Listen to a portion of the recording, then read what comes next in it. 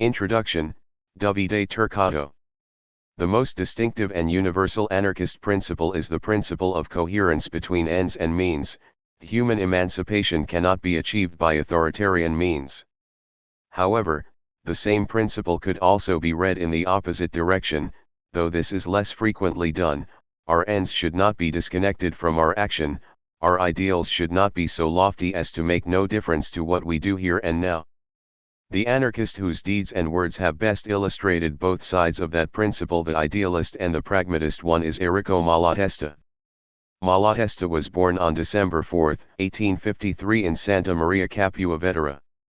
Southern Italy was then still ruled by the Bourbons, whose fall Malatesta witnessed as a child. As a young student in Naples, he adhered to republicanism, the party of revolution in Italian Risorgimento.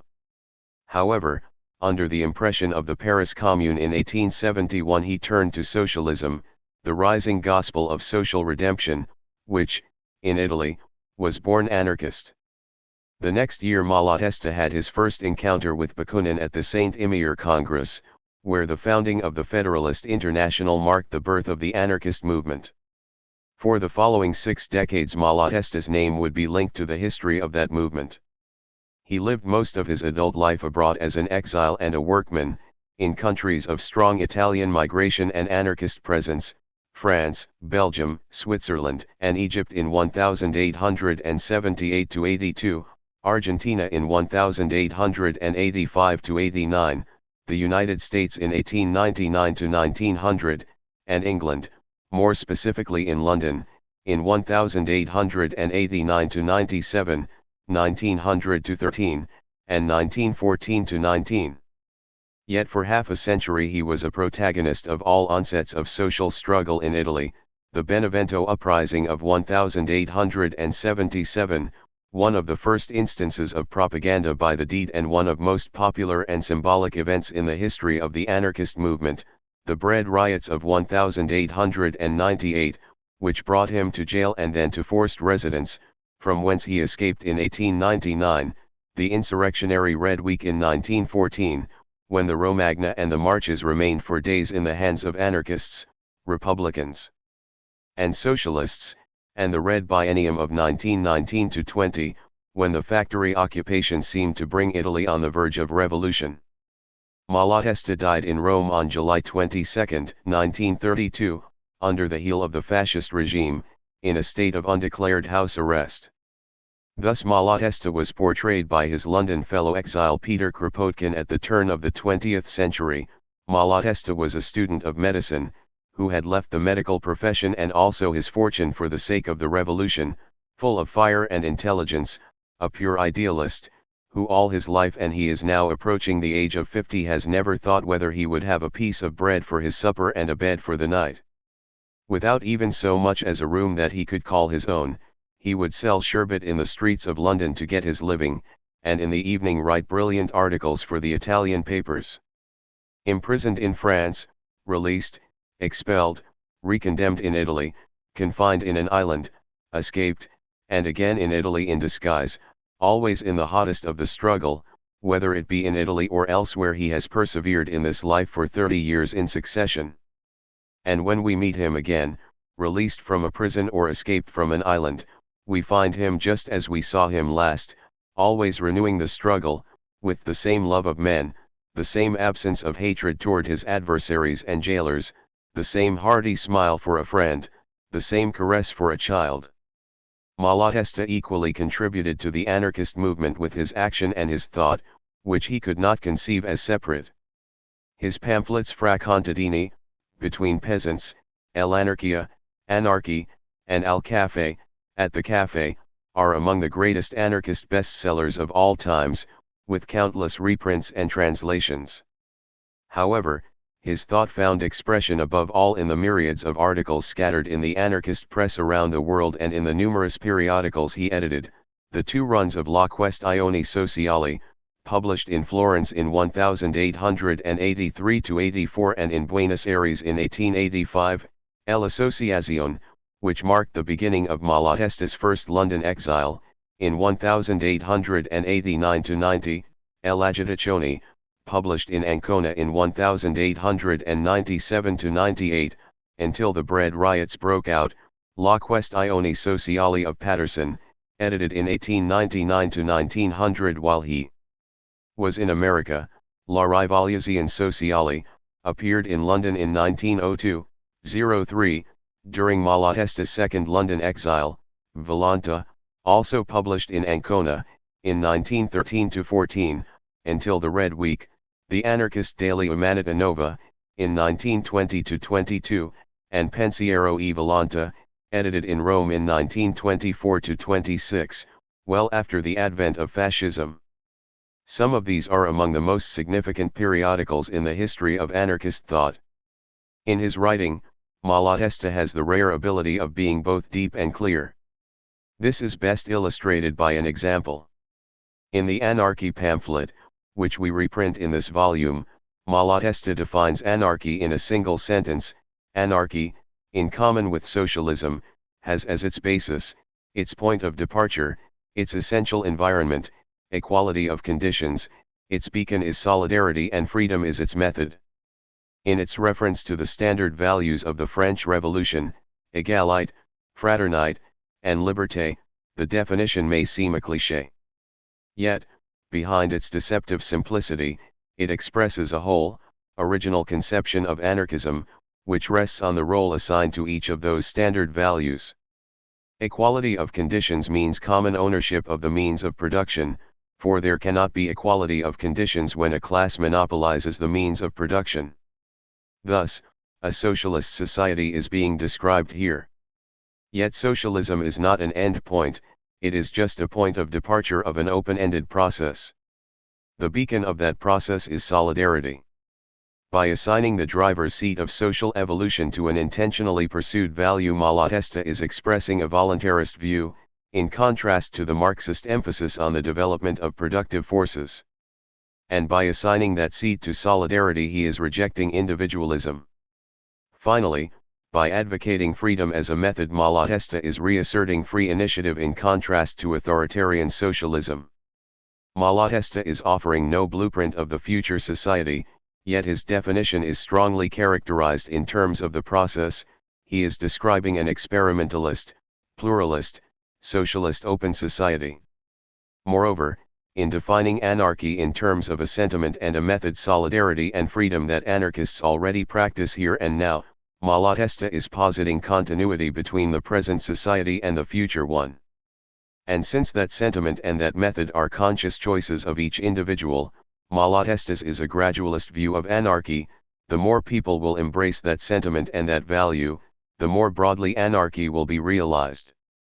In fact, immediately after the above definition, Malatesta explains that anarchy is not perfection, it is not the absolute ideal which like the horizon recedes as fast as we approach it, but it is the way open to all progress and all improvements for the benefit of everybody. We see here how coherence between ends and means works both ways for Malatesta. When ends are so abstract as to have no link with our present action, everybody can safely agree on those ends. Rather, Malatesta writes, it is the method which above all distinguishes between the parties and determines their historical importance. Apart from the method, he adds, they all talk of wanting the well-being of humanity. Therefore, one must consider anarchy above all as a method. The distinctive method that anarchists have to offer is the method of freedom. Malatesta explicitly introduced concepts like anarchist gradualism only in his late writings. However, their seeds can be detected much earlier. A deep coherence pervades Malatesta's entire action and thought, at the same time that both action and thought evolved under the impulse of experience. We have aimed to capture both Malatesta's coherence and pragmatism in this collection, which differs from previous ones in many respects. Since anthologies of Malatesta's writings, such as Vernon Richards's Excellent Life and Ideas, usually have a thematic structure, they tend to give a flat and somewhat frozen image of Malatesta's ideas. Instead, for a man who was active in the anarchist movement for 60 years, the temporal dimension is crucial. We have added that missing dimension by giving our collection a chronological structure. Our aim is not, or not only, to present the best of Malatesta, but to document his entire trajectory. In this way we illustrate how different tactics were advocated at different times and make mature ideas better understood by putting them in perspective. This involves including early writings, which the late Malatesta might no longer have fully subscribed to, and documenting not only the high moments, but also the more obscure transition phases, such as the years 1894 and 1899, which constitute fundamental turning points in Malatesta's theory and tactics. We have also aimed to represent Malatesta's full range of writings, from pamphlets to long theoretical articles, to occasional but illuminating arguments. All writings are presented in their entirety. A prominent criterion in editing Malatesta's texts has been documentary accuracy. Articles originally published in English have been reprinted without changes, aside from the correction of obvious typos. Likewise, when we have used previously published translations of Malatesta's articles, we have compared them with the sources and amended them only where mistranslations or omissions made the original meaning unrecoverable. Otherwise, we have refrained from making stylistic changes, even when the translations would have likely benefited from them. The greatest asset of this collection is that it is the first one to be based on Malatesta's complete works, which are in the process of being published and whose temporal partition is closely mirrored here. Traditionally, anthologies are based on Malatesta's latest, or best known, or most readily available periodicals. Instead, we have tapped into Malatesta's entire production and included key articles that have never appeared before in English or have been long forgotten. Nearly 2/3 of the 78 texts included here have been newly translated and printed for the first time in English, while many of the remaining articles have never been reprinted after their first and only appearance in the anarchist and socialist English-language press of Malatesta's time. We like to think of this collection as a contribution to establishing the cultural dignity of the anarchist tradition, which anarchists themselves have sometimes unwittingly concurred to downplay by misdirecting their iconoclasm to their predecessors. That tradition has in Malatesta one of its best representatives, whose clarity of thought remains hard to surpass. Whoever is poor is a slave, The Internationalist Period and the Exile in South America, 1871–89. Until the mid-1880s Malatesta's activity unfolded under the banner of the International, first as an actual organization, then as a project he tried to revive. For young Republicans like Malatesta, socialism meant the discovery of the social question. Formal equality and freedom were a mockery in the presence of material inequality and submission to capitalists. As Marx had emphasized, economic matters were at the root of all political, religious, and other social matters. Whoever is poor is a slave was one of the young internationalists' catchphrases. Malatesta's own periodical, tellingly titled La Questione Sociale, sported that phrase in its masthead. Long after the International's demise, Malatesta's hopes to re-establish it were still alive. His program of 1884 bore witness to this effort and summed up his internationalist beliefs. Then, in 1885 Malatesta fled to Argentina to escape a conviction for criminal association. This marked the end of Malatesta's internationalist period. However, the experience of the First International, informed by that reliance on workers, collective action, and organization that constituted the common denominator of socialists of all persuasions, would imprint forever his anarchism. 1 Neapolitan Workers' Federation. No rights without duties. No duties without rights. 1. The Neapolitan Workers' Federation 2 recognizes and proclaims the following principles. 1. All beings human in nature are equal and, since they all share the same rights and duties, there are no rights without duties, no duties without rights. 2. Since labor is a human necessity, there is a duty upon all to labor and everyone is entitled to enjoyment of the entire product of his labor. 3. For that very reason, the instruments of labor and raw materials belong to the whole of humanity and everyone is entitled to make use of them in pursuit of his own activities. 3. For every individual born is entitled to be reared, fed, and educated technically, comprehensively and equally by the collective to which he has ties, and that collective is under a duty to guarantee and uphold his freedom of choice in whatever area of expertise. 5. Union, association, and federation between individuals and collectives should be voluntary and achieved from the bottom up.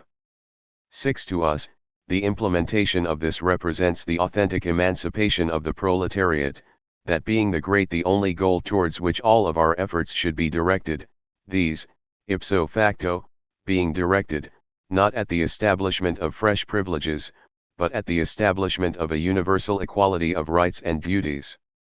7. Since the cause of labor recognizes no borders, has no fatherland other than the world, and cannot succeed without the unanimous agreement of all the world's workers, the Neapolitan Workers' Federation, founded upon the precepts of freedom and autonomy, stands with all those nuclei and workers' societies across the world that set themselves the same purpose as that for which it was established. 4. The Federal Secretary, Errico Malatesta, student.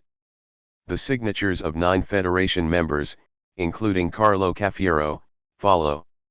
1. This motto was part of the preamble to the Provisional Rules of the International and was one of 2 sentences that Marx had inserted there as a concession to the moral language of members that followed the Italian Republican Giuseppe Mazzini. 2. Originally published as an undated flyer around the end of 1871. The present translation is from the reprint in Max Nettolo, Bakunin e l'Internazionale in Italia, Dal 1864 al 1872, Geneva, 1928. 3. This point and the previous one, together, formulate collectivism, the belief in the common ownership of the means of production and the individual enjoyment of the products of one's labor. 4. As Max Nettolo notes, this point expresses membership in the International in a necessarily vague form because the International had been banned by the authorities in Naples. The points from the 2nd to the 5th reflect Bakunin's ideas, while the others summarize items from the preamble to the Provisional Rules of the International. 2. Letter to the Bulletin de la Fédération Jurassienne. Comrades. 5. In light of a number of inaccuracies and omissions in the official minutes of the Bern Congress, certain newspapers have drawn from the report presented by us on the situation and principles of the International in Italy some conclusions that do not quite match with the facts. 6. We therefore ask you to carry the following statement in your newspaper. 1. We never said anything that might lead one to suppose that in Italy the International was split into 2 branches subscribing to 2 different schools of thought. The vast majority of Italian socialists have rallied around the Italian Federation's anarchist, collectivist, revolutionary program, and the few who have, thus far, as a consequence of intrigues and lies, remained outside, are now all beginning to enter our organization. We are not referring here to a tiny group that, being prompted by personal views and reactionary purposes, is out to conduct what it terms gradual and peaceful propaganda. These people have already been judged by the Italian socialists and represent no one but themselves. 2. The Italian Federation holds that the act of insurrection, designed to assert socialist principles through deeds, is the most effective method of propaganda and the only one that, without deceiving and corrupting the masses, can delve into the deepest strata of society and draw the cream of humanity into the struggle, backed by the International. 7.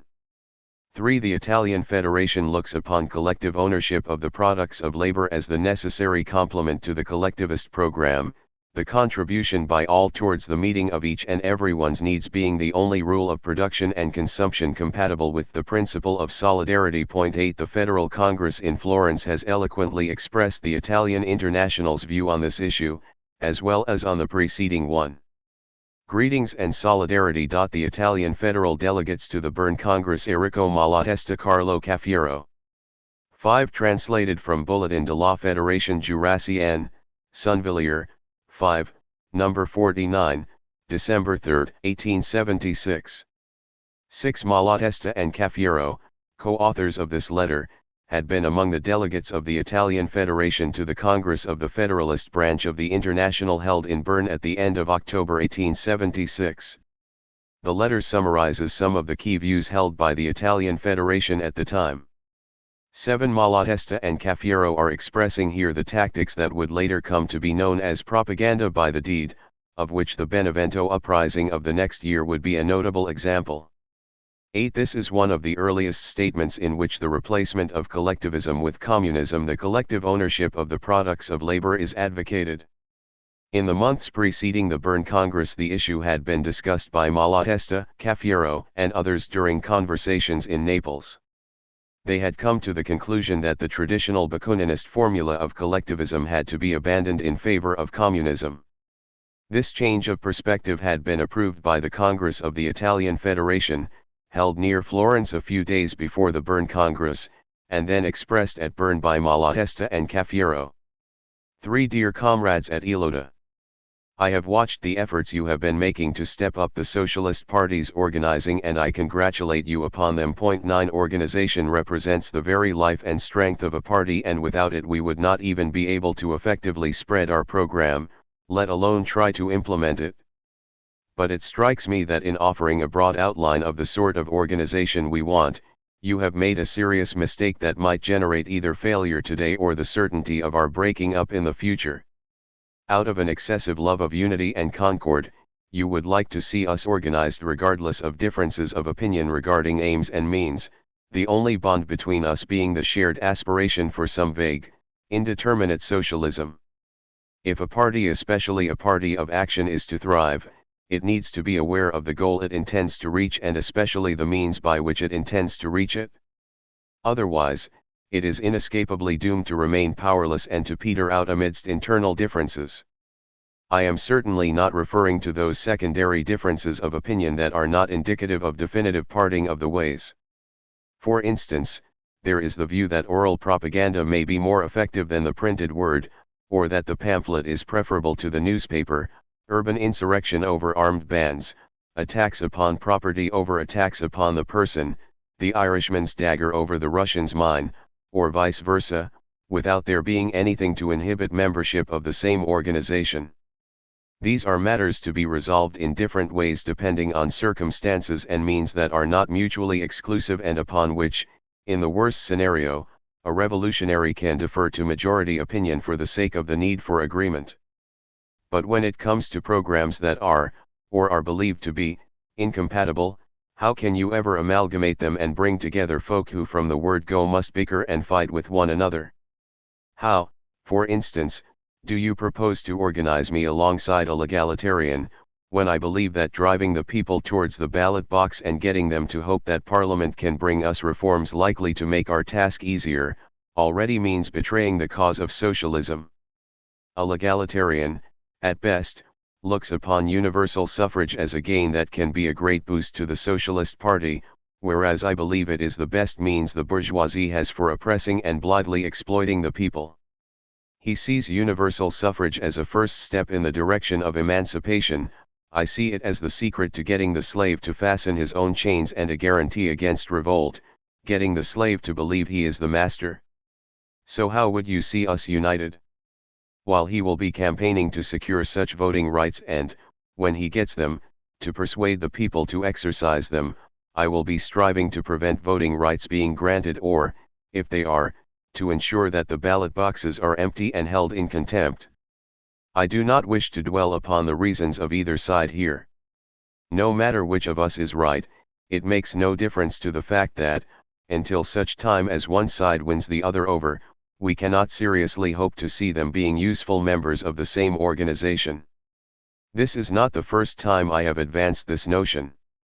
When the volte-face, which is now known by the slick euphemism Costa's evolution, came about, Costa did all he could to hide the changes he was making to our shared program and strove to preserve the party's unity despite the shattered unity around the program by insisting that we were all basically in agreement.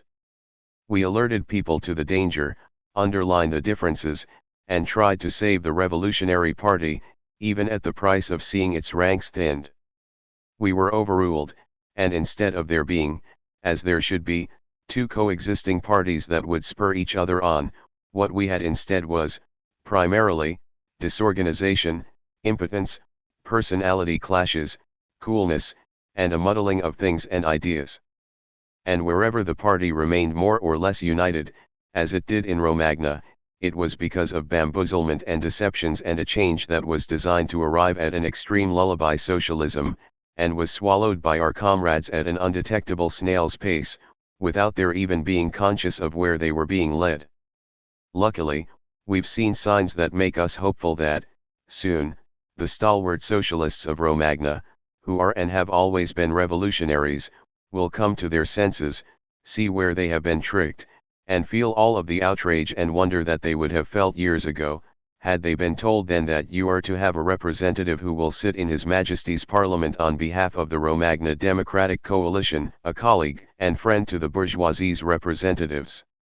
Now that enlightenment has finally arrived, do we want to travel once again the very trail that did the Italian Socialist Party so much damage, and call for a sinking of the deep-seated differences between us and build a unity founded upon a deceitful outward agreement? That might suit someone eager for a seat in the benches of Montecitorio 10, who therefore needs to do his best to muster a large body of voters, but it will not suit us who are out to make the revolution. Without letting ourselves be deceived by beloved traditions ruined beyond recovery by treachery, in practice today there is less real difference between us and the action-oriented Republicans with whom we can travel at least the first stage along the road, namely, armed insurrection against the monarchy, than there is between us and those who lull the socialists and harness socialism into serving the interests of whichever faction of the bourgeoisie finds it expedient to dress itself in red. And Costa showed that he was perfectly well aware of the situation when he was shunned by the socialists in Naples and sought a recommendation from Bovio, happily sitting at a Republican banquet alongside the Honorable Mr. Apporti. 11. Let Costa do what he will, we shall not lift a finger to slow his political downfall, since we regard him as doomed to sink to the bottom of the slippery slope. But let us organize ourselves. Yes, let us marshal all of our party's resources, but let us remember that, as far as we revolutionaries, we insurrectionists are concerned, those who uphold parliamentarianism are not welcome in our party. It will, assuredly, be painful parting company with old comrades. It will affect me as much as anyone else, since among my adversaries there are dear friends who were, for a long time, my companions in prison, in exile, in poverty, and who will, I hope, be my companions on the barricades and share in our victory. But whenever the talk turns to the interests of the revolution, all considerations of personality must be silenced. We reach out a hand to all who believe, in good faith, that they serve the revolution's interests, and we cling to the hope that we may see them follow their hearts. But our party should be our party, and our organization should be our organization. And that organization should be the International Working Men's Association, whose program, hatched over a long time, rings out today as communism, anarchy, and revolution. So, comrades, let us close the ranks of that association, which its deserters, having tried in vain to kill it off, are busy proclaiming dead, because the association's existence is a standing rebuke to their behavior, and because the remorse of abandoning it may be pricking their conscience. Yours, Enrico Malatesta. 12. 9. Translated from Cari Compagni dell'Ilota, Ilota, Pistoia, 1, number 9, April 1, 1883. The background to this letter was the defection from anarchism of Andrea Costa, one of the chief members of the Italian Federation, who in 1879 had started advocating the extension of socialist tactics to parliamentary ones.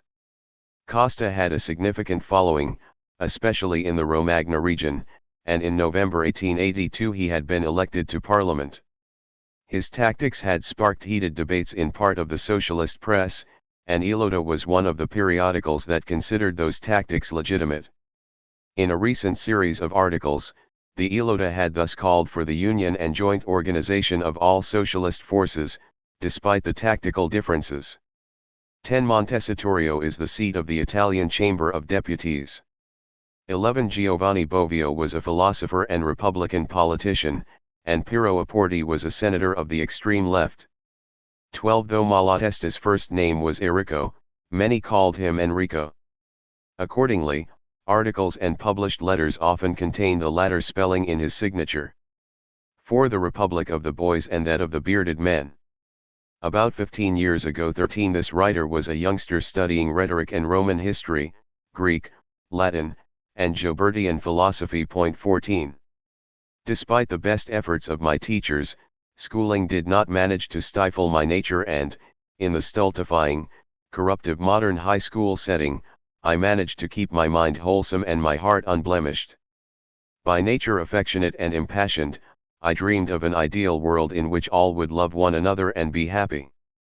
Whenever I wearied of daydreams, I succumbed to reality, took a look around me, and saw, here, someone shivering from cold and hunger and meekly seeking alms in the shape of a crust of bread, there, some children crying, and over yonder, some men mouthing curses, and my heart froze in horror. Later, I was more vigilant and realized that a tremendous injustice, a nonsensical system was grinding humanity down and condemning it to pain. Labor was degraded and almost regarded as dishonorable, the working man dying of hunger so there was food for his idle master's orgies. As my heart was swollen with rage, I was reminded of the Gracchi and Spartacus and I could feel the spirit of the tribune and the rebel inside me. And as I had often heard it said that the Republic is the very negation of what was worrying me, and that in the Republic all men are equals, since wherever and whenever the echo of a rebellion of the wretches and slaves reached me from, it was intermingled with the word Republic, and since we in school were left in ignorance of the modern world so that we might be rendered dolts by the truncated, phony history of ancient Rome, and would never have been able to find a mode of social coexistence outside of the Roman formulae, I called myself a Republican and, it seemed to me, that made up for all of the desires and wrath swirling in my head. I was not clear as to what this Republic would be like, but I reckoned I knew and that was enough for me. In my eyes, the Republic was the kingdom of equality, love, and happiness. It was the loving dream of my imagination become reality. Oh, how my heart beat in my youthful breast. I imagined myself now as some modern-day Brutus, plunging a blade into the breast of a latter-day Caesar, or at the head of a band of rebels, or atop a barricade, scattering the tyrant's acolytes, or I imagined myself on a rostrum, thundering against the people's enemies. I measured my height and stroked my lips to see if any whiskers had sprouted. Oh, how I yearned to be grown up and to leave high school and commit myself entirely to the Republican cause. That day finally arrived and I entered the outside world filled with selfless intentions, filled with hopes and dreams. The Republic had been so much the stuff of my dreams that I could not help but scurry to wherever I had been told there was a Republican venture, aspiration or yearning, and it was as a Republican that I had my first sight of the king's jails. But then I had second thoughts. I studied the history that I had previously learned from inane, lying textbooks and saw how the Republic had always turned out to be a government like any other or even worse than the rest, and that under the Republic, as under the monarchy, there is wretchedness and injustice and the people are mown down when they try to shrug off the yoke. I looked around the contemporary world and saw that countries where there is a republic are no better off than those under a monarchy. There is a republic in America, and, for all her expanses of free land, for all her superabundant production, there are people starving to death. They have a republic, but despite the freedom and equality written into the Constitution, the poor man has no human dignity, and the cavalry uses its clubs or sabers to disperse workers clamoring for bread and jobs. They have their republic, but the native peoples are reduced to desperate straits and hunted down like wild animals. What am I saying? In America, as in Rome and in Greece before her, we have seen that the republic is compatible with slavery. There's a republic in Switzerland, yet there is poverty, the Protestant and Catholic clergy rule the roost, and one cannot live in a city without a residence permit, and the free citizens of Switzerland trade their votes for a few glasses of beer. There's a republic in France, it had recently been established, then, and it started its existence with the slaughter of 50,000 Parisians. It remains deferential towards the clergy and it sends its troops in whenever the workers raise their heads, to force submission to the bosses and quiet acceptance of their wretchedness. So I said to myself, the republic is not what I dreamt it was. The high school student's vague aspiration was to one thing, but the reality was different, very different. My oldest comrades, the ones I thought of as my teachers, had indeed said that the republics in existence were not real republics and that, in Italy, the republic would deliver justice, equality, liberty, well-being, but I knew that the same things had been said in France prior to the triumph of the republic, and I also knew that similar things had been said and promised by every single party needing the people's support in order to ascend to power, and I wanted to see things clearly. The nature of a society, I reckoned, cannot depend on names and incidental forms, but rather must depend on the relationship of each member with the other members and with the society as a whole. Neither could the effect of a change in society be determined solely by the wishes and intentions of the party that advocates it, since a party that accepts and subscribes to certain positions suffers the consequences, or it gets caught up in hatching rebellions that come to nothing until that party makes up its mind to change its position. I began to probe the very essence of modern society, the nature of social relations, the derivation of public powers, the operation of political and economic factors, and everything prompted me to conclude that there is essentially no difference between monarchy and republic. So I was no longer surprised that republics bear such a strong resemblance to monarchies. As man's primary need and the essential prerequisite of existence is that he is able to eat, it is only natural that the character of a society is determined primarily by the manner in which man secures the means of survival, how wealth is produced and distributed. Economic factors dominate every aspect of the life of society. Under a monarchy, all means of production are in the hands of a few individuals, and the masses, who have nothing but their labor force, have to seek work from those who own those means, and must abide by their conditions. The distribution of goods is based on the reciprocal but unequal need that bosses and workers have of each other and on the competition between the famished. And since the bosses enjoy the benefit of an established position and can fall back upon their savings, whereas the worker needs to work on a daily basis in order to eat, and since, also, there are generally more workers than the bosses need, the working man's wages do not normally exceed what is strictly necessary for the most primitive and vegetative survival. And so, at the end of the day, under a monarchy we find a tiny ruling class that is corrupt and corrupting, and on the other side, the impoverished and brutalized masses. Would a republic be any different? Certainly not, since the republic preserves the foundation of the present organization, private property, and cannot escape the consequences of that ownership model. But, as the more advanced republicans object, under the republic it is the people that command by means of universal suffrage. Let us make our republic, and the people, should they see fit, will amend the ownership arrangements. But universal suffrage can be found under the monarchy, too, and the people use it to endorse their subject status. How on earth could the people acquire the consciousness and capability they lack today just by sending the king packing and swapping one status for another? But the republic has been made time and time again in many countries, and universal suffrage has not been any more productive than it is under the monarchy. Why would it be any different this time? What does it matter if some right is granted to the people, when the people are not equipped with the means to exercise it? As I have already stated, economic factors dominate everything. A people dying of hunger will always be stupid and slavish, and, if they vote, will vote for their masters. We need to move beyond republican thinking, and instead of accepting the present economic position as our starting point, we need to make a fresh start by radically altering it, and effectively doing away with private ownership. Then we will assure our survival, will all be equal in terms of wealth, and may well be able to begin to understand one another. All of these things passed through my mind and before my eyes, and what happens to all men of feeling who investigate the laws of human coexistence without preconceptions happened to me. I was horrified by the republic, which is a form of government whose sole use is that, like every other government, it sanctions and champions established privileges. And I turned into a socialist. Selfless youngsters, who share this dream of a republic that will deliver peace and well-being, think again.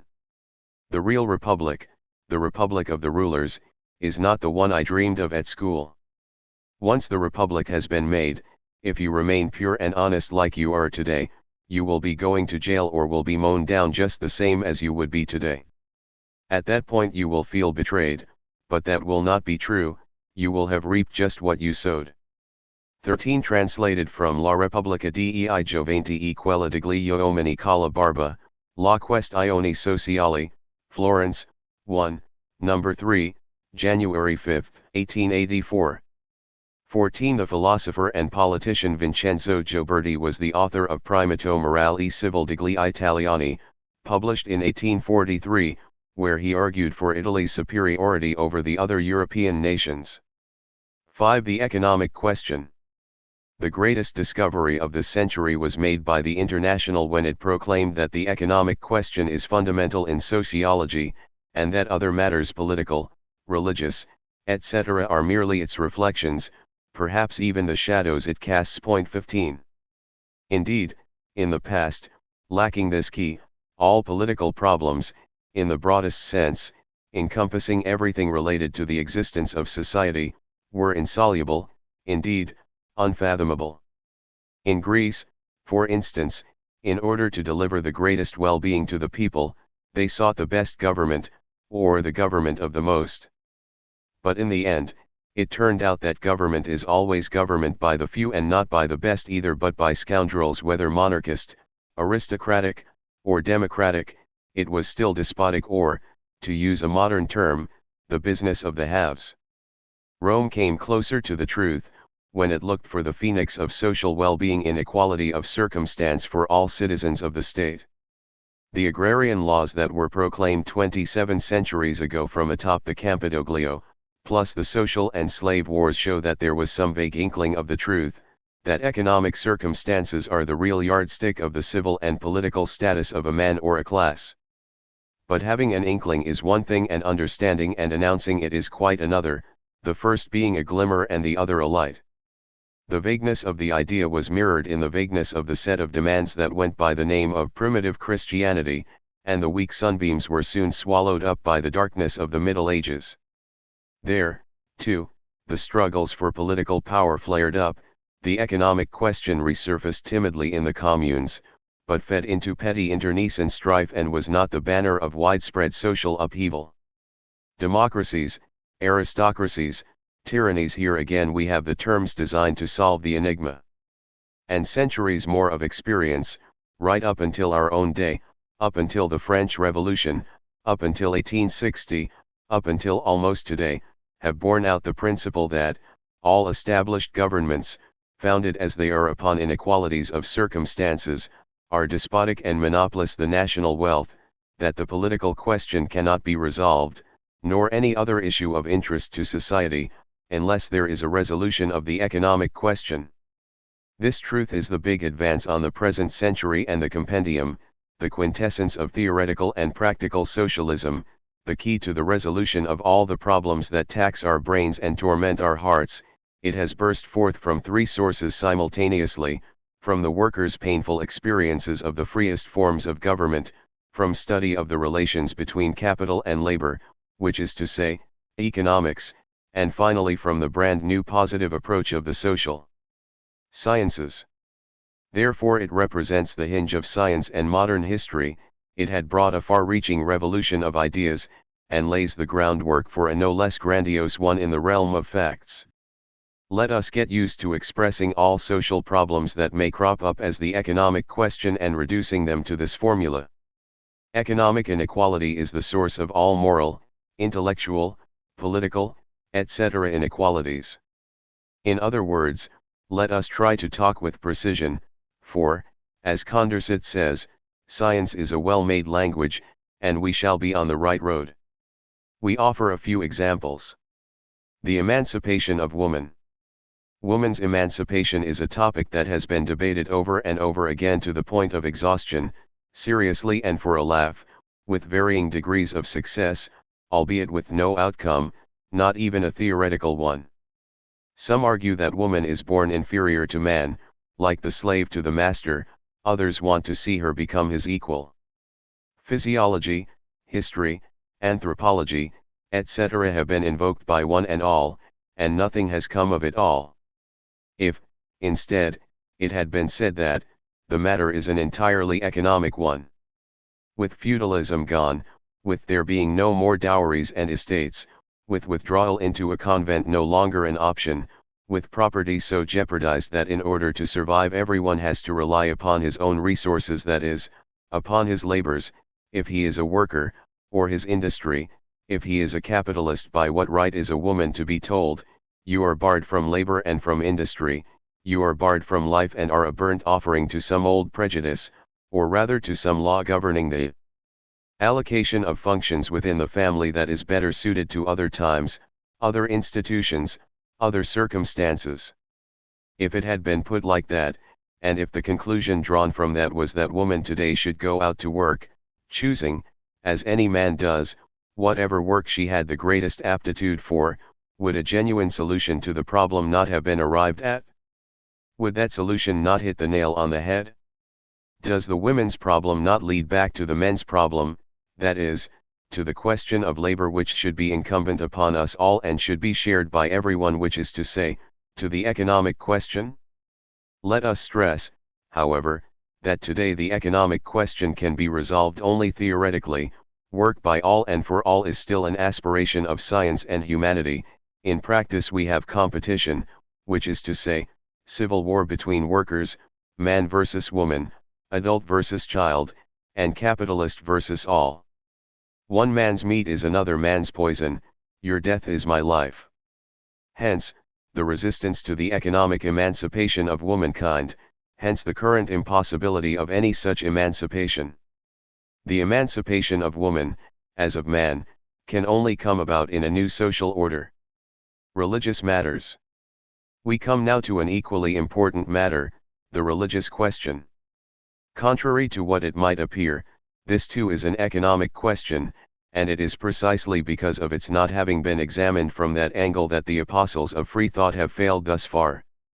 Their theories have made no inroads among the masses, and despite the wrangles between state and church which they could and should have turned to their advantage and the modern sciences' general consent in favor of free thought, they have not managed to snatch a single soul away from the Satan in the Vatican, nor wrested as much as 1 yard of ground from the rule of Pope and Cardinals.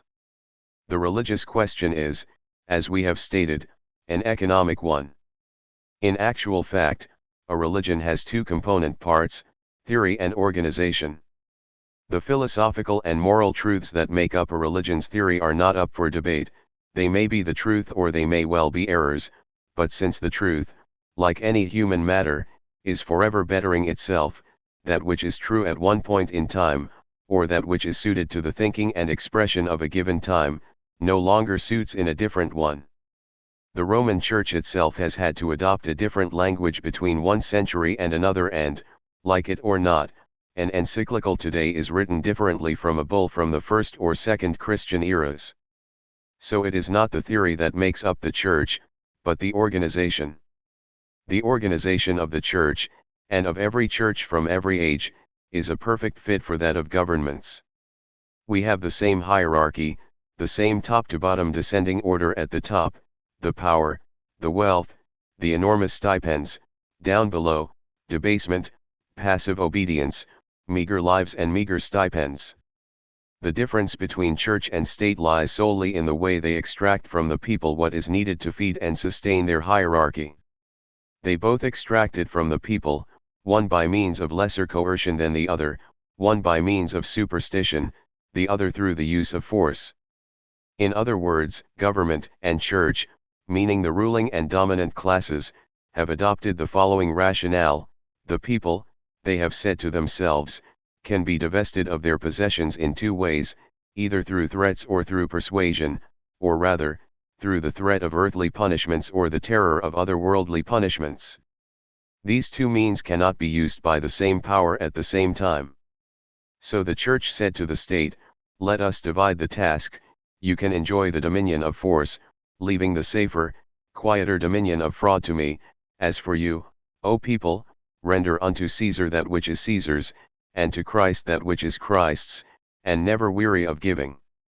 Besides, the Church has always told the state, I shall unfailingly uphold your rights through my preaching and my excommunications, my encyclicals, in short, my moral arsenal, and, if need be, you will put my enemies Albigensians, Arnold's of Brescia, Giordano Bruno's, and such like to the stake.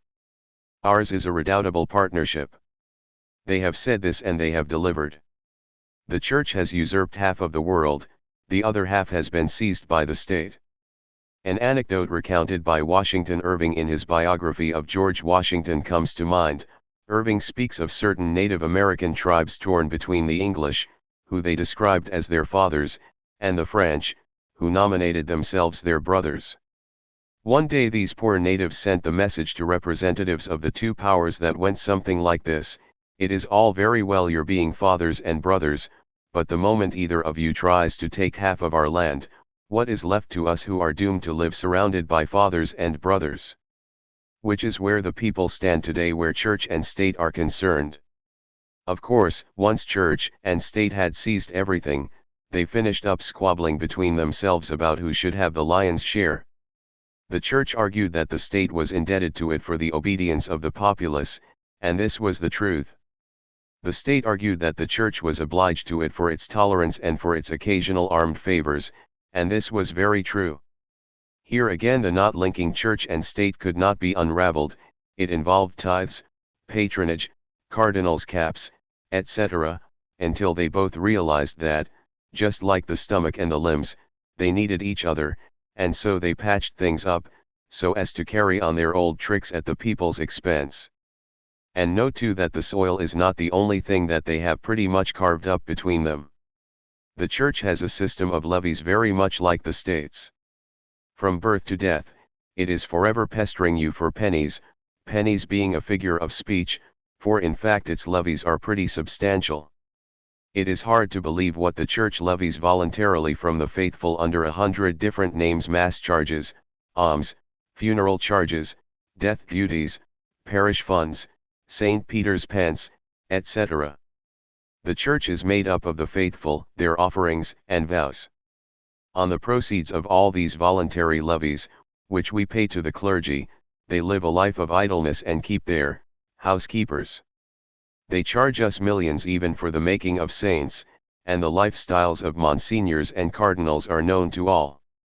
The church has this going for it, that it manages to milk the poorest people. In its view, there is not a pauper, bankrupt, or beggar exempt from contributing. It usurps the pauper's alms, and marries the utmost arrogance to the basest degradation. It is a brazen mendicant, the most irksome and repugnant sort of human being. In short, church policy can be summed up by the Archbishop of Sius's famous dictum: the clergy's contribution is prayer, so it makes a living out of praying. The church is the class of those who have ducked out of their labor obligations in order to devote themselves to God, as if the believer's God, having sentenced all to labor, has made an exception for this one class. The religious question therefore also boils down to the issue of labor, or the economic question. The labors of the priest are on a par with those of the usurer, the stockbroker, the collector of state taxes, the priest being nothing but a collector of ecclesiastical taxes. In any case, any man can serve as his own priest. The class comprised of those who dodge work using the pretext of prayer, is the one that needs abolishing.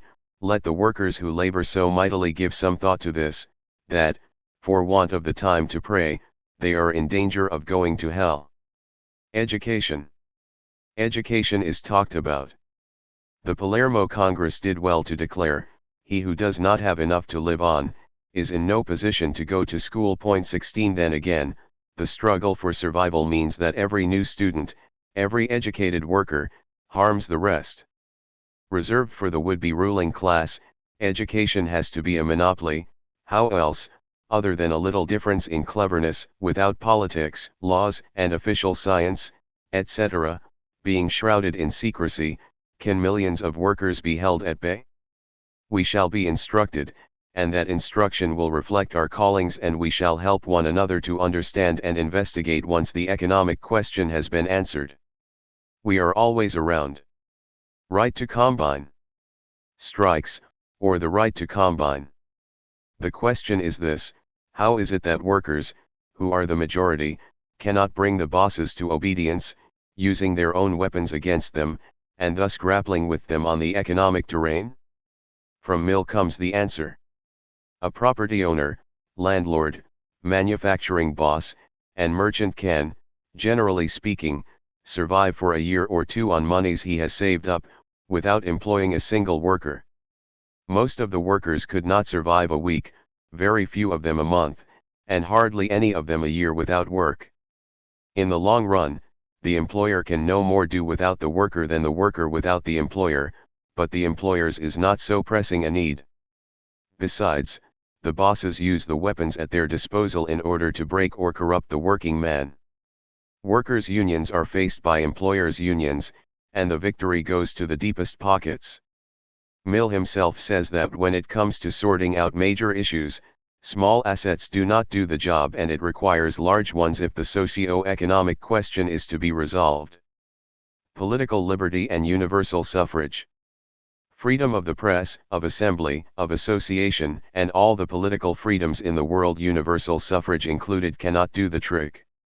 The facts show as much, but what is the reason for this? Those with no understanding of social issues shrug their shoulders and say that the fault lies in those who do not know how to make use of them. No, the fault lies with them as they persist in gazing at the moon in the bottom of the well. Freedom between less than equals is the consecration of the whim of the one at the top. As long as it suits his purpose, the latter will exercise freedom, only to renege upon it as soon as it serves the purposes of his adversaries. Universal suffrage is a snare. It may be the people that do the electing, but the person elected is the boss, the sovereign. No matter what class they may be drawn from, the deputies make up a discrete class, which is the class of those who live off the backs of the people. Their interests fly in the face of those of the people from whom they receive their mandates. Hence the talk of disloyalty, betrayal, etc. Empty verbiage. To date, every deputy has turned traitor, and every one of them will. Inequality of economic circumstances, that is the worm in the bud of every freedom. Government. We come now to dwell somewhat upon government. Be it absolute, constitutional, or republican, it is always an East India Company. One class commands, the other obeys, one enjoys a life of leisure on the exertions of other people, and the other is whipped from pillar to post, without so much as a crust of bread to call their own. Here too, behind the semblance of a political question, under the veil of unusual verses, there is nothing, and nothing lurks but the economic question of working versus not working, eating versus starving to death. Government consists in levying taxes from the people and sharing the proceeds around the members of the ruling class. We know that every tax hits the poor man. The land tax is paid by the tenant, the farmer, the consumer.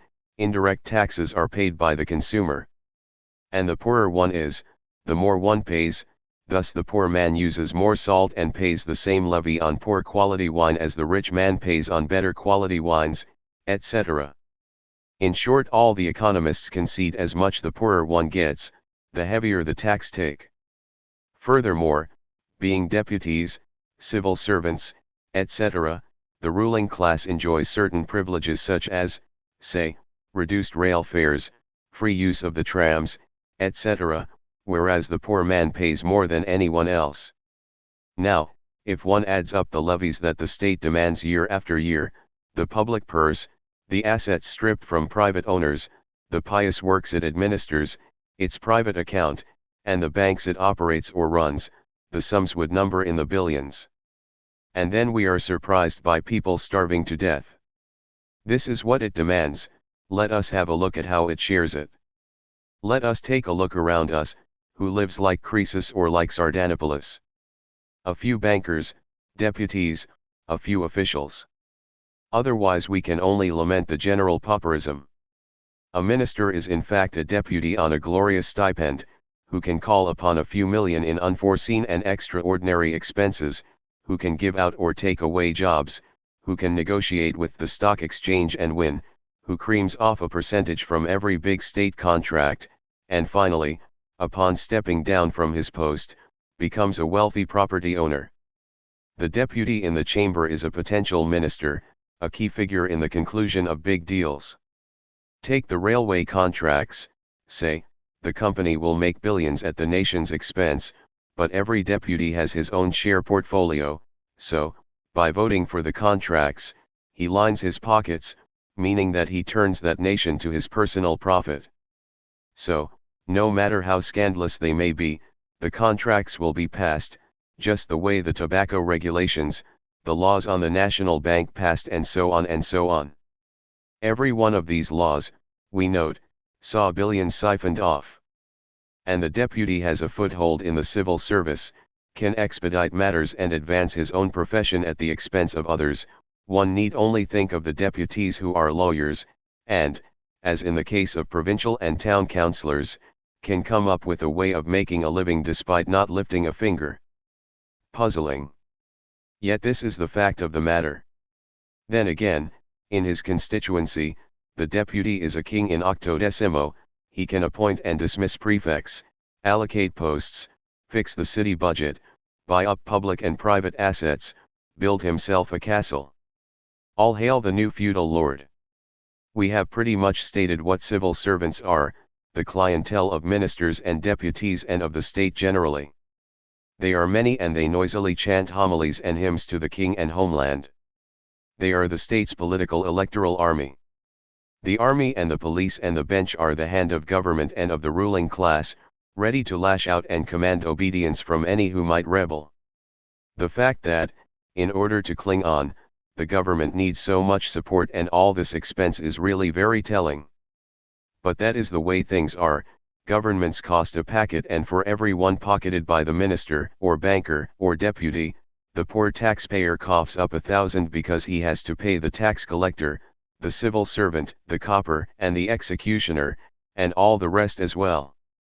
Lest we go on too long, let us conclude with this quotation from Proudhon: "Analysis and the facts," he said, "demonstrate, that the tax of assessment, the tax upon monopoly, instead of being paid by those who possess, is paid almost entirely by those who do not possess, that the tax of quotite, separating the producer from the consumer, falls solely upon the latter, finally, that the army, the courts, the police, the schools, the hospitals, the almshouses, the houses of refuge and correction, public functions, religion itself, all that society creates for the protection, emancipation, and relief of the proletaire, paid for in the first place and sustained by the proletaire, is then turned against the proletaire or wasted as far as he is concerned, so that the proletariat, which at first labored only for the class that devours it, that of the capitalist, must labor also for the class that flogs it, that of the non-producers. 17. This is where our analysis of the functions of government, which is to say the political system through the prism of the economic question, takes us.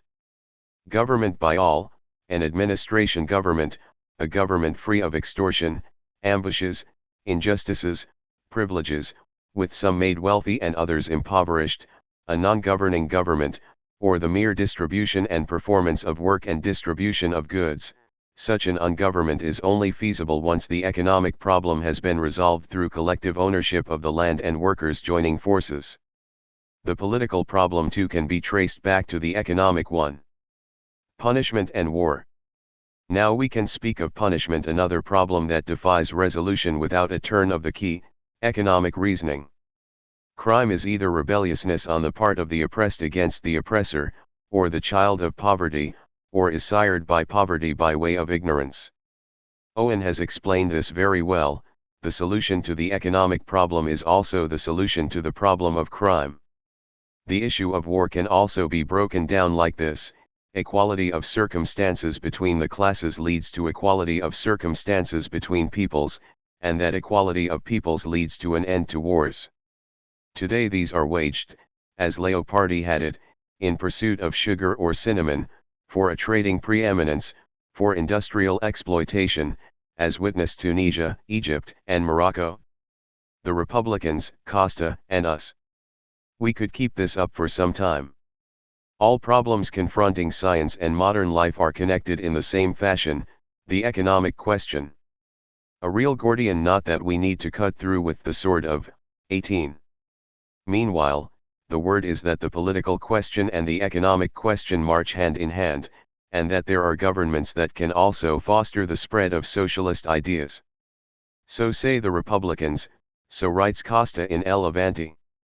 The Republicans need to admit that they have no understanding whatever of current social problems and that they still cling to the old litany of God, homeland, liberty, and family. But Costa purports to be still a socialist yet reneges upon socialism's greatest conquest, its most precious discovery, its first and last word. Artfully done though it may be, the travestying of the socialist program is no less complete in Costa's program. We need to look to our real principles and the sacred source of socialism. That is where we need to return and be baptized again if we are serious about recovering from the leprosy of politicism that dampens our ardor and saps our strength. 15 Translated from Questione Economica, La Questione Sociale, Florence, 1, number 13, June 29, 1884. 16 A Universal Workers' Congress had taken place in Palermo in 1882, on the occasion of the 6th centennial of the Sicilian Vespers movement. 17 The passage is taken from System of Economical Contradictions, or the Philosophy of Misery, Chapter 7, Section 1. We have used Benjamin Tucker's translation of 1888. 18 The sentence is probably left incomplete to avoid censorship or legal proceedings. 6 Program and Organization of the International Workingmen's Association. To the Internationalists 19. Dear Comrades 20. We have tried to sum up our association's fundamental principles, the ideals of which it dreams, and the paths by which it means to reach them. We think we have faithfully interpreted your ideas and your intentions. In any event, we hope that this brief, hurried exposition of ours will be such as to spark a lively exchange among you regarding the still controversial matters that must be the object of the deliberations of forthcoming congresses. Should you wish to pass on to us your observations, we shall take these into account in a second, more comprehensive, more methodical edition, which we should like to be a collective effort with each of us bringing his expertise and experience to it. Depend upon our devotion to the common cause. The editors of the newspaper La Questione Sociale. International Workingmen's Association. Charter, London, September 28, 1864, 21. Considering that the emancipation of the workers must be conquered by the workers themselves. That the struggle for the emancipation of the workers means not a struggle for new privileges, but for equal rights and duties for all. That the economical subjection of the man of labor to the owner of the raw materials and the means of labor lies at the bottom of servitude in all its forms, political, moral, and material. That the economical emancipation of the workers is therefore the great end to which every political movement ought to be subordinate. That all efforts aiming at that great end have hitherto failed from the want of union and solidarity between the workers of the manifold divisions of labor and different countries. That the emancipation of labor is neither a local, nor a national, but a worldwide problem, embracing all civilized nations and depending for its solution on their concurrence, practical and theoretical. That the present revival of labor in the most industrious countries, while it raises a new hope, gives solemn warning against a relapse into the old errors, and calls for the immediate combination of the still disconnected movements. For these reasons, the International Workingmen's Association has been founded. This association and all societies and individuals adhering to it acknowledge truth, justice, and morality as the basis of their conduct towards all men, without regard to color, creed, or nationality, and consider their duty to claim the human and citizens' rights not only for the members of the association but for all those who fulfill their duties. No rights without duties, no duties without rights. Preliminaries. The International Workingmen's Association was formed in 1864 in order to afford a central medium of communication and cooperation between workingmen's societies exercising in different countries and aiming at the same end, viz., the protection, advancement, and complete emancipation of the working classes, and from the outset, acknowledged no program but the general one set out in the charter cited above. Point 22. It was a vague, incomplete program that identified rather than resolved problems, that did not fix the association's position vis-a-vis the society from which it arose, and was silent on the matter of methods of struggle and means of action. It laid down the principles, but did not set out their consequences, which the bulk of its members may well never even have anticipated. At first glance, it might have seemed that this association was merely a larger-scale repetition of the workers' societies that, for many years, had been looking to cooperation, lawful resistance, or laws protective of labor for the emancipation of the worker, without rebelling against the politico-social constitutions of their several countries and without straying beyond the confines of the bourgeois world. And indeed that appeared so much to be the case that, in the International's beginnings, while the French government was trying to draw it into its orbit and make it an instrument of influence and corruption in the ranks of the impoverished classes, the International also received plaudits and encouragement from many influential members of the Republican Party. But, later, once its program began to be expounded and to entail practical consequences, these were among its bitterest enemies and most ferocious persecutors. Compared to many organizations and political parties of the time, the International seemed, to casual observers, rather harmless and even anti-revolutionary. Since then, those organizations and parties have either vanished without a trace or proven themselves patently bourgeois and reactionary, while the International has increasingly been enriching its program with all of the findings of social science and has hoisted its redemptive colors ever higher. It has taken the lead of revolution and become a foretaste of the new civilization that must sprout from the ruins of this old bourgeois world. What is the secret behind the International's success? What lies behind the vast powers of expansion and assimilation that, in a few years, have turned the International into the terror of the privileged and the hope of proletarians? The International was born spontaneously from the womb of the people, and even as it answered the most heartfelt needs and the most ancient instincts of the oppressed masses, it was, from the outset, founded upon exclusively humane principles, upon a realistic philosophy that probes the true nature of human society and espouses ideals consonant with nature's laws of existence and growth.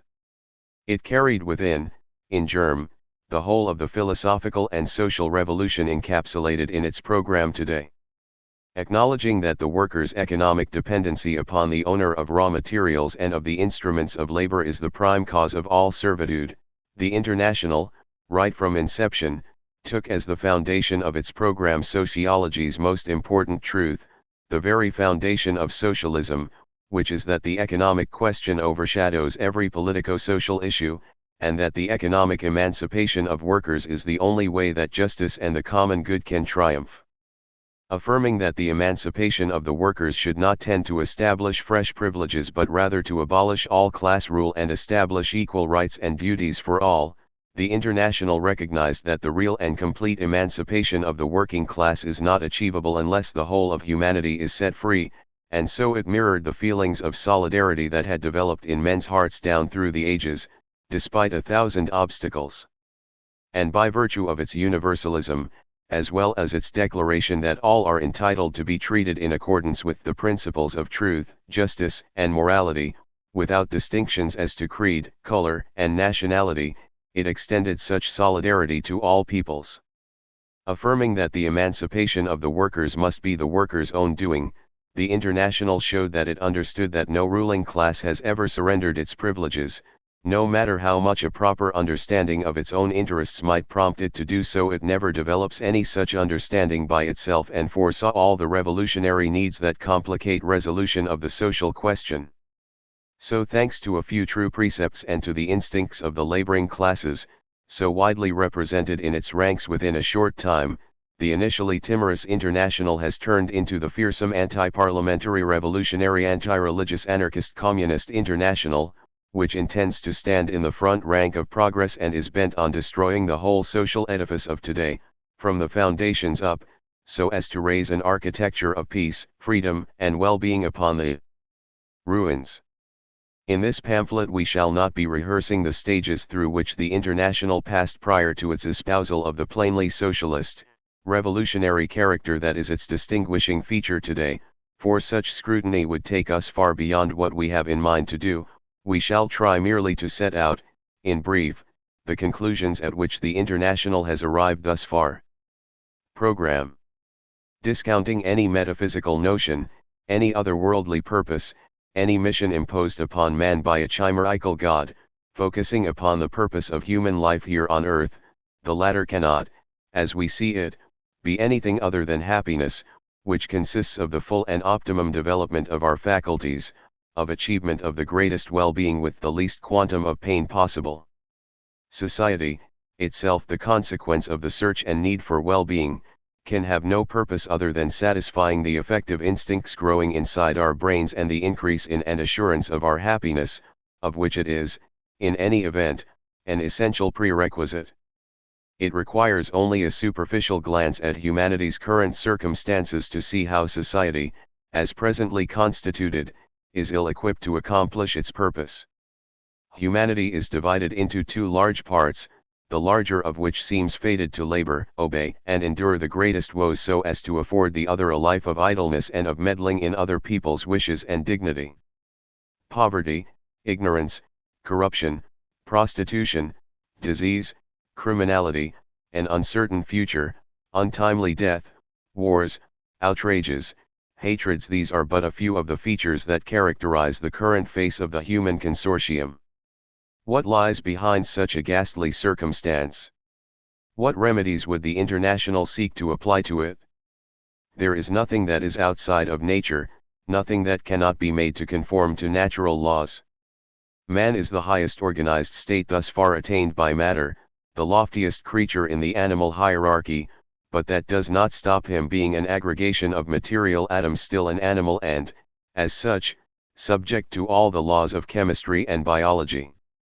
Shaped by slow evolution under the dominion of natural laws, in the midst of the thousand vagaries of the struggle to survive against his environment in general and the other animals in particular, it is thanks to the spectrum of natural laws that we can fathom his past and his future. It is on the basis of the very same spectrum that we can glance ahead into his future and discover the conditions wherein he may achieve a higher degree of civilization and the well-being to which he aspires. Scarcely had he arrived in this world than man had to fight for his very survival. He fought other men as well as the rest of nature, and it was a brutal kill or be killed battle. Later, man realized that the help of another man was of 1,000 times more service to him than that man's death, and no longer was battle intended so much to exterminate one's adversary as to bring him to heel, to reduce him to a slave and beast of burden. This new, wiser, more humane character in man's struggle against his fellow man was the factor that determined the high degree of civilization attained by man. It is, however, the reason why such civilization is founded upon the subjugation and impoverishment of the majority of men and is fated to sup upon human blood and tears until such time as the strife between men is effectively ended and that civilization has as its foundation genuine, complete solidarity of the human race in the struggle to bend nature to its needs. Man's struggle to subjugate his fellow man has had two chief consequences, property and authority. Property arose when, at daggers drawn with all the rest, each man seized whatever portion of wealth he could. Those who were not strong enough or favored enough to claim their part of the loot were set to work on another's behalf, and, lacking the materials and instruments of labor, they had to endure the conditions imposed by whoever held those materials and those instruments. The entitlements he had awarded himself were passed on to his offspring or his friends, and he helped divide humankind into two castes, one caste of haves, born with an entitlement to live without working, the other of proletarians whose lot from birth is wretchedness, subjection, exhausting, unrewarded toil, and it is only the odd one, in very rare instances and exceptional circumstances, who manages to ascend to a more humane life and, sometimes, to property. Authority began with man's brutal oppression of woman, child, and weaker fellow man, and culminated in the establishment of governments, whereby, through regulation, social privileges and social injustices first and foremost, property rights are enshrined and championed. Property and authority wedded to religious beliefs, grown out of the ignorance and fearful imagination of primitive man back when he was first teetering on the brink of conscious thought, have the source of their durability in the interests of the privileged and in the brutalization caused by impoverishment. Wedded to the sentiments of hatred and the racial, national, religious, commercial, familial rivalries, spawned by the antagonistic interests and innuendos of priests and tyrants, property and authority can be found in every aspect of social life and are the root causes of all the woes we have been deploring.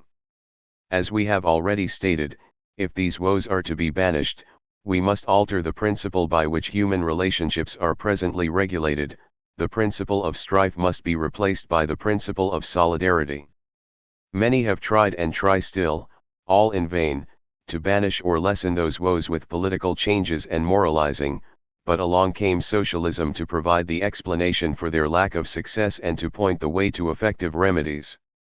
Just as, in nature, organic forms derive their origins and basic sustenance from inorganic matter, so, in the social world, which is nothing but the continuing development of natural forms, political institutions and moral sentiments derive their raison d'être from economic conditions. If he is to survive, man needs sustenance above all else. The manner in which he successfully finds food, the greater or lesser roughness of the struggle that he is obliged to wage, the greater or lesser ease of his victory, its greater or lesser comprehensiveness, his more or less suitable sustenance, and every other material condition of existence, dominate man's physiological existence and thus his entire moral and social existence. And just as work is the requisite means for acquiring sustenance, and just as work requires materials and tools, so, if a society is to be transformed, working conditions above all have to be transformed along with the logistics of raw materials and the instruments of labor. In a society where the means of production are in the hands of a few, those deprived of them are necessarily obliged to abide by the conditions laid down by the few who have the power to provide or withhold work, and are in a position to bestow or deprive them of a livelihood. What is the point of writing freedom, equality, and popular sovereignty into statutes when a fetter much tougher than any convict's hunger hitches the free and sovereign people to the chariot of the few who are blessed with the means of having their wishes carried out, the property owners? True freedom is not the right but the opportunity, the strength to do what one will, and freedom, in the absence of the wherewithal for exercising it, is an atrocious irony. What is the point of preaching brotherhood and love of one's neighbor when the proletarian has to fight for a crust of bread and is obliged, each and every day, to compete for it with his neighbor? What is the point of preaching science when poverty dulls wits, and the chimerical hope of paradise is the only thing making this earthly hell bearable? If all are to enjoy freedom and know happiness, if solidarity is to stand in place of strife, the primary necessity is for private ownership to be done away with, and that is the essential task that the International has set itself. Once all of nature's bounty belongs to everybody, and once each of us has the right and the wherewithal to apply his efforts to raw materials, then solidarity will have a chance of success in this world, and man will be released from the three terrifying nightmares grinding him down: economic subjection, authority, and religion. Authority, which is to say political power, will be rendered useless and impossible since, with sheer brute force being now powerless to impose itself in any lasting way, there will be no way any more for a few men to bend the masses to their will. Religion will vanish since science has now banished metaphysical phantoms once and for all, and religion will no longer have the ignorance and woes of the masses upon which to fuel its continued existence. Thus property lies at the heart of the social question, and it need only be abolished for the way to be open to all human progress. However, political authority stands guard over property, and in order to reach the property owner, one has to walk over the body of the gendarme who defends him. So political power and property need to be tackled and destroyed simultaneously. Doing away with property without abolishing government is impossible, and if the government were to be brought down without properties being touched, it would swiftly be resuscitated under its old designation or some newer one. And such a simultaneous abolition should be effected swiftly, by way of revolution. Staged abolition is not feasible, since property, in accordance with the principle that the stronger always grows stronger still, tends, as a result of competition or abetted by the spread of machinery, to become concentrated in the hands of an ever-decreasing circle and to grow ever more oppressive, and, no matter how altered, political power, established by and for property owners, never abdicates its essential mission, namely, to act in defense of property. With the government overthrown and the property expropriated by means of revolution, how and by whom will the new society be organized? Not by means of universal suffrage, for the greater number of the people, still being ignorant, still under the moral sway of the priest and property owner, would not, could not conceive of a society of free equals. And because universal suffrage, which is in theory the subjection of the minority to the majority, in practice, by the very nature of the mechanism itself, produces an outcome that, even when it has not been tampered with, does not represent the interests nor the wishes of the voters. Not by means, either, of the dictatorship of a single or of several persons, because one or more individuals may well organize a brand new dominion, though not a society catering for the interests and enthusiasms of multifaceted human nature, because privileged power is by its very essence a corrupter and would spew out the finest men, because, when it comes to revolution, starting by enforcing obedience to brand new rulers is not the right approach for an enslaved people, and, finally, because the better part of the people would neither seek nor countenance dictatorship of any sort. So all that remains is the unfettered action of all the thoughtful heads among the people, the spontaneous initiative of all men of goodwill, the active intervention of the parties that have made the revolution. That is the International's favored approach. Informed by these principles, let us briefly examine the main problems the International must grapple with in its reforming endeavors, and set its solutions alongside the current state of affairs. Religion. Qua belief in an immaterial being, creator and ruler of all things, religion ought to wither away along with every cult through which men's ignorance and priests' cunning have manifested themselves. The International looks to science to ensure such withering away once its propagation is freed of obstructions in the form of the poverty of the masses and the interests of governments. It will observe the most utter respect for freedom of conscience, but will do everything it can to ensure that the poison of religion is not injected into the minds of children. It will bring about the destruction of anything that might uphold the habit of worship in the people. It will wage a war to the death on the church and priest who may attempt, through their guile, to hold the people under the yoke of religion, and above all, it will highlight the contradiction between the people's true interests and those of the peddlers of religion. Morality. Human morality and the International's morality have nothing to do with the religious and bourgeois morality that teaches rulership to some and subjection to others, and a narrow, antisocial selfishness to one and all. True morality is the science of what is good for humanity, what most benefits each and every one of us, and it advances and changes as social science progresses. If, as we shall attempt to show, the revolution is the sine qua non of humanity's well-being, the first principle today, the premier moral duty is to cooperate wholeheartedly with the advent of the social revolution. In the wake of the revolution, it shall be a moral duty incumbent upon all to display love and respect for one's fellow men, to protect the weak and the children, to work, to consider the interests of society in every individual action, in short, everything that science and experience has or may demonstrate useful to men. Society and sovereignty. Society, which has thus far been the forcible submission of men to a common regimen, organized in service of the interests of the ruling classes, ought to be the unsolicited outcome of the needs and gratifications that we all derive from being associated with one another, and should have, as its goal, greater well-being and increased freedom for all human beings. Sovereignty, credited these days either to anointment by God or to a majority among the people and, through them, their chosen representatives, and which, in practice, belongs always to whoever has secured themselves a privileged position, by force and property, is by nature vested in every individual and is inalienable. Like any common tyrant, the majority may have might on its side, but it certainly has no more right than any single individual.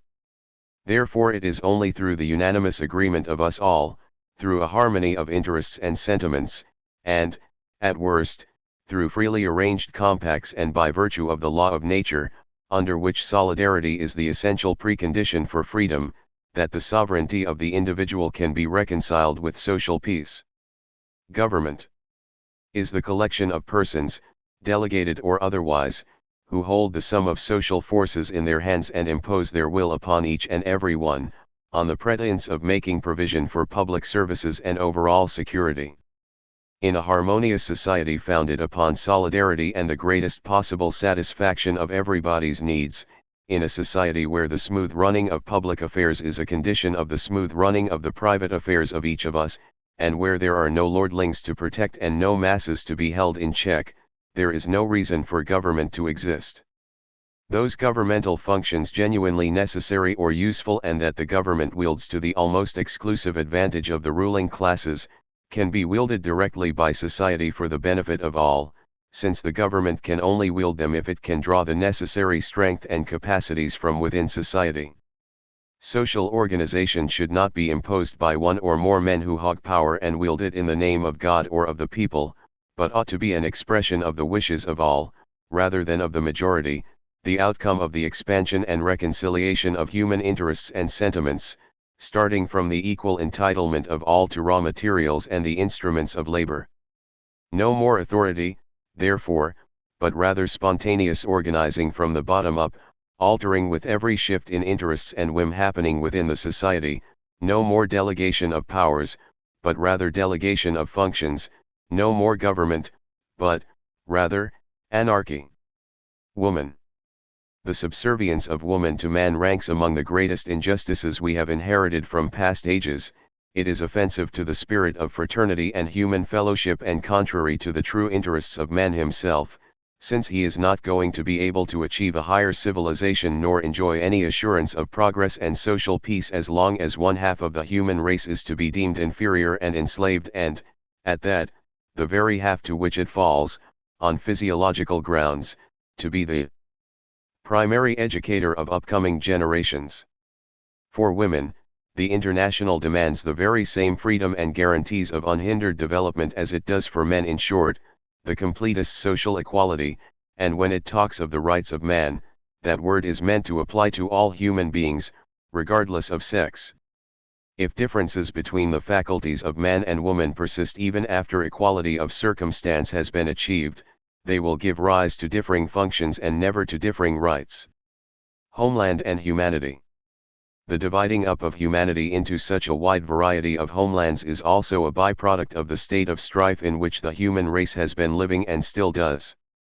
The International, which wants all men duty-bound to think of themselves as brothers and to be held together by the close bonds of moral and material solidarity and to enjoy the world in common as their shared inheritance, yearns to amalgamate all homelands into one shared homeland, the world, and to banish from men's hearts the sentiment of patriotism, this being the exclusive or at any rate preferential love for the land or the people where and into whom one was born, the claim to an entitlement in one's homeland to more rights than those born elsewhere, and which boils down to indifference, rivalry, and hatred vis-a-vis other peoples and thus to contention and war. Initially, the homeland was restricted to the tribe and the city. With the establishment of modern states, with the concentration of powers, with the demolition of communal independence, the homeland has swollen to vast territorial units, fashioned more or less on a whim depending on geography, language, and governments. Thus bloated, the homeland is more artificial, but certainly no more justifiable than the communal homeland. Those wishing to reconcile the notion of homeland with the comprehensively human outlook that has begun to prevail in science, say that the homeland is the link between the individual and humanity and is needed for the division of labor among men. Rather, patriotism is a serious impediment to brotherhood among men and flies in the face of a rational division of labor being applied across the full range of soil and climate conditions around the globe. Work in the world must be divided up according to the nature of the soil and climate, the ease of communications and outlooks of men, and such divisions do not coincide with the political and national divisions that homelands represent. The division of labor should vary in accordance with fresh discoveries, new roads, new production processes, new consumer needs, whereas the homeland remains or should remain relatively stuck between the hills and seas marking its boundaries. Division of labor renders one country mutually dependent upon another, and patriotism claims that each individual country can survive by itself and for itself, since, in the event of war, it needs to be able to survive without looking to the foreigner. Division of labor requires complete reciprocation, and patriotism, of necessity, arouses rivalry, since either the division into homelands stays as a merely geographical term with no added politico-social implications, or men will always be striving to secure greater benefits for the countries where they enjoy greater rights or towards which they feel greater affection. The homeland not only does not bring the individual closer to humanity, it detaches him from it. It is not the spontaneous agglomeration generated by real, pertinent affections and needs, but is an aggregation spawned by conditions that no longer obtain, that is foisted upon man from his very birth. It is the past oppressing the present and the future. The International wants to see all men amalgamated into one huge, organic whole humanity, so it deplores and tries to render impossible strife between peoples. An internationalist, compelled by circumstances to take part in such strife, is not guided by the interests of his native land, but by the interests of the whole of humanity, and sides with this or that camp depending on the extent to which he reckons that the cause of revolution, emancipation, and human progress will be advanced or disadvantaged by its victory. Backward races. The so-called civilized peoples either abandon the barbarous or savage peoples to their own devices or make their lives miserable.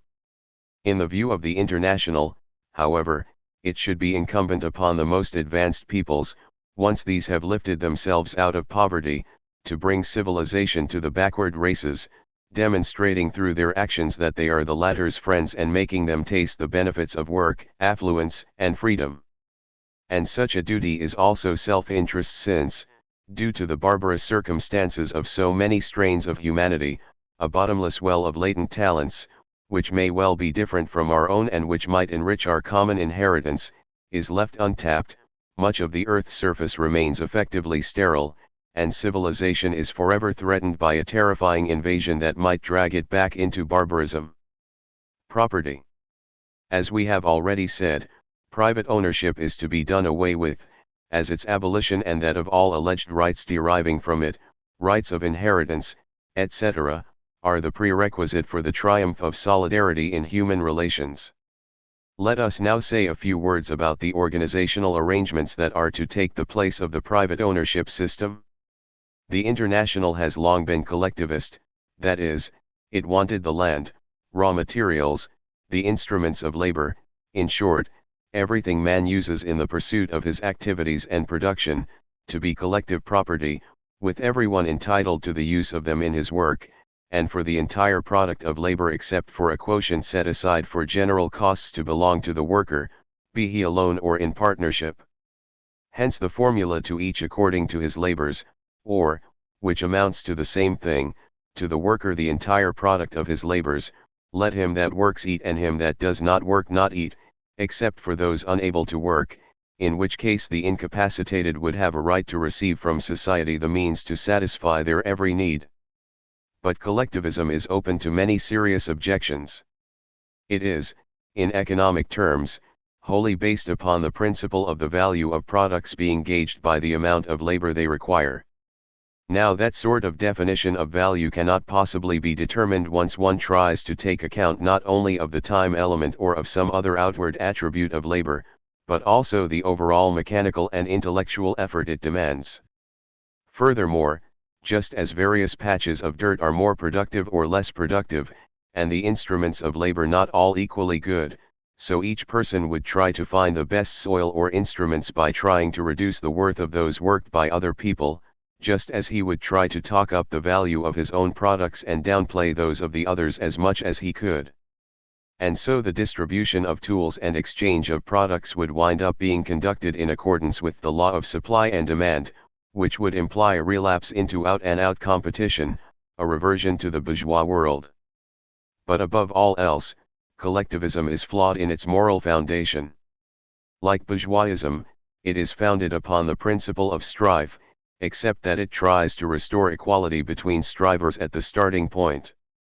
Where there is striving, there must necessarily be winners and losers, and whoever scores the first victory gains certain advantages that almost always guarantee him further successes. Collectivism is impotent when it comes to bringing about that revolution, that thoroughgoing moral transformation in man, following which the individual will not do and will not be willing to do something that might harm others, and therefore it is untenable. It is incompatible with anarchy.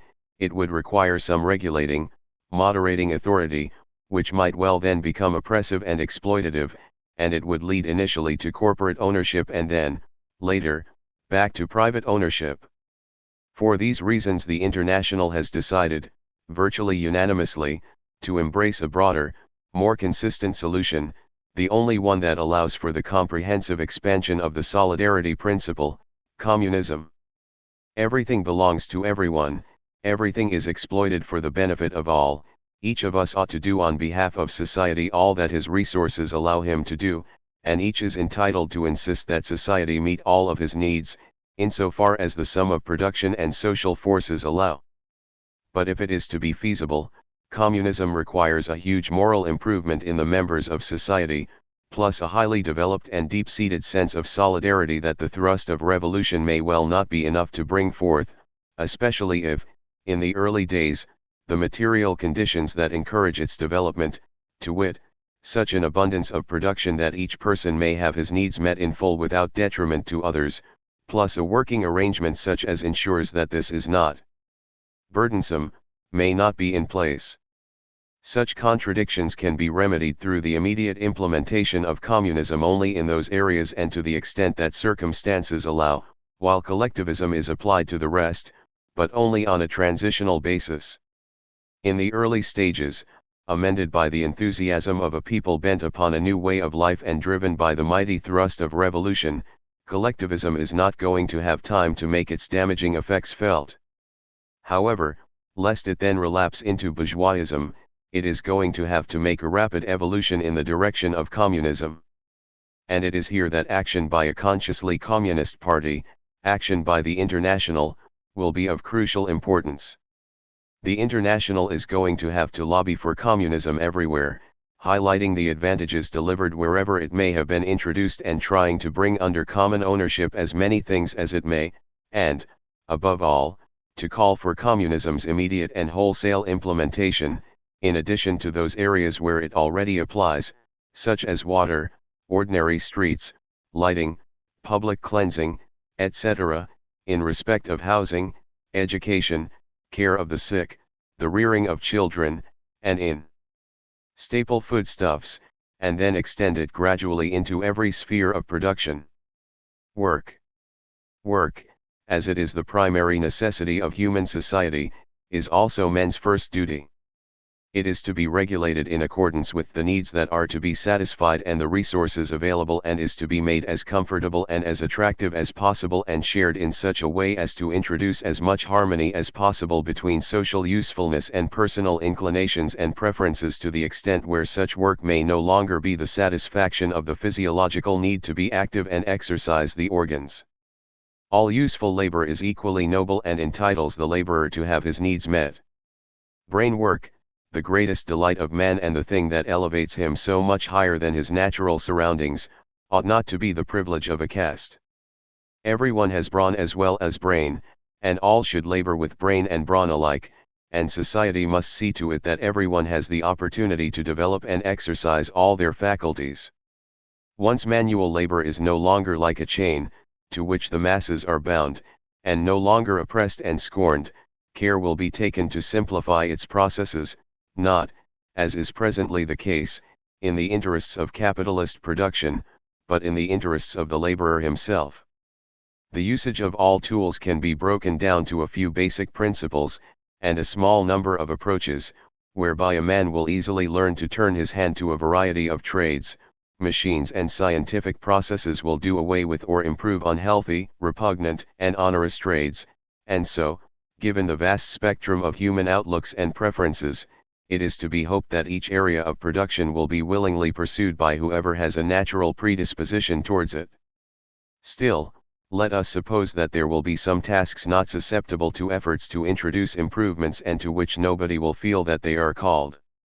Well, if those jobs are genuinely useful and the benefits they bring make up for the onorousness in the doing of them, and if there is no one prepared to take them on the basis of either predisposition or self-sacrifice, then everybody will take them on, everyone can take his turn at them, by means either of some sort of conscript labor, or however it may be decided, but those jobs will be done by us all.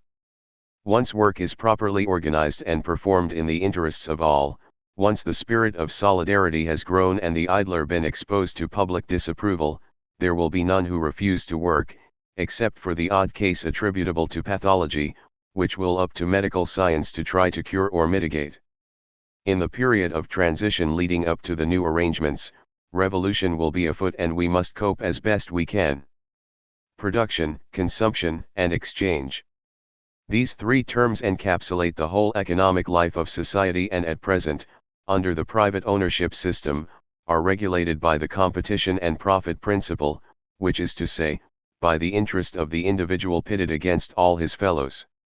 As a result, production is in disarray, there is a glut in one area and scarcity in another, land lies untilled, mines unworked, natural or human resources are frittered away or left unproductive, maybe because the owner has no spare capital and cannot survive the competition or because he chooses a different use for his capital, sophistication of goods, continual crises that leave the workers swinging between overwork and a murderous idleness, no regard is shown for the interests of the worker and consumer, except insofar as these profit the capitalist, and increasingly serious strife between the worker and the boss.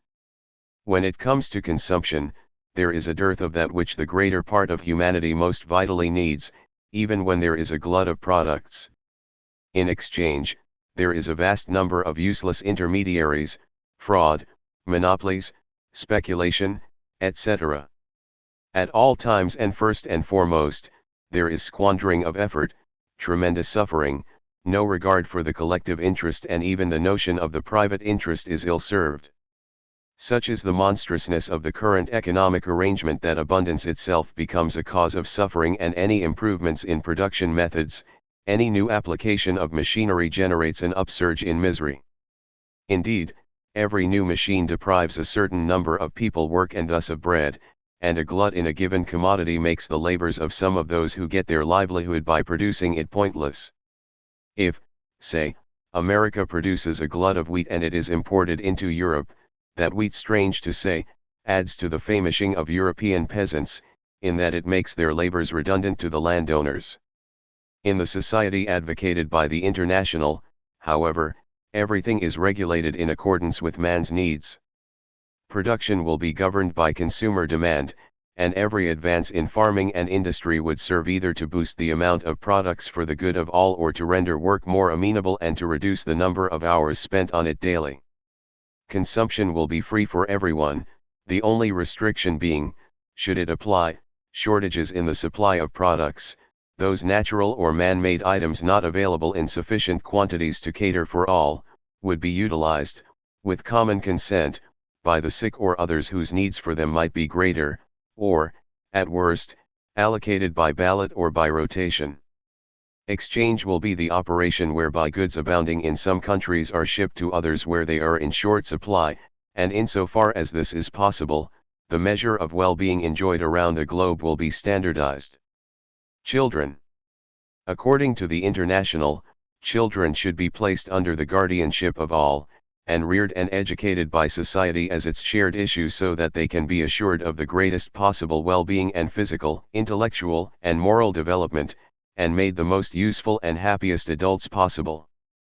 As long as the child is of too tender an age for him to be able to live usefully in common with others, his education should be entrusted to his mother, as long as she can be relied upon sufficiently. After that, the child should be removed, not from the affections and contact, but from the exclusive influence of his parents, and educated by society in conjunction with other children. In any event, preference must be given to whichever method experience may have shown best serves the children themselves and society as a whole. Family. With woman released from her subjection to man, which was the original root of the family, with the religious prejudices that have misrepresented the true nature of sexual relations, now banished, with private ownership and its concomitant right of succession that currently forms the real basis of the family, done away with children, the protection of whom is the sole justification for the family as such, entrusted to the care of society, there is no further reason for the present family. As a union legitimized by society and made more or less indissoluble, to exist. Sexual relations should be wholly free and governed solely by love and fellow feeling. The International calls for the abolition of all bonds that currently hamper freedom in love, be these enshrined in law or merely enforced by custom and social convention, so-called. It will then be left to posterity to determine if exclusive and lifelong sexual relations are inherent in human nature and individually and collectively useful, or rather, as many and varied as moral and intellectual relations. Nothing can better determine what best suits the natures of man and woman than freedom itself. Instruction and education. According to the International, instruction should be delivered, under society's responsibility, to all without distinction, and so all of the wherewithal for study and pursuit of the sciences, e.g. libraries, museums, offices, and experimental and research laboratories, lectures, etc. should be made publicly accessible. Instruction should be comprehensive, which is to say, designed to harmoniously develop every faculty of mind and body. It should be both theoretical and practical, i.e. should teach knowledge and understanding as well as practicalities, and should be positive, which is to say, founded upon verified fact. Education, of which instruction is the technical aspect, should derive not only from the school but from the entire social environment, and should be designed above all to develop the sentiment of love and respect for people, to ensure the success of whichever habits and tastes best serve the general good and elevate the intellectual, moral, and material assets of the individual to the highest possible level. Crimes and punishments. Crimes are largely social in origin. Most offenders are such because they are impoverished and ignorant, or because they have been miseducated, or, generally speaking, because they cannot find an opportunity within society to deploy their resources and satisfy their needs other than by trespass against the rights of others. Furthermore, lots of actions held criminal today are so only because they offend against the privileges of those who have made or do make the laws, or because they run counter to established prejudices.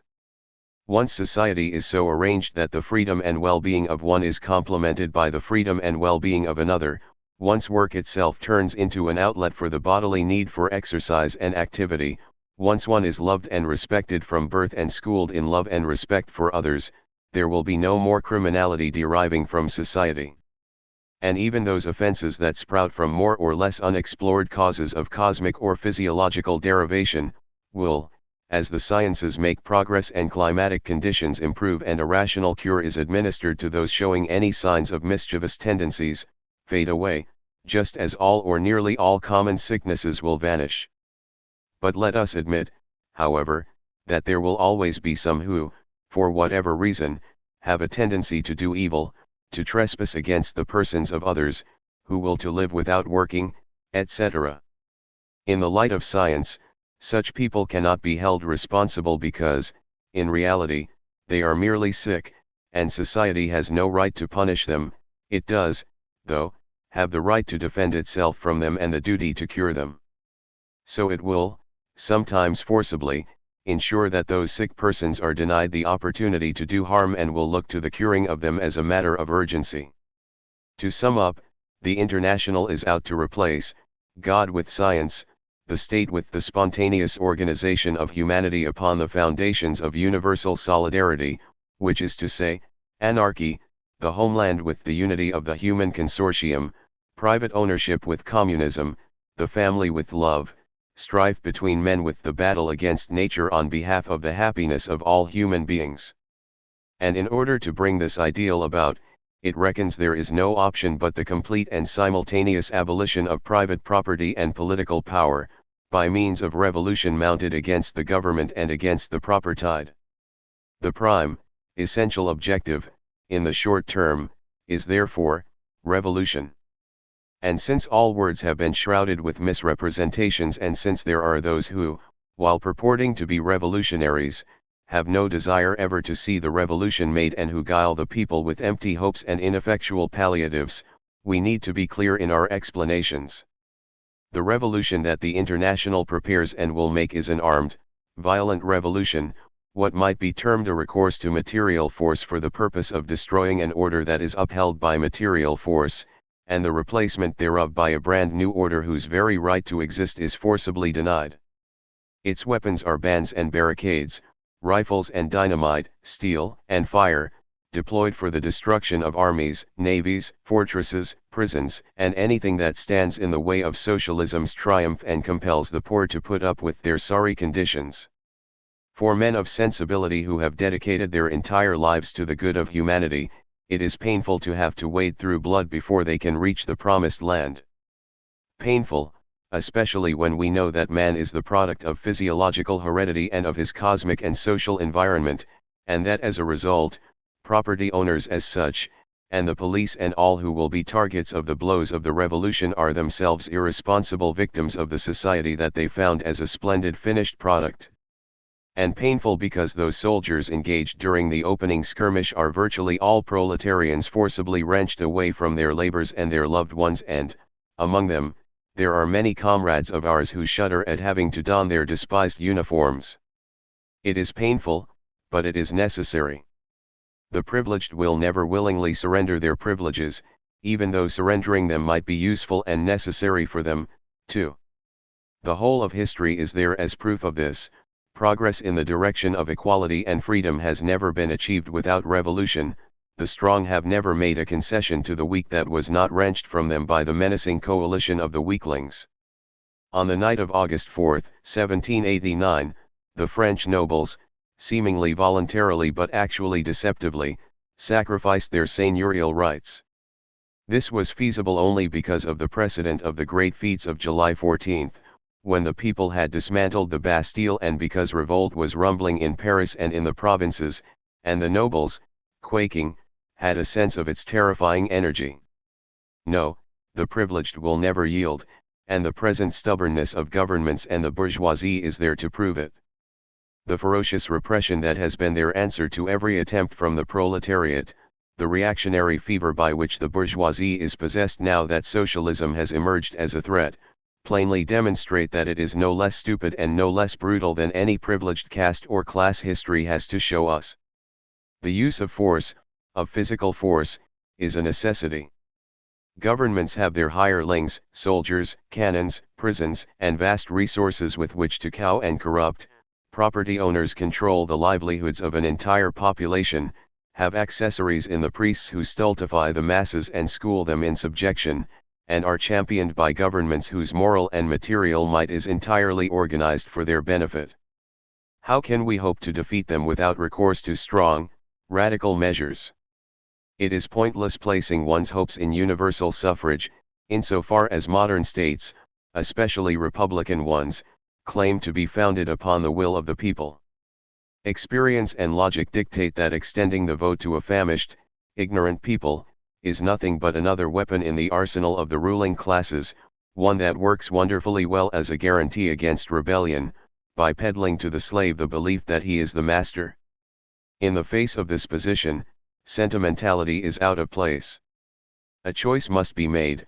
We either accept the established order of poverty and ignorance for the vast majority, with its prostitution, crime, imprisonment, war, and periodical uprisings drowned in blood, or we embrace revolution that might cause great but fruitful hurts, which are a pledge of happiness to come. Either we endure an order that, in a single day, claims more victims than the ghastliest of revolutions claims in its entire course, or embrace a disorder that will usher in the reign of peace for man.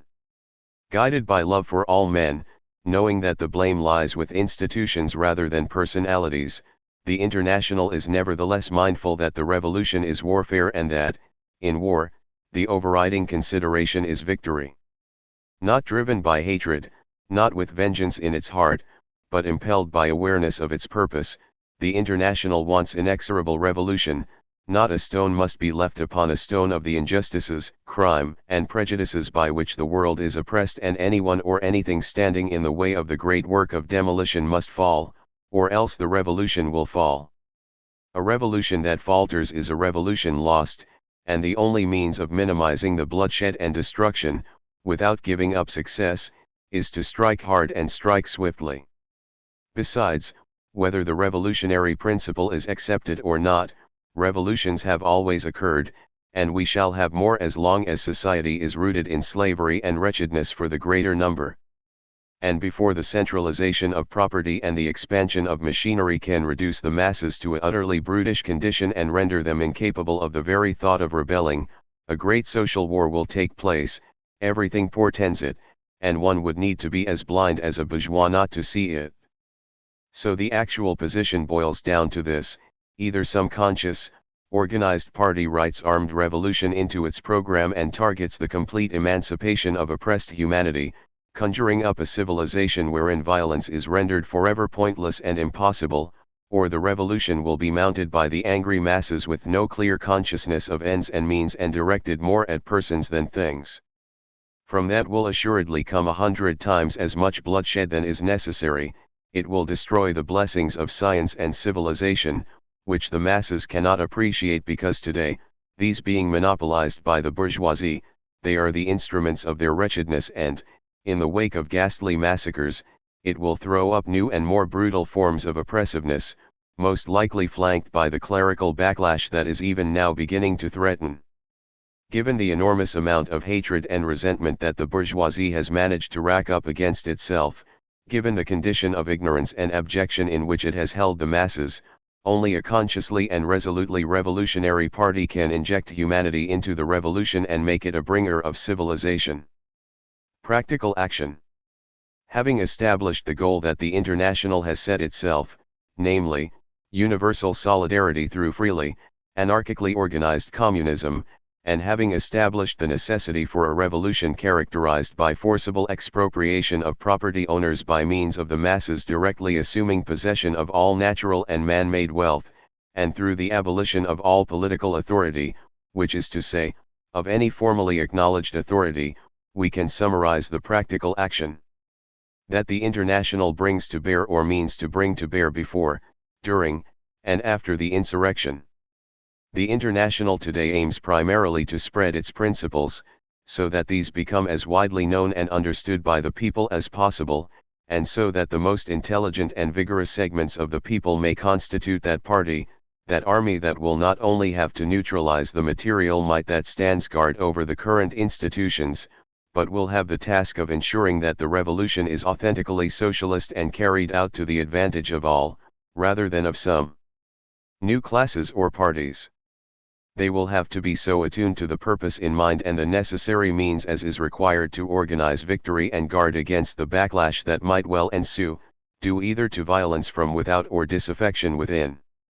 In quiet times, the main mission of the International includes drawing the masses' attention to the wretched, undeserved circumstances of the workers, alerting them to the unfairness of such a state of affairs and the reasons for it, showing them that only common ownership can offer them a remedy and that as long as private property endures there can be no hope of any serious, lasting improvement, that, instead, poverty must inevitably become ever more widespread and all who, due to exceptional circumstances, may find themselves better off, are under the continual threat of tumbling into the common abyss, instilling into the people the lively impression that everything that exists belongs to all, especially to the workers, and that the property owners are thieves and oppressors who live off other people's labors, getting it across that, be it monarchist or be it republican, the only function of government is to protect the privileged against the claims of the oppressed.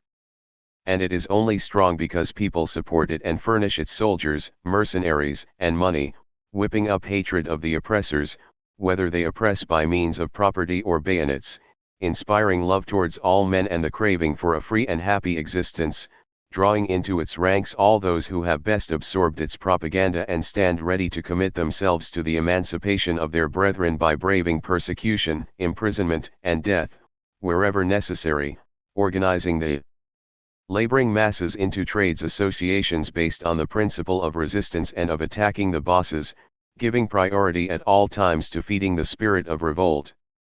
But the International does not look exclusively to the laboring classes.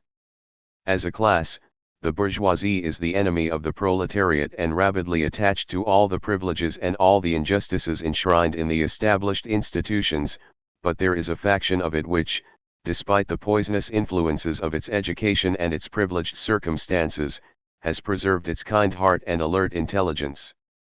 And the International looks to this fraction of the bourgeoisie, which is to be found mostly among the student youth and small proprietors, industrialists, and businessmen, who are knocked about by competition and hurtling towards expropriation and bankruptcy.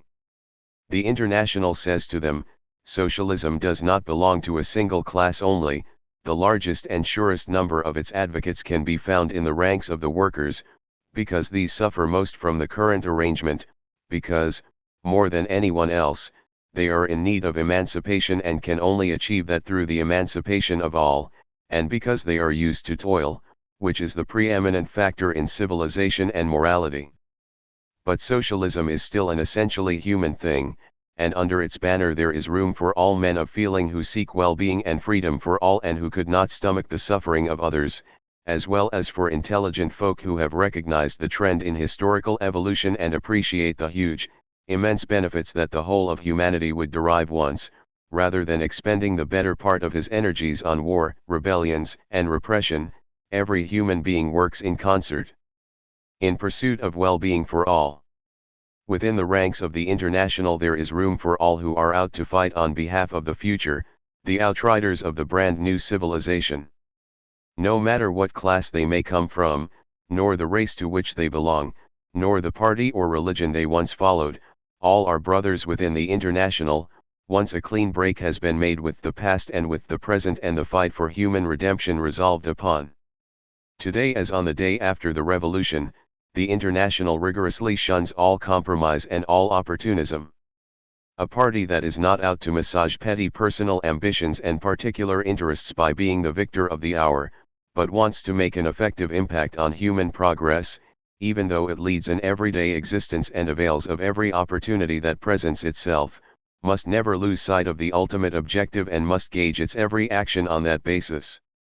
All means are good and no way should remain untried. No force remain idle when we are dealing with a mission as grand as the one that the International Association has taken upon itself.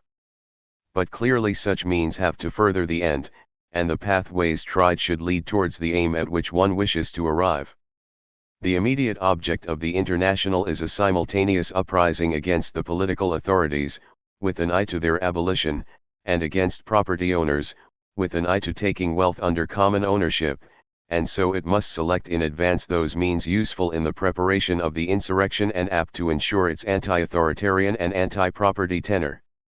Everything that hastens and eases the socialist insurrection is fine, everything that postpones it or makes it more difficult or tinkers with its anarchist socialist character is bad. This is the criterion by which the International is guided in its actions. The agitations that help highlight the economic basis to the social question, that create a gulf between proletarians and the propertied, between bosses and workers, that affirm the righteousness and necessity of expropriation and violent revolution, enjoy the International's sympathy and support. Those agitations, however, that skirt the question and turn an essentially economic issue into a political one, as well as those that would have us believe that the economic question can be resolved without touching political institutions, all agitations that encourage hope in improvement and emancipation through compacts and peaceful reforms, face the open and determined hostility of the International. Strikes, resistance societies, labor organizations, books, newspapers, talks, study circles, blows dealt to the authorities and the bosses, all of these the International approves and endorses. Demands for and hopes vested in peaceful reforms, attempts at reconciling proletarians and bourgeois, election contests, parliamentary activity, these are things that the International looks upon as harmful, because they lull the people by empty illusions, are a distraction to the activities of the Revolutionary Party and serve merely to offer a comfortable haven to faint hearts and traitors. All of the bourgeois parties are the same to the International, and the latter confronts them all. And so, by struggling against all the economic, political, religious, judicial, and pseudo-scientifically moral institutions of bourgeois society, using the spoken and printed word to spread the message, encouraging workers to band together and resist the bosses, drawing attention to their program through agitations, attempted uprisings, and trials, by making use of both the government's forced tolerance and its persecutions, issuing appeals to the oppressed masses and welcoming with open arms any deserters from the ranks of the bourgeoisie who come to fight the battle for justice and civilization alongside the people. By all these means the International gets on with its organizing and prepares the forces with which it will mount its final attack upon bourgeois institutions, gauges the enemy's strength, and creates the climate that will make victory possible. There is no way that we can foresee how the revolution will come about. It may be made directly by the organized forces of the International taking to the streets, or taking to the hills, or it may be sired by an uprising of a people irked by misery and frustration galore. It may come on the occasion of an attempt to institute a republic or some attempted restoration, or from a strike that spreads and triggers clashes, or because of some wars or dynastic crisis. Be that as it may, whether the International with its own resources and those of other socialist organizations confronts the enemy on the field of battle with some likelihood of success, or whether some circumstances or other leave it duty-bound to take to the streets right away, at that point less than ever must the International lose sight of its own program, less than ever should it agree to the compromises and horse trading that would translate into its efforts being exploited by bourgeois revolutionary parties. Tacit or open alliance with bourgeois parties unhappy with the established order may have its use when it comes to the material effort required to smash the army and police that stands guard over the common foe, and then only if there is a serious likelihood of not being subsequently overwhelmed by erstwhile allies. But once victory has been secured and the political authorities and their soldiery have been shoved aside, the parties who we have been fighting alongside, whether they are Republicans or clericals, will be as much our enemies, indeed more so, since they will represent a current threat as the late government. And the International will wage war on them to ensure that they do not oppose expropriation and do not set themselves up as a new government, whether they should seek to do so openly or resort to the elections lie. Even while the fighting is happening on the barricades, the International will have been encouraging the people to take over the masters' houses and throw open the food and manufactured goods depots to the public, with an eye to getting the masses to engage with the revolution right from the start, as well as making its socialist character plain beyond question.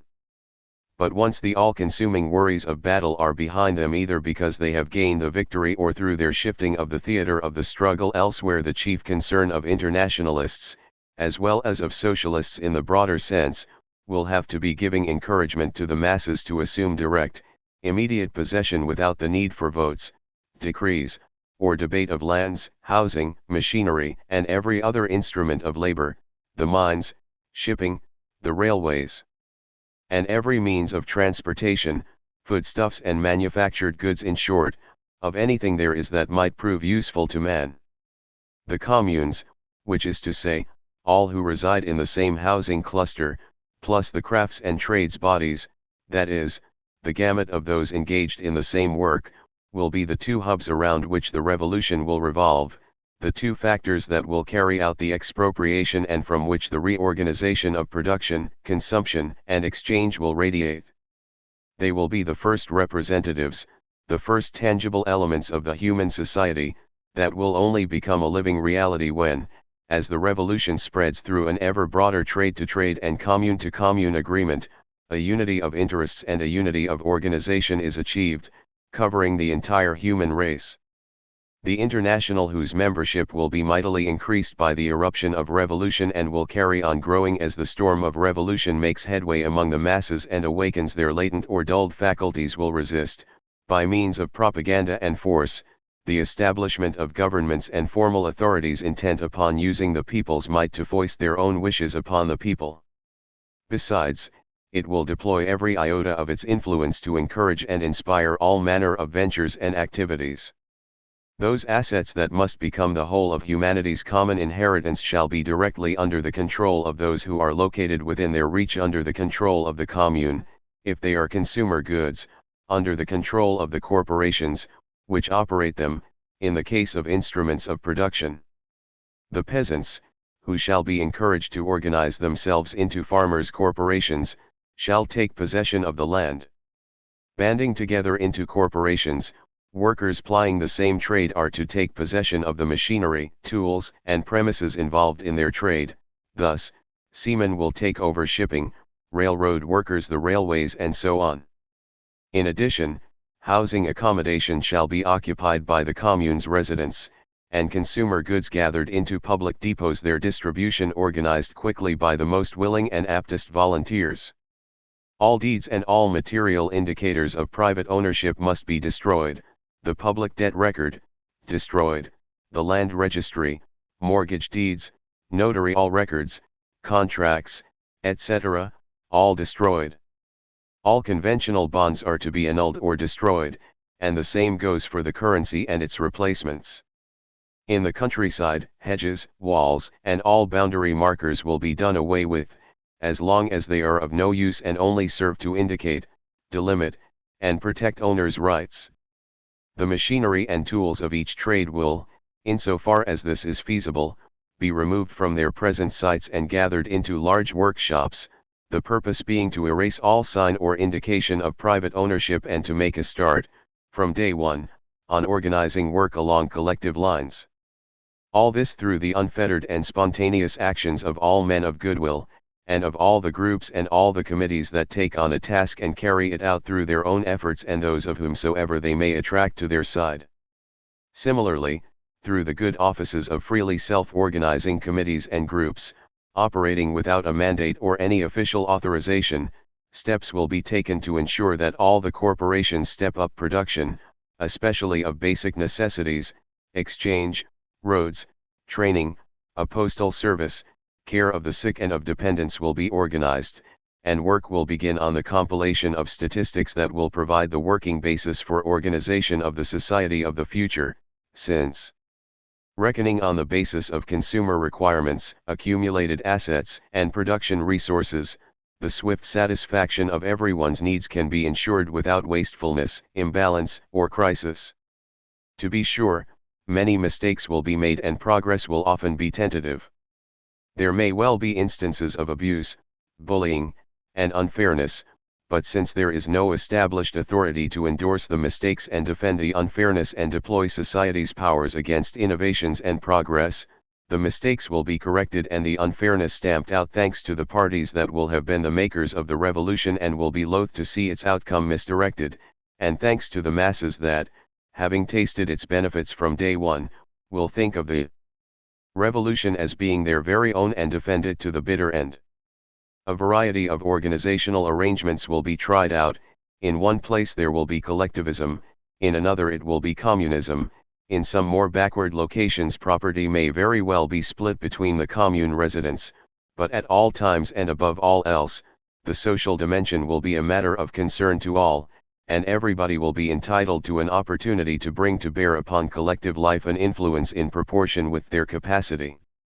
If revolutionaries can thwart the formation of a government, if they manage to crush, possibly through the use of material violence, any attempt to resurrect private property, we can rest assured that, surrounded by thousands of experiments, wrangles and attrition, progress, at a greater or lesser speed, towards anarchist communism will be made, that being the only arrangement under which society will be able to achieve the peace and well-being it craves.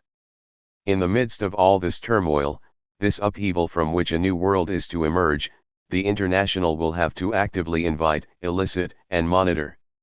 Unless they are not up to their mission, it will be internationalists who will set the boldest examples, it will be they, in their armed bands, who invade the recalcitrant areas, bringing revolution to them and encouraging or, sometimes, carrying out the expropriation.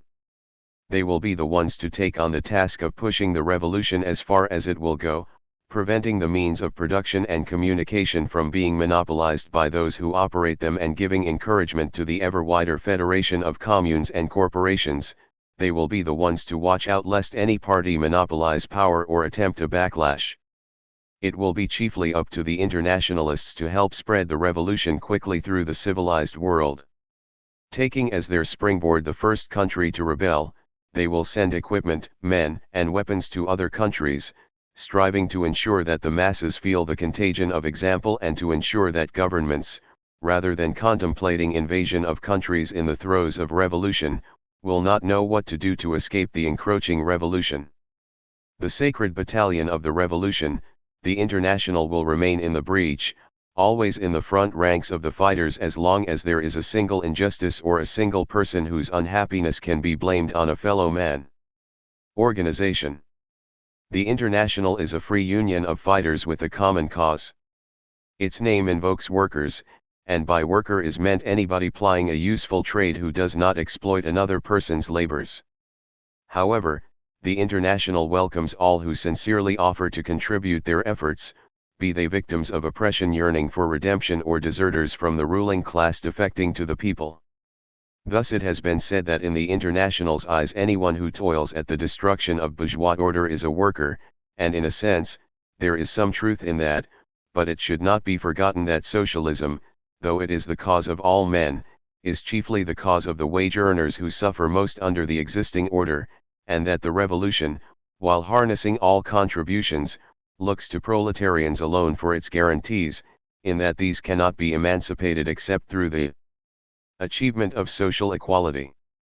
The International is made up of many local or trade societies, which generally assume the name sections, but which it might please their members to refer to as circles, groups, corporations, etc. The various sections in a given locality normally band together into local federations. The sections and federations from the same region usually band together into regional federations and so on. Every section is at liberty to make connections and arrangements with whichever sections it deems best, regardless of geography. Liaison between the various sections and federations is maintained by means of federal commissions made up of representatives elected by each section or federation. Such delegates wield no powers, they are duty-bound to enact the wishes of their mandatories, to whom they must answer for the carrying out of the mandate issued to them. They are elected for a fixed term, normally a short one, and are liable to be recalled at any point. From time to time, suitable delegates from the various sections meet in provincial, national, or general congresses or, in the case of sections made up of members plying the same trade, in corporative congresses. Those congresses, meetings of which will normally coincide with the expiration of the mandate of the relevant federal commissions in that department, evaluate the stewardship of the outgoing commission, appoint the incoming commission, discuss new ideas produced by or coming into the association, thereby contributing to the ongoing elaboration of the overall program, and resolve on all interests held in common by the collectives represented. The resolutions, not being conducted under imperative mandates, are in no way binding until such time as they have been approved by the assemblies of the sections, and then are binding only upon those sections that endorse them, other than in the case of some special compacts and conventions. Any person or society subscribing to and defending the principles of the association can be accepted into its ranks on the responsibility of whichever section or federation does the welcoming. Persons seeking admission to the association will apply to the section or to one of the sections in their locality. The society shall forward the application to the nearest federal commission, which will pass the proposal to the sections and federations in its jurisdiction, or, in accordance with special regulations, shall provisionally decide on the application, referring the matter for a final determination to the Congress. Any subscriber to the principles of the association living in towns where there is as yet no section in existence, can be admitted to a section in a different town or communicate their support to the nearest federal commission and give a moral undertaking to foster the establishment of a regular section in their town. Where the International has no presence in a region, those subscribing to its ideas should seize the initiative and launch a branch, which will then have to apply for admission and recognition, under the rules, through the federal commissions and congresses. The commissions handle correspondence and provide for all of the organization's needs, by means of the dues payable by members and sections. No authority exists within the International, other than in regard to any particular obligations assumed by persons and sections in coming together and federating with one another. They remain utterly autonomous vis-a-vis the International, and are at liberty to pursue their own activities on behalf of the cause as they deem fit, as long as they abide strictly by the program, do not falter in their duty of solidarity in the struggle against the bosses and governments, and do not knowingly do injury to the work of the entire association or some branch thereof. The program, which is always under discussion and always open to whatever further debate or changes may be required to keep it up to date with science and the needs of the revolution, remains binding upon all members, at least in its essentials, and all those parts, which, if tinkered with, would entail a different current line of practice. New ideas raised for discussion regarding the association's principles and performance, when in contradiction with accepted principles and practice and that may entail significant modification, are not to affect practice unless they have first successfully carried the day within the association and been embraced, on the decision of all sections, as an integral part of the general program. Any who may decide that there is no need for them to sacrifice their own particular viewpoint or to wait until they win in later discussions, should quit the association. The flag adopted by the International is red, framed in black. The strife-torn conditions in which the International exists imply that, often, its organization cannot be regular, that sometimes it lacks all or some of its federal bodies, that correspondence is sometimes interrupted, and that congresses sometimes cannot be held because of the police or whatever. This does not mean that the International has ceased to exist. If there is no International Federal Commission, then the national commissions correspond with one another directly.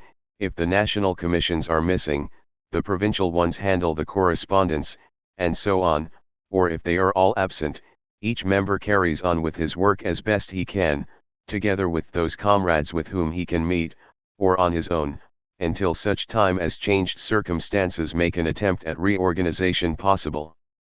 In order to set a limit to the duration and damage done by such periods of disorganization, as well as to intensify the flow of ideas and fellow feeling around the association, all sections and all members should try to connect and correspond as much as they can with comrades elsewhere, within the bounds, naturally, of the requisite economy of effort and prudence.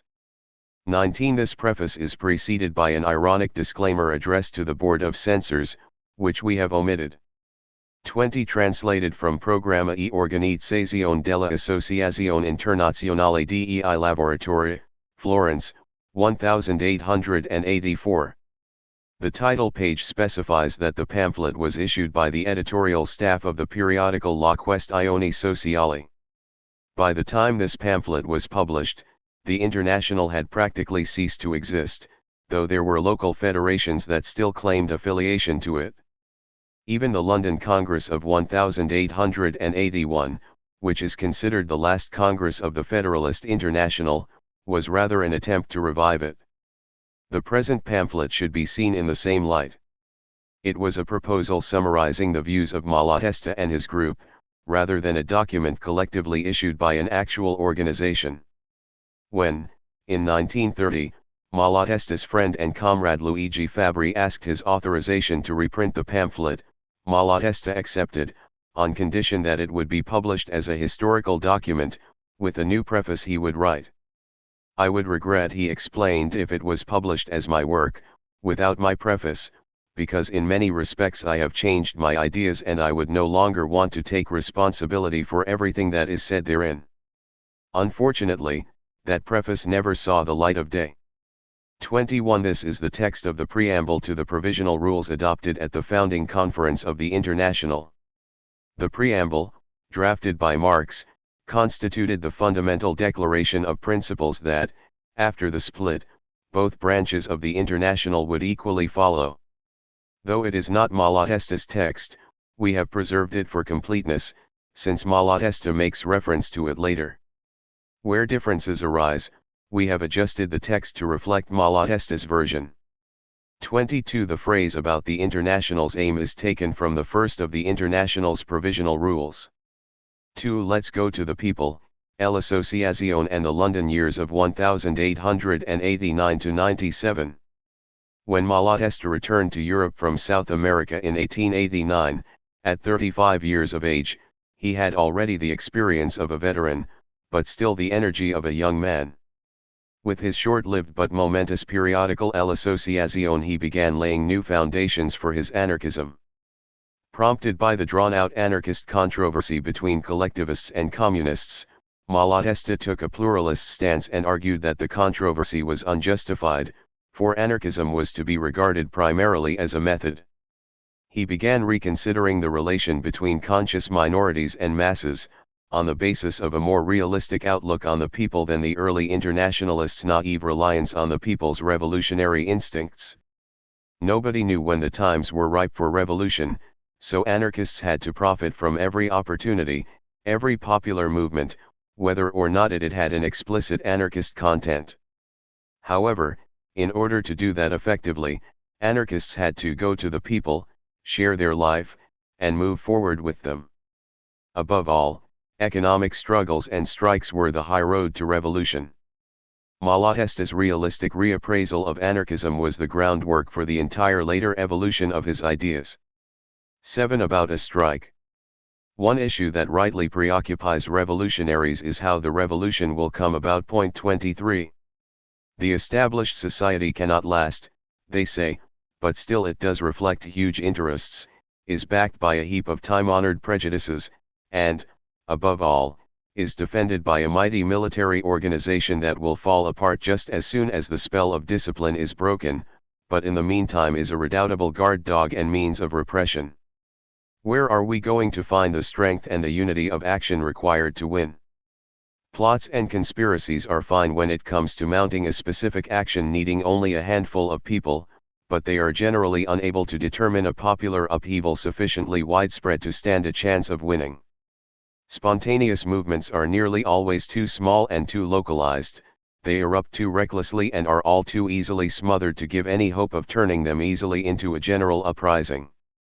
Reasoning along these lines, the conclusion almost always reached is that the best occasions for attempting a social revolution is provided by some political movement mounted by the bourgeoisie, or a war. Though we are always ready to take the opportunity that wars and political upheavals may offer us for expropriation and social revolution, we do not believe that those are the most likely, nor the most desirable of circumstances. A war can trigger a revolution, at least in the defeated country. But war arouses the evil seed of patriotic feelings, inspiring hatred of the country that won, and the revolution to which this might give rise being largely prompted by the wish for revenge and confronted with the necessity of resisting invasion has a tendency to go no further than a political to-do. There is even a danger that the people, irked by the depredations and bullying of foreign soldiery, might forget about the fight against the bourgeois and fraternize with the latter in a war against the invader. A political upheaval carries the same sort of dangers, albeit on a smaller scale. The people blithely accept as friends all who are fighting against the government, and the socialists, who naturally would be trying to turn the turmoil into social revolution, would stand accused of placing victory in jeopardy and serving the government's interests. Such events are becoming increasingly unlikely. The bourgeoisie has grown somewhat inured to uprisings ever since the emergence of the Socialist Party that threatens to dash victory from its hand, and the people, enlightened by experience and propaganda, are no longer so eager to let themselves be slaughtered for the glory and profit of their bosses. Then again, the bourgeoisie has no real incentive to make revolution in the Western European countries and in the Americas at any rate. In those countries, it is the bourgeoisie that actually governs. The fact that part of it finds itself in dire straits and facing bankruptcy and poverty does not depend on the political institutions and cannot be altered by a mere change of government. It is, rather, the outcome of the very capitalist system to which the bourgeoisie owes its existence. And, no matter how inevitable an imminent war may appear for 1,000 economic and political reasons, it is always put off and becomes more and more unlikely to happen as the advances of international socialism make rulers frightened to plunge into the darkness that follows a great European war. Anyway, wars and political upheavals are not dependent on us, and our propaganda, by its very nature, tends to make them increasingly harder and unlikely. It would therefore be very bad tactics on our part if we were to base our plans and hopes on events that we cannot and wish not to trigger. In fact, we believe that the prejudice of waiting for opportunities that we cannot bring about ourselves is largely to blame for the sort of inertia and fatalism to which some among us sometimes succumb. Of course, he who cannot do anything or thinks he cannot do anything, is inclined to let things take their course and to leave it to the course of nature to sort matters out. And that very same prejudice may well be to blame for the fact that lots of sound socialists, whose warm love for the people and ardent revolutionary spirits we could not deny, believe they are obliged to lay down their weapons and wait for something to fall from the sky. Unable to bear such idleness, they throw themselves, just for something to do, into the electoral contest and then, bit by bit, abandon the revolutionary route altogether and discover that they have, against their wills, turned into vulgar politicos. How often what looks like and may well have turned out to be treachery has started out as zeal and impatience that have lost their way. Luckily there are other avenues by which revolution can come about, and among these it seems to us that labor agitation in strike form is the most important one. The great strikes that have occurred over recent years in a number of European countries were already pointing revolutionaries towards that somewhat neglected method, but, of them all, the colossal strike by dock workers in London a short while ago has proved especially instructive. Point 24. Here are the facts. Following a short but busy propaganda campaign, the casual labourers of London docks, numbering in the region of 50,000, organised themselves into a union and quickly came out on strike. Casuals are jobbing workers who report to the gates of the yards each morning and, if there is work for them, are employed for the day or indeed for just several hours at a stretch. These are poor labourers living in cramped and fetid slums, feeding themselves or rather keeping their hunger at bay with waste food and tainted spirits, and dressing in rags. Living day to day, their work always uncertain, exposed to competition from all the starvelayings pouring in from every part of England and the rest of the world, well used to vying with one another for a bit of work, scorned by workers from the better off trades, they certainly satisfied every condition necessary to be regarded as unsuited to organization and a conscious revolt against the exploiters. Yet it took only 2 years of propaganda carried out by a handful of willing men capable of addressing them in intelligible terms for these men to prove that they are well able to join forces, stand straight, and command the attention of the entire civilized world. Which just goes to show that the people are actually more advanced than some would believe, and that a slow but dogged elaboration is underway among the masses of the people, all unbeknownst to the philosophers, preparing them for the great day that will alter the face of the world. The strikers were demanding 6 pence an hour, rather than 5, for a day's work, and 8 pence an hour for labor before 8 o'clock in the morning and after 6 o'clock in the evening, the abolition of the arrangement whereby work was subcontracted to second-level exploiters who, in turn, often subcontracted further, a minimum of 4 hours' work for those hired on, and a few other regulatory changes. The strike of the casual workers had scarcely been declared when all the other unions connected with the loading and unloading of cargo ships, stevedores, coal porters, lightermen, carters, etc. also stopped work, some of them not even seeking any improvements but just out of solidarity with the casuals. They rejected all compromise and any concessions until the casuals got what they wanted. Carried away by example, other unions unrelated to the docks simultaneously tabled their own demands and went on strike. And London, that great capital of monopolies, witnessed as many as 180,000 people on strike, and impressive demonstrations by men with gaunt faces, dressed in rags, whose severe glowering struck terror into the souls of the bourgeoisie. But there was more. Workers employed in the gas plants offered to come out on strike. London would have been left in darkness come nightfall and the homes of the bourgeois would have been exposed to grave danger. The same offer was made by the tram drivers, the steel workers, and the wood workers. In short, there was quite an upsurge in enthusiasm, a rapture of solidarity, a reawakening of dignity that looked like bringing about a general strike, with production, transport, and public services brought to a halt in a city of some 5 million inhabitants. Other cities in England felt the impact of the example set, and more or less large strikes were erupting here and there. At home and abroad, the proletariat realized that the London workers were fighting in the common cause, and extraordinary assistance flooded in from everywhere. The strikers were to be admired for the steadfastness with which they endured the harshest privations, and for the fortitude with which they rejected any suggestion of compromise, for the intelligence they displayed in anticipating what would be needed for the struggle, and for the spirit of solidarity and sacrifice that prevailed in their ranks. They strove to feed a population, women and children included, of upwards of 500,000 people, to raise subscriptions and collections across the city, to keep up with vast correspondence by letter and telegram, to organize meetings, demonstrations, and talks, to keep an eye out, put pen to paper, and stay alert lest the bosses successfully trick English or foreign poor into blacklegging, to monitor all the docks entrances to see if there were people going to work and how many. All of this, stunningly well done by unsolicited volunteers. There was one noteworthy incident. A shipload of ice arrived and a rumor was rife that this ice was meant for the hospitals. The strikers raced in such numbers to help unload it without a care for whether they would be paid for the job or not. The sick and especially the patients in the hospitals were not to suffer on account of the strike.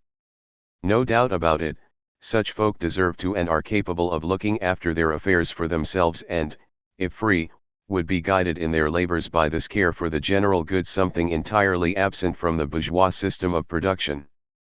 Those workers possessed a wide-ranging, often instinctive, cognizance of their rights and their usefulness to society, and had the combative mentality required to make a revolution. They felt a vague yearning for more radical measures that might end their suffering once and for all, and erase from production all the bosses and go-betweens who, though they produce not a thing, claim the greater part of what is produced, and turn work, which should be an obligation, something to glory in and derive satisfaction from, into a hell of pain and a badge of inferiority. The city was in uproar, provisions had largely been exhausted, many factories had been closed down due to coal shortages or lack of raw materials, and with the growth in discomfort, irritation was on the rise. On the street corners, talk was beginning to turn to raiding the wealthier districts. A blast of social revolution was blowing down the streets of the great city. Unfortunately, the masses are still imbued with the authority principle and believe that they cannot and should not to do anything without orders from above. And so it was that the strikers were swayed by a committee of men who certainly deserve praise for the part that they had played in the laying of the groundwork for the strike or for previous services, but who were plainly not suited to the position into which they had been hoisted by circumstances. Faced with a brand new situation that had moved beyond anything they had aspired to and for which they had no heart, they could not grapple with the responsibilities incumbent upon them and drive things forward, and they did not have the modesty and intelligence to stand aside and let the masses act. They began by hobbling the strike with an anti-general strike demonstration, and carried on doing all in their power to keep the peace and keep the strike within the parameters of the law. Later, after the moment of opportunity had passed, and weariness had begun to undermine the enthusiasm, they pressed for what they had previously rejected and issued a call for a general strike, only to retract it due to fresh fears and pressures. The city's mayor and high clergy, who had been standing idly by, caring nothing for the workers' suffering, poured back into the city once they saw that things were dragging out too long and that business was in difficulty and facing ruination. Overcome as they were by tender feelings for the dearly beloved good folk, they offered to mediate. And after 5 weeks of heroic effort, the whole thing ended in a compromise, in the wake of which the workers returned to work with the promise that their demands would be met beginning on November 4. Behold how easily a revolution may come about and, alas, how easily the opportunity can be allowed to slip away. If only in London the general strike had been encouraged and allowed to proceed, the situation would have become very problematic for the bourgeoisie, and revolution would have quickly occurred to the people as the simplest solution. Factories closed, railways, trams, buses, carriages, and cabs brought to a standstill, public services cut off, food supplies suspended, nights spent without gaslight, hundreds of thousands of workers on the streets. What a situation for a group of men, had they but had a little grey matter and a modicum of gumption. If only a little plain and clear-cut propaganda on behalf of violent expropriation but been mounted beforehand, if some gangs of valiants had set about seizing and handing out foodstuffs, clothing, and the other useful items with which the warehouses were so packed and of which proletarians were in such dire need, if only other groups or isolated individuals had forced or tricked their way into the banks and other government offices in order to set them alight, and others had entered the homes of the gentry and billeted the people's wives and children there, and if others had only given their just deserts to the most grasping bourgeois, and others put out of action government leaders and any who, in time of crisis, might take their places, the police commanders, the generals, and all the upper echelons of the army, taken by surprise in their beds or as they set foot outside their homes, in short, if only there had been a few thousand determined revolutionaries in London, which is so huge. Then today the vast metropolis, and with it, England, Scotland, and Ireland would be facing into revolution.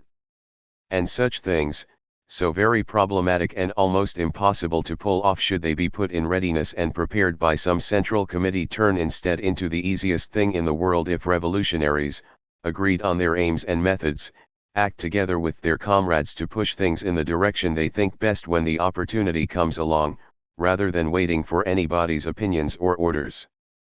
There are more than enough people of courage, men of determination, in every city and town. If nothing else, the high crime rate would suggest as much. It is very often nothing but the unruly eruption of pent-up energies that can find no useful outlet in the present state of affairs. What is missing is the propaganda. When someone has a clear picture in his mind of the goal to be achieved and the means leading to it, he will act unsolicited and in the confidence that he is doing good, and will feel no fear and no craven hesitancy. Let us own up to having made mistakes. Back in the days when anarchist ideas were starting to gain ground within the International, two schools of thought regarding the strike were extant among the proletariat. Some, who did not subscribe to any broad ideals of wholesale emancipation and social change, reckoned that the strike was the best means available to the working man in bettering his circumstances, and they reckoned that this, plus the cooperative, ought to be the last word as far as the workers' movement goes. The others, the authoritarian socialists, grasped and spelled out plainly that the strike was an economic nonsense and that it was powerless to bring any lasting improvement, let alone emancipate the proletariat, but they conceded that it is a fine weapon of propaganda and agitation, made frequent use of it, and advocated the general strike as a means of starving the bourgeoisie out and forcing them to surrender. The only thing was that, by virtue of their being authoritarians, they imagined that a general strike could be organized in advance to break out on a specified date scheduled on the agenda of some central committee, once the majority of workers had joined the ranks of the International, and bourgeois exploitation brought to a pretty much peaceful end. We anarchists, sandwiched between the bourgeois prejudices of one faction and the authoritarian utopianism of the other, were ourselves perhaps somewhat imbued with the old Jacobin mentality that paid small heed to the actions of the masses and thought the latter might be emancipated using the very same methods employed to enslave them, and we were quick to criticize the strike as an economic weapon and failed to give it its due as an index of moral rebellion. Gradually we surrendered the entire labor movement into the hands of reactionaries and moderates. We, who mean to engage with any insurrection, no matter how small, we who will feel ashamed if, once the barricades begin to go up somewhere, we do not do all in our power to echo the upheaval or rush to fill the breach, have witnessed tens of thousands of men turning their shields against capital, seen the struggle grow more embittered and taking revolutionary turns, and we have stood idly by, leaving the field open to that class of self-styled revolutionaries who show up primarily to preach restraint and tranquility and turn everything into an opportunity for them to put forward a candidate. It is high time we re-examined ourselves. We are certainly not swearing off other means of action at our disposal or that might suit us, but above all else, let us get back among the people.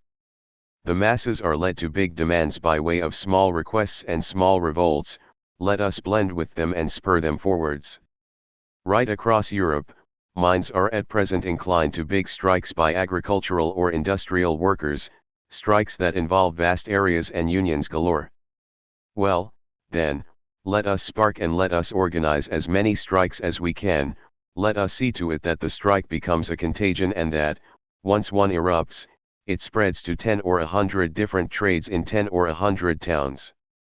But let every strike carry its revolutionary message, let every strike summon up men of vigor to chastise the bosses and, above all, to commit trespasses against property and thus show the strikers how much easier it is to take than to ask. A revolution that grows out of a huge proliferation of strikes would have the merit of finding the question already posed in economic terms and would more securely lead to the comprehensive emancipation of humanity. The tactics we propose will bring us into direct and unbroken contact with the masses, will provide us with a bridgehead for importing and spreading our propaganda everywhere, and will allow us to set those examples and carry out that propaganda by deeds, which we are forever preaching but so rarely practice, not because of any lack of determination or courage, but for want of opportunity. So let us be off in search of such opportunities. 23 Translated from A Proposito de uno si opero, El Asociación, Nice, 1, Number 1, September 6 Rect October 1889. Only 7 issues of this periodical were published, the first 3 out of Nice, the remaining out of London. 24 Malatesta is referring to what has come to be known as the Great Dock Strike, which took place in London from August 14 to September 16, 1889. This is generally acknowledged as the start of British New Unionism, which differed from the older craft unionism for its effort to achieve a broad base of unskilled and semi-skilled workers and its focus on industrial action. There is evidence that Malatesta, recently returned from South America, was in London at the time, before moving to Nice to edit El Asociación. Therefore he was a direct witness of the strike. 8 Propaganda by deeds. One way of marking socialism's anniversaries. 25. A comrade writes us, it is our custom to mark our anniversaries with gatherings, talks, the putting up of posters and displaying of banners. Indeed we have stood trial and passed many a long month in prison for precisely these things. Meanwhile, as a rule, our gatherings and lectures are usually attended only by comrades who are already believers, our manifestos are scarcely read and soon torn down, and our banners are poorly understood if at all. So I wonder, given the results produced by these things, whether they are worth the trouble of exposing the bravest of us to the danger of being taken out of circulation for a long time at intervals. Something occurs to me. Would it not be a good idea for groups of comrades, on such anniversaries and of course choosing the place, time, and manner likely to have the greatest impact, to burst into the wealthiest grocery, clothing, footwear stores, etc., and hand out their contents to poor folk passing by or loitering there? And, out in the countryside, could small teams of daring folk not unexpectedly swamp the landowners' warehouses, invite the peasants to follow suit and grab and carry home some wheat, oil, wine, tools, and everything to be found there? And if, in the doing of these things, our principles will be spoken of and manifestos distributed to explain the action, tell of past struggles, and hint at the battles and victories in the near future, then the event of which we are celebrating the anniversary will indeed be etched into people's minds and will serve as propaganda and example. True, we shall often have dangers and commitments to grapple with, but that is no reason not to try. If we can compromise ourselves over matters of paltry or questionable usefulness, why could we not when it is a matter of securing big and certain outcomes? Besides, if a modicum of prudence and skill can be added to the enthusiasm, it is much easier to get away with matters that easily gain the complicity of the crowd, instead of those that leave the crowd uninvolved and indifferent. And getting away with something, when one can, is always a good thing, because then one can move on to something else. We wholeheartedly endorse our correspondent's suggestion and commend it to all other comrades so that each of them may do whatever he can to implement it. In fact, the sort of action the comrade proposes strikes us as so fruitful and so easy that we should like to see it carried out not just on anniversaries but at any time, everywhere.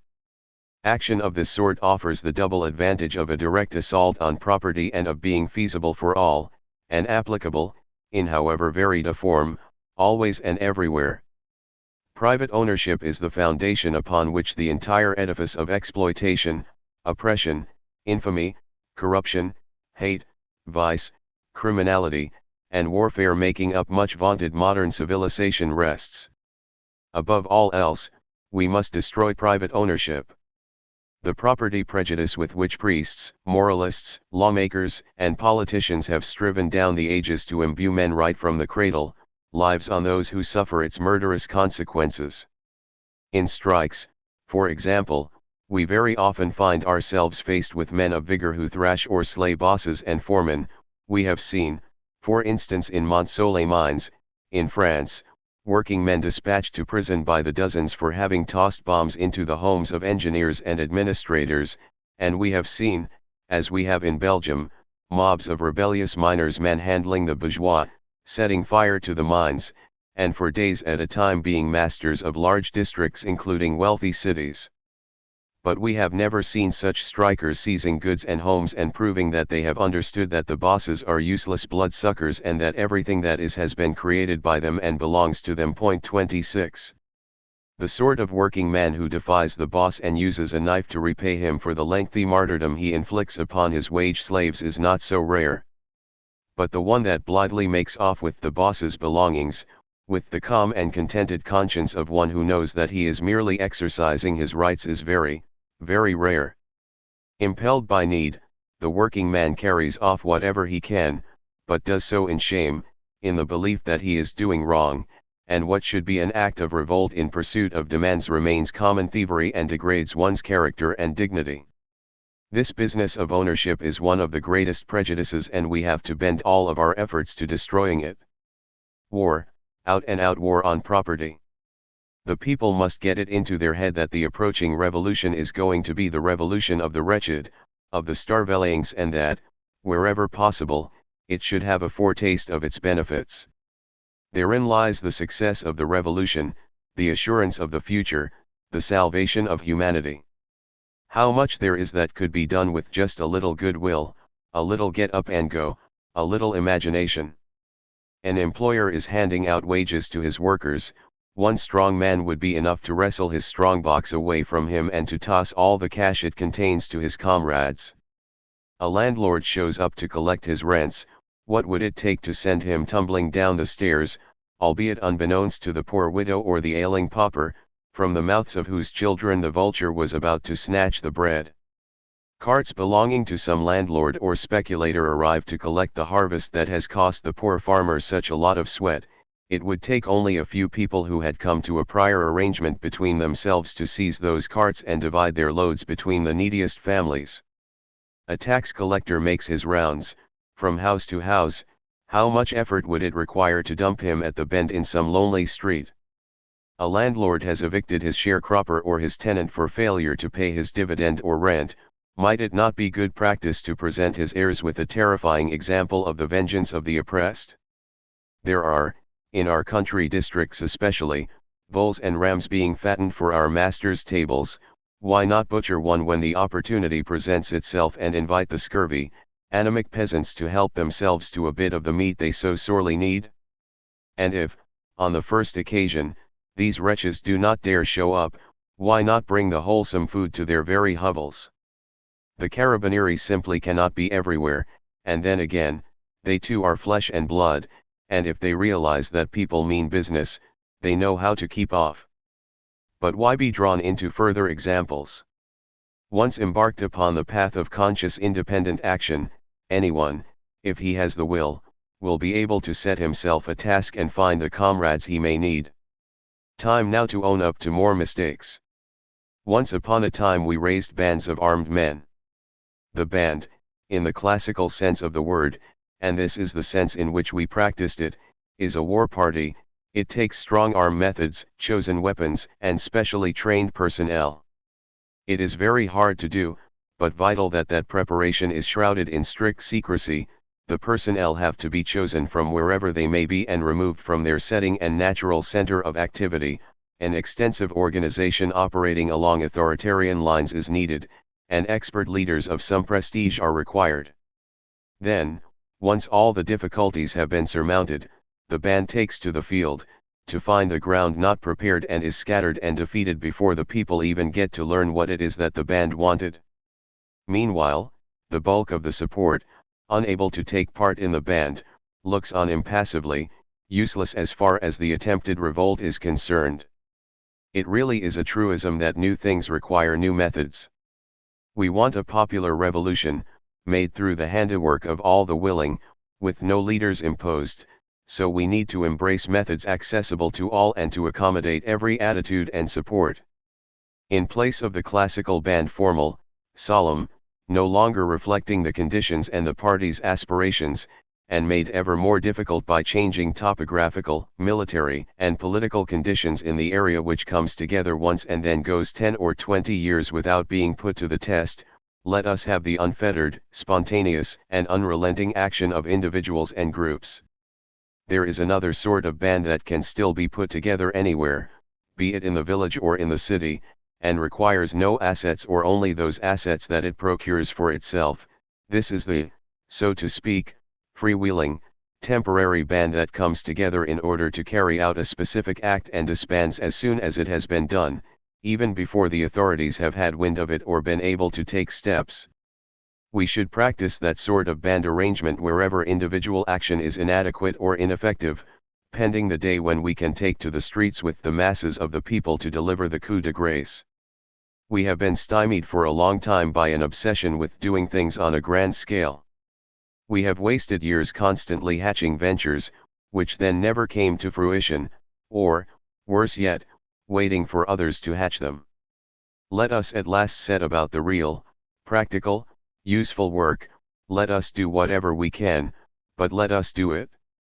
Some things that are in themselves insignificant, if repeated over and over and in lots of places, are of more use than important things that are done once every 10 years. We shall never weary of stating it. The great revolution, the mass uprising, will come as the result of relentless propaganda and an exceptional number of individual and collective revolts.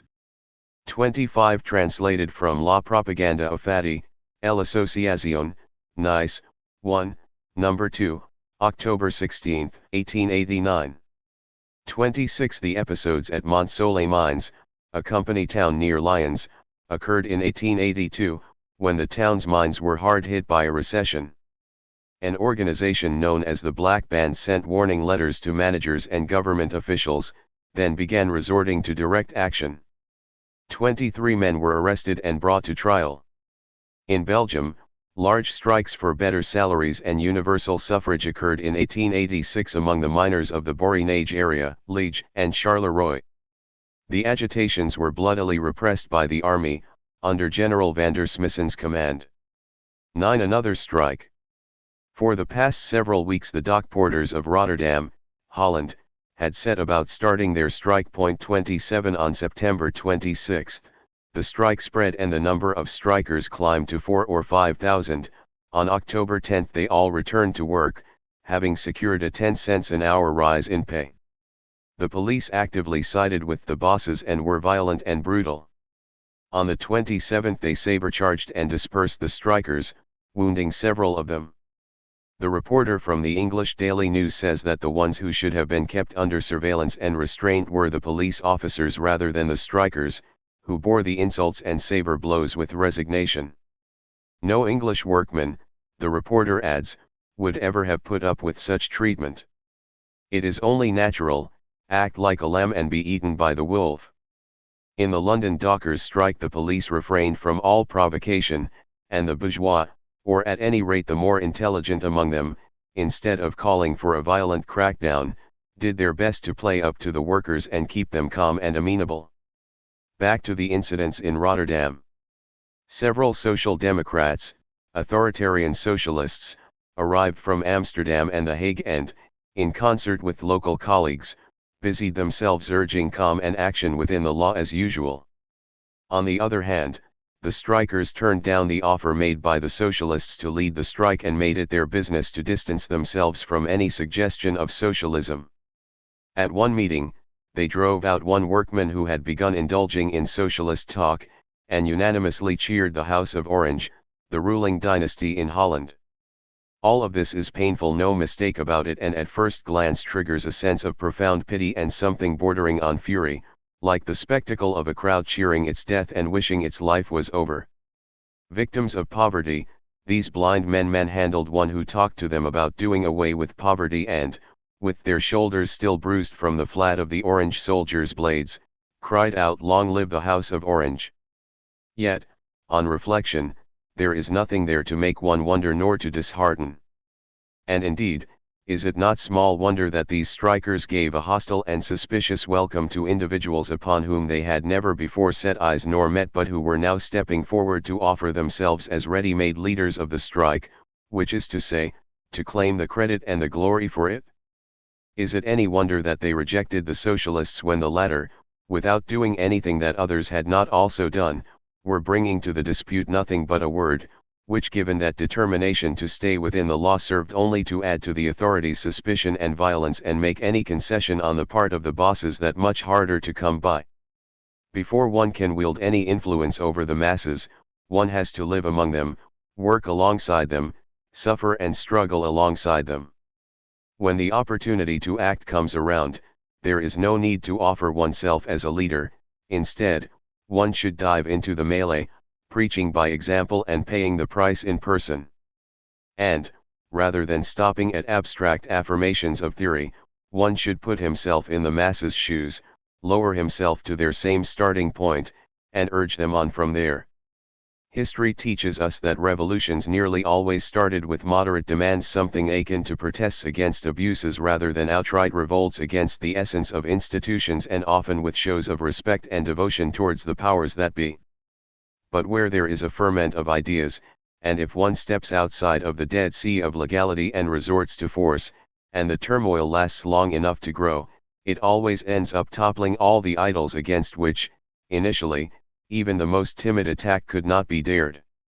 Revolt has a logic of its own, and every strike can, if it can hold out and spread, end up as a brazen and open assault on the principle of mastery, just the same as open insurrection against the monarchy can be the outcome of any attack on a town hall or on a carabinieri post, even if mounted to cries of "Long live the King! Long live the Queen!" Governments know this, let us learn it and capitalize upon it too. In newspapers and books and everything addressed to the general public, as in debates between socialists, there is the essential need to specify one's thinking and to proclaim the entirety of our program loud and clear, without regard to persons or occasion. In one-to-one propaganda, however, and in the midst of a rioting populace, if one wants to make some headway, one has to be able to adapt to the intelligence, circumstances, practices, and prejudices of the individuals or masses so as to steer them by the best route towards socialist beliefs and socialist action. There is a reluctance to get personal. Fine, let us not name names when it helps to get things done. What does it matter if the people cry out "Long live the King," as long as it revolts against the King's men? What does it matter if the people do not want to hear any talk of socialism, as long as they turn away from the bosses and seize their stuff? Was the applause for the King with which the people of Paris, with unwitting irony, hailed every victory over royalty in any way an impediment to Louis Capet's having his head lopped off? Let us take the people as they are and let's move forward with them. Casting them aside simply because they have no abstract grasp of our formulas and our rationale would be both idiocy and treason. But let us be clear on this is no excuse for dumping our program and forgetting to call things by their proper names. We must, in certain circumstances, avoid mentioning socialism and anarchy, but only as long as our practice is socialism and anarchy. We may well not speak out against the government, but only as long as we are actually attacking the government. We can steer clear of talk directed against property, but only as long as our practice is expropriation. 27 Translated from Un altro Ciopero, l'Associazione, Nice, 1, No. 2, October 16, 1889. 10 A revolt is no revolution. This was the headline under which La Rivendicazione in Forlì carried, in its October 5 edition, an article over the signature of N. Sandri, regarding which a few critical comments may be in order. 28. Revolution, the author writes, taken in the precise sense of thoroughgoing and lasting upheaval affecting any established institution, is rather more than some revolt or cobbled together riot on the part of the people. Such riots, he goes on to say, nearly always backfire on those who mount them, and public affairs fall back into the hands of folk who bide their time as long as the fighting lasts and then make of the fighters' dead bodies a footstool for themselves to rise on. Point 29. Then, out of the blue, he goes on to say that any partial revolt is a revolution aborted, that real, humanitarian revolution has made great strides, that the proletarian stands on the brink of seeing his legitimate wishes realized, and that he must not through nervousness or hysteria jeopardize the stability of what has been built up through so much effort and sweat and almost completed. For a start, we need to agree on some terms when it comes to the meaning of the word revolution. Thoroughgoing and lasting change is all well and good, but we have to add, achieved by breaching the law, meaning by means of insurrection. It seems to us that the notion of revolution needs to be understood as an insurrection, and, in any case, that is precisely how it is construed in everybody's political vocabulary.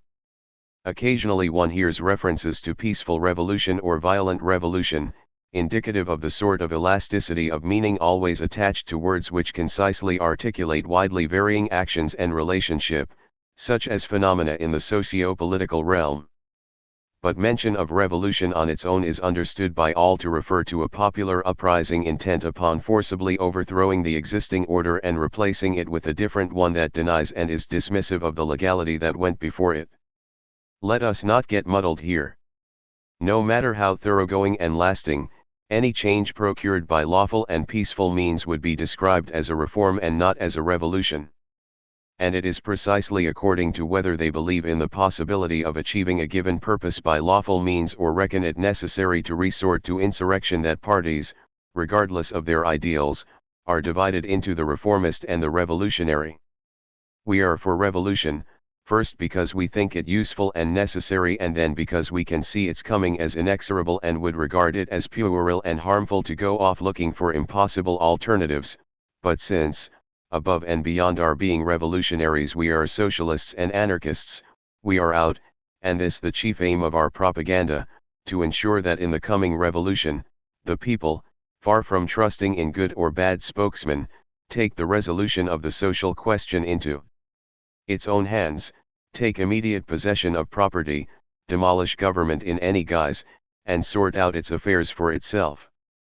If in this revolution, as in political ones, people have to bear the cost of the war and then await its reward from a new government, then, to be sure, all the blood that an uprising costs will have been shed in vain, and, in the current circumstances, that upheaval would merely postpone the social revolution for a generation or two.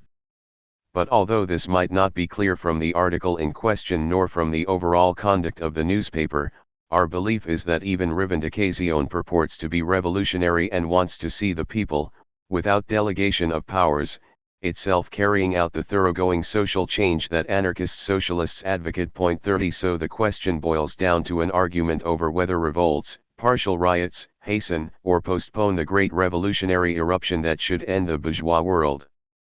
The writer of the Rivendicazione article says that every partial revolt is a revolution aborted. Our belief, rather, is that revolts play a huge part in bringing the revolution about and laying its groundwork, and that it is always revolts that are the deciding factor. It is deeds that trigger ideas, which in turn react with deeds and so on. But for turmoil and popular rioting, generated by necessity, but for the outrages and crimes of every sort that undermine the very foundations of social coexistence and shout a terrifying reminder in the revelers' ears, minds would never have been prompted to inquire into the causes of public malaise and to search for a cure, and socialism would never have been born. Once it was, and once the propaganda increasingly opening eyes to needs started up and fixed a specific target for the hopes and agitations of sufferers, riots and increasingly conscious revolts have begun that give a fresh impetus to propaganda, and so on until revolution. How could it be otherwise? However could those millions of men brutalized by exhausting toil, rendered anemic by inadequate and unwholesome food, educated down through the ages in respect for priest, boss, and ruler, forever absorbed in the quest for their daily bread, superstitious, ignorant, fearful, one fine day perform an about-face and emerge from their hovels, turn their backs on their entire past of patient submission, tear down the social institutions oppressing them, and turn the world into a society made up of Equals and brothers had not a long string of extraordinary events forced their brains to think. If 1,000 partial battles had not nurtured the spirit of rebellion in them, plus an appreciation of their own strength, a feeling of solidarity towards their fellow oppressed, hatred for the oppressor, and had not 1,000 revolts taught them the art of people's warfare, and had they not found in the yearn for victory a reason to ask themselves, what shall we do tomorrow? Or was this down to all the newspapers and pamphlets they were unable to read and the speeches that never reached their ears? Propaganda and the idea are undoubtedly the mighty catalyst that will set the inert masses in motion and raise slaves to the status of men, but this only appears among them and only affects them in the form of actions. Socialism has made enormous strides, to be sure, certainly, as Sandry states, the bourgeois who laughed at socialist ideas 50-odd years ago quakes before them these days. But does he think that the partial revolts of which he is so unfairly dismissive had not some hand in this? Babeuf's conspiracy, the Lyon uprising, the June days, the communes of '71, the uprising in Spain, the troubles in Italy, the nihilists in Russia, the regicides in Germany, Italy, and Spain, the Chicago anarchists, and the thousands of outrages thanks to which nearly every country in the world has its socialist martyrs of whom to boast? And what of the countless revolts that show that the idea is getting somewhere and that the people are starting to wake up? Or does all that count for nothing in the progress of socialism and the fear instilled into the bourgeois? The history of past revolutions provides quite splendid proof of what we contend. Every one of them was preceded, triggered, and determined by a number of revolts that had already prepared minds for the fray. The Great French Revolution would never have happened had the countryside, thoroughly worked upon by propagandists, not started torching the chateaux and hanging the seigneurs, and had the people of Paris, provoked into riot, not committed the sublime folly of attacking the fortress of the Bastille with its picks. Italy would be a geographical term still, like Poland, had not Italian patriots left their bones strewn around the peninsula in 100 heroic partial revolts. 31. And the contemporary history of socialism, which we have all witnessed and been part of. Is that not a reminder to us that out of a riot in Montmartre grew the Paris Commune, and out of the Commune came a whole splendid ferment of ideas, an entire period of frantic socialist activity? Does that not show us how every bold deed, every venture mounted in Europe, has its corresponding fresh impulse given to propaganda and a new stratum of the populace won over to the revolution? On the other hand, you agree that the building work has come to an end, meaning the preparations and evolution are now finished and the revolution ripe. Do we need a moment or two now before making up our minds to begin it? And how should we go about that if not by means of revolts? To be sure, whilst every revolt makes propaganda, it is only the few that have the good fortune to come in timely enough fashion to trigger a revolution. But who is to say what the right timing is? Balilla threw a stone and the Austrians were driven out of Genoa because the people rose up.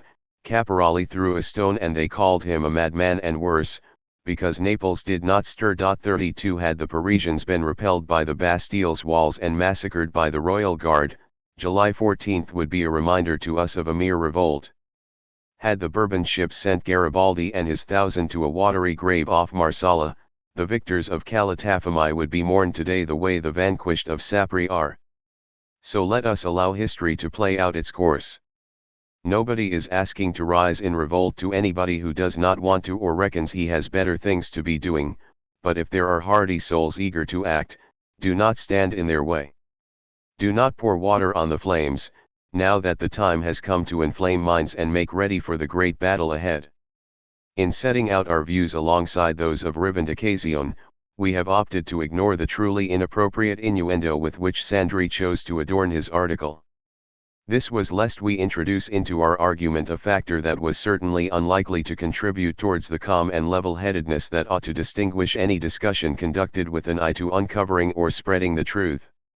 We shall do so now, not for our own sake, since the matter does not affect us, but rather to point the thing out to our friends in Romagna that, not being of the same mind as us and not supportive of our tactics, they nonetheless look sincerely to serious debate and mutual respect. 33. Be wary, Sandry tells the proletarians, of makeshift spokesmen who daze you with roars or with the whining voices of monotonous Jeremiah's voices, and roars probably fortified by wine drawn from the cellars at police headquarters and from the sacristy. What sort of talk is that? At whom is it directed? We honestly do not know if, in these times, there is a statesman to be found who reckons that provoking revolts is the stuff of good government. It might have been the case once upon a time, in certain strange circumstances, but it cannot happen now, as there would be too many dangers in the people's taking the thing seriously. In any case, spontaneous revolts are more frequent than any that even the minister keenest on police procedures could hope for. Anyway, if the folks at Reivindicación or anybody else have serious grounds for being suspicious of anyone, let them spell it out clearly and plainly, and name names, and they will be doing the cause a service and us a service as well. If not, let them stop spreading distrust and casting aspersions, the above not being the only example. Let us hope that these things are only there in order to fill some column inches. That way nobody gets wronged, since it is common knowledge that there has scarcely ever been a revolutionary whose adversaries, especially his most moderate adversaries, have not accused of being a spy. The only practical outcome of this is that it sparks angry retorts, generates a damaging sensationalism and, above all, creates an opening for the real spies who will certainly not forget to keep their heads down. Matsina, Bakunin, Hodel, the Chicago martyrs were all called spies, the communards were labeled Bonapartists by the Versailles, and we ourselves were called spies, or as good as, when we raised the banner of revolt against Mazanian dogmatism. Thus, Terzaghi, who really was a spy, was able to tell innocents, with every appearance of veracity, "They call me a spy because I am more of a revolutionary than they are." 34. In conclusion, if you know of any spies in our midst, let us know, as we will do with you, no matter how relations between us might stand otherwise. Meanwhile, uphold your ideas just we uphold ours, and fight us decently just as we will fight you decently whenever we think serves the cause. Act according to the promptings of your conscience, just we are prompted by ours, but do not stoop to the sin of innuendo and insult to which you take such loud exception when others take against you. 28. Translated from La Samasa Nani Rivalización, El Asociación, Nice, 1, No. 3, October 27, 1889. 29. This last metaphor is a paraphrase of a verse from Vincenzo Monti's tragedy Aristodemus, where the character of the ambitious is portrayed. The man who is ambitious must be cruel / between his views of greatness and himself, / place Ev and his father's and his brother's head / beneath his feet he'll trample them, and make / of both, a footstool for himself to rise on. 30. Though nominally revolutionary, La Reivindicación was open to electoral tactics and rejected the sharp separation between revolutionary and parliamentary tactics that Malatesta had urged since the 1880s. 31. It is worth mentioning that the argument that ideas spring from deeds and not the other way around had already been made by Carlo Pisacane, a foremost figure of Italian Risorgimento and a forerunner of libertarian socialism, in his Political Testament, written in 1857 on the eve of the attempted uprising of Sapri, where Pisacane met his death. 32. Balila is the nickname of the boy who, on December 5, 1746, sparked the insurrection that drove the Austrians out of Genoa, by throwing a stone at a group of soldiers. He went on to become one of the most popular figures of Risorgimento. Emilio Caporali was a young worker who attacked Prime Minister Francesco Crispi with a stone in Naples, on September 13, 1889. Malatesta commented on the episode in the first issue of El Asociación, in the article Bravo Caporali. 33. The city of Forli, where La Reivindicación was published, is in the Romagna region. 34. Carlo Terzaghi was an internationalist turned spy. Only days before this article was published, Malatesta had denounced, from the columns of El Asociación, Terzaghi's latest attempt to infiltrate once again the anarchist ranks under a false name. 11. Our plans. Union between communists and collectivists. 35. Some friends of ours have passed comment on the proposal we have put, and which has been generally well received, that a party be formed embracing all revolutionary anarchist socialists, regardless of the matter of the economic arrangement any faction may advocate for the society of the future. 36 said comments show, on the one hand, a degree of repugnance on the part of some communists to the notion of coming together with collectivists, and, on the other, a fear lest we are out to revive an organization such as those past ones that collapsed because they were a spent force and no longer suited to the times. Allow us to explain ourselves briefly with regard to the two aspects of this matter. We promise to revisit the matter, if need be. As we see it, the coexistence within the one party of anarchist communists and anarchist collectivists is the logical and necessary consequence of the anarchist idea and method. Doubts would never have arisen about this but for the emergence of a certain brand of collectivists who are neither anarchists nor revolutionaries and who to all intents ensure that socialism adds up to nothing more than the pointless and corruptive struggle to win seats in representative bodies. In Italy and France, where the vast majority of anarchists are communists, they have ensured that the meaning that all of us in Italy invested in the word collectivism prior to 76 and to which most Spanish anarchists still subscribe, has been forgotten about. 37. We could scarcely see eye to eye with the sort of collectivists that are today out to ensconce themselves among the lawmakers and promote political reforms and so-called social legislation within the parameters of the law and who, come the revolution, would be out to establish a workers' state. If, on the other hand, and as a friend of ours assumes, collectivism means the entire wealth of society, money included, being equally divided between people so that each person might then carry on buying and selling the way they do today, that would be such a nonsense that, assuming that any could be found, it would have only a few, superficial supporters who would certainly not represent any boon to or a hope for the revolution, and it would be a waste of our time to bother ourselves much about them. But the truth is that the old collectivism of the pre-1876 International is not dead, and in all likelihood it is not going to die out until the practicalities of the free life have definitively proved it wrong, and the evolution that will ensue upon the downfall of bourgeois rule will have induced all to embrace a superior mode of social coexistence, entirely founded upon the sentiment of solidarity and greater common advantage. Such collectivism is still subscribed to, as we have said, by the vast majority of the Spanish, and, though knocked about by the logic of communism, it stands its ground, and whilst there are, on the one hand, many defectors to the communist camp, on the other it is still making new recruits, and not just in Spain.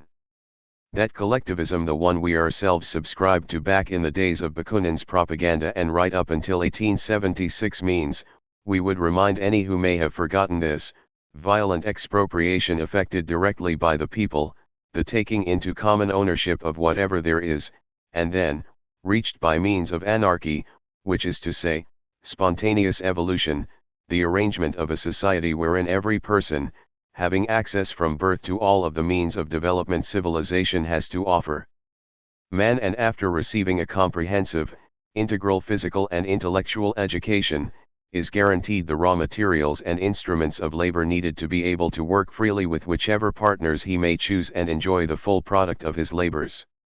We communists do not accept this program, and in forthcoming issues we shall spell out the reasons why as amply as we can, since, whereas we mean to bring unity where division should not be found, we nevertheless are bound to publicize our ideals undiluted, but that is no reason for us to ignore the great affinity that exists between us and anarchist collectivists and think that we are separated by an abyss when there are 1,000 ties uniting us and making us brothers. Let us take a look at what the differences and similarities are. We both vigorously reject any alliance with bourgeois parties, any truck with elections and other legalitarian mumbo-jumbo. We are both out to make the revolution, and we seek to do it by inciting the people to hatred and insurrection against the state and against property. We both seek expropriation by violence and the taking into common ownership not merely of raw materials and those instruments of labor not employed by the owner himself, but also of existing stocks of products and the destruction of all registers and every material accoutrement of private ownership. We both reject the intrusion of any sort of constituent body, or any delegated body, and are resolved to resort to force and, if need be, to more extreme measures in order to ensure that no new government, however disguised, grows out of the revolution. For the organization of the new society, we both look to the deployment of humanity's innate resources, to the free reconciliation of the interests and feelings of all. We both want everyone to be free to do as they think best, provided only that they afford the same freedom to others. Our differences therefore reside not in what we mean to do now and on the day of the revolution, not in what we mean and are bound to do by force and which properly constitutes the program of a revolutionary party, but, rather, of what we anticipate should happen next, in respect of the manner in which we should prefer to produce and consume and in the goal towards which we reckon the new phase of civilization, on the threshold of which we stand, should lead us. But are such differences, founded as they are mainly on theoretical opinions and forecasts, sufficient grounds to separate us and set us yapping at one another, perhaps on the very eve of the insurrection and when we are talking about folk who do and will continue to fight alongside us against the very same enemies and for the very same demands? And from the point of view of communist propaganda too, is it right to alienate those who are better disposed than anybody else to embrace our ideas, in that they share our enthusiasms, our feelings and, for the most part, the very same scientific beliefs as us? It is our belief that the collectivist arrangement would not live up to the notions of justice and solidarity that drive, not just us but the collectivists themselves.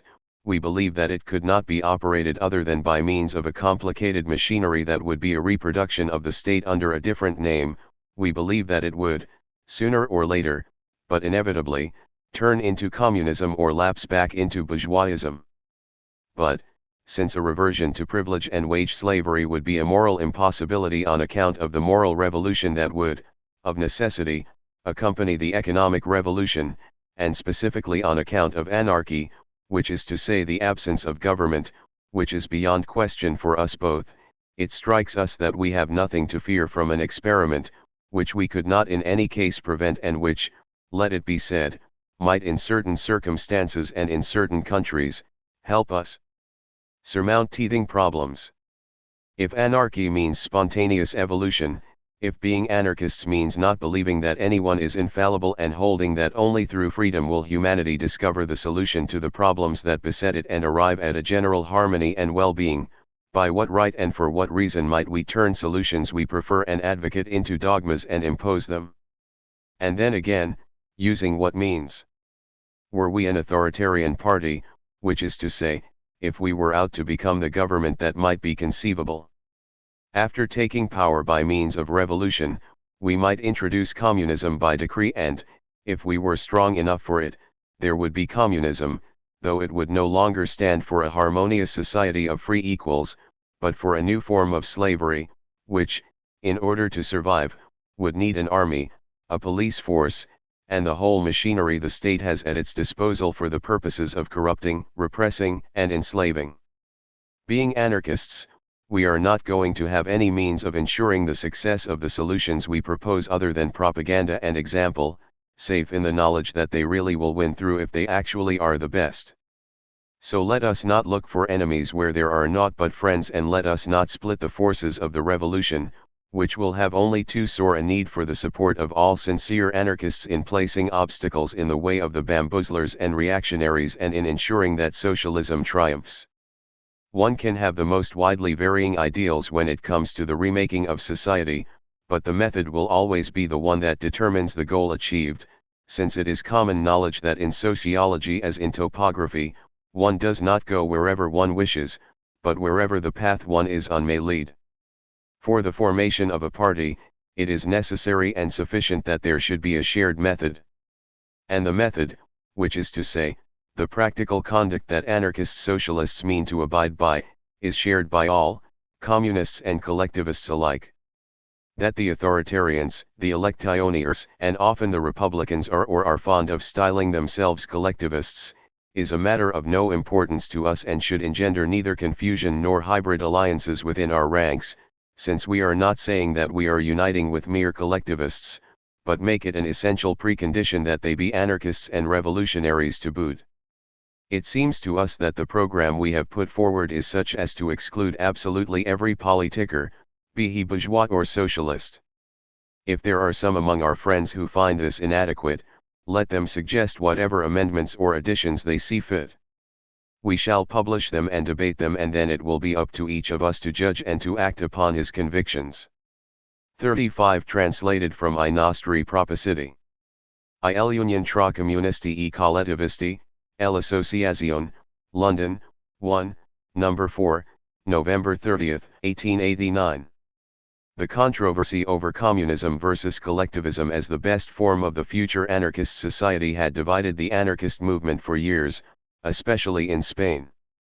36 The proposal to which Malatesta refers was contained in the Circular Appello, published in Italian in Nice in September 1889 and translated into Spanish by the Barcelona anarchist periodicals La Revolución Social of September 29 and El Productor of October 2.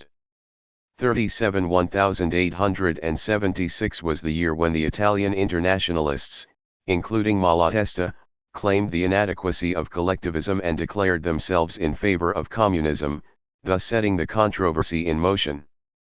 12 Matters revolutionary. We have had the following letter from Comrade Malatesta. Dear Comrades 38.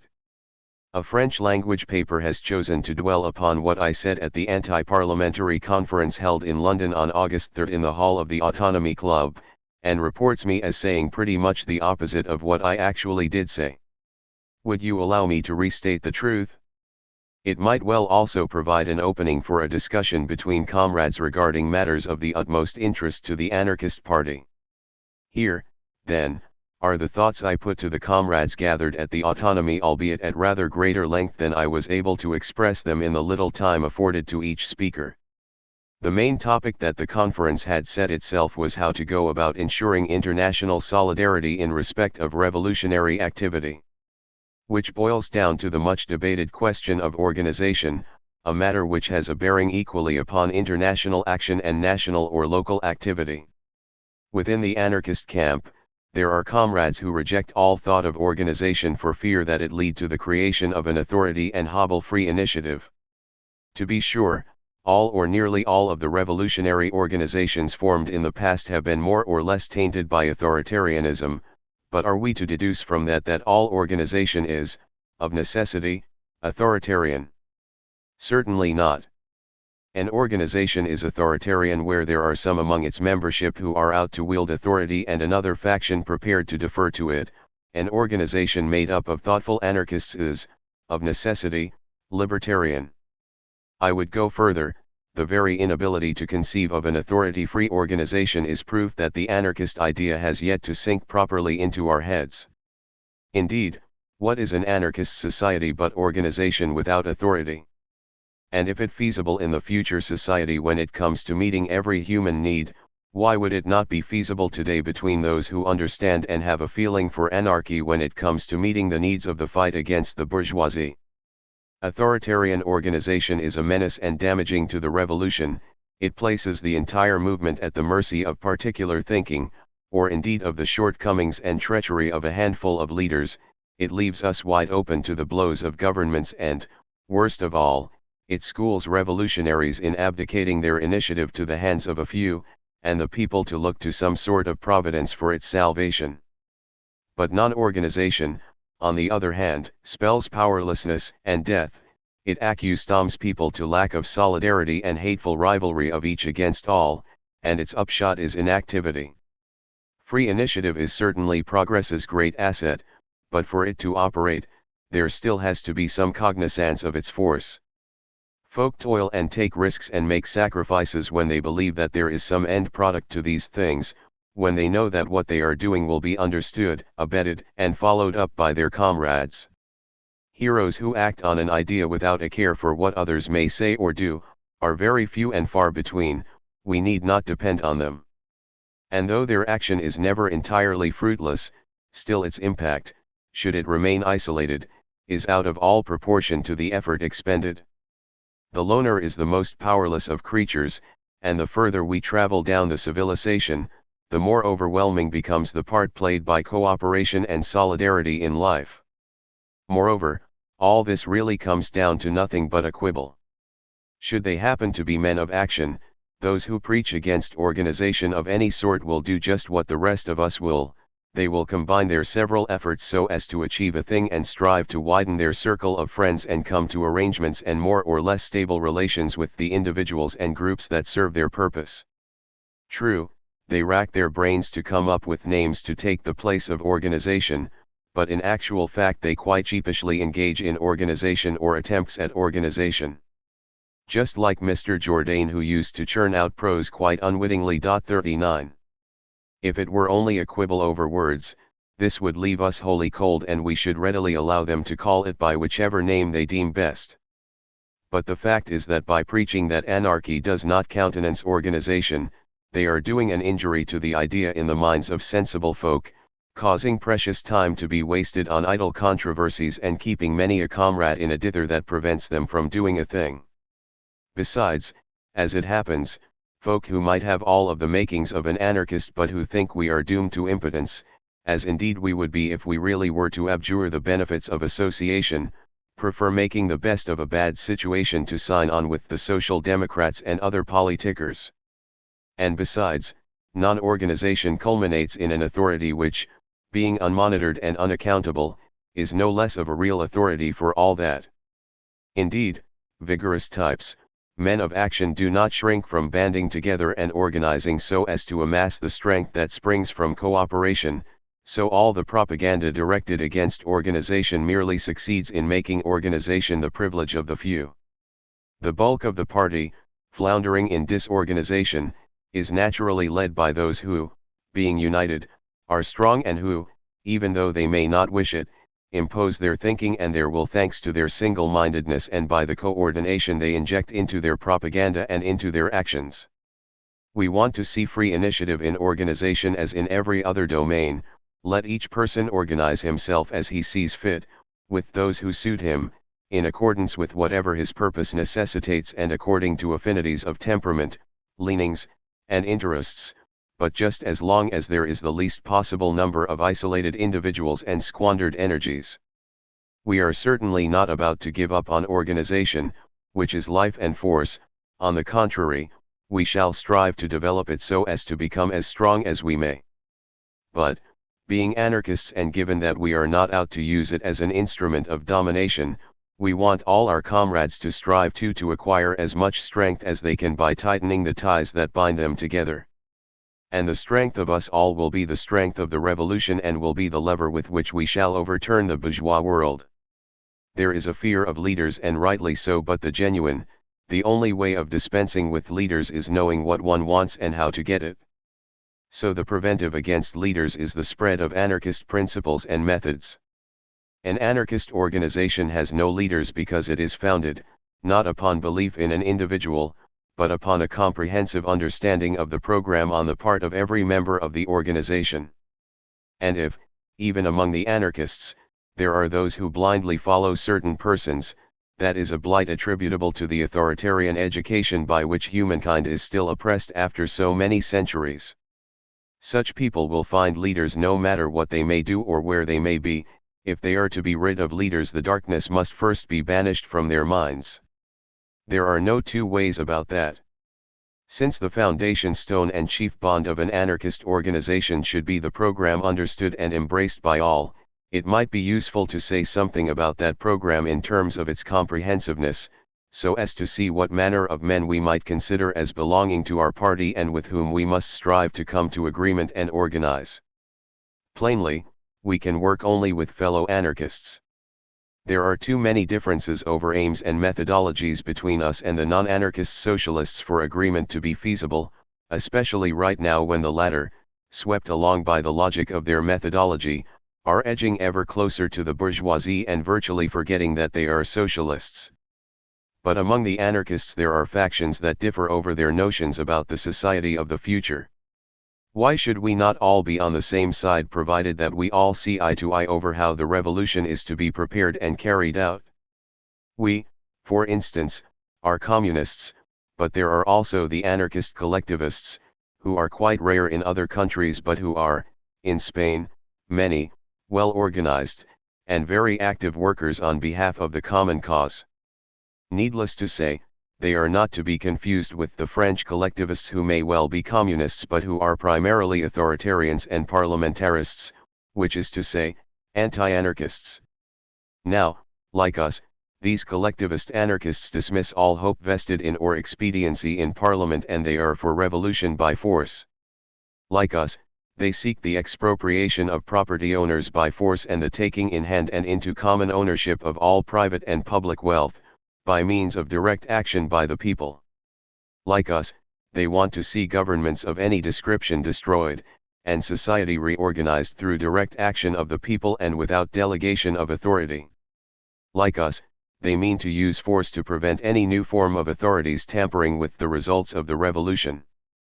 So why would we not collaborate with one another in our common endeavor?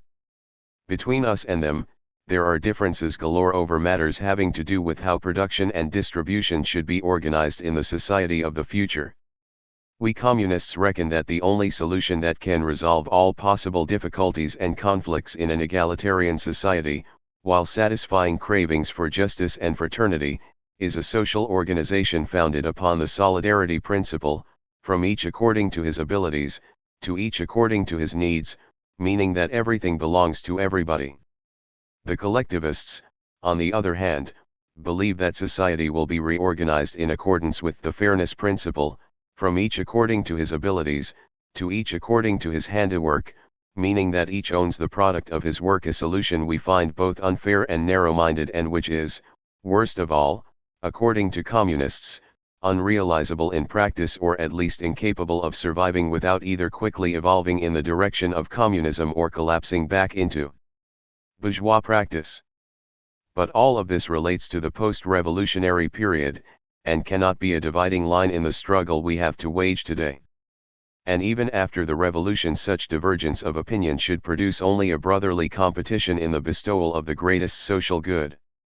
Were we an authoritarian party, that is, if it was our aspiration to establish a government and impose our view, then, of course, we could only march in step with those who are out to lay down the same decrees, the same laws as us.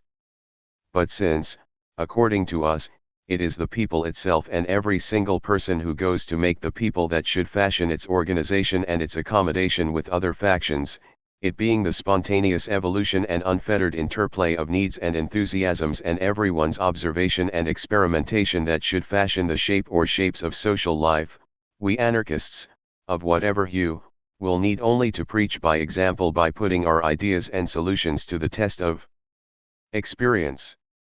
In social struggles as in scientific research, the method precedes and determines the outcomes. And parties form around what they mean to do rather than around wishes or anticipations. As a result, it seems to me that all anarchist socialists who espouse the same methods of struggle can be counted as and make up the same party, regardless of matters of reorganization. Let me close with a few remarks about revolutionary tactics. We must immerse ourselves in the life of the people as fully as we can, encourage and egg on all stirrings that carry a seed of material or moral revolt, and get the people used to handling their affairs for themselves and relying on only their own resources, but without ever losing sight of the fact that revolution, by means of the expropriation and taking of property into common ownership, plus the demolition of authority, represents the only salvation for the proletariat and for mankind, in which case a thing is good or bad depending on whether it brings forward or postpones, eases or creates difficulties for that revolution. As we see it, it is a matter of avoiding two reefs: on the one hand, the indifference towards everyday life and struggles that distance us from the people, making us unfathomable outsiders to them, and, on the other, letting ourselves be consumed by those struggles, affording them greater importance than they possess and eventually forgetting about the revolution. Let us apply this to the question of strikes. As we are slightly prone to doing, we have stumbled from one exaggeration to another one. Once upon a time, being convinced that the strike was powerless not only to emancipate but also to bring any lasting improvement to the workers' lot, we were too dismissive of the moral side of things and, with the exception of a few regions, had left that mighty weapon of propaganda and agitation almost entirely to the authoritarian socialists and the lullaby singers. Having recovered from such indifference in the wake of the recent great strikes and above all the London Docks strike, which gave one to believe that if the men leading it had had a clear-cut revolutionary outlook and had not been afraid of the responsibility, the dock workers might have been induced to march on the wealthier districts and carry out the revolution. Now there are signs of a tendency to swing too far in the opposite direction, that is, towards unrealistic expectations of strikes, with the strike being almost conflated with revolution. 40. This is a very dangerous trend since it conjures up chimerical hopes and the practice is not so corruptive to be sure, but equally as disappointing and soporific as parliamentarism itself. The general strike is preached and this is all to the good, but, as I see it, imagining or announcing that the general strike is the revolution is plain wrong. It would only be a splendid opportunity for making the revolution, but nothing more. It might be transformed into revolution, but only if the revolutionaries wielded enough influence, enough strength, and enough enterprise to drag the workers down the road to expropriation and armed attack, before the effects of hunger, the impact of massacre or concessions from the bosses come along to erode the strikers' morale and bring them to a state of mind, so readily produced among the masses, where they are ready to submit, no matter what the cost, and where anybody calling for all-out struggle comes to be looked upon as an enemy or an agent provocateur. Moreover, given the current economic and moral circumstances of the worldwide proletariat, I regard an authentic general strike as unachievable, and I hold that the revolution will be carried out well before that strike can be mounted. But big strikes are already afoot and, with the right activity and agreement, even bigger ones could be triggered. This might well be the form in which, in industrialized countries at least, the social revolution will arrive. So we need to be on the lookout so as to cash in on any opportunities that might arise. No longer should the strike be the warfare of folded arms. Far from their being made redundant by strikes, rifles, and all the means of attack and defense placed at our disposal by science are still instruments of emancipation and will find in strikes a splendid opportunity for advantageous use. 38 Translated from Questions Révolutionnaires, La Révolte, Paris, 4, No. 4, 4–10 October 1890. 39 Jourdain is the character of Molière's the bourgeois gentleman, who aims to rise above his middle-class origins and be accepted as an aristocrat. In his fatuous vanity, he is surprised and delighted to learn that he has been speaking prose all his life without knowing it. 40 We already have hereafter part of the arguments that Malatesta would oppose to syndicalism after the turn of the century. 13 Anarchy. Anarchy is a word which comes from the Greek, and signifies, strictly speaking, without government, the state of a people without any constituted authority, that is, without government. 41. Before such an organization had begun to be considered possible and desirable by a whole class of thinkers, so as to be taken as the aim of a party, which party has now become one of the most important factors in modern social warfare, the word anarchy was taken universally in the sense of disorder and confusion, and it is still adopted in that sense by the ignorant and by adversaries interested in distorting the truth. We shall not enter into philological discussions, for the question is not philological but historical.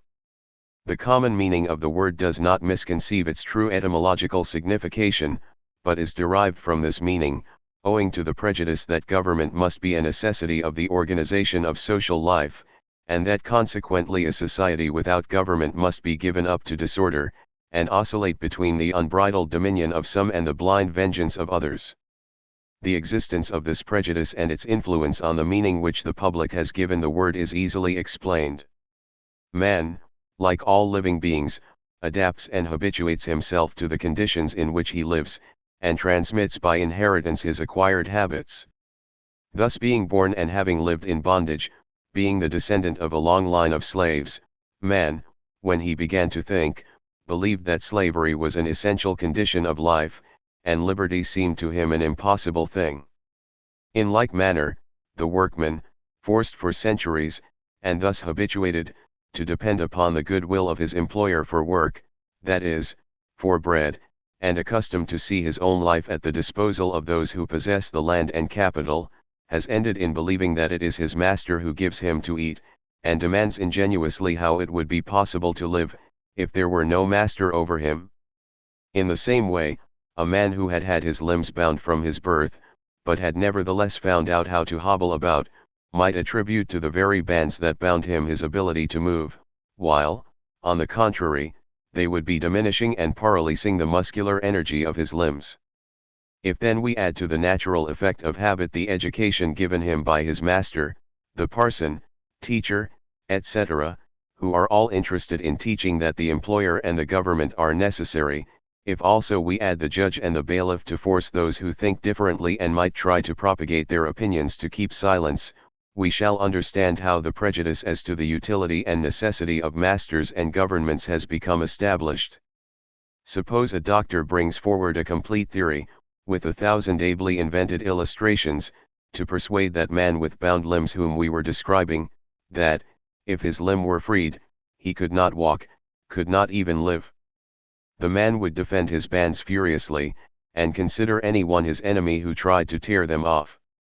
Thus, since it is believed that government is necessary, and that without government there must be disorder and confusion, it is natural and logical to suppose that anarchy, which signifies without government, must also mean absence of order.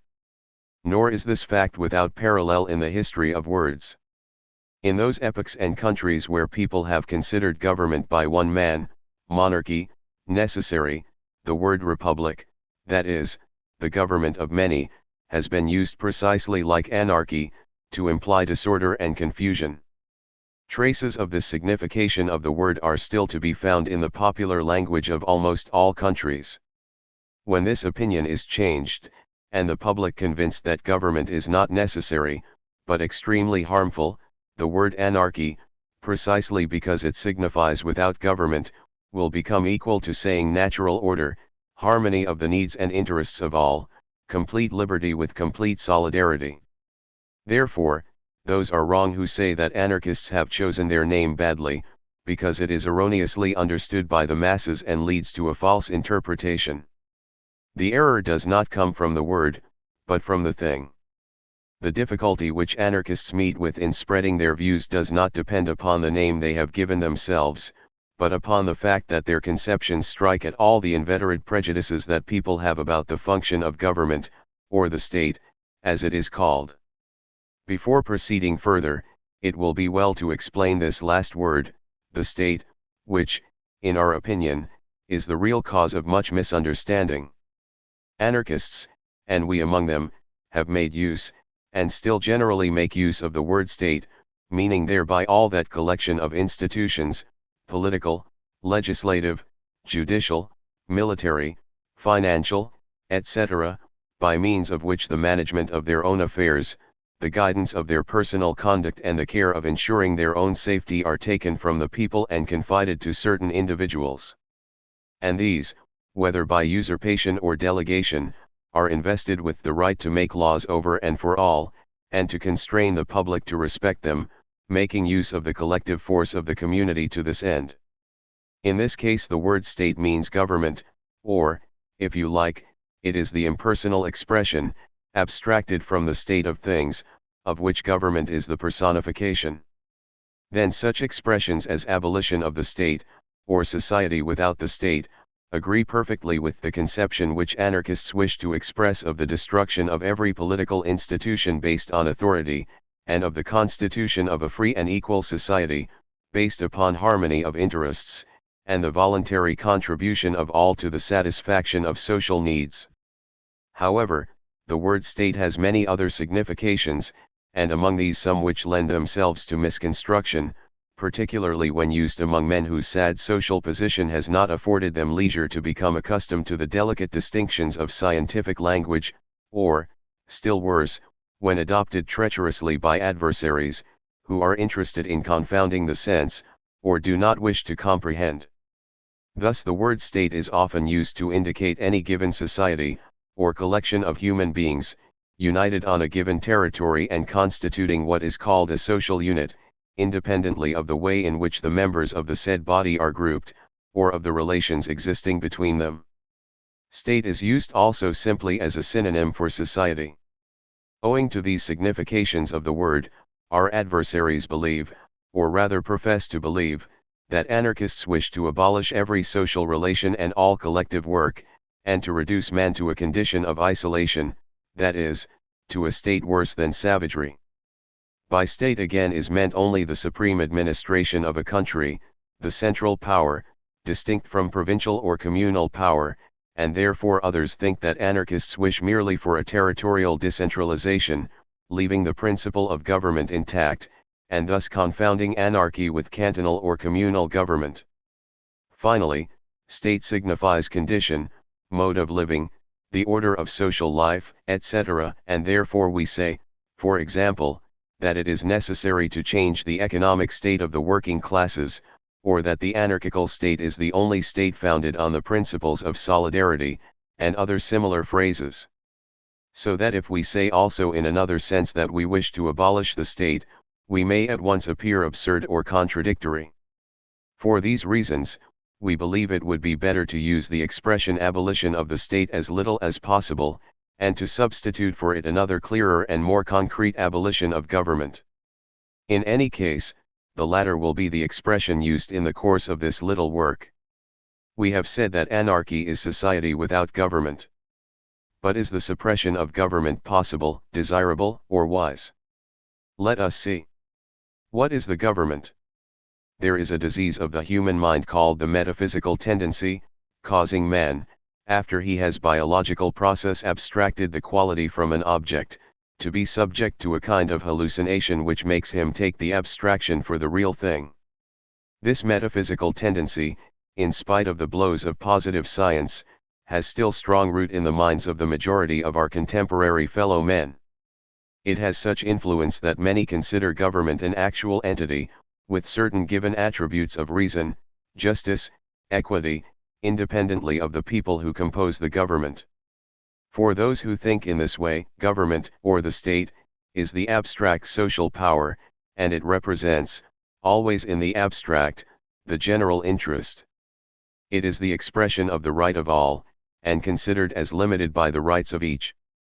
This way of understanding government is supported by those interested, to whom it is an urgent necessity that the principle of authority should be maintained, and should always survive the faults and errors of the persons who succeed to the exercise of power. For us, the government is the aggregate of the governors, and the governors kings, presidents, ministers, members of parliament, and what not are those who have the power to make laws, to regulate the relations between men, and to force obedience to these laws. They are those who decide upon and claim the taxes, enforce military service, judge and punish transgressors of the laws.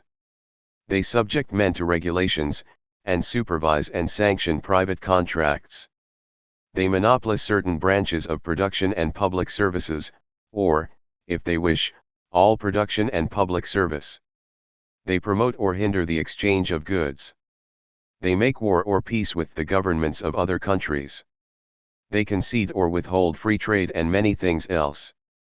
In short, the governors are those who have the power, in a greater or lesser degree, to make use of the collective force of society, that is, of the physical, intellectual, and economic force of all, to oblige each to do the said governor's wish.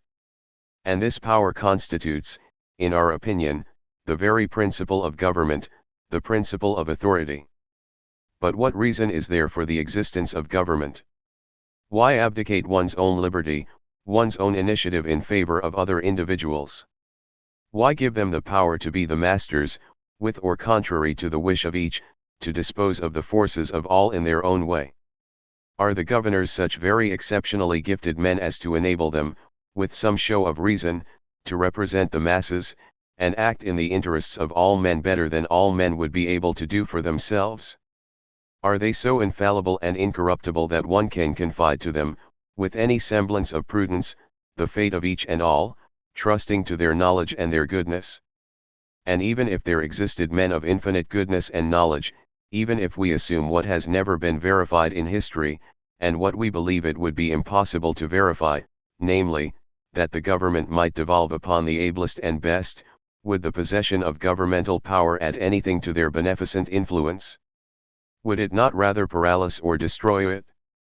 For those who govern find it necessary to occupy themselves with things which they do not understand, and, above all, to waste the greater part of their energy in keeping themselves in power, striving to satisfy their friends, holding the discontented in check, and mastering the rebellious. Again, be the governors good or bad, wise or ignorant, who is it that appoints them to their office? Do they impose themselves by right of war, conquest, or revolution? Then, what guarantees have the public that their rulers have the general good at heart? In this case it is simply a question of usurpation, and if the subjects are discontented nothing is left to them but to throw off the yoke, by an appeal to arms. Are the governors chosen from a certain class or party? Then certainly the ideas and interests of that class or party will triumph, and the wishes and interests of the others will be sacrificed. Are they elected by universal suffrage? Now numbers are the sole criterion, and numbers are certainly no proof of reason, justice, or capacity. Under universal suffrage the elected are those who know best how to take in the masses. The minority, which may happen to be half-1, is sacrificed. And that without considering that there is another thing to take into account. Experience has shown it is impossible to hit upon an electoral system which really ensures election by the actual majority. Many and various are the theories by which men have sought to justify the existence of government. All, however, are founded, confessedly or not, on the assumption that the individuals of a society have contrary interests, and that an external superior power is necessary to oblige some to respect the interests of others, by prescribing and imposing a rule of conduct, according to which the interests at strife may be harmonized as much as possible, and according to which each obtains the maximum of satisfaction with the minimum of sacrifice. If, say the theorists of the authoritarian school, the interests, tendencies, and desires of an individual are in opposition to those of another individual, or mayhap all society, who will have the right and the power to oblige the one to respect the interests of the other or others? Who will be able to prevent the individual citizen from offending the general will? The liberty of each, say they, has for its limit the liberty of others, but who will establish those limits, and who will cause them to be respected? The natural antagonism of interests and passions creates the necessity for government, and justifies authority. Authority intervenes as moderator of the social strife, and defines the limits of the rights and duties of each. This is the theory, but the theory to be sound ought to be based upon facts and explain them. We know well how in social economy theories are too often invented to justify facts, that is, to defend privilege and cause it to be accepted tranquilly by those who are its victims. Let us here look at the facts themselves. In all the course of history, as at the present epoch, government is either the brutal, violent, arbitrary domination of the few over the many, or it is an instrument ordained to secure domination and privilege to those who, by force, or cunning, or inheritance, have taken to themselves all the means of life, and first and foremost the soil, whereby they hold the people in servitude, making them work for their advantage. Governments oppress mankind in two ways, either directly by brute force, that is physical violence, or indirectly by depriving them of the means of subsistence and thus reducing them to helplessness at discretion. Political power originated in the first method, economic privilege arose from the second. Governments can also oppress man by acting on his emotional nature, and in this way constitute religious authority. But as spirit cannot exist independently, so bodies constituted for the propagation of lies have no ground for existence, except insofar as they are the consequences of political and economic privileges, and are a means of defending and consolidating them.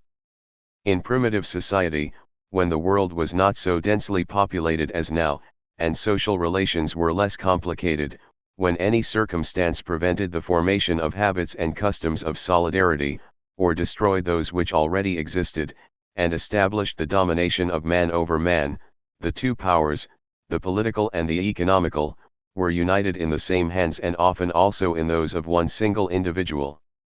Those who had by force conquered and impoverished the others, constrained them to become their servants, and perform all things for them according to their caprice. The victors were at once proprietors, legislators, kings, judges, and executioners. but with the increase of population, with the growth of needs, with the complication of social relationships, the prolonged continuance of such despotism became impossible. For their own security the rulers, often much against their will, were obliged to depend upon a privileged class, that is, a certain number of co-interested individuals, and were also obliged to let each of these individuals provide for his own sustenance. Nevertheless they reserved to themselves the supreme or ultimate control.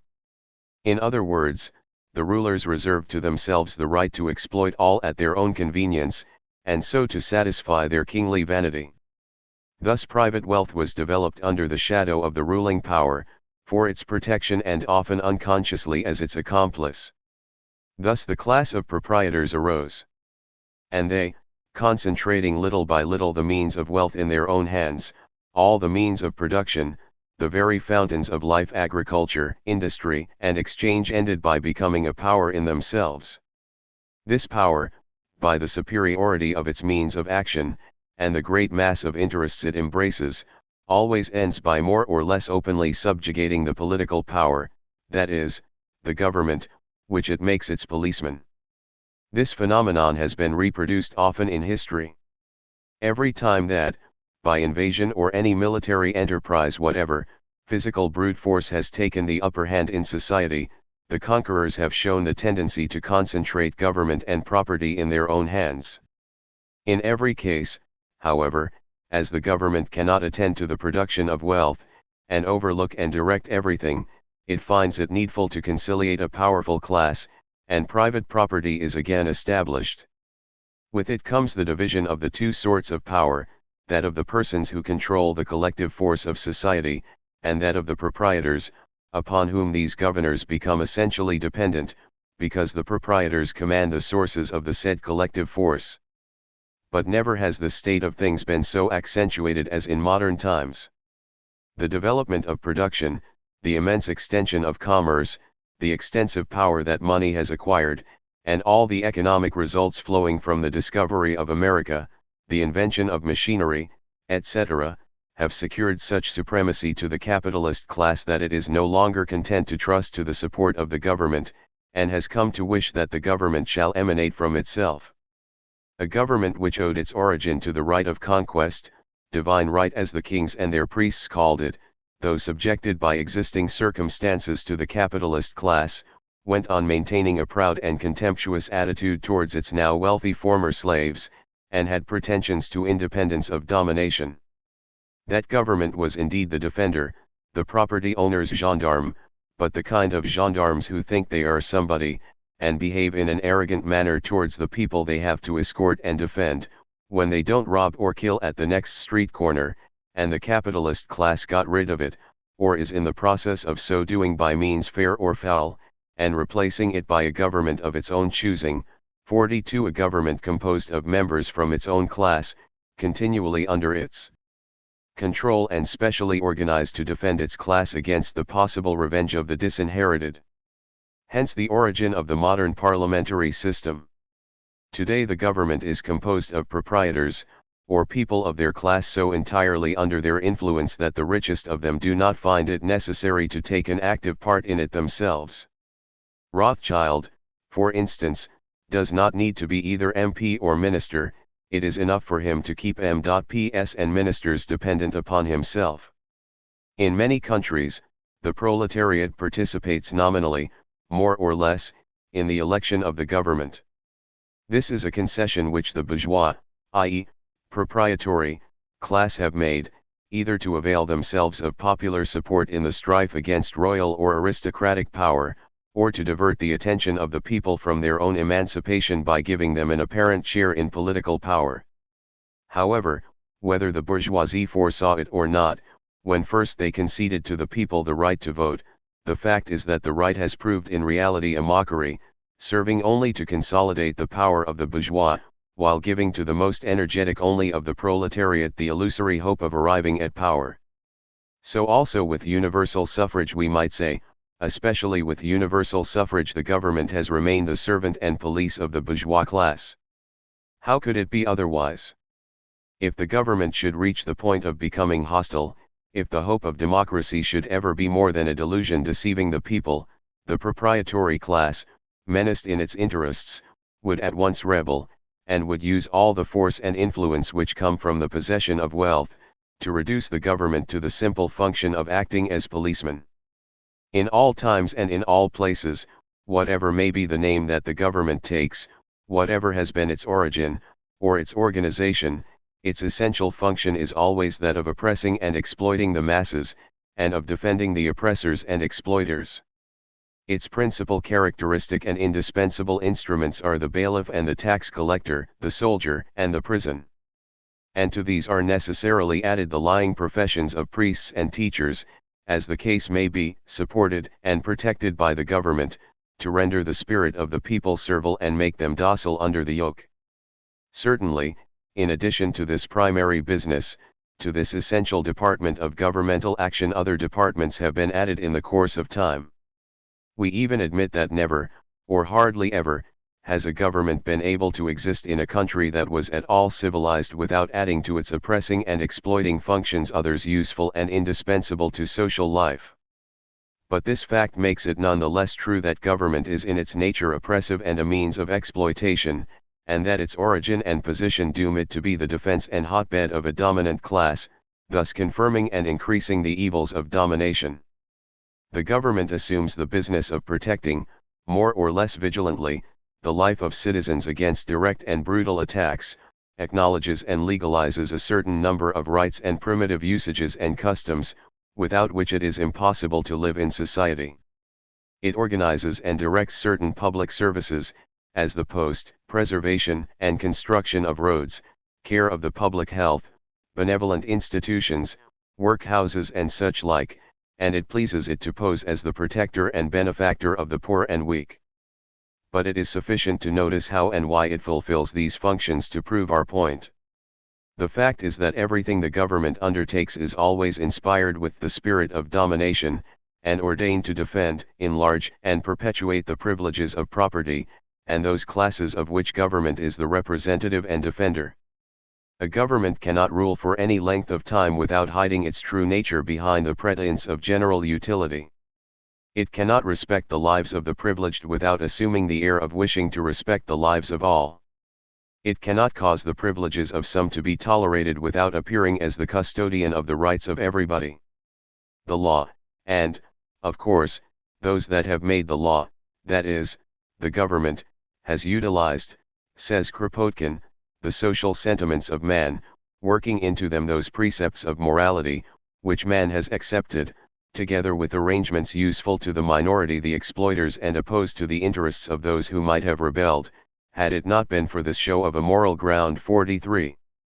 A government cannot wish the destruction of the community, for then it and the dominant class could not claim their exploitation gained wealth, nor could the government leave the community to manage its own affairs, for then the people would soon discover that it, the government, was necessary for no other end than to defend the proprietary class who impoverish them, and would hasten to rid themselves of both government and proprietary class.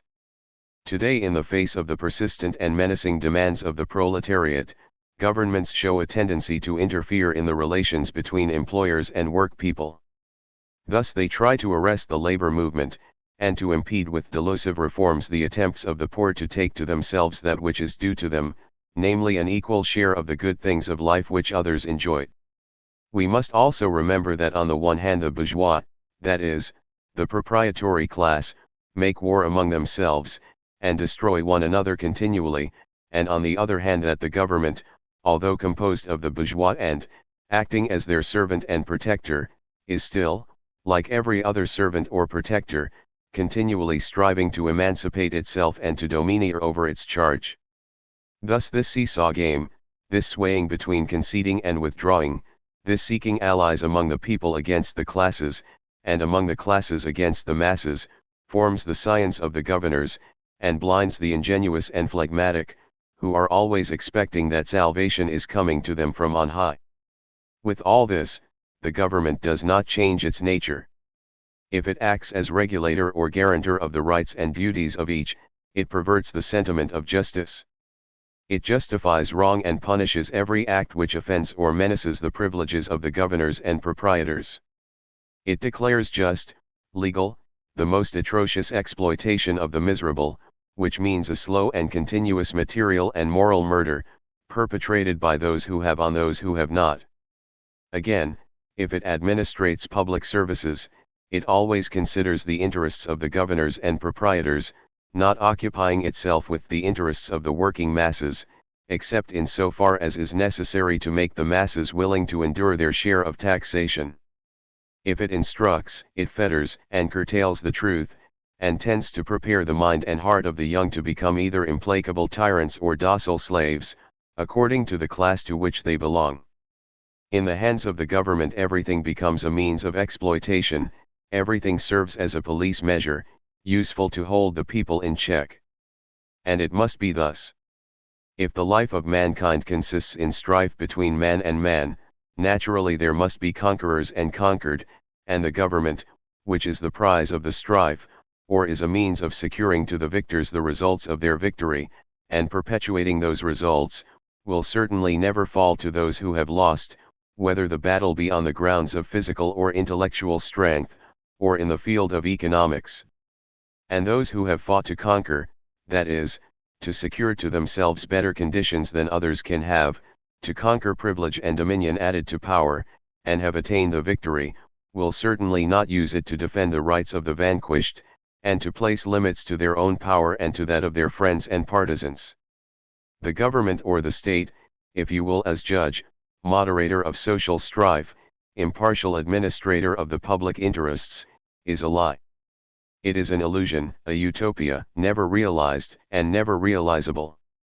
If in truth, the interests of men must always be contrary to one another, if indeed, the strife between mankind was a necessary law of human society, and the liberty of the individual must be limited by the liberty of other individuals, then each one would always seek to make his interests triumph over those of others.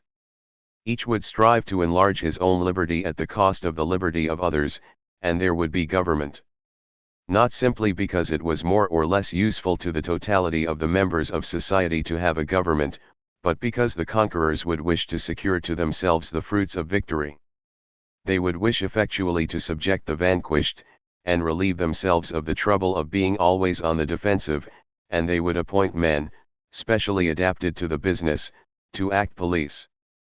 Were this indeed actually the case, then humanity would be destined to perish amidst periodical contests between tyrannical dominators and the rebellion of the conquered.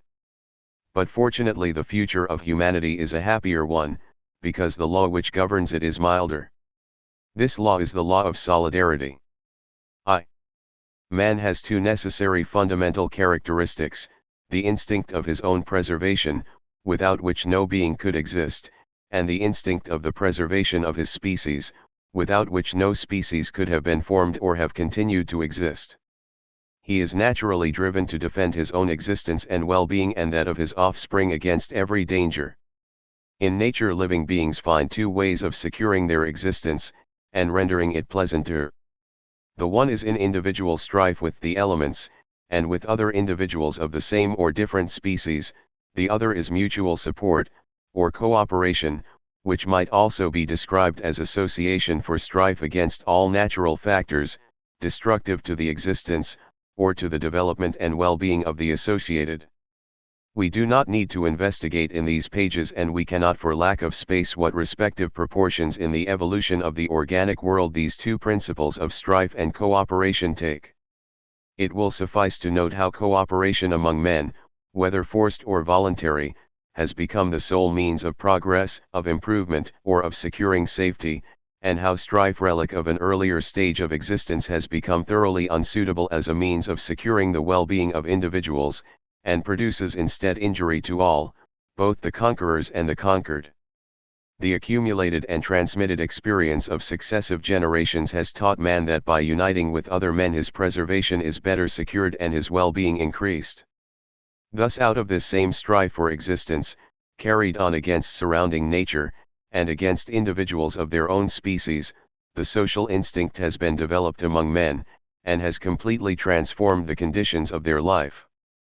Through cooperation man has been enabled to evolve out of animalism, has risen to great power, and elevated himself to such a degree above the other animals, that metaphysical philosophers have believed it necessary to invent for him an immaterial and immortal soul.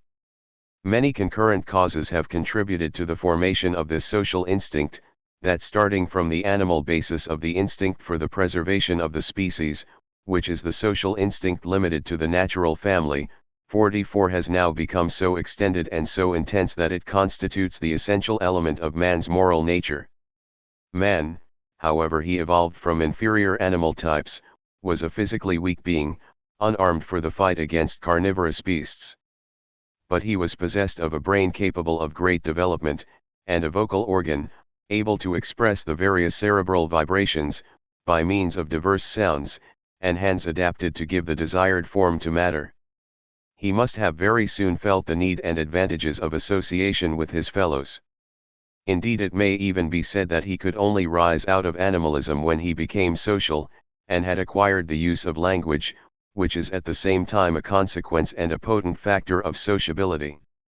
The relatively scanty number of the human species rendered the strife for existence between man and man, even beyond the limits of association, less sharp, less continuous, and less necessary. At the same time, it must have greatly favored the development of sympathetic sentiments, and have left time for the discovery and appreciation of the utility of mutual support. In short, social life became the necessary condition of man's existence, in consequence of his capacity to modify his external surroundings and adapt them to his own wants, by the exercise of his primeval powers in cooperation with a greater or less number of associates. His desires have multiplied with the means of satisfying them, and have become needs. And division of labor has arisen from man's methodical use of nature for his own advantage. Therefore, as now evolved, man could not live apart from his fellows without falling back into a state of animalism. Through the refinement of sensibility, with the multiplication of social relationships, and through habit impressed on the species by hereditary transmission for thousands of centuries, this need of social life, this interchange of thought and of affection between man and man has become a mode of being necessary for our organism. It has been transformed into sympathy, friendship, and love, and subsists independently of the material advantages that association procures. So much is this the case, that man will often face suffering of every kind, and even death, for the satisfaction of these sentiments. The fact is that a totally different character has been given to the strife for existence between man, and between the inferior animals, by the enormous advantages that association gives to man, by the fact that his physical powers are altogether disproportionate to his intellectual superiority over the beasts, so long as he remains isolated, by his possibility of associating with an ever-increasing number of individuals, and entering into more and more intricate and complex relationships, until he reaches association with all humanity, and, finally, perhaps more than all, by his ability to produce, working in cooperation with others, more than he needs to live upon. It is evident that these causes, together with the sentiments of affection derived from them, must give a quite peculiar character to the struggle for existence among human beings. Although it is now known and the researches of modern naturalists bring us every day new proofs that cooperation has played, and still plays, a most important part in the development of the organic world, nevertheless, the difference between the human struggle for existence and that of the inferior animals is enormous. It is in fact proportionate to the distance separating man from the other animals. And this is none the less true because of that Darwinian theory, which the bourgeois class have ridden to death, little suspecting the extent to which mutual cooperation has assisted in the development of the lower animals. The lower animals fight either individually, or, more often, in little permanent or transitory groups against all nature, the other individuals of their own species included. Some of the more social animals, such as ants, bees, etc., associate together in the same anthill, or beehive, but are at war with, or indifferent towards, other communities of their own species. Human strife with nature, on the contrary, tends always to broaden association among men, to unite their interests, and to develop each individual's sentiments of affection towards all others, so that united they may conquer and dominate the dangers of external nature by and for humanity. All strife directed towards obtaining advantages independently of other men, and in opposition to them, contradicts the social nature of modern man, and tends to lead it back to a more animal condition. Solidarity, that is, harmony of interests and sentiments, the sharing of each in the good of all, and of all in the good of each, is the state in which alone man can be true to his own nature, and attain to the highest development and happiness. It is the aim towards which human development tends. It is the one great principle, capable of reconciling all present antagonisms in society, otherwise irreconcilable. It causes the liberty of each to find not its limits, but its complement, the necessary condition of its continual existence in the liberty of all.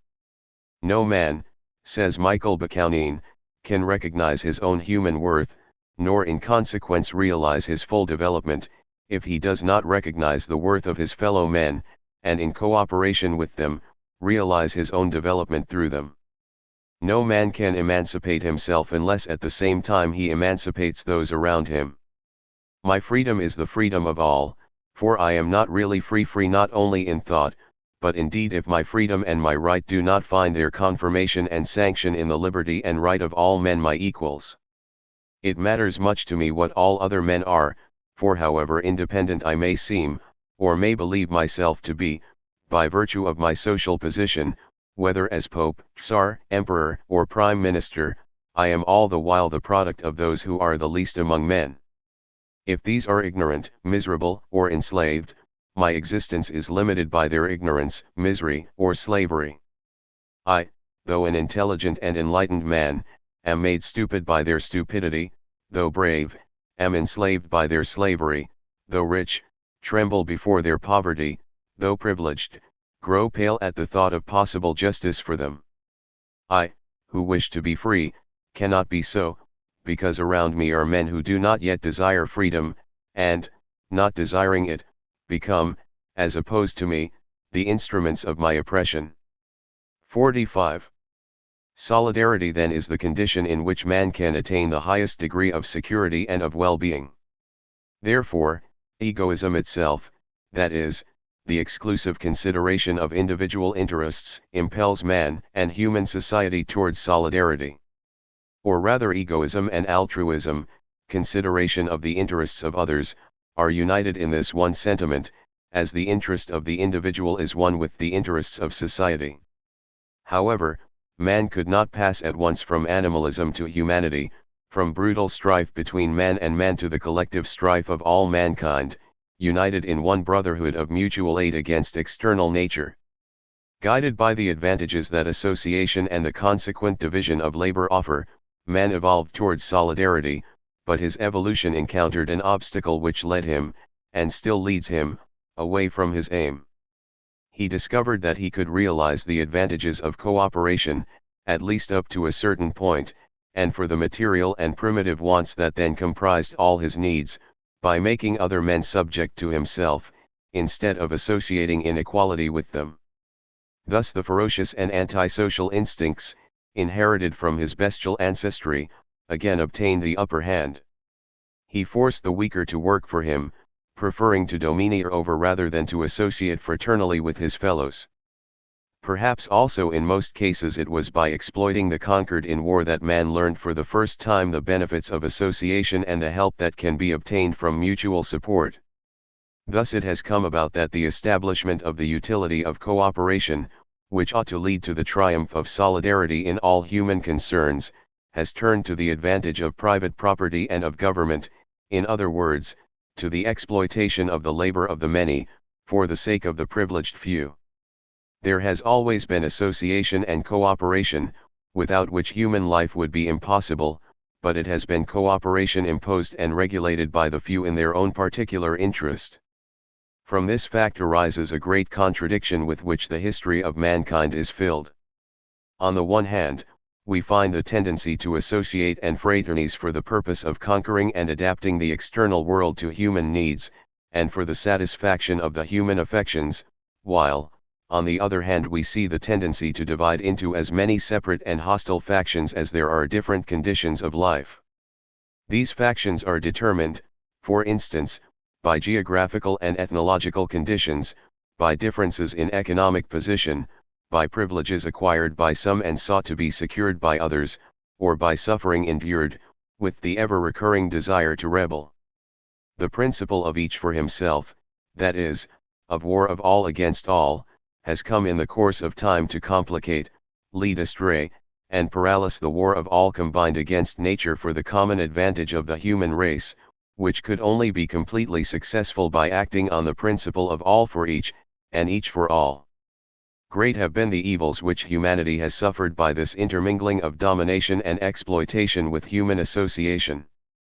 But in spite of the atrocious oppression to which the masses submit, of the misery, vices, crime, and degradation which oppression and slavery produce, among the slaves and their masters, and in spite of the hatreds, the exterminating wars, and the antagonisms of artificially created interests, nevertheless, the social instinct has survived and even developed.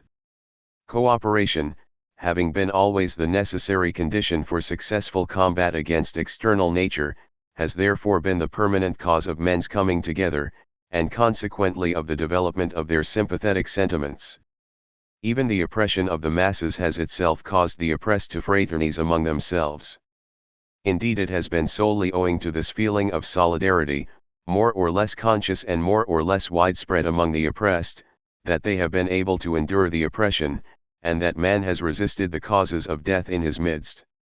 In the present, the immense development of production, the growth of human needs which cannot be satisfied except by the united efforts of a large number of men in all countries, the extended means of communication, habits of travel, science, literature, commerce, even war itself, all these have drawn and are still drawing humanity into a compact body, every section of which, closely knit together, can find its satisfaction and liberty only in the development and health of all other sections composing the whole. The inhabitant of Naples is as much interested in the amelioration of the hygienic condition of the peoples on the banks of the Ganges, from whence the cholera is brought to him, as in the improvement of the sewerage of his own town. 46 The well-being, liberty, or fortune of the mountaineer, lost among the precipices of the Apennines, does not depend alone on the state of well-being or of misery, in which the inhabitants of his own village live, or even on the general condition of the Italian people, but also on the condition of the workers in America, or Australia, on the discovery of a Swedish scientist, on the moral and material conditions of the Chinese, on war or peace in Africa. In short, it depends on all the great and small circumstances which affect the human being in any spot whatever of the world. In the present condition of society, the vast solidarity, which unites all men, is in a great degree unconscious, since it arises spontaneously from the friction of particular interests, while men occupy themselves little or not at all with general interests.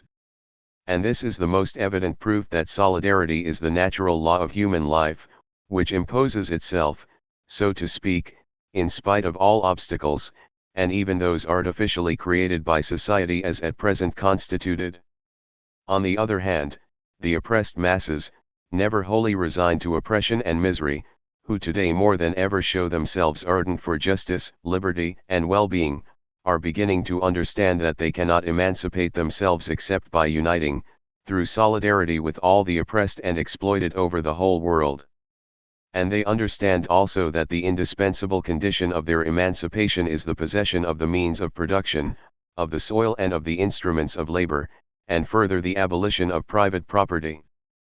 Science and the observation of social phenomena show that this abolition would be of immense advantage in the end, even to the privileged classes, if only they could bring themselves to renounce the spirit of domination, and concur with all their fellow men in laboring for the common good.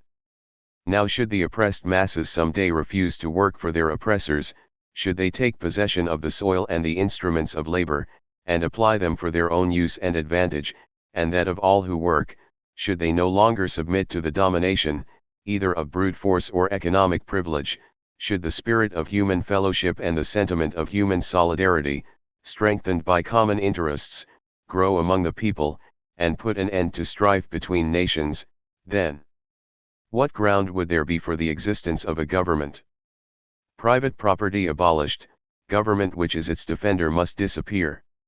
Should it survive, it would continually tend to reconstruct, under one form or another, a privileged and oppressive class. And the abolition of government does not, and cannot, signify the doing away with human association. Far otherwise, for that cooperation which today is enforced, and directed to the advantage of the few, would be free and voluntary, directed to the advantage of all. Therefore it would become more intense and efficacious. The social instinct and the sentiment of solidarity would develop to the highest degree, and every individual would do all in his power for the good of others, as much for the satisfaction of his own well-understood interests as for the gratification of his sympathetic sentiments. By the free association of all, a social organization would arise through the spontaneous grouping of men according to their needs and sympathies, from the low to the high, from the simple to the complex, starting from the more immediate to arrive at the more distant and general interests. This organization would have for its aim the greatest good and fullest liberty to all, it would embrace all humanity in one common brotherhood, and would be modified and improved as circumstances were modified and changed, according to the teachings of experience. This society of free men, this society of friends would be anarchy. 2. We have hitherto considered government as it is, and as it necessarily must be in a society founded upon privilege, upon the exploitation and oppression of man by man, upon antagonism of interests and social strife, in a word, upon private property. We have seen how this state of strife, far from being a necessary condition of human life, is contrary to the interests of the individual and of the species. We have observed how cooperation, solidarity, of interest, is the law of human progress, and we have concluded that, with the abolition of private property and the cessation of all domination of man over man, there would be no reason for government to exist, therefore it ought to be abolished. But, it may be objected, if the principle on which social organization is now founded were to be changed, and solidarity substituted for strife, common property for private property, the government also would change its nature. Instead of being the protector and representative of the interests of one class, it would become, if there were no longer any classes, representative of all society. Its mission would be to secure and regulate social cooperation in the interests of all, and to fulfill public services of general utility.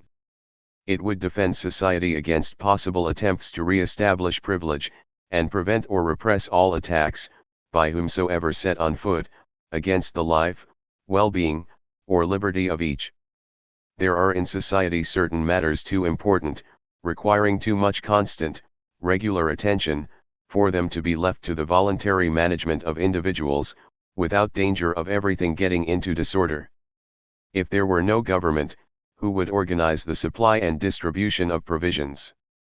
Who regulate matters pertaining to public hygiene, the postal, telegraph, and railway services, etc.? Who would direct public instruction? Who undertake those great works of exploration, improvements on a large scale, scientific enterprises, etc., which transform the face of the earth and augment 100-fold the power of man? Who would care for the preservation and increase of capital, that it might be transmitted to posterity, enriched and improved? Who would prevent the destruction of the forests, or the irrational exploitation, and therefore impoverishment of the soil? Who would there be to prevent and repress crimes, that is, antisocial acts? What of those who, disregarding the law of solidarity, would not work? Or of those who might spread infectious disease in a country by refusing to submit to the regulation of hygiene by science? Or what again could be done with those who, whether insane or no, might set fire to the harvest, injure children, or abuse and take advantage of the weak? To destroy private property and abolish existing government without reconstituting a government that would organize collective life and secure social solidarity, would not be to abolish privilege and bring peace and prosperity upon earth. It would be to destroy every social bond, to leave humanity to fall back into barbarism, to begin again the reign of each for himself, which would re-establish the triumph firstly of brute force, and secondly of economic privilege. Such are the objections brought forward by authoritarians, even by those who are socialists, that is, who wish to abolish private property and class government founded upon the system of private property. We reply. In the first place, it is not true that with the change of social conditions the nature of the government and its functions would also change. Organs and functions are inseparable terms. Take from an organ its function, and either the organ will die, or the function will reinstate itself. Place an army in a country where there is no reason or fear of foreign war, and this army will provoke war, or, if it do not succeed in doing that, it will disband. A police force, where there are no crimes to discover, and delinquents to arrest, will provoke or invent crimes, or will cease to exist. For centuries, there existed in France an institution, the Louveterie, now included in the administration of the forests, for the extermination of the wolves and other noxious beasts. No one will be surprised to learn that, just on account of this institution, wolves still exist in France, and that, in rigorous seasons, they do great damage. The public take little heed of the wolves, because there are the appointed officials, whose duty it is to think about them. And the officials do hunt them, but in an intelligent manner, sparing their caves, and allowing time for reproduction, that they may not run the risk of entirely destroying such an interesting species. The French peasants have indeed little confidence in these official wolf hunters, and regard them rather as the wolf preservers. And, of course, what would these officials do if there were no longer any wolves to exterminate? A government, that is, a number of persons deputed to make the laws, and entitled to make use the collective forces of society to make every individual to respect these laws, already constitutes a class privileged and separated from the rest of the community. Such a class, like every elected body, will seek instinctively to enlarge its powers, to place itself above the control of the people, to impose its tendencies, and to make its own interests predominate. Placed in a privileged position, the government always finds itself in antagonism to the masses, of whose force it disposes.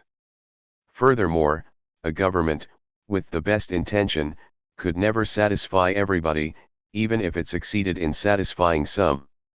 It must therefore always be defending itself against the discontented, and for that reason must ally itself with the satisfied section of the community for necessary support. And in this manner will arise again the old story of a privileged class, which cannot help but be developed in conjunction with the government. This class, if it could not again acquire possession of the soil, would certainly monopolize the most favored spots, and would not be in the end less oppressive, or less an instrument of exploitation than the capitalist class. The governors, accustomed to command, would never wish to mix with the common crowd. If they could not retain the power in their own hands, they would at least secure to themselves privileged positions for the time when they would be out of office. They would use all the means they have in their power to get their own friends elected as their successors, who would in their turn be supported and protected by their predecessors. And thus the government would pass and repass into the same hands, and the democracy, that is, the government presumably of the whole people, would end, as it always has done, in becoming an oligarchy, or the government of a few, the government of a class. And this all-powerful, oppressive, all-absorbing oligarchy would have always in its care, that is, at its disposition, every bit of social capital, all public services, from the production and distribution of provisions to the manufacture of matches, from the control of the university to the music hall. But let us even suppose that the government did not necessarily constitute a privileged class, and could exist without forming around itself a new privileged class. Let us imagine that it could remain truly representative, the servant if you will of all society. What purpose would it then serve? In what particular and in what manner would it augment the power, intelligence, spirit of solidarity, care of the general welfare, present and to come, that at any given moment existed in a given society? It is always the old story of the man with bound limbs, who, having managed to live in spite of his bands, believes that he lives by means of them. We are accustomed to live under a government, which makes use of all that energy, that intelligence, and that will which it can direct to its own ends, but which hinders, paralyses and suppresses those that are useless or hostile to it. And we imagine that all that is done in society is done by virtue of the government, and that without the government there would be neither energy, intelligence, nor goodwill in society. So it comes, as we have already said, that the proprietor who has possessed himself of the soil, has it cultivated for his own particular profit, leaving the laborer the bare necessities of life for which he can and will continue to labor. While the enslaved laborer thinks that he could not live without his master, as though it were he who created the earth and the forces of nature. What can government of itself add to the moral and material forces which exist in a society? Unless it be like the God of the Bible, who created the universe out of nothing. As nothing is created in the so-called material world, so in this more complicated form of the material world, which is the social world, nothing can be created. And therefore governors can dispose of no other force than that which is already in society. And indeed not by any means of all of that, as much force is necessarily paralysed and destroyed by governmental methods of action, while more again is wasted in the friction with rebellious elements, inevitably great in such an artificial mechanism. Whenever governors originate anything of themselves, it is as men, and not as governors, that they do so. And of that amount of force, both material and moral, which does remain at the disposition of the government, only an infinitesimally small part achieves an end really useful to society. The remainder is either consumed in actively repressing rebellious opposition, or is otherwise diverted from the aim of general utility, and turned to the profit of the few, and to the injury of the majority of men. So much has been made of the part that individual initiative and social action play respectively in the life and progress of human society, and such is the confusion of metaphysical language, that those who affirm that individual initiative is the source and agency of all action seem to be asserting something quite preposterous.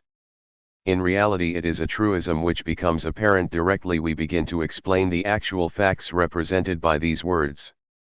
The real being is the man, the individual, society or the collectivity, and the state or government which professes to represent it, if not hollow abstractions, can be nothing else than aggregates of individuals. And it is within the individual organism that all thoughts and all human action necessarily have their origin. Originally individual, they become collective thoughts and actions, when shared in common by many individuals. Social action, then, is not the negation, nor the complement of individual initiative, but it is the sum total of the initiatives, thoughts, and actions of all the individuals composing society, a result which, other things equal, is more or less great according as the individual forces tend towards the same aim, or are divergent and opposed. If, on the other hand, as the authoritarians make out, by social action is meant governmental action, then it is again the result of individual forces, but only of those individuals who either form part of the government or by virtue of their position are enabled to influence the conduct of the government. Thus, in the contest of centuries between liberty and authority, or, in other words, between social equality and social castes, the question at issue has not really been the relations between society and the individual, nor the increase of individual independence at the cost of social control, or vice versa. Rather it has had to do with preventing any one individual from oppressing the others, with giving to everyone the same rights and the same means of action. It has had to do with substituting the initiative of all, which must naturally result in the advantage of all, for the initiative of the few, which necessarily results in the suppression of all the others. It is always, in short, the question of putting an end to the domination and exploitation of man by man in such a way that all are interested in the common welfare, and that the individual force of each, instead of oppressing, combating, or suppressing others, will find the possibility of complete development, and every one will seek to associate with others for the greater advantage of all.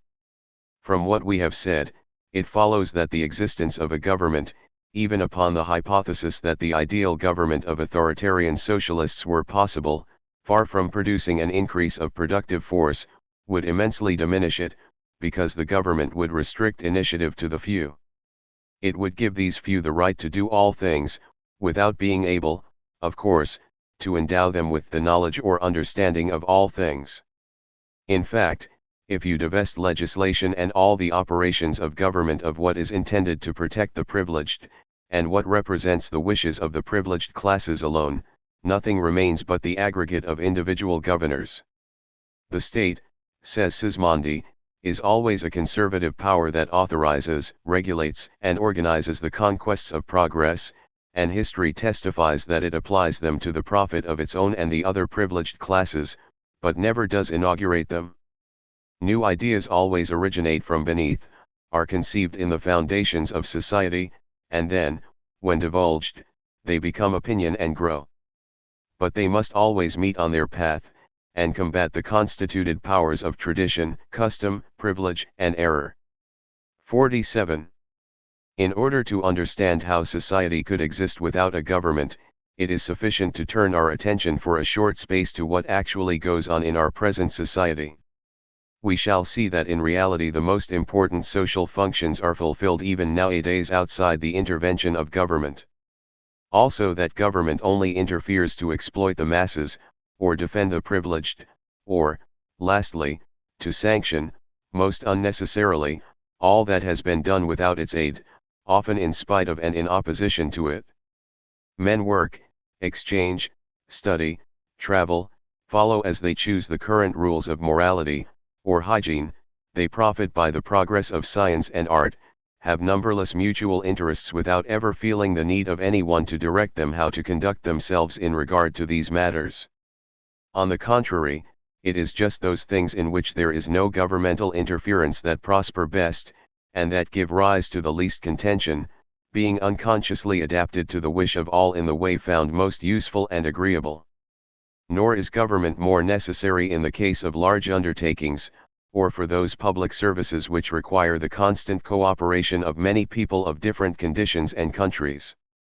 Thousands of these undertakings are even now the work of voluntarily formed associations. And these are, by the acknowledgement of every one, the undertakings which succeed the best.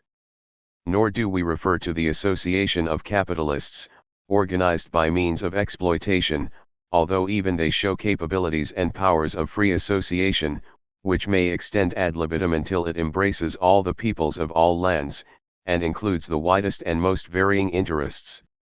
But we speak rather of those associations inspired by the love of humanity, or by the passion for knowledge, or even simply by the desire for amusement and love of applause, as these better represent such grouping as will exist in a society where, private property and internal strife between men being abolished, each will find his interests synonymous with the interests of every one else, and his greatest satisfaction in doing good and pleasing others.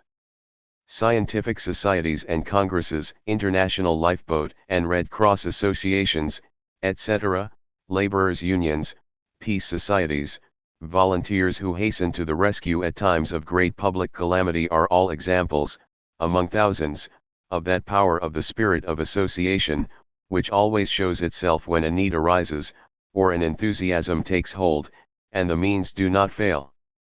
That voluntary associations do not cover the world, and do not embrace every branch of material and moral activity is the fault of the obstacles placed in their way by governments, of the antagonisms created by the possession of private property, and of the impotence and degradation to which the monopolizing of wealth on the part of the few reduces the majority of mankind. The government takes charge, for instance, of the postal and telegraphic services. But in what way does it really assist them? When the people are in such a condition as to be able to enjoy, and feel the need of such services, they will think about organizing them, and the man with the necessary technical knowledge will not require a certificate from government to enable him to set to work. The more general and urgent the need, the more volunteers will offer to satisfy it. Would the people have the ability necessary to provide and distribute provisions? Oh! Never fear, they will not die of hunger, waiting for a government to pass laws on the subject.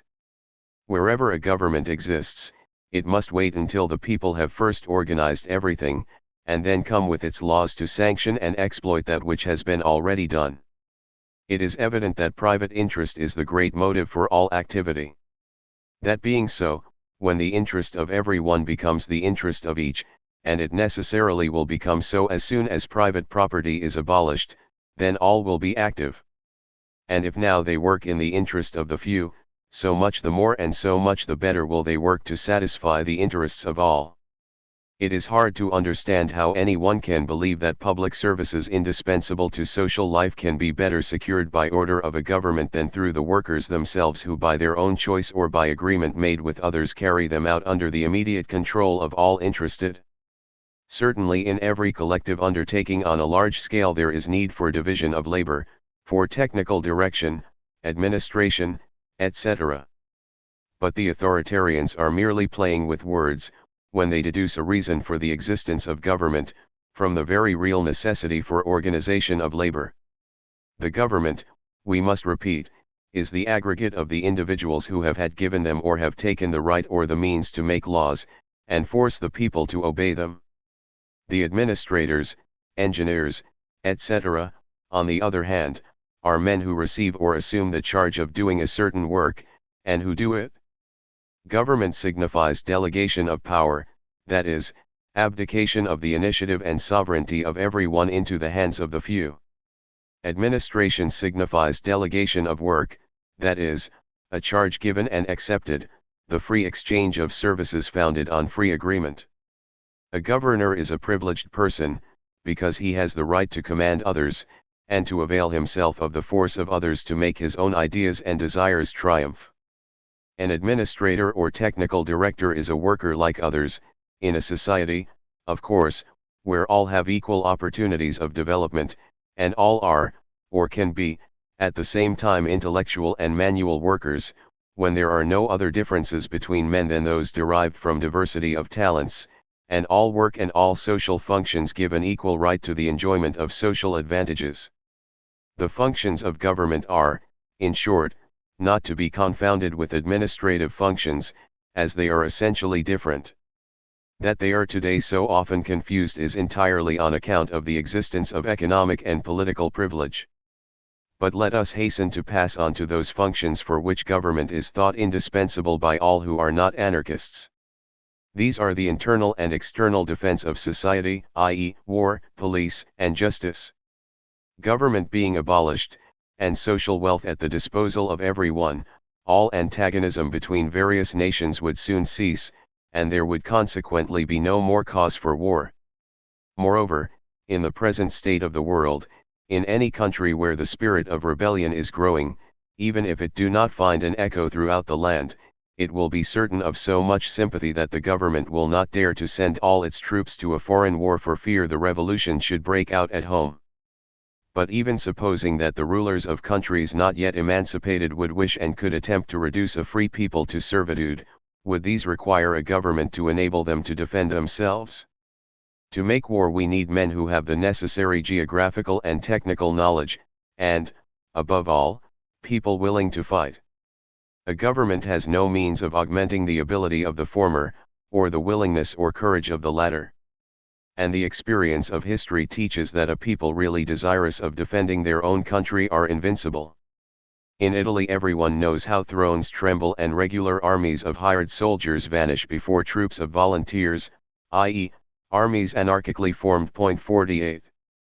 And as to the police and justice, many imagine that if it were not for the police and the judges, everybody would be free to kill, violate, or injure others as the humor took him, that anarchists, if they are true to their principles, would like to see this strange kind of liberty respected, liberty that violates or destroys the life and freedom of others unrestrained. Such people believe that we, having overthrown the government and private property, shall then tranquilly allow the re-establishment of both, out of respect for the liberty of those who may feel the need of having a government and private property. A strange mode indeed of construing our ideas. In truth, one may better answer such notions with a shrug of the shoulders than by taking the trouble to confute them. The liberty we wish for ourselves and others, is not an absolute, abstract, metaphysical liberty, which in practice can only amount to the oppression of the weak. But we wish for a tangible liberty, the possible liberty, which is the conscious communion of interests, i.e., voluntary solidarity.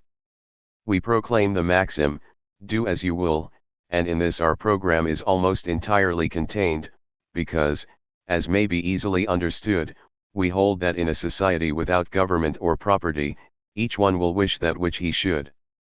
But if, in consequence of a false education, received in the present society, or of physical disease, or whatever other cause, an individual should wish to injure others, you may be sure we should adopt all the means in our power to prevent him. As we know that a man's character is the consequence of his physical organism and of the cosmic and social influences surrounding him, we certainly shall not confound the sacred right of self-defense, with the absurdly assumed right to punish. Also, we shall not regard the delinquent, i.e., the man who commits antisocial acts, as the rebel he seems in the eyes of the judges nowadays. We shall regard him as a sick brother in need of cure. We therefore shall not act towards him in the spirit of hatred, when repressing him, but shall confine ourselves solely to self-protection. We shall not seek to revenge ourselves, but rather to rescue the unfortunate one by every means that science suggests.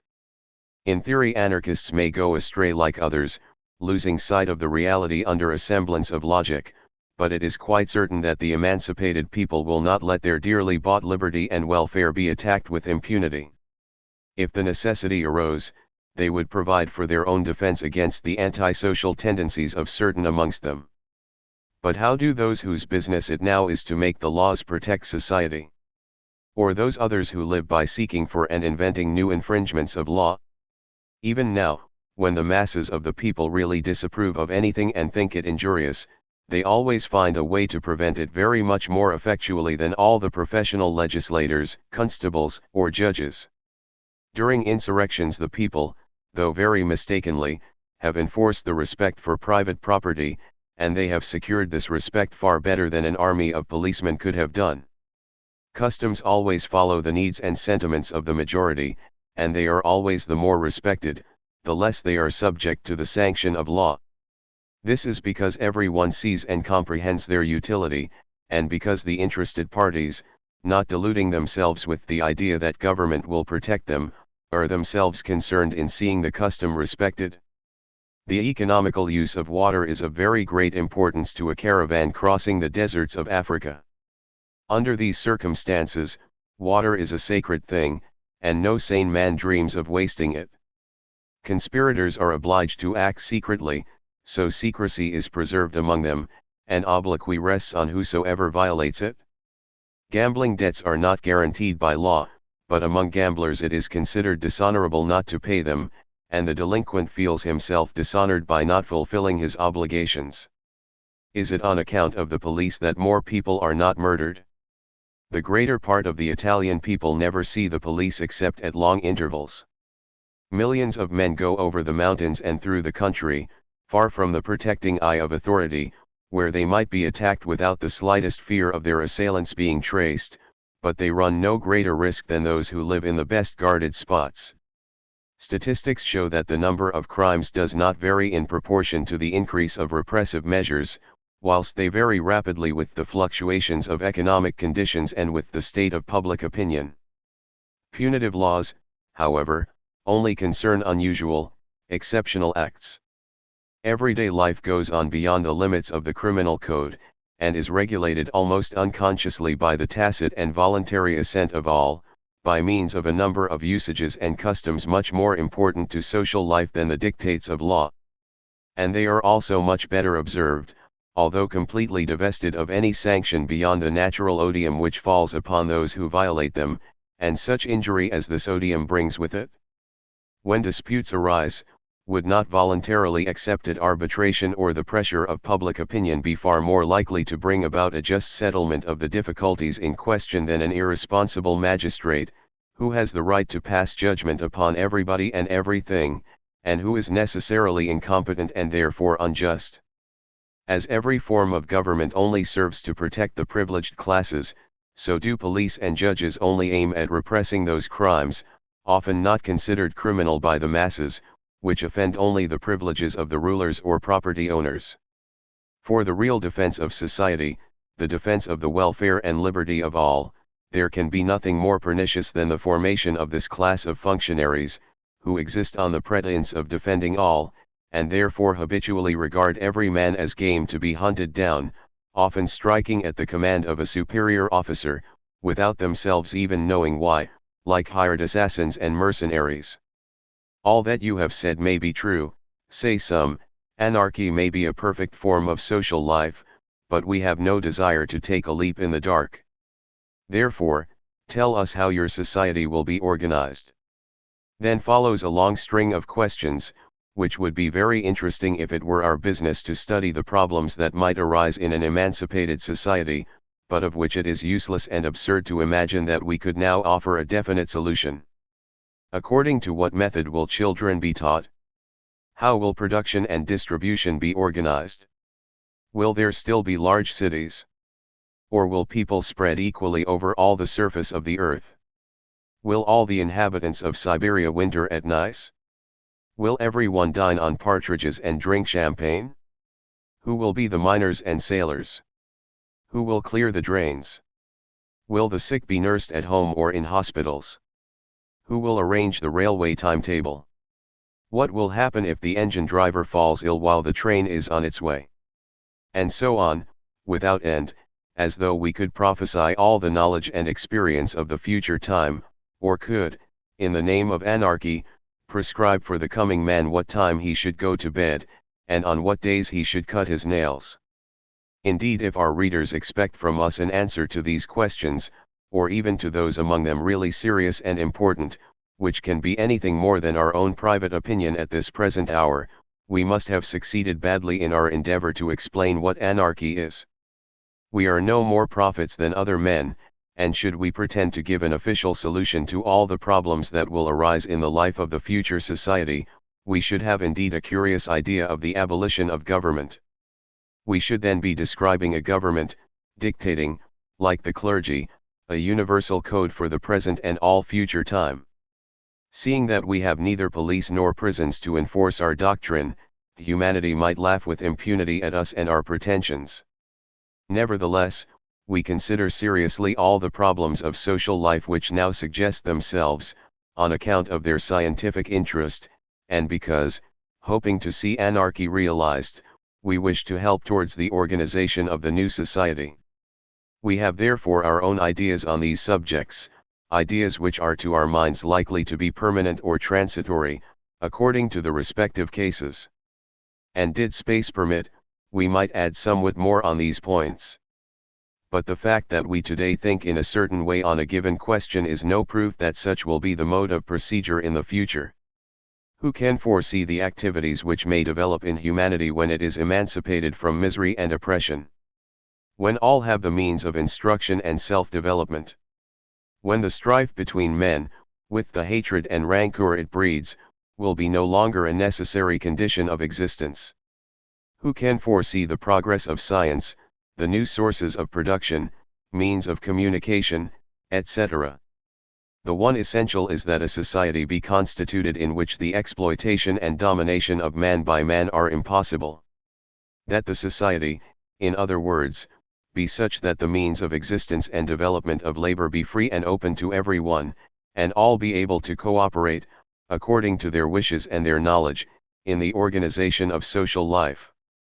Under such conditions everything will necessarily be performed in compliance with the needs of all, according to the knowledge and possibilities of the moment. And everything will improve with the increase of knowledge and power. In fact, a program which would touch the basis of the new social constitution could not do more, after all, than indicate a method. And method, more than anything else, defines parties and determines their importance in history.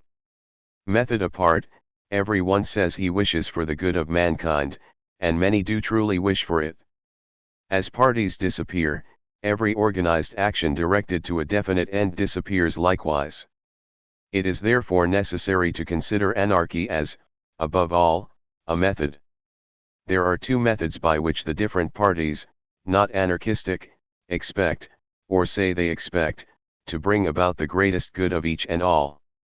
These are the authoritarian or state socialist and the liberal methods. Point 49. The former entrusts the direction of social life to a few, and it would result in the exploitation and oppression of the masses by that few. The second party trusts to the free initiative of individuals, and proclaims, if not the abolition, the reduction of government. However, as it respects private property, and is founded on the principle of each for himself, and therefore on competition, its liberty is only the liberty of the strong, the license of those who have to oppress and exploit the weak who have nothing. Far from producing harmony, it would tend always to augment the distance between the rich and the poor, and end also through exploitation and domination in authority. This second method, liberalism, is in theory a kind of anarchy without socialism. It is therefore no better than a lie, because liberty is not possible without equality, and true anarchy cannot be without solidarity, without socialism. The criticism which liberals pass on government is merely the wish to deprive it of certain functions, to virtually hand them over to the capitalist.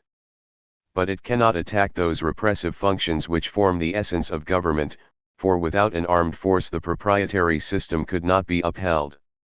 Nay, even more, under liberalism, the repressive power of government must always increase, in proportion to the increase, by means of free competition, of the want of equality and harmony.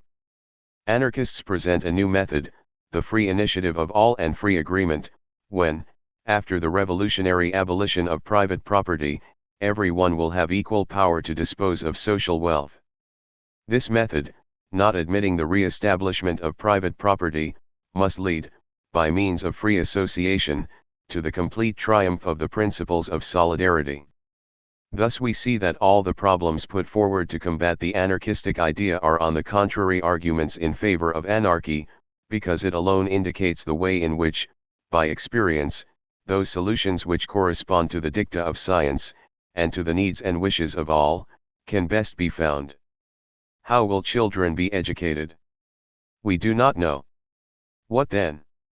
The parents, teachers, and all, who are interested in the progress of the rising generation, will meet, discuss, agree and differ, and then divide according to their various opinions, putting into practice the methods which they respectively hold to be best. That method which, when tried, produces the best results will triumph in the end. And so for all the problems that may arise.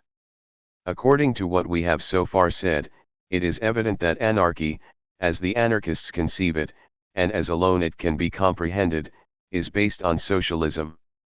Furthermore, were it not for that school of socialists who artificially divide the natural unity of the social question, considering only some detached points, and were it not also for the equivocations with which they strive to hinder the social revolution, we might say right away that anarchy is synonymous with socialism. Because both signify the abolition of exploitation and of the domination of man over man, whether maintained by the force of arms or by the monopolization of the means of life. Anarchy, like socialism, has for its basis and necessary point of departure equality of conditions. Its aim is solidarity, and its method liberty. It is not perfection, nor is it the absolute ideal, which, like the horizon, always recedes as we advance towards it. But it is the open road to all progress and to all improvement, made in the interest of all humanity. There are authoritarians who grant that anarchy is the mode of social life which alone opens the way to the attainment of the highest possible good for mankind, because it alone can put an end to every class interested in keeping the masses oppressed and miserable. They also grant that anarchy is possible, because it does nothing more than release humanity from an obstacle government against which it has always had to fight its painful way towards progress. Nevertheless, these authoritarians, reinforced by many warm lovers of liberty and justice in theory, retire into their last entrenchments, because they are afraid of liberty, and cannot be persuaded that mankind could live and prosper without teachers and pastors. Still, hard pressed by the truth, they pitifully demand to have the reign of liberty put off for a while, indeed for as long as possible. Such is the substance of the arguments that meet us at this stage. A society without a government, which would act by free, voluntary cooperation, trusting entirely to the spontaneous action of those interested, and founded altogether on solidarity and sympathy, is certainly, they say, a very beautiful ideal, but, like all ideals, it is a castle in the air. We find ourselves placed in a human society, which has always been divided into oppressors and oppressed, and if the former are full of the spirit of domination, and have all the vices of tyrants, the latter are corrupted by servility, and have those still worse vices, which are the result of enslavement. The sentiment of solidarity is far from being dominant in man at the present day, and if it is true that the different classes of men are becoming more and more unanimous among themselves, it is none the less true that that which is most conspicuous and impresses itself most on human character today is the struggle for existence. It is a fact that each fights daily against everyone else, and competition presses upon all, workmen and masters, causing every man to become as a wolf towards every other man. How can these men, educated in a society based upon antagonism between individuals as well as classes, be transformed in a moment and become capable of living in a society in which each shall do as he likes, and as he should, without external coercion, caring for the good of others, simply by the impulse of their own nature?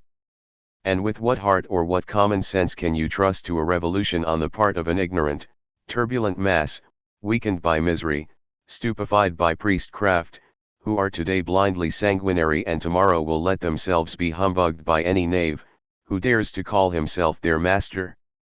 Would it not be more prudent to advance gradually towards the anarchistic ideal, passing through republican, democratic and socialistic stages?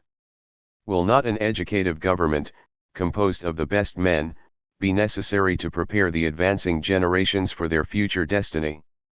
These objections also ought not to appear valid if we have succeeded in making our readers understand what we have already said, and in convincing them of it. But in any case, even at the risk of repetition, it may be as well to answer them. We find ourselves continually met by the false notion that government is in itself a new force, sprung up one knows not whence, which of itself adds something to the sum of the force and capability of those of whom it is composed and of those who obey it. While, on the contrary, all that is done by individual men. The government, as a government, adds nothing save the tendency to monopolize for the advantage of certain parties or classes, and to repress all initiative from beyond its own circle. To abolish authority or government does not mean to destroy the individual or collective forces, which are at work in society, nor the influence men exert over one another. That would be to reduce humanity to an aggregate of inert and separate atoms, an impossibility which, if it could be performed, would be the destruction of any society, the death blow to mankind. To abolish authority means to abolish the monopoly of force and of influence. It means to abolish that state of things by which social force, i.e., the collective force of all in a society, is made the instrument of the thought, will and interests of a small number of individuals. These, by means of the collective force, suppress the liberty of every one else, to the advantage of their own ideas. In other words, it means to destroy a mode of organization by means of which the future is exploited, between one revolution and another, to the profit of those who have been the victors of the moment. Michael Bakounine, in an article published in 1872, asserts that the great means of action of the International were the propagating of their ideas, and the organization of the spontaneous action of its members in regard to the masses. He then adds, to whoever might pretend that action so organized would be an outrage on the liberty of the masses, or an attempt to create a new authoritative power, we would reply that he is a sophist and a fool. So much the worse for those who ignore the natural, social law of human solidarity, to the extent of imagining that an absolute mutual independence of individuals and of masses is a possible or even desirable thing. To desire it would be to wish for the destruction of society, for all social life is nothing else than this mutual and incessant dependence among individuals and masses. All individuals, even the most gifted and strongest, indeed most of all the most gifted and strongest, are at every moment of their lives, at the same time, producers and products. Equal liberty for every individual is only the resultant, continually reproduced, of this mass of material, intellectual and moral influence exercised on him by all the individuals around him, belonging to the society in which he was born, has developed and does. To wish to escape this influence in the name of a transcendental liberty, divine, absolutely egoistic and sufficient to itself, is the tendency to annihilation. To refrain from influencing others would mean to refrain from all social action, indeed to abstain from all expression of one's thoughts and sentiments, and simply to become non-existent.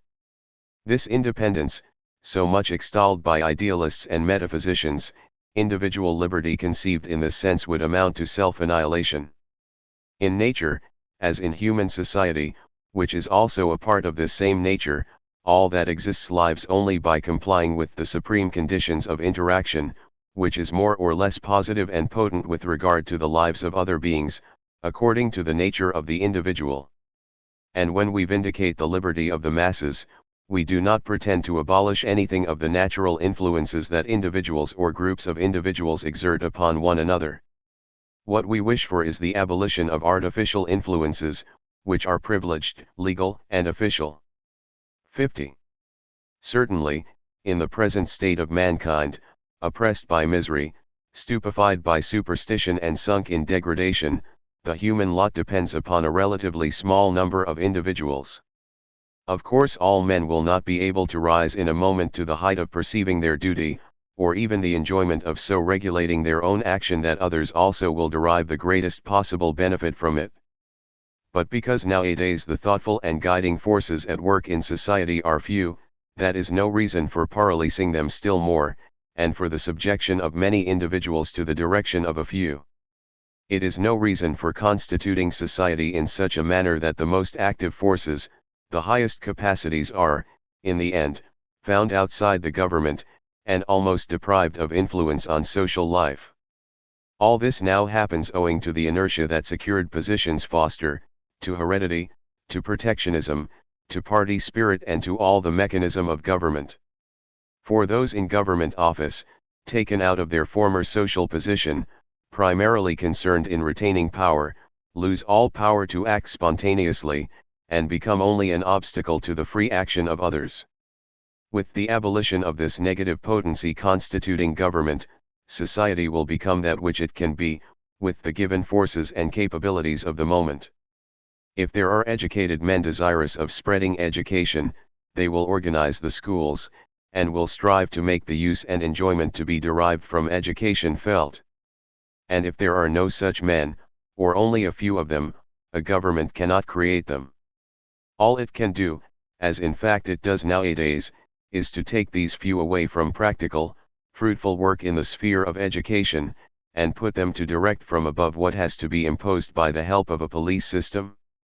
So they make out of intelligent and impassionate teachers mere politicians, who become useless parasites, entirely absorbed in imposing their own whims, and in maintaining themselves in power. If there are doctors and teachers of hygiene, they will organize themselves for the service of health. And if there are none, a government cannot create them. All that it can do is to discredit them in the eyes of the people who are inclined to entertain suspicions, sometimes only too well founded, with regard to everything which is imposed upon them, and cause them to be massacred as poisoners when they visit people struck by cholera. 51. If there are engineers and mechanics, they will organize the railways, etc., and if there are none, a government cannot create them. The revolution, by abolishing government and private property, will not create force which does not exist, but it will leave a free field for the exercise of all available force and of all existent capacity. While it will destroy every class interested in keeping the masses degraded, it will act in such a way that everyone will be free to work and make his influence felt, in proportion to his own capacity, and in conformity with his sentiments and interests. And it is only thus that the elevation of the masses is possible, for it is only with liberty that one can learn to be free, as it is only by working that one can learn to work. A government, even had it no other disadvantages, must always have that of habituating the governed to subjection, and must also tend to become more oppressive and more necessary, in proportion as its subjects are more obedient and docile. 52. Besides, if one wants a government which has to educate the masses and put them on the road to anarchy, one must also indicate what will be the background, and the way of forming the government. Point 53. Suppose government were the direction of affairs by the best people. Who are the best? And how shall we recognize their superiority? The majority are generally attached to old prejudices, and have ideas and instincts already outgrown by the more favored minority. But of the various minorities, who all believe themselves in the right, as no doubt many of them are in part, which shall be chosen to rule? And by whom? And by what criterion, seeing that the future alone can prove which party among them is the most superior? If you choose 100 partisans of dictatorship, you will discover that each one of the 100 believes himself capable, if not of being sole dictator, at least of assisting very materially in the dictatorial government. The dictators would be those who, by one means or another, succeeded in imposing themselves on society. And, in course of time, all their energy would inevitably be employed in defending themselves against the attacks of their adversaries, totally oblivious of their desire, if ever they had had it, to be merely an educative power. Should government be, on the other hand, elected by universal suffrage, and so be the emanation, more or less sincere, of the wish of the majority? But if you consider these worthy electors as incapable of providing for their own interests, how can they ever be capable of themselves choosing directors to guide them wisely? How solve this problem of social alchemy, to elect a government of geniuses by the votes of a mass of fools? And what will be the lot of the minority, who are the most intelligent, most active, and most advanced in society?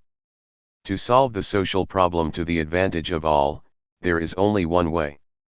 To expel the government by revolutionary means, to expropriate the holders of social wealth, putting everything at the disposition of all, and to leave all existing force, capacity, and goodwill among men free to provide for the needs of all. We fight for anarchy and for socialism because we believe that anarchy and socialism ought to be brought into operation as soon as possible. Which means that the revolution must drive away the government, abolish private property, and entrust all public service, which will then embrace all social life, to the spontaneous, free, unofficial, and unauthorized operation of all those interested and all willing volunteers. There will certainly be difficulties and inconveniences, but the people will be resolute, and they alone can solve all difficulties anarchically, that is, by direct action of those interested and by free agreement. We cannot say whether anarchy and socialism will triumph after the next revolutionary attempt, but this is certain, that if any of the so-called transition programs triumph, it will be because we have been temporarily beaten, and never because we have thought it wise to leave in existence any one part of that evil system under which humanity groans. Whatever happens, we shall have some influence on events, by our numbers, our energy, our intelligence, and our steadfastness. Also, even if we are now conquered, our work will not have been in vain, for the more decided we shall have been in aiming at the realization of all our demands, the less there will be of government and of private property in the new society. And we shall have done a great work, for human progress is measured by the degree in which government and private property are diminished. If today we fall without lowering our colors, our cause is certain of victory tomorrow. 41 parts 1 to 9, Freedom, London, NOS 58-65, September 1891 to April 1892, and 67, June 1892. Originally published as L'Anarchia, London, Biblioteca dell'Associazione, 1891. An earlier, shorter version of this work appeared in 3 parts in La Questione Sociale, Florence, 1, NOS 8-10, 4, 11, and May 18, 1884. Together with Fra Contadini, Between Peasants, and Al Cafe, At the Cafe, this is one of Malatesta's best-known pamphlets and one of the most popular works in the history of anarchist literature. At the same time that it is a clear exposition of general anarchist principles, it bears the distinct imprint of Malatesta's own brand of anarchism. Freedom serial edition was reprinted in pamphlet form in 1892 and reissued many times in the following decades. Freedom Press published an 8th edition in 1949. In the United States, the same translation was published in San Francisco by A. Isaac in the Free Society Library in 1900, and in Buffalo, undated, by the Friends of Malatesta around 1971. New translations have later appeared. At present, the most widely available is the one made by Vernon Richards for Freedom Press in 1974, which has been frequently reprinted since. We republish this work in its entirety from its first English edition because, in addition to being a fairly complete and accurate translation, it has value as a historical document. Not only it was the only English translation made during Malatesta's lifetime, but it was also published in the city where he lived, and by an editing group with whom he was in close contact. The translation has been checked against the Italian original, and occasional translation errors or omissions have been amended. In the latter case, the interpolations have been indicated in footnotes. 42 in this paragraph, the sentences from a government which owed its origin to a government of its own choosing were missing from the original English version. 43 This quotation is from Chapter 5 of Anarchist Morality. The chapter was first published in French in La Revolte, Paris, 3, number 40, 21-27 June 1890, and in English translation in Freedom of February 1892. The passage in question reads thus: Law has merely utilized the social feelings of man, to slip in, among the moral precepts he accepts, various mandates, useful to an exploiting minority, to which his nature refuses obedience. Law has perverted the feeling of justice, instead of developing it. 44 The part in parentheses was missing from the original English version. 45 For an English version of the full text from which this excerpt is taken, see Solidarity in Liberty, The Worker's Path to Freedom, in Bakunin's Writings, edited by Guy A. Alderd, Indoor, Modern Publishers, 1947. 46 In this reference there is a direct link to Malatesta's own life experience. In 1884, when an outbreak of cholera occurred in Naples, Malatesta and other anarchists rushed there to assist and cure the population hit by the disease. 47 Jean-Charles Leonard Simon de Sismondi was a Swiss economist and historian of the first half of the 19th century. In fact, he attributed a positive role to a conservative power, expression of an aristocratic spirit, as an essential component of good government and a counterweight to democratic impulses. In volume 11 of his monumental 16-volume Histoire de Républiques Italiennes du Moyen Âge, he writes, Il faut surtout en retrouver, dans une république, les représentants du temps passé, comme ceux du temps présent, en vivre un pouvoir conservateur comme un pouvoir rénovateur. It is especially important that the representatives of both the past and the present be found in a republic, that both a conservative and an innovative power be present. 48 Giuseppe Garibaldi's red shirts are an example of such troops of volunteers. 49 In this paragraph, the Italian liberal and liberalismo were respectively translated as individualist and individualism. We find these terms confusing, and therefore we have replaced them with the more literal translations liberal and liberalism. 50 The excerpt is from a text with the original French title Protestation de l'Alliance or Appel de l'Alliance, which Bakunin wrote in July 1871. For an English version, see the third section of the Program of the Alliance, in Bakunin on Anarchy, edited by Sam Dolgoff, New York, Vintage Books, 1972. 51 The last phrase, about doctors being massacred, was missing from the original English version. Indeed, when the first cholera pandemic swept Europe in the 1830s, poisoning hysteria often spread among the populations, causing popular revolts in which physicians and government officials were killed. 52 The phrase in brackets is not present in the Italian original version. 53 This paragraph was missing from the original English version. 14 The products of soil and industry. An anarchist concern, 54. No longer in a position to deny the righteousness of socialist aspirations, the bourgeois say that the woes by which men are afflicted are attributable to a harsh necessity of nature, which has nothing to do with the way society is organized. Poverty can never be eradicated, they say, because poverty derives from an actual dearth of produce rather than faulty distribution. In any event, what is required is a boost to the amount of production, rather than any attempt to overthrow society as presently constituted, with an eye to replacing it with a different society based on different foundations.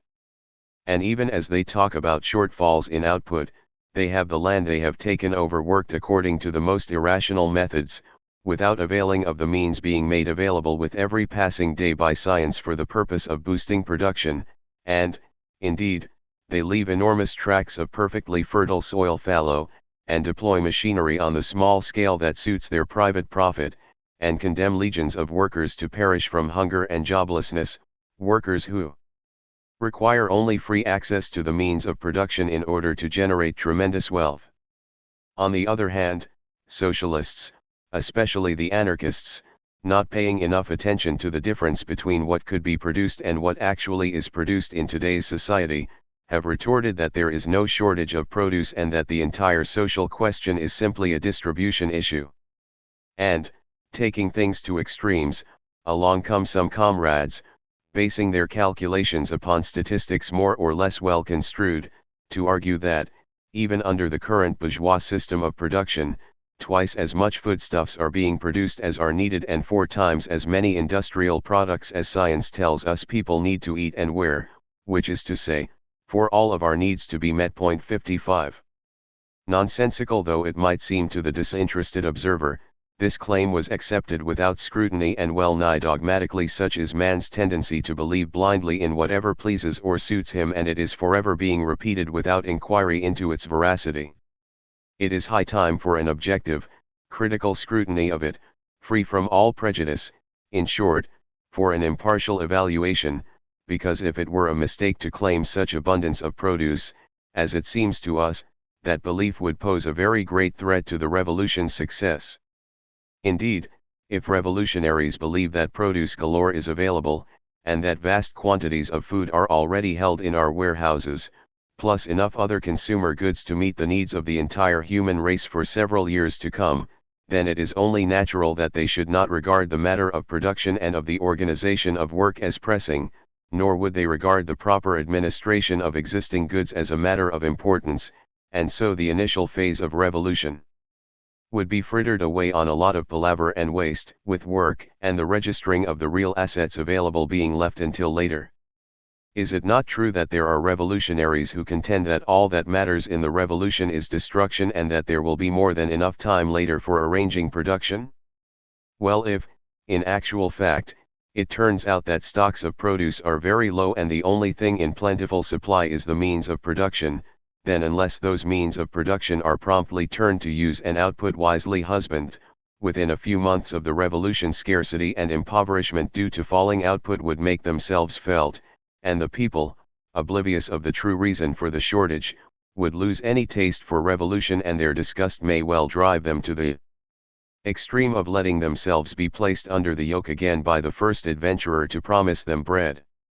We do not at the moment have to hand the means of backing our opinion up with figures to prove that stocks of produce in existence are very low, and that, if everybody was to have his needs met in terms of consumption, they would last for only a few months, but we can back it up right here and now with a few reasoned considerations, putting off a more prolonged scrutiny of the matter until such time as we have the tools for the job.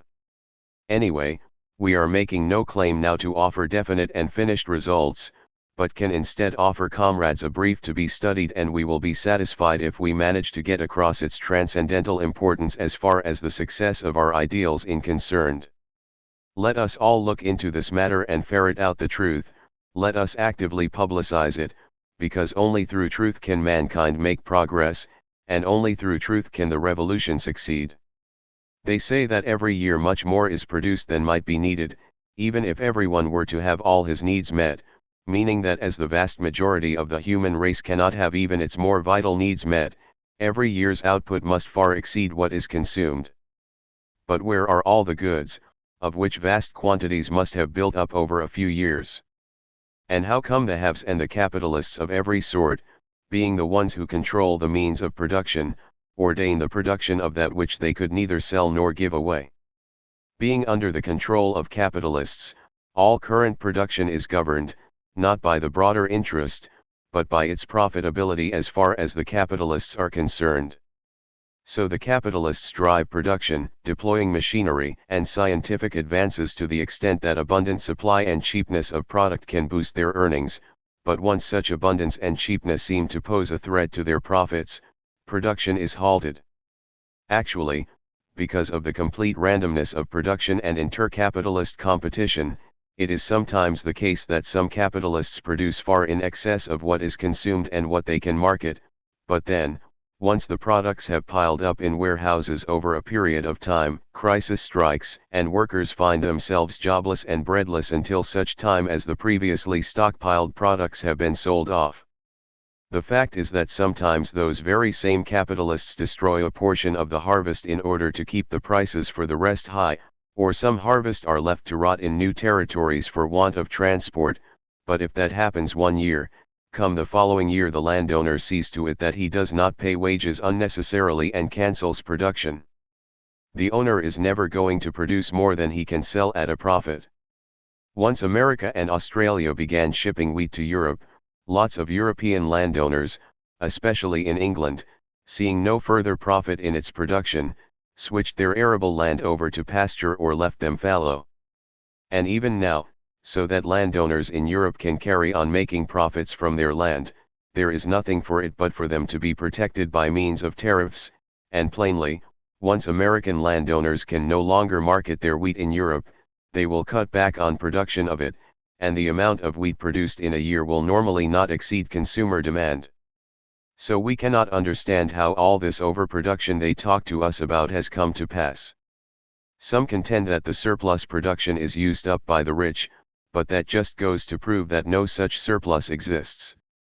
The rich are a tiny minority and their consumption cannot be that significant when set alongside the overall consumption, and anyway no one believes that the purpose of the revolution is to cut back on the consumption by the rich for now so as to align it with the consumption level of the poor.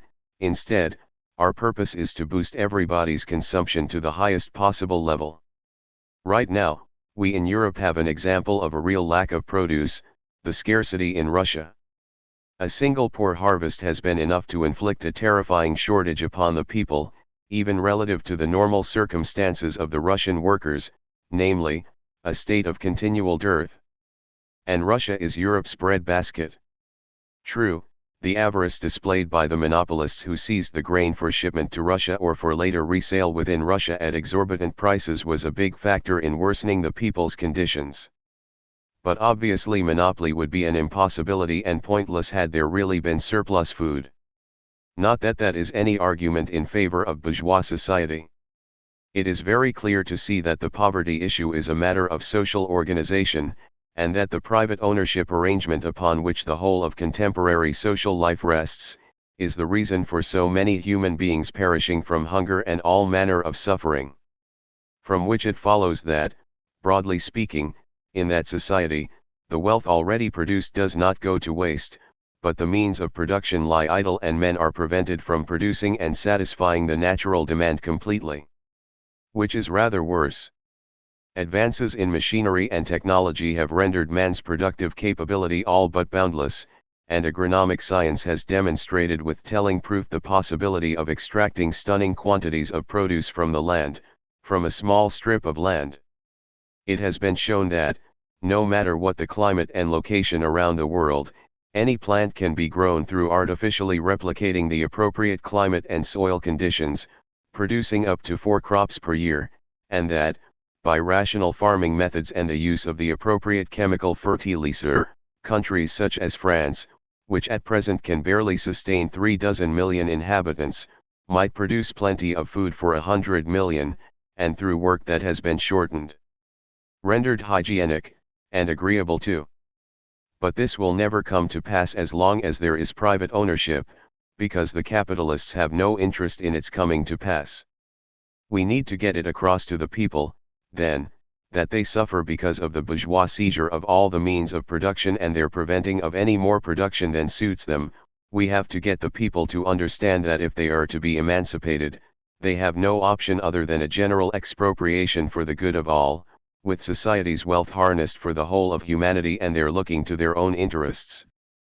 But the people need to be made to understand that taking over the means of production is not enough, and that they need to put these to work as a matter of urgency, and, for that to happen, on the very day the bourgeoisie surrenders, the people simply must get back promptly to work and search for every opportunity to increase and accelerate production, especially agricultural production.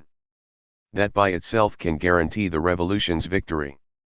54 Translated from Los Productos de la Tierra y de la Industria, El Productor, Barcelona, 5, number 278, December 24, 1891. The article was published during an extensive speaking tour that Malatesta undertook in Spain, together with the Barcelona anarchist Pedro Esteve, between November 1891 and January 1892. The tour was interrupted as a consequence of the repression that ensued following the anarchist uprising in the Andalusian town of Jerez on January 8, 1892. The claim that Malatesta had a role in the uprising is unsubstantiated. 55 Malatesta is referring here to two pamphlets, Les Products de la Terre and Les Products de l'Industrie, respectively published in 1885 and 1887, to which his article's title makes explicit reference.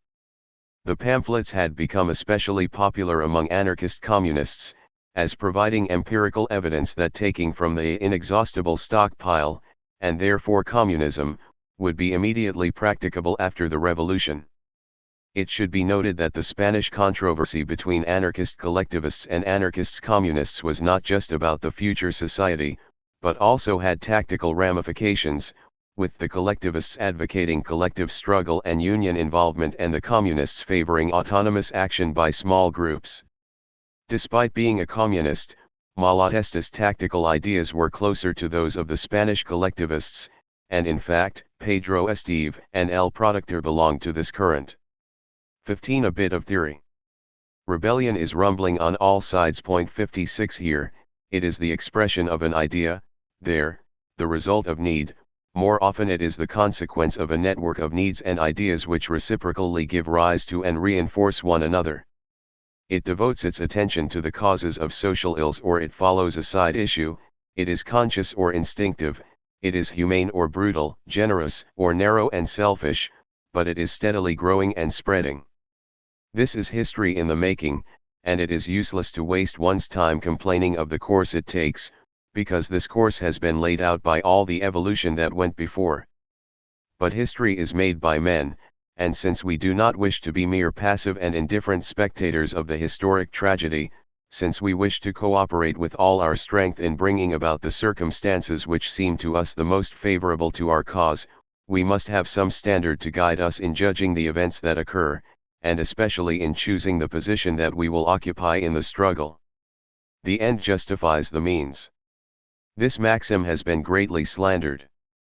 As a matter of fact, it is the universal guide to conduct. One might better express it thus: each end carries with it its own means. The morality or immorality lies in the end sought, there is no option as to the means. Once one has decided upon the end in view, whether by choice or by necessity, the great problem of life is to find the means which, according to the circumstances, will lead most surely and economically to the desired end. The way in which this problem is solved determines, as far as human will can determine, whether a man or a party reaches the goal or not, is useful to the cause or without meaning to serves the opposite side. To have found the right means is the whole secret of the great men and great parties that have left their mark in history. The object of the Jesuits is, for the mystics, the glory of God, and for the others the power of the company of Jesus. They must, therefore, endeavor to degrade the masses, terrorize them, and keep them in submission. The object of the Jacobins and all authoritarian parties, who believe themselves to be in possession of absolute truth, is to force their ideas upon the common herd and to bind humanity upon the Procrustean bed of their beliefs. With us it is otherwise. Entirely different is our goal, and very different, therefore, must be our means. We are not fighting to put ourselves in the place of the exploiters and oppressors of today, Nor are we fighting for the triumph of an abstract idea. We are not like that Italian patriot who said, "What matters it if all the Italians die of hunger, provided Italy be great and glorious?" Neither do we resemble that comrade who admitted that he would not care if 3/4 of the human beings were massacred, provided humanity was free and happy. We wish men to be happy, all men, without exception. We wish every human being to be free to develop and live as happily as possible. And we believe that this freedom, this happiness, cannot be given to men by any man or any party, but that all men must, by their own efforts, discover the conditions of happiness and win them. We believe that only the most thorough application of the principle of solidarity can put an end to struggle, oppression, and exploitation, and that solidarity can come only as a result of a voluntary agreement, an intentional and spontaneous harmonizing of interests. For us, therefore, everything that aims to destroy economic or political oppression, everything that helps to raise the moral and intellectual level of humanity, to make men conscious of their rights and their power and to get them to look after their interests themselves, everything that arouses hatred of oppression and promotes human brotherhood, brings us nearer to our goal and, therefore, is desirable subject only to a quantitative calculation as to how to secure, with the resources available, the maximum useful result. And, per contra, anything is undesirable, because opposed to our aim, which seeks to preserve the present state of things, or to sacrifice a man, against his will, to the triumph of a principle. What we desire is the triumph of love and freedom. But does that mean that we refrain from using violent means? Not at all. The means we employ are those that circumstances make possible or necessary. It is true that we would prefer not to hurt a hair of anybody's head, we would like to wipe away all tears and not to cause any to be shed. But the fact is that we have to make our fight in the world as it is, or else be condemned to be nothing but fruitless dreamers. The day will come, we firmly believe, when it will be possible to work for men's happiness without doing any harm either to oneself or to others. Today this is not possible. Even the purest and gentlest of martyrs, one who, for the triumph of the right, would let himself be dragged to the scaffold without resistance, blessing his persecutors like the Christ of the legend, even such a one would still be doing much harm. Apart from the harm that he would be doing to himself, which, after all, counts for something, he would cause all those who love him to shed bitter tears.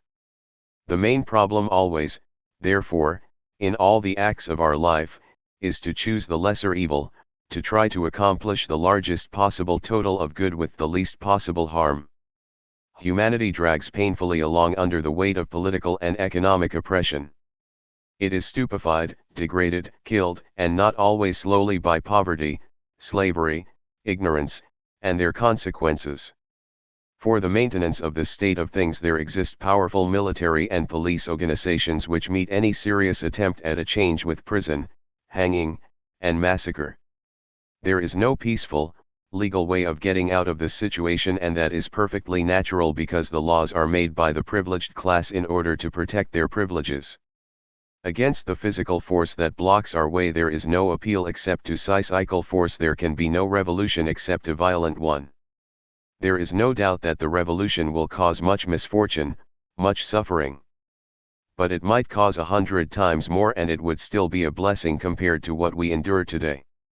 It is a well-known fact that in a single battle more people are killed than in the bloodiest of revolutions.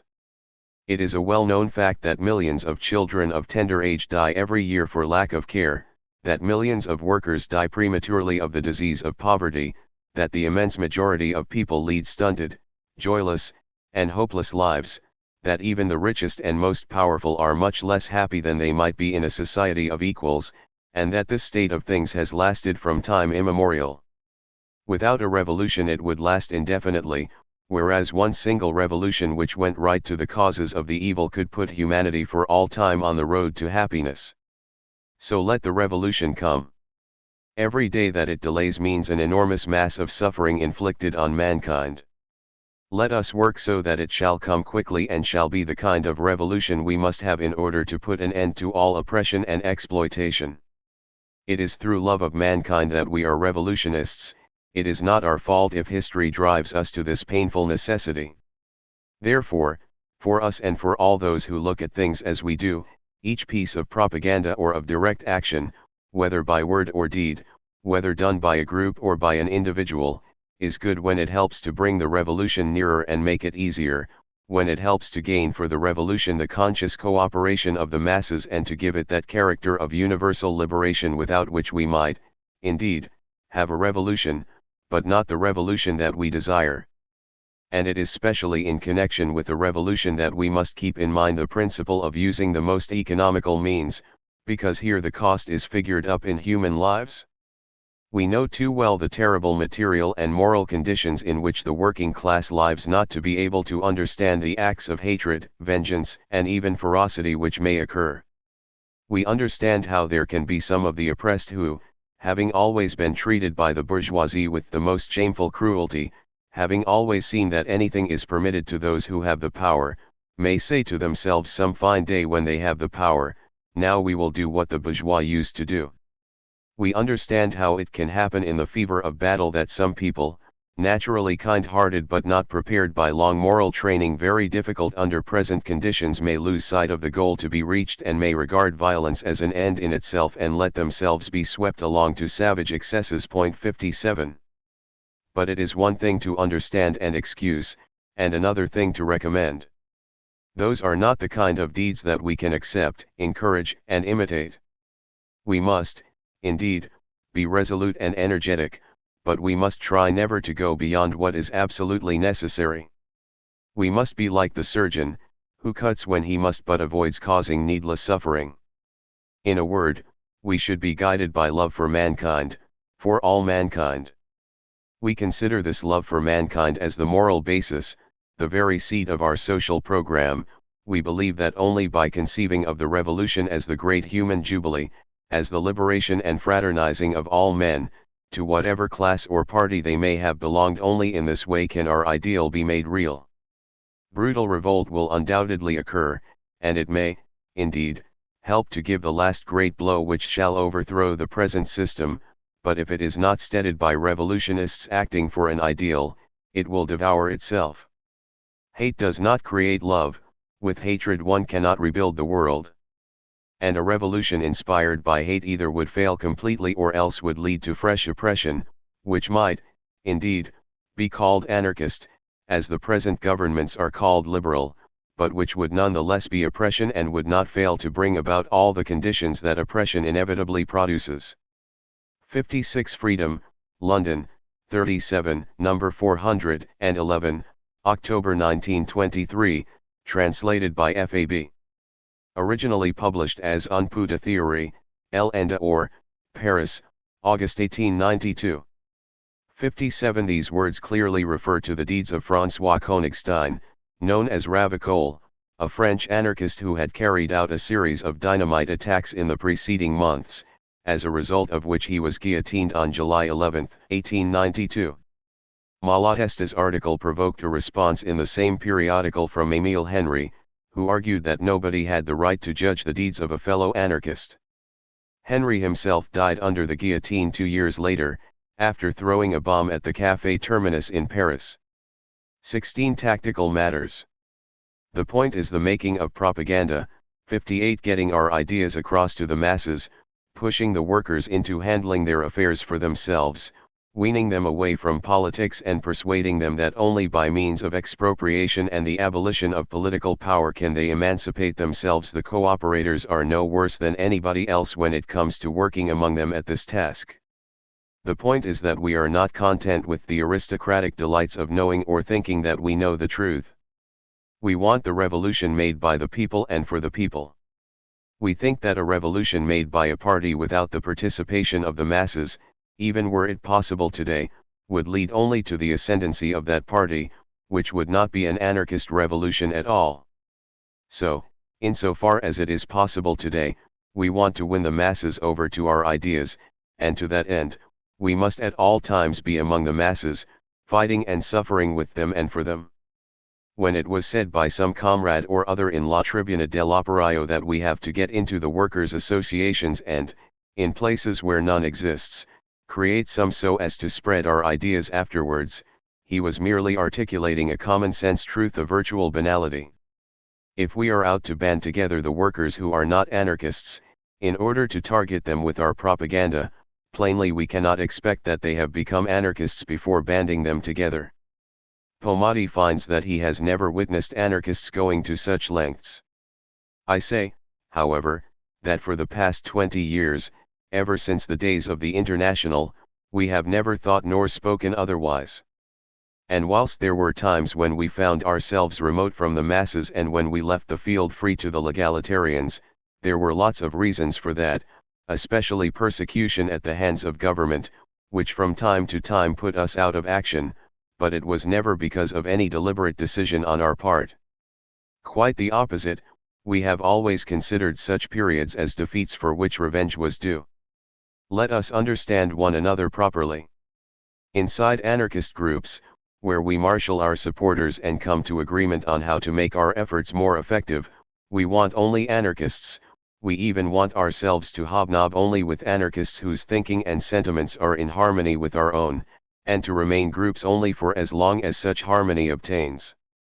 But outside of our groups, when it comes to the making of propaganda and cashing in on popular upheavals, we strive to reach out in all directions and employ every useful means in order to rally the masses, school them in revolt, and afford ourselves the opportunity of preaching socialism and anarchy. I mean all means that do not run counter to the goal we have set ourselves. It goes without saying. For instance, we could not meddle in the business of political or religious factions, except to confront them and try to break them up, but we can and we should always try to organize the masses to resist capital and government.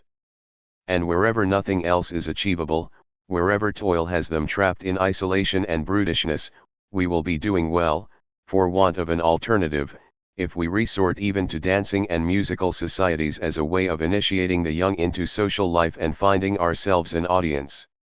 We cannot confirm the delusions of those who reckon that they might be able to achieve emancipation through cooperatives or strikes, but we should be in among them if we mean to turn the setbacks suffered by cooperators to our advantage, or combat their tendency towards bourgeoisification, and if we mean to help nurture the seed of revolt to be found within every strike. We contend that agreement, association, and organization represent one of the laws governing life and the key to strength today as well as after the revolution. To which end we mean to organize ourselves as best we can with those of like mind. But we also want to see the masses organized, as widely as possible, as should anyone who sees in the revolution a purpose other than his personal or party ascendancy. After all, tomorrow can only grow out of today, and if one seeks success tomorrow, the factors of success need to be prepared today. Now I could not care less if the legalitarians say, when we preach organization, that we are not anarchists. They are acting like bourgeois who, having said, and perhaps even believed, that anarchists are savages and brutes, cry out, when confronted by a genuine anarchist, which is to say, a man of courage and common sense, but this fellow is no anarchist. 2 or 3 years ago the Italian legalitarians, aping the Germans, saw fit to say that the anarchists were only bourgeois free traders respectful of private ownership, competition in business, etc. When we replied that anarchists are the bitterest and most rational foes of bourgeois individualism, and are the only true socialists, the answer was that then we were not anarchists. Where does one go from there? Besides, the thoughts I am expressing are not mine alone. They are the thoughts of the vast majority of anarchists. Pomadi admits as much, since he expresses regret for their lamentable impact in Italy, above all, and in Spain, and, unless I am mistaken, they speak for the tendency that predominates even among the editors of La Revolte. And it took all the wrath of the personalities of which certain enemies of personalism are possessed to lay at the door of a handful of individuals something that constitutes one of the major strands within the anarchist movement. Ah, but we might just as easily tell them, heal these elves of individuals. Yours and for anarchy. Malatesta. 58 translated from Questions de Tataqui, La Revolte, Paris, 6, No. 3, 1–7 October 1892. The background to this article is a protracted controversy that had taken place in the columns of La Revolte from August to September 1892 between Malatesta and the Italian anti-organizationist Amilcare Pomati.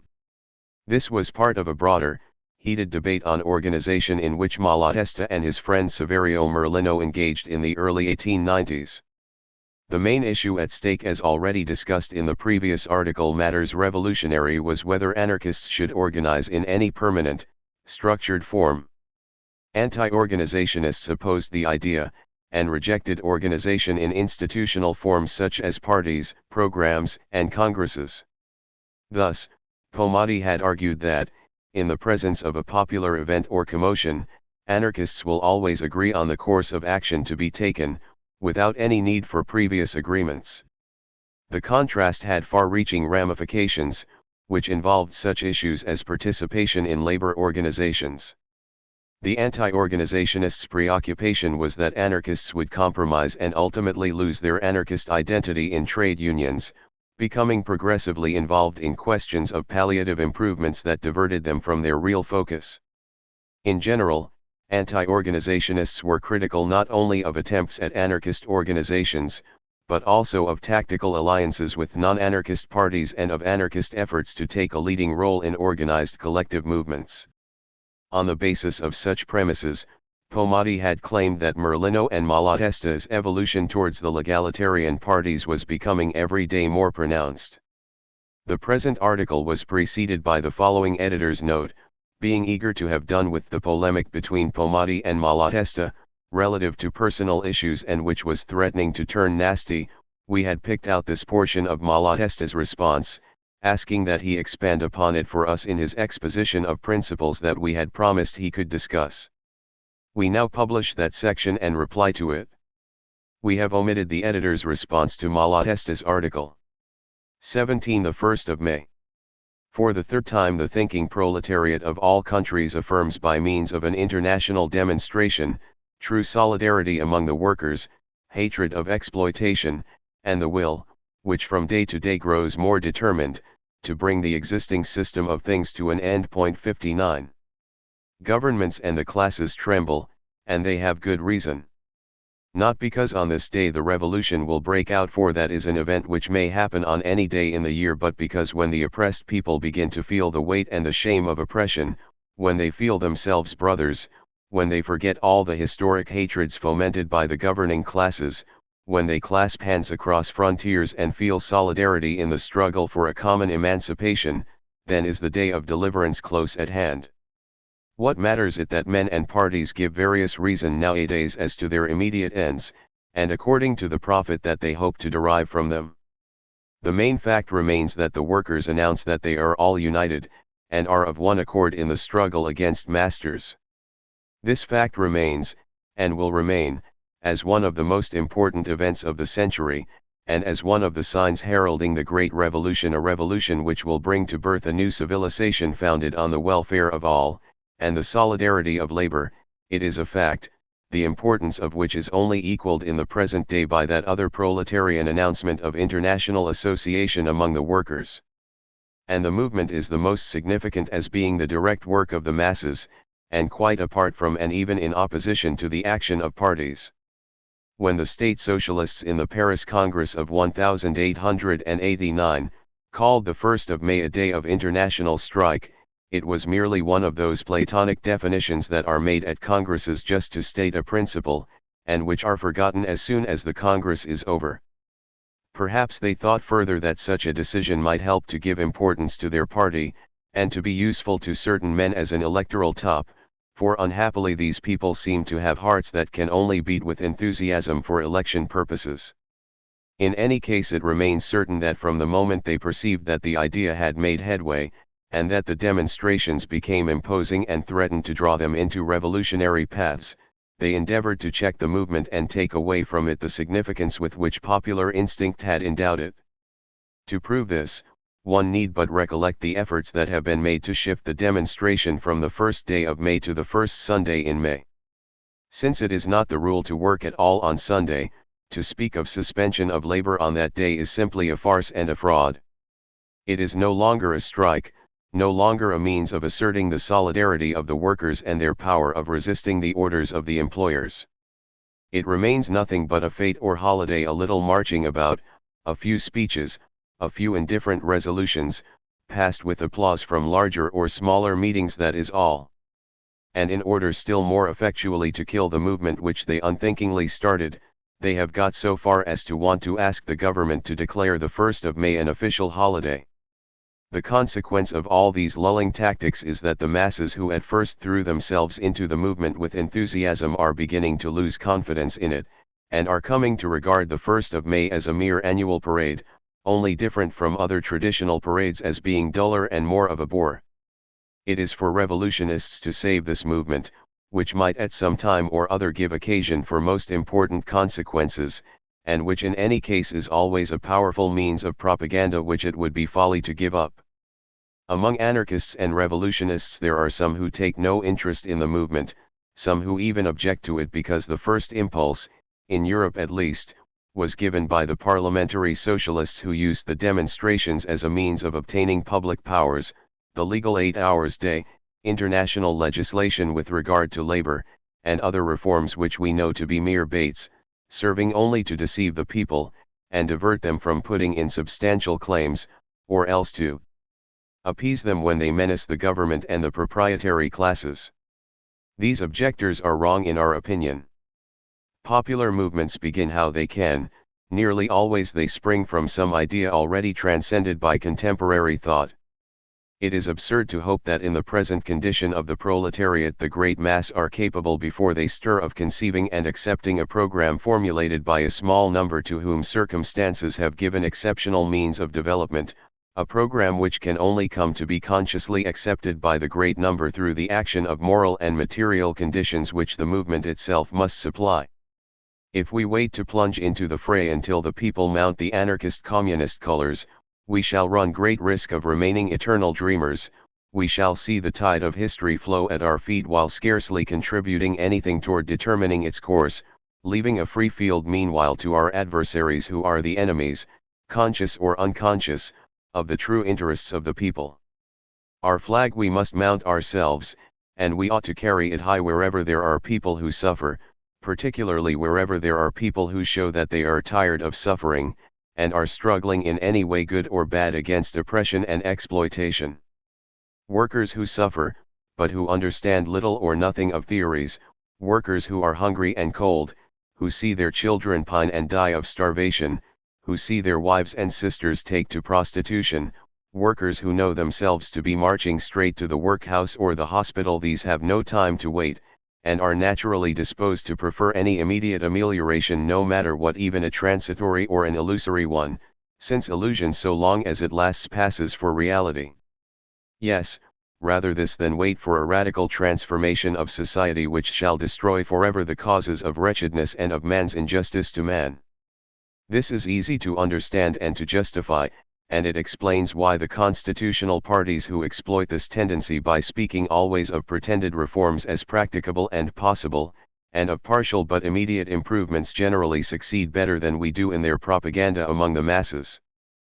But where the workers make a mistake, and it is for us to set them right, is in supposing that reforms and improvements are more easy to get than the abolition of the wage system and the complete emancipation of the worker. In a society based upon an antagonism of interests, where one class retains all social wealth and is organized in political power in order to defend its own privileges, poverty and the subjection of the disinherited masses always tend to reach the highest maximum compatible with the bare existence of man and with the interests of the ruling class. And this tendency meets with no obstacle except in the resistance of the oppressed. Oppression and exploitation never stop till that point is reached at which the workers show themselves determined to endure no more of it. If small concessions are obtained instead of great ones, it is not because they are easier to get, but because the people content themselves with them. It has always been by means of force or of fear that anything has been won from the oppressors. It has always been force or fear that has hindered the oppressors from taking back what they have granted. The 8-hours day and other reforms, be their worth what it may, can only be obtained when men show themselves resolved to take them by force, and will bring no improvement to the lot of the workers unless these are determined no longer to suffer what they are suffering today. Wisdom then, and even opportunism, requires that we do not waste time and energy on soothing reforms, but struggle for the complete emancipation of all, an emancipation which can only become a reality through the putting of wealth in common, and by the abolition of governments. This is what anarchists have to explain to the people, but in order to do so they must not disdainfully hold aloof, but join the masses and struggle along with them, pushing them forward by reasoning and example. Besides, in countries where the disinherited have tried for a strike on May 1st they have forgotten the 8 hours, and the rest, and the May 1st has had all the significance of a revolutionary date, on which the workers of the whole world count their forces and promise one another to be unanimous in the approaching days of decisive battle. On the other hand, governments work hard to remove all illusion which anyone may cherish, as to the intervention of public powers in favor of the workers, for instead of concessions, all that has been obtained up to the present time have been wholesale arrests, charges of cavalry, and discharge of firearms, murder and mutilation. Then long live the May 1st. It is not, as we have said, the Revolution Day, but it remains all the same a good opportunity for the propagation of our ideas, and for turning men's minds towards the social revolution. 59 The Commonweal, London, 1, New Series, Number 1, May 1, 1893. 18 Let us go to the people. Let us own up right away, anarchists have not shown themselves equal to the circumstances. 60. Setting to one side the Carrara uprising, which was proof of their courage and commitment to the cause, but also of the shortcomings in their organization, anarchists would scarcely have rated a mention in relation to the popular unrest in Sicily and elsewhere around Italy. After all the ranting about revolution, the revolution was upon us and we found ourselves bewildered and remained all but inert. It may be a painful admission, but to say nothing and cover it up would be tantamount to a betrayal of the cause and to sticking with the errors that have brought us to this pass. It is time for a rethink. As we see it, the main reason for our shortcomings is the isolation into which we have primarily fallen. For a gamut of reasons it would take us too long to go into here. Following the breakup of the International, anarchists lost touch with the masses and were gradually whittled down to tiny groups solely preoccupied with endless discussions and, alas, tearing one another to shreds or, at best, waging a little warfare against the legalitarian socialists. On a number of occasions, an effort was made to rectify the situation, with varying degrees of success. But just when it looked as if we might resume serious, broad-based endeavors, up popped a few comrades who, due to a wrong-headed intransigence, made a virtue of isolation and aided and abetted by the laziness and timidity of so many others, who found such theory a handy excuse for doing nothing and taking no risks, successfully steered us back into impotence. Thanks to the handiwork of those comrades, many of whom, we are pleased to acknowledge, are driven by the best of intentions, propaganda work and organizing have been rendered impossible. You want to join a workers' association? Be damned. That association has a president, statutes, and does not swear by the anarchist message. Any good anarchist should avoid it like the plague. You want to establish a workers' association to get them used to solidarity in the fight against the bosses? Treachery. A good anarchist should only ever enter into association with anarchist believers, meaning that he should always keep to the company of the same comrades, and if he must found associations, all he can do is bestow different names upon a group made up of the same people every time. You are out to organize and support strikes? Bamboozlement, palliatives. Trying your hand at demonstrations and popular campaigns. Tomfoolery. In short, the only thing one is allowed to do by way of propaganda is the odd talk, unattended by the public unless it is drawn in by the speaker's exceptional gifts of oratory, some printed matter, always read by the same circle of folk, and man-to-man propaganda, if you can find somebody prepared to hear you out. That, plus a lot of palaver about revolution, a revolution that, preached in this way, ends up like the Catholic's paradise, a promise for the hereafter, one that lulls you into a blessed inertia as long as you believe, and leaves you skeptical and selfish, once the faith evaporates. And in the meantime the people around us stir and follow other persuasions, and the legalitarian socialists get the better of us and often meet with success, even in countries such as Italy, where socialism was first proclaimed and popularized by us and where we boast far from inglorious traditions of struggle and sacrifice born with consistency and pride. This is a lethal tactic, tantamount to suicide. The revolution is not made behind closed doors. Isolated individuals and groups can carry out a little propaganda, audacious coups de main, bombings and such like, if done astutely, which is not always the case, can draw public attention to the woes of the workers and to our ideas, may earn us the cachet of people's avengers, and may rid us of some mighty hindrance, but the revolution comes only once the people have taken to the streets. And if we want to make it we have to win over the crowd, as much of a crowd as we can. Besides, these isolationist tactics run counter to our principles and to the purpose we set ourselves. Revolution, of the sort we have in mind, should be the start of active, direct, genuine participation by the masses, which is to say, by everybody, in the organizing and running of the life of society. If, by some freak, the revolution could be made by ourselves alone, it would not be an anarchist revolution, since we would then be the masters and the people, being disorganized and thus powerless and thoughtless, would await their instructions from us. In which case the whole of anarchy will be reduced to a hollow declaration of principles, whereas, in practice, there would still be a tiny faction making use of the blind strength of the unthinking masses, harnessed in order to impose the faction's own ideas, and that is the very essence of authority. Just imagine that tomorrow, by means of some coup de main, we were able to rout the government by ourselves, without involving the masses, and that we were able to retain control of the situation.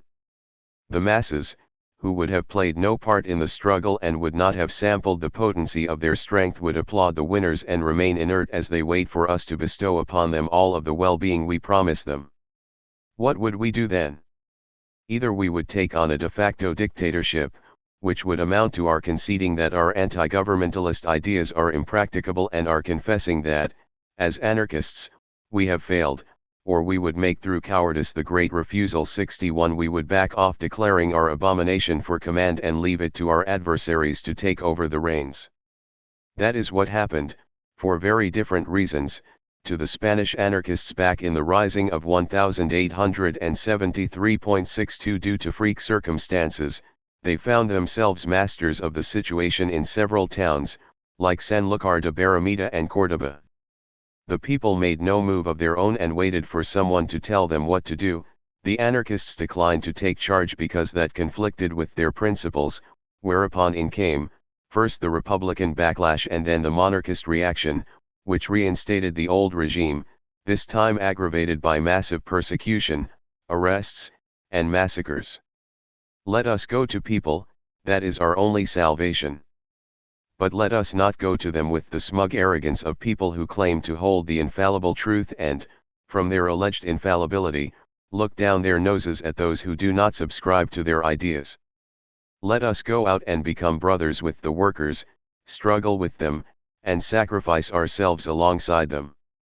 If we are to earn the right and opportunity to demand of the people the sort of commitment and spirit of sacrifice required in the great days of decisive battle ahead, we need to have proved ourselves in the people's eyes, and shown that we are second to none when it comes to courage and self-sacrifice in its small, day-to-day struggles. Let us enter all the workers' associations, establish as many as we can, weave ever larger federations, support and organize strikes, and spread everywhere and by every means the spirit of cooperation and solidarity between workers, the spirit of resistance and struggle. And let us beware of becoming disgusted just because the workers often do not understand or embrace all of our ideals and retain an attachment to the old ways and old prejudices. In the making of the revolution, we cannot and refuse to wait for the masses to become full-fledged anarchist socialists. We know that, for as long as the current economic and political arrangement of society lasts, the vast majority of the population is doomed to ignorance and brutishness and has a capacity only for fairly blind rebellions. We need to dismantle that arrangement, making the revolution as best we can, with whatever resources we can muster in real life. Much less can we wait for the workers to turn into anarchists before we set about organizing them. How could they, if left to their own devices, wrestling with the sense of powerlessness that comes from their isolation?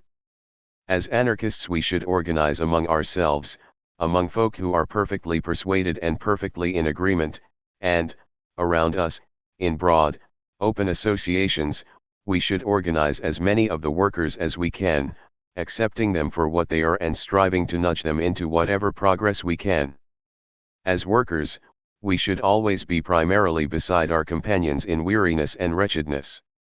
Let us remember that the people of Paris started out demanding bread of the king in the midst of applause and tender-hearted tears and, within 2 years, having as was only to be expected been treated to his lead rather than bread, they lopped off his head. And only recently the people of Sicily were on the verge of making a revolution, despite applauding the king and all his kin. Those anarchists who opposed and sneered at the Fasci movement just because it was not organized the way we might have preferred, in that the Fasci were often called after Mary the Immaculate, or because they had a bust of Marx rather than of Bakunin on display in their halls, etc., have proven that they had neither revolutionary sense nor spirit. We have no mercy, far from it, for those who taint everything with the parliamentary poison and boil everything down to a question of candidacy, and who, acting in good faith or in bad, it matters not which, would like to turn the masses into a floating flock. But does preaching dispersion and leaving all of the proletariat's organized forces in their hands not amount to playing along with such would-be deputies and, worse still, playing the game of the bourgeoisie and government? Let us take stock. These are solemn times. We have come to one of those watershed moments in human history when an entirely new era is ushered in. The success and orientation of the coming revolution depend on us, who have inscribed upon our banners the redemptive and inseparable words socialism and anarchy. 60 translated from Andiamo fra il popolo, l'art. 248, Ancona, 1, number 5, February 4, 1894. In 1893, the Fasci movement had spread over Sicily, fasci being the plural for fascio, bundle, a term that symbolized the strength of union and bore no relation but etymological with the later fascist movement. It was a movement of peasants, miners, and workers that started with economic demands but escalated into a revolt, with strikes, attacks on city halls, destruction of custom houses, and refusal to pay taxes. Dozens of workers were massacred by the armed forces. On January 4, 1894, the state of siege was declared in Sicily and a harsh repression ensued. In response, demonstrations took place in various Italian cities, peaking with an uprising that occurred in the anarchist stronghold of Carrara, where the state of siege was eventually declared, too. Malatesta had strongly supported the Fasci movement all along, and, at the beginning of 1894, he left his London exile to clandestinely enter Italy. The present article, written while Malatesta was still in Italy, draws a balance of the agitations on behalf of the Italian anarchist movement. The periodical where the article appeared was ironically named after the Penal Code article concerning the association of malefactors, which was standardly used against anarchists. 61. This is a passage from Dante Alighieri's Divine Comedy, Inferno, 3, 60, about Celestine V., who resigned the papacy in 1294. 62. The reference is to the federalist movement known as cantonalism, which broke out after the proclamation of the First Republic. After President Pi y Margall pledged to lead the country toward a decentralized administration, many large cities in the south of Spain took their independence for granted and declared themselves free cantons. Though the International as an organization had passed a resolution that condemned all political activity, anarchists became involved in certain independent activities. 19. The duties of the present hour. Reaction is let loose upon us from all sides. 63. The bourgeoisie, infuriated by the fear of losing her privileges, will use all means of repression to suppress not only the anarchist and socialist, but every progressive movement. It is quite certain that they will not be able to prevent these outrages which served as the pretext of this present reaction. On the contrary, the measures which bar all other outlets to the active temper of some seem expressly calculated to provoke and multiply them. But, unfortunately, it is not quite certain that they may not succeed in hampering our propaganda by rendering the circulation of our press very difficult, by imprisoning a great number of our comrades, and by leaving no other means of revolutionary activity open to us than secret meetings, which may be very useful for the actual execution of actions determined on, but which cannot make an idea enter into the mass of the proletariat. We would be wrong to console ourselves with the old illusion that persecutions are always useful to the development of the ideas which are persecuted. This is wrong, as almost all generalizations are. Persecutions may help or hinder the triumph of a cause, according to the relation existing between the power of persecution and the power of resistance of the persecuted, and past history contains examples of persecutions which stopped and destroyed a movement as well as of others which brought about a revolution. Hence we must face, without weakness or illusion, the situation into which the bourgeoisie has placed us today and study the means to resist the storm and to derive from it the greatest possible profit for our cause. There are comrades who expect the triumph of our ideas from the multiplication of acts of individual violence.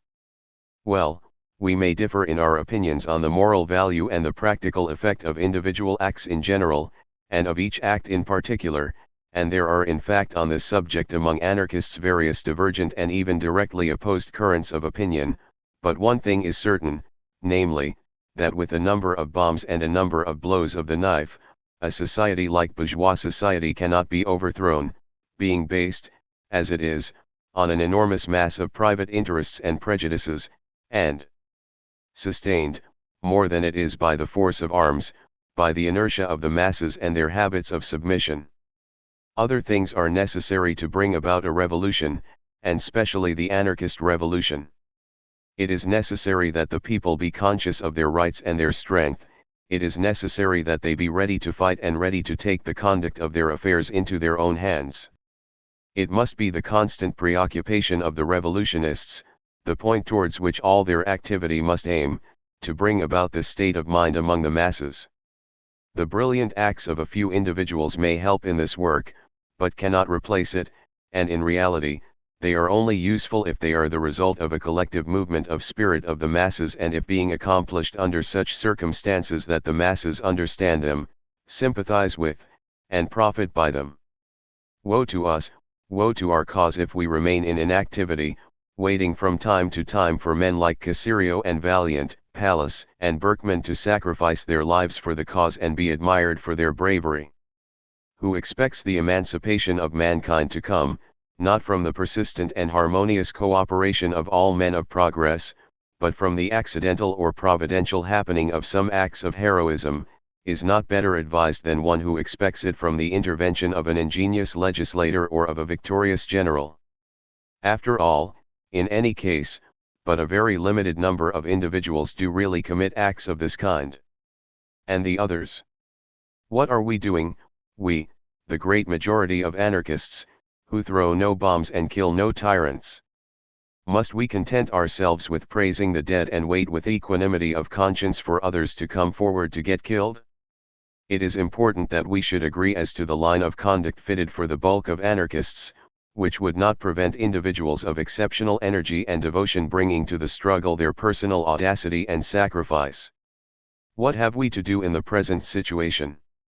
Before all, in my opinion, we must as much as possible resist the laws, I might almost say we must ignore them.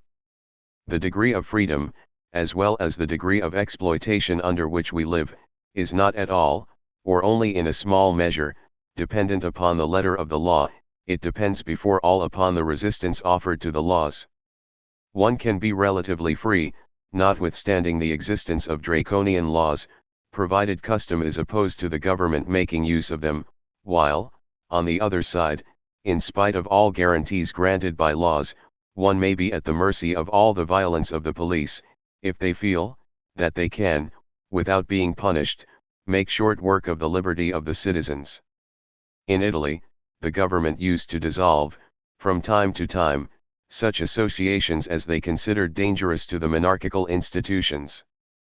Protests, and cries of indignation were raised and, what is most important, the dissolved societies were forthwith reconstituted, and the government could not but let this pass, and his aims to suppress the right of association of its opponents were continually frustrated. After having several times used this method against the International Workingmen's Association, which, in Italy, was from the beginning anarchist, and not succeeding in making it disappear, the government hit upon prosecuting its members as persons affiliated to an association of criminals. But it was impossible to prosecute all. From time to time arrests were made, sentences passed, the accused openly vindicated their ideas and the right to associate for their propagation, the sections of the International continued their work, and in the end, whilst a number of individuals suffered personally and those who fight against the existing order of things must expect to suffer, the aims of the government were frustrated and the propaganda profited by it ever so much. But then anarchists began to say that to form associations meant giving an opportunity for prosecution of associations of criminals to the government. They caused the dissolution of the existing association, combated all efforts to reorganize it, and, in this way, voluntarily renounced the right of association. This did not, of course, prevent a single condemnation. On the contrary, at present anarchists are accused of forming criminal associations if perchance they meet each other in a cafe. They may even not know one another simply because they are anarchists. The results of the new laws which are being forged against us will depend to a large degree upon our own attitude. If we offer energetic resistance, they will at once appear to public opinion as a shameless violation of all human right and will be condemned to speedy extinction or to remain a dead letter. If, on the contrary, we accommodate ourselves to them, they will rank with contemporary political customs, which will, later on, have the disastrous result of giving fresh importance to the struggle for political liberties, of speaking, writing, meeting, combining, and associating, and be the cause more or less of losing sight of the social question. We are to be prevented from expressing our ideas, let us do so none the less, and that more than ever. They want to proscribe the very name of anarchist, let us shout aloud that we are anarchists. The right of association is to be denied us, let us associate as we can, and proclaim that we are associated, and mean to be. This kind of action, I am quite aware, is not without difficulty in the state things are in at present, and can only be pursued within the limits and in the way which common sense will dictate to everybody according to the different circumstances they live under. But let us always remember that the oppression of governments has no other limits than the resistance offered to it. Those socialists who imagine to escape the reaction by severing their cause from that of the anarchists, not only give proof of a narrowness of view which is incompatible with aims of radical reorganization of the social system, but they betray stupidly their proper interest. If we should be crushed, their turn would come very soon. But before all we must go among the people, this is the way of salvation for our cause. Whilst our ideas oblige us to put all our hopes in the masses, because we do not believe in the possibility of imposing the good by force and we do not want to be commanded, we have despised and neglected all manifestations of popular life, we contented ourselves with simply preaching abstract theories or with acts of individual revolt, and we have become isolated. Hence the want of success of what I will call, the first period of the anarchist movement. After more than 20 years of propaganda and struggle, after so much devotion and so many martyrs, we are today nearly strangers to the great popular commotions which agitate Europe and America, and we find ourselves in a situation which permits the governments to foster, without plainly appearing absurd, hopes to suppress us by some police measures. Let us reconsider our position. Today, that which always ought to have been our duty, which was the logical outcome of our ideas, the condition which our conception of the revolution and reorganization of society imposes on us, namely, to live among the people and to win them over to our ideas by actively taking part in their struggles and sufferings, today this has become an absolute necessity imposed upon us by the situation which we have to live under. Our ordinary means of propaganda, the press, meetings, groups of more or less convinced adherents of our ideas at any rate for a certain time, will become more and more difficult to be used. It is only in working men's associations, strikes, collective revolt where we can find a waste field for exercising our influence and propagating our ideas. But if we want to succeed, let us remember that people do not become anarchists in a single day, by hearing some violent speeches, and let us above all avoid falling into the error common to many comrades, who refuse to associate with working men who are not already perfect anarchists, whilst it is absolutely necessary to associate with them in order to make them become anarchists. 63 Liberty, London, 1, No. 8, August 1894. This little known and almost forgotten article marks in fact a turning point in Malatesta's ideas. Written only 6 months after the preceding article, it expresses the same urge to go to the people. Yet, while the earlier article's theme is still the indeterminacy of collective action, expressed by references to the French Revolution as we already find in the 1889 articles for l'Association, the present work's novel references to economic and legal resistance foreshadow concepts that are fully developed in the 1897-8 articles for l'Agitazione. 20. The General Strike and the Revolution. The tremendous commotion which some of the strikes of the past few years have produced in the social organization proves they may be something far more important than a mere means of resisting the demands of the masters and of obtaining advantages more or less transitory and illusory. 64 The strike can and will probably be the starting point of the social revolution, at least in great industrial countries like England and the United States. Anyhow, it would be the best of all the many possible starting points which socialists and anarchists could wish for the revolution. The question often poses itself of how the revolution will come about. How shall we be able to destroy this powerful organization of military and police which protects the bourgeoisie? Where shall we find the strength and unity of action necessary for victory? A great spontaneous insurrection with the avowed object of overthrowing the government and expropriating the bourgeoisie is a very difficult, perhaps an impossible event, both on account of the mental condition of the masses and the powerful means of prevention and repression at the disposal of the governing classes. Plots and conspiracies can only embrace a very limited number of individuals and are usually impotent to start a movement amongst the people of sufficient importance to give a chance of victory. Isolated movements, more or less spontaneous, are almost always stifled in blood before they have had time to acquire importance and become general.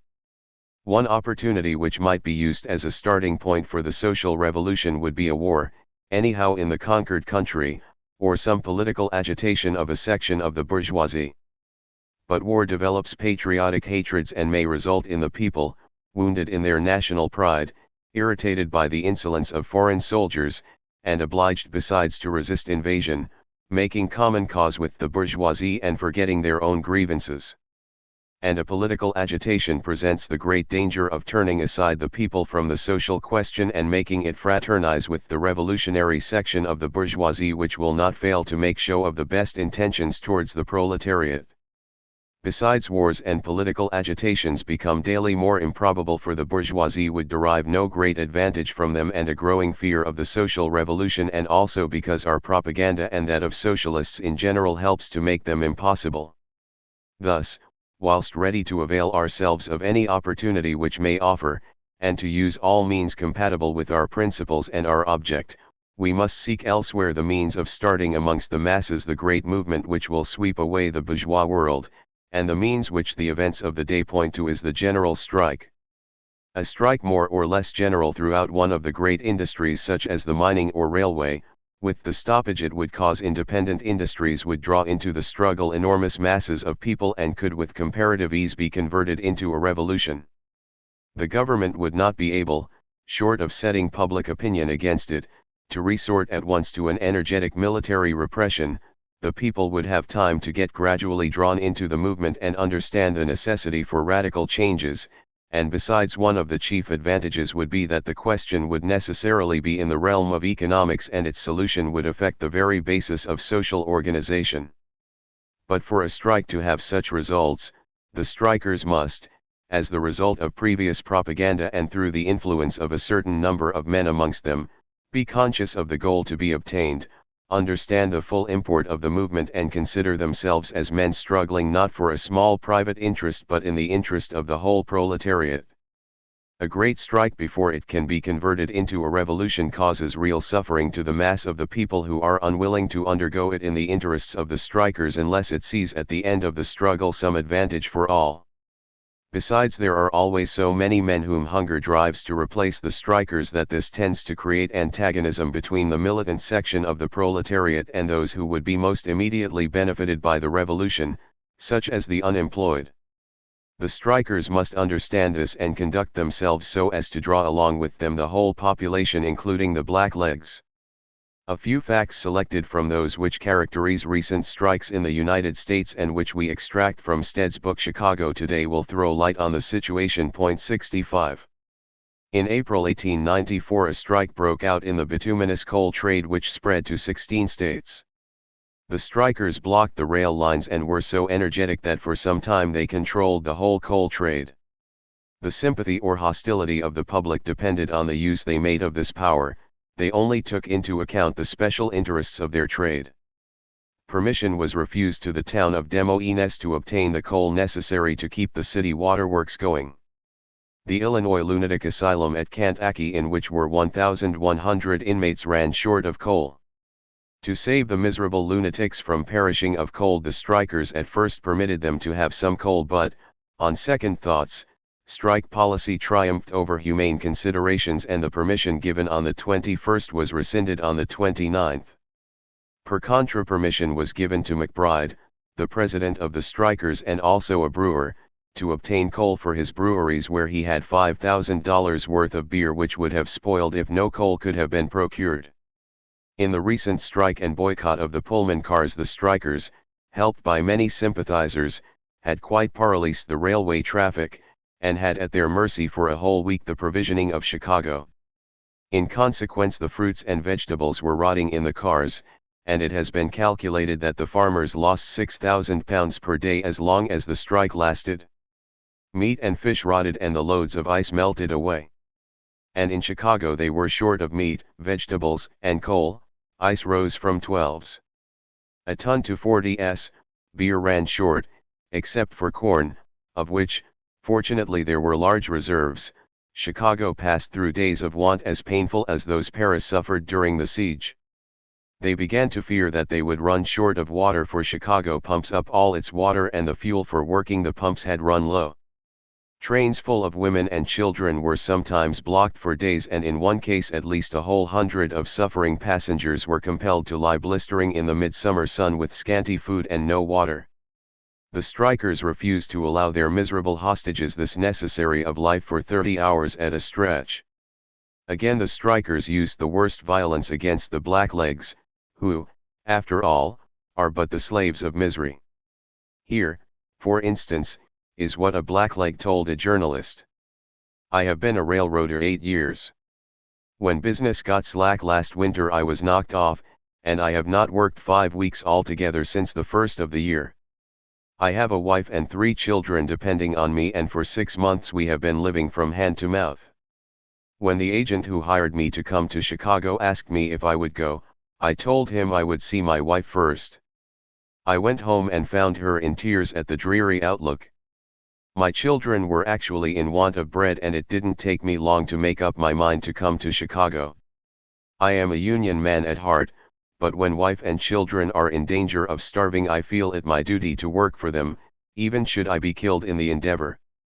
There are lots of men here who feel the same way. Why are the strikers so pitiless towards their brothers in misfortune whom they might have converted into brothers in arms, when we hear of no acts of personal violence against the big pots of the railway and of Pullman City? Clearly it was impossible for the strike to succeed, much less to turn into a revolution when conducted on such lines. Indeed, the reaction started in Chicago, and if the troops had been powerless to destroy the strikers they would have been crushed by the populace. When one is master of a situation one must take on oneself the responsibilities of that situation, otherwise one cannot hope to succeed. Since the provisioning of Chicago depended on the strikers they should have undertaken it. and the mere attempt to provision a town in the interests of the population instead of in that of the capitalists and tradesmen, even if unsuccessful, would have been the greatest stride forward in the right direction yet made by the social revolution. At the time of the London dock strike in '89, when all work was suspended, a ship loaded with ice arrived. The rumor spread that this ice was for the hospitals, and immediately a large number of strikers turned up to unload the ship without raising the question of wages. They said that the sick, especially the sick in the hospitals, ought not to suffer through the strike. This is a small fact, but it proves the existence of human solidarity, which if developed would give the labor movement a truly socialistic and revolutionary aspect. The grandest role the anarchist could have in the workers' unions and in strikes would be to direct them in these lines. 64 The Torch, London, 1, New Series, No. 3, August 1894. This is another little known but remarkable article, not only for its content, but also for its context. The same issue of The Torch contained also an article by Émile Pouget, soon to become a leading figure of French revolutionary syndicalism, about the futility of political change. As syndicalism was about to rise, it is a telling sign of Malatesta's foresight and influence that it was his article, not Pouget's, the one to advocate the general strike as a revolutionary weapon. What makes this even more remarkable is that the first part of Malatesta's article restates arguments that he had already made in the 1889 article about a strike. 65 William Thomas Stead was an English newspaper editor and a pioneer of investigative journalism. In 1893 he went to Chicago and launched a journalistic investigation of the city's social issues.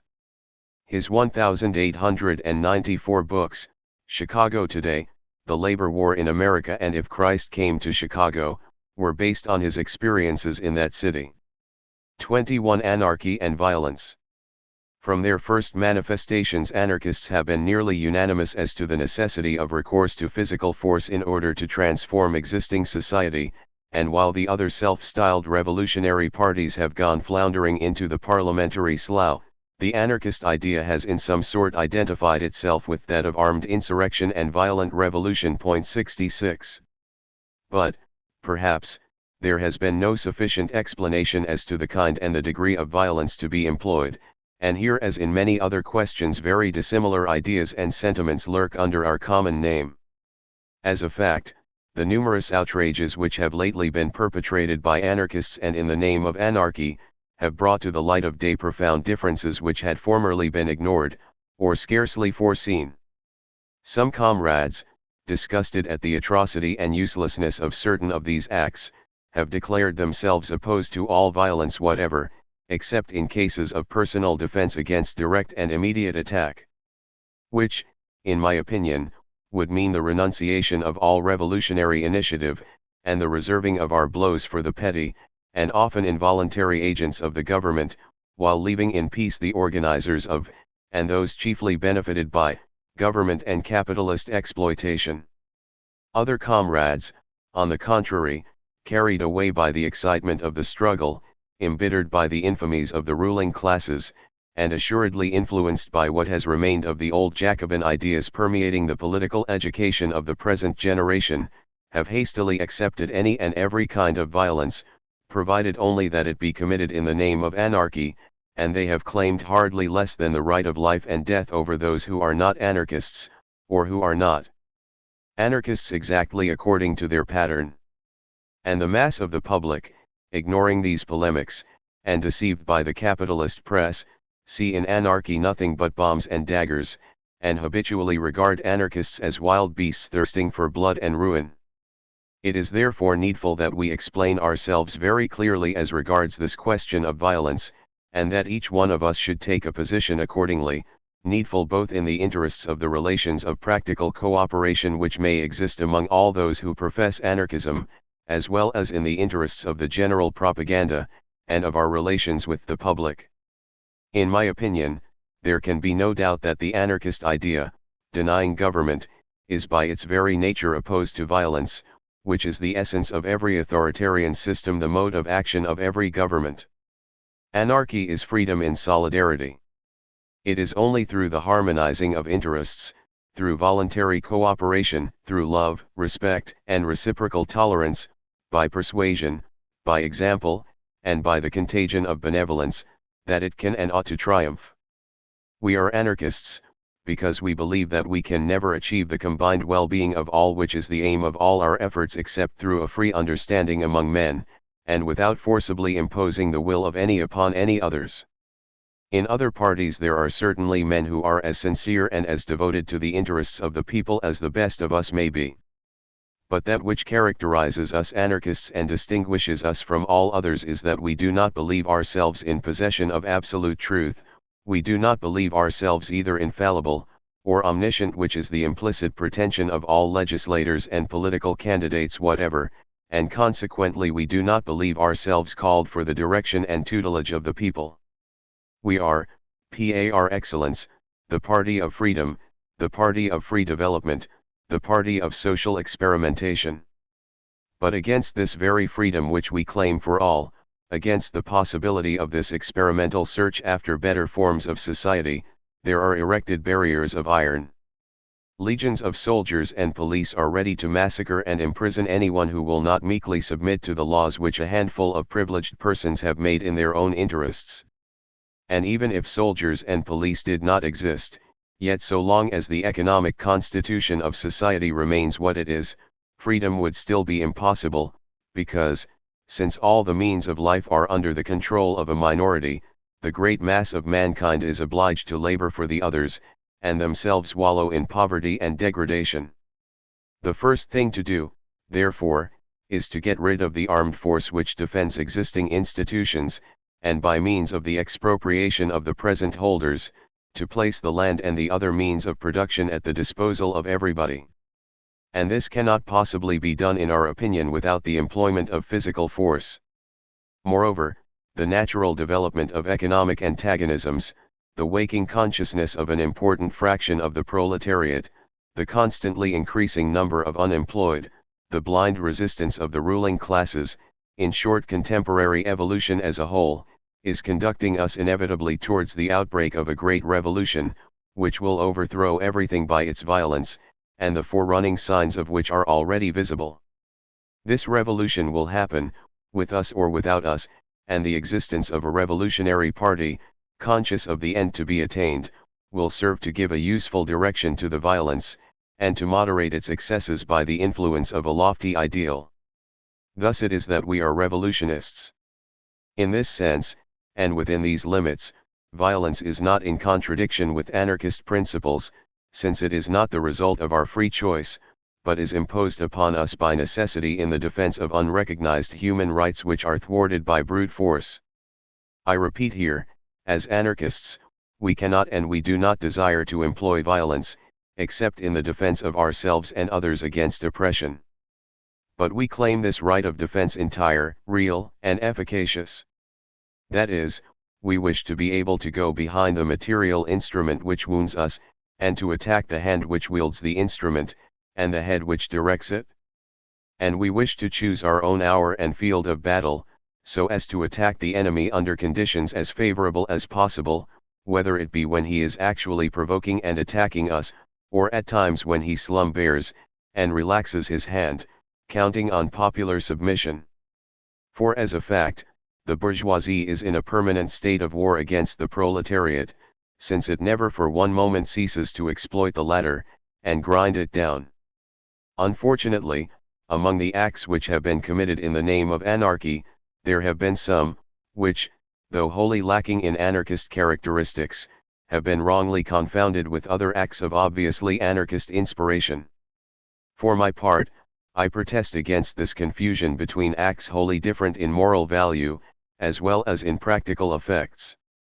Despite the excommunication and insults of certain people, I consider it an essential point to discriminate between the heroic act of a man who consciously sacrifices his life for that which he believes will do good, and the almost involuntary act of some unhappy man whom society has reduced to despair, or the savage act of a man who has been driven astray by suffering, and has caught the contagion of this civilized savagery which surrounds us all, between the intelligent act of the man who, before acting, weighs the probable good or evil that may result for his cause, and the thoughtless act of the man who strikes at random, between the generous act of one who exposes himself to danger in order to spare suffering to his fellows, and the bourgeois act of one who brings suffering upon others for his own advantage, between the anarchist act of one who desires to destroy the obstacles that stand in the way of the reconstitution of society on a basis of free agreement of all, and the authoritarian act of the man who intends to punish the crowd for its stupidity,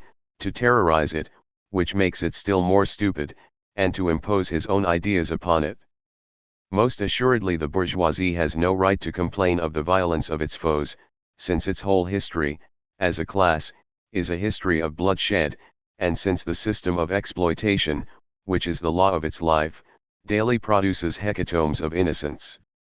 Assuredly, too, it is not political parties who should complain of violence, for these are, one and all, red-handed with blood spilt unnecessarily, and wholly in their own interest, these, who have brought up the young, generation after generation, in the cult of force triumphant, these, who when they are not actual apologists of the Inquisition, are yet enthusiastic admirers of that Red Terror, which checked the splendid revolutionary impulse at the end of last century, and prepared the way for the Empire, for the Restoration, and the White Terror.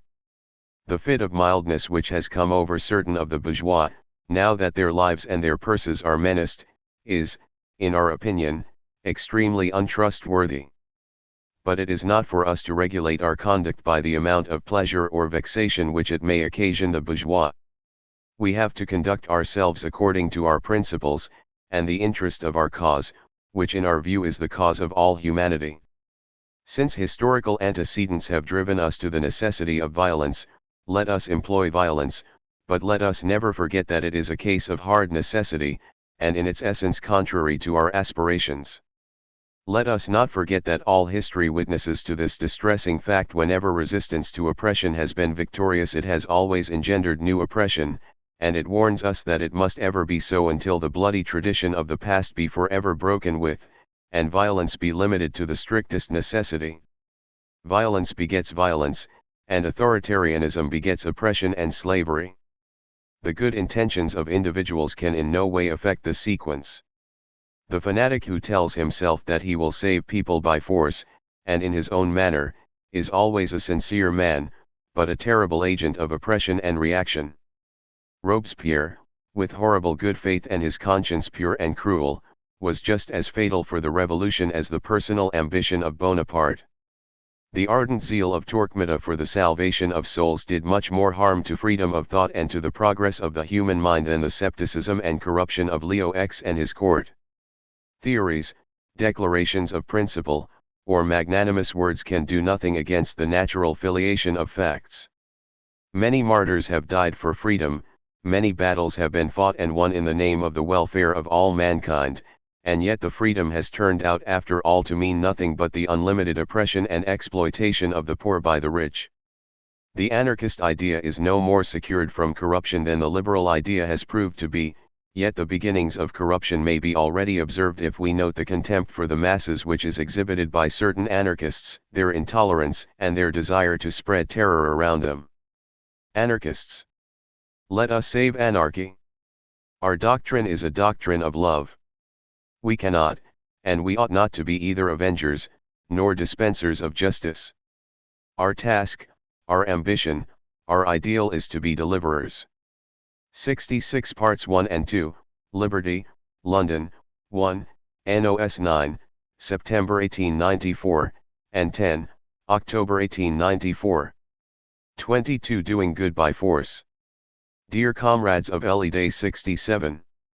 In publishing my piece Devoir d'aujourd'hui in your September 15, 1894 issue, you made, in addition to a few other changes upon which I shall not dwell since they are of no account, one to which I must take exception on the grounds that it completely distorts my thinking and, indeed, strikes me as a negation of the very idea of anarchism, as I understand it at any rate. 68. Where I say that our ideas oblige us to put all our hopes in the masses, because we do not believe in the possibility of imposing the good by force, you have added for the time being at least. Meaning that, later, once we are the strongest, we shall impose good, or whatever we take to be such, by force. What, in that case, is the difference between us and the authoritarian parties? We are anarchists because we hold that no one owns the absolute truth, nor is anyone blessed with infallibility, because we think that the sort of social arrangement that should best answer everyone's needs and sentiments, can only be the always adjustable result of the free play of all the interested parties, and because we believe that force renders brutish both the user and the target, whereas only through freedom and the responsibility that derives from it can men better themselves morally and intellectually to a point where they can no longer bear government. Besides, if, as you seem to reckon, a day will come when we too could and would impose our ideas by force, what, precisely, are the ideas that are to be imposed? Mine, say, or the ideas of Comrade A or Comrade B? For you will agree that there are no four anarchists who see completely eye to eye with one another, which is all very natural, by the way, and a sign of the party's vitality. I thought the essential point upon which we were all agreed and that made anarchists of us was this principle: no imposition and no force other than force of argument and example. If I am wrong here, I cannot see that there is very much else to anarchism. Now, if perhaps on account of some lack of clarity on my part you thought that I was referring to force as the means necessary to fend off the force of government, place all the means of production currently hogged by a few at bayonet point at the disposal of all and open the way to free social evolution with everyone's contribution, then again I take exception to the phrase "for the time being at least," which you have ascribed to me. It was not my intention in my article to turn to the issue of a recourse to arms, and it might well be that I am of the opinion that, in certain countries and in certain circumstances, right now might be the right time to ward off violence with violence. I am relying, dear comrades, upon your sense of fairness and your love of truth in the publication of this letter. Like me, you will think that the best way for us to get acquainted with one another and achieve the greatest possible measure of agreement between us, is to leave each person the freedom to articulate his thoughts such as they are, without any sort of censorship. Best wishes to you and to the cause. E. Malatesta. 67 originally published as L'Ebnpar La Force, L'Idée, Saint Josy Tenuti, Belgium, No. 7, October 15, 1894. The present translation is from the reprint in Le Réveil Anarchiste, Geneva, 27 Rec 37, No. 972, May 1, 1937. 68. The article in question was a French translation of The Duties of the Present Hour, included in the present collection. 23. Should anarchists be admitted to the coming International Congress? Why not? 69. Perhaps because, as they have said, we are not socialists. Well, if there are any persons who delight in calling themselves anarchists, and who are not socialists, certainly they have nothing to do with a socialist congress, and they ought to have no desire to take part in it. But we anarchist communists or collectivists desire the abolition of monopolies of all kinds, we demand the complete abolition of classes and all domination and exploitation of man by man, we wish that the land and all the instruments of production and distribution, as well as the wealth accumulated by the labor of past generations, should become by the expropriation of its present holders the common property of all mankind, so that all that work shall be able to enjoy the full produce of their work, either in full communism or by each man receiving according to his efforts, according to the will and agreement of those interested. We wish to substitute for competition and war among men fraternity and solidarity in work for the good of all. And we have spread this ideal, and have struggled and suffered for its realization for long years, and in some countries Italy and Spain long before the birth of parliamentary socialism. What honest and well-informed man will affirm that we are not socialists? Perhaps we are not socialists because we wish the workers should conquer their rights by their organized efforts, and not to trust to the hope which we think vain and chimerical that they will obtain them by concessions from any government?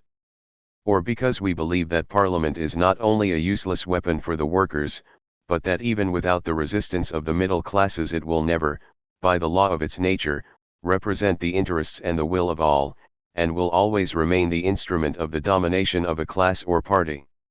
Or because we believe that the new society ought to be organized by the direct agreement of all concerned, from the circumference to the center, freely, spontaneously, under the inspiration of the sentiment of solidarity and under the pressure of natural and social necessities, and because that if this organization was made by means of decrees from a central body, either elected or a directorship, it will begin by being an artificial organization, forcing and dissatisfying everybody, and it would end in the creation of a new class of professional politicians, who would seize for themselves all sorts of privileges and monopolies. It might easily be maintained with more justice that we are, if not the only socialists, certainly the most thorough and logical, because we claim for every man, not only his entire portion of social wealth, but also his part in social power, that is to say, the real faculty of making his influence felt equally with that of others in the management of public affairs. If we are socialists, then it is clear that a Congress from which we are excluded cannot honestly call itself the Socialist Workers' Congress, and that it ought to take the particular title of the party or parties admitted to its deliberations. For example, none of us would think of mixing with a Congress which would be called a Social Democratic Congress or a Congress of Parliamentary Socialists. But let us leave alone this question of nomenclature, and neglect also the discussion of the question, if the London Committee has properly interpreted the resolutions of Zurich. 70. Let us go to the root of the matter. It is to the interest of all the enemies of our capitalist society that the workmen should be united and solid in the struggle against capitalism, and that they should be conscious that this struggle is of necessity of an economic character. It is not because we ignore the importance of political questions.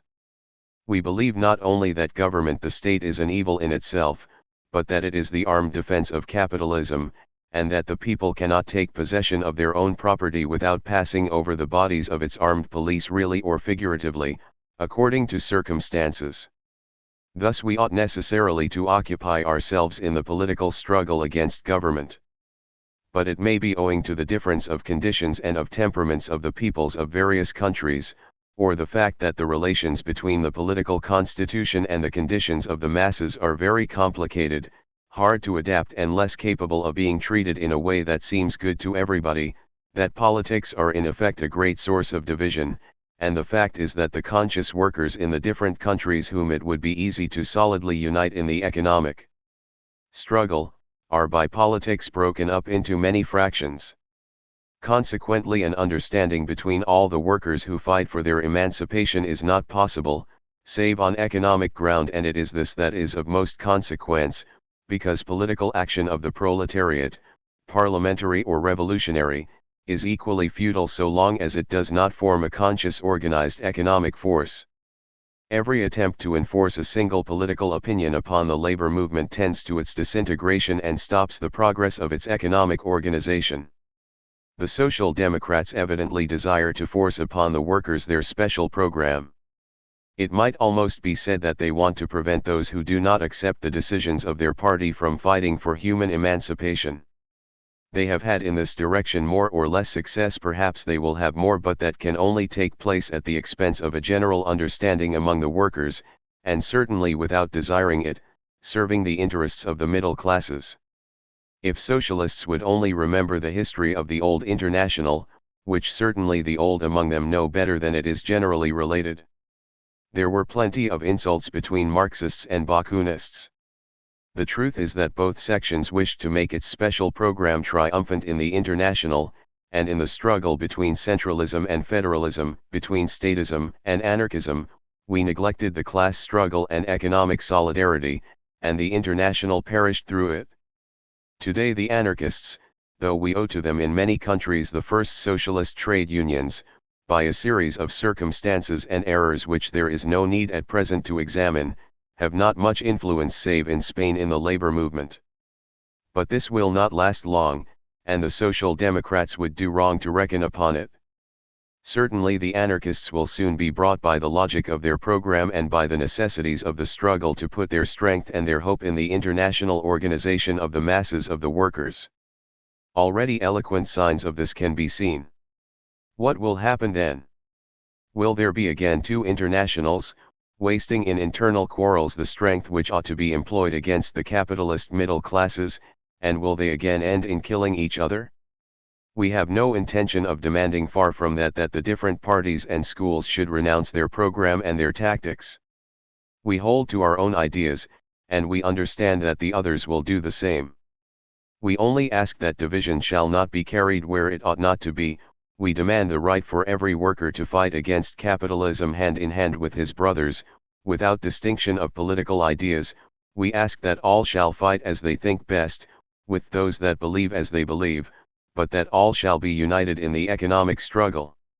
Then, if the Social Democrats persist in their attempt at military despotism, and thus sow dissension among the workers, may the latter be able to understand and bring to a glorious triumph the noble words of Marx: "Workers of the world, unite." 69. The Labour Leader, London, 8, New Series, number 119, July 11, 1896.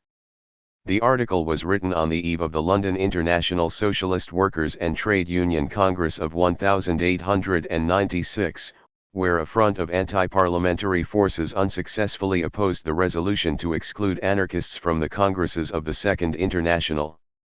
Malatesta was among the most active anarchists in this battle. 70. The resolution against the anarchists had been taken at the Zurich Congress of 1893, but had then been subjected to contrasting interpretations. 24. Errors and remedies. There is such a variety of folk calling themselves anarchists these days and peddling such a variety of disparate and contradictory ideas as anarchy, that it really is small wonder that the public, being new to our ideas and unable to make out at a glance the big differences lurking under the blanket of a common name, remains deaf to our propaganda and regards us with suspicion. 71. Of course we cannot stop others from adopting whatever title they choose, nor would our jettisoning the title of anarchists achieve anything beyond adding to the confusion, since the public would reckon that we had merely switched flags.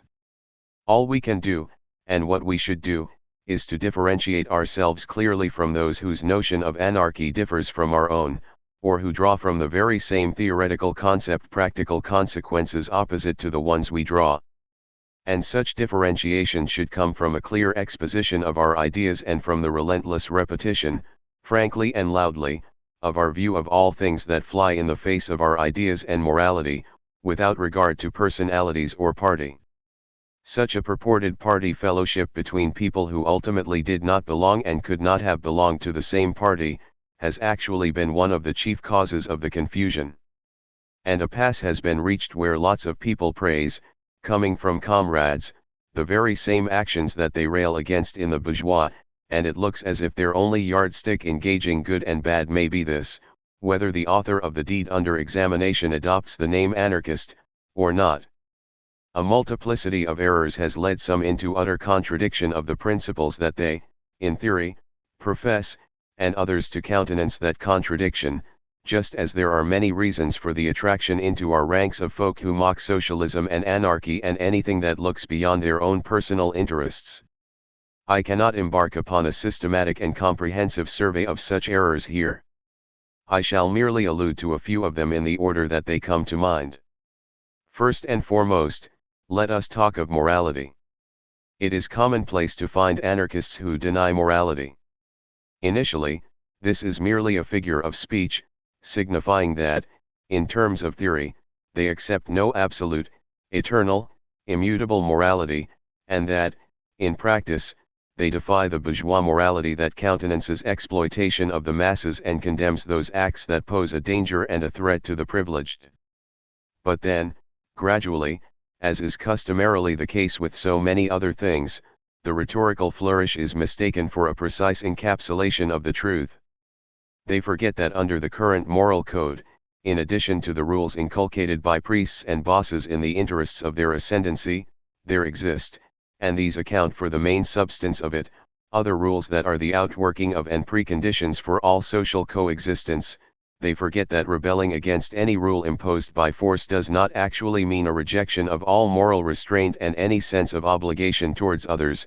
They forget that, in order to wage a reasonable fight against one moral code, one has to measure it in theory and in practice, against a higher code of morality, and, if only temperament and circumstances contribute a little, they wind up becoming immoral in the absolute sense of the word, which is to say, men with nothing to regulate their conduct, no criterion to guide them in what they do, and who surrender passively to the impulses of the moment. Today they take the crust of bread from their own mouths in order to help a comrade, tomorrow they will slay a man for visiting a brothel. Morality is that line of conduct that each man regards as good.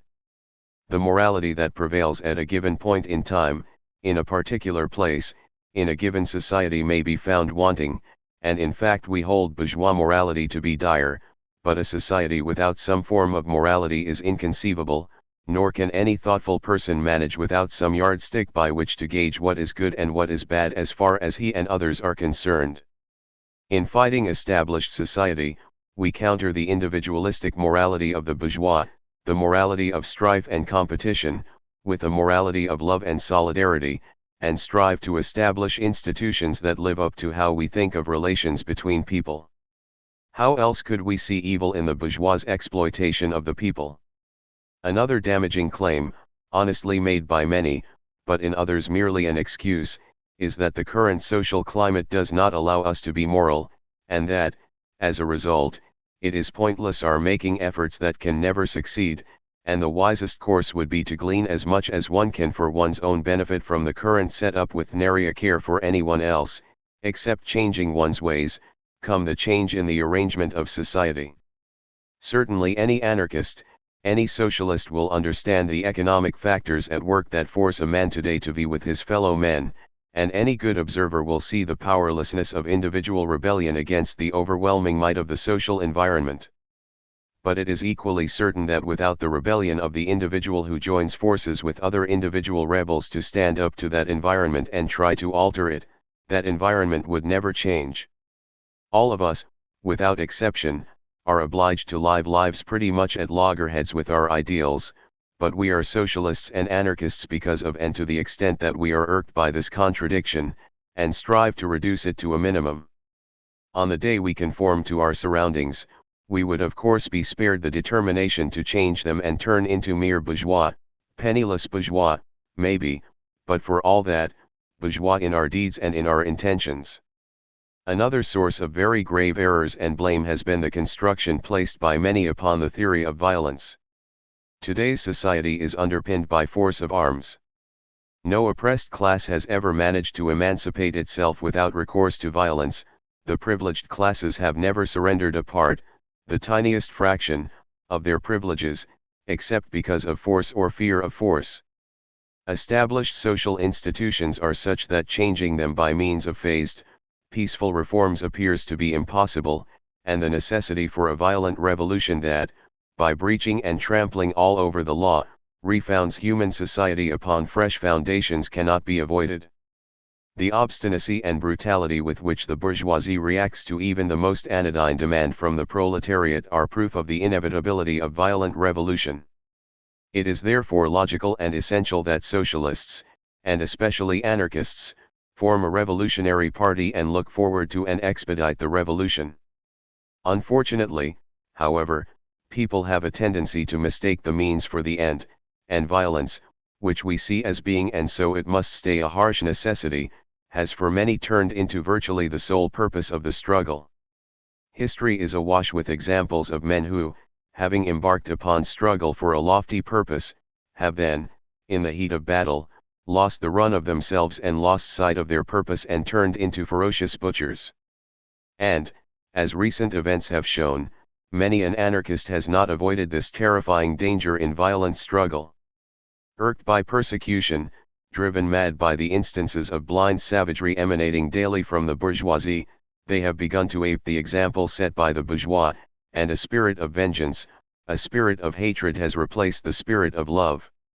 And, like the bourgeois, they have described such vengeance and hatred as justice. Then, in order to justify such acts, which might be explained away as the effects of the proletariat's dire predicament and taken as yet further reason to call for the destruction of a state of affairs that can generate such dismal outcomes, a few have started devising the weirdest, most fanatical, most authoritarian theories, and, heedless of self-contradiction, they have depicted these as the very latest advance in anarchist thinking. Simultaneously claiming to be determinists, and denying the very notion of responsibility, they have set about tracking down those responsible for the present state of affairs, and have identified them not only in the conscious bourgeois who knowingly do evil, not only in the mass of bourgeois who are bourgeois by birth and who have never questioned their status, but also in the mass of workers who are the main prop of oppression by enduring it without rebelling, and have settled upon the death penalty for them all.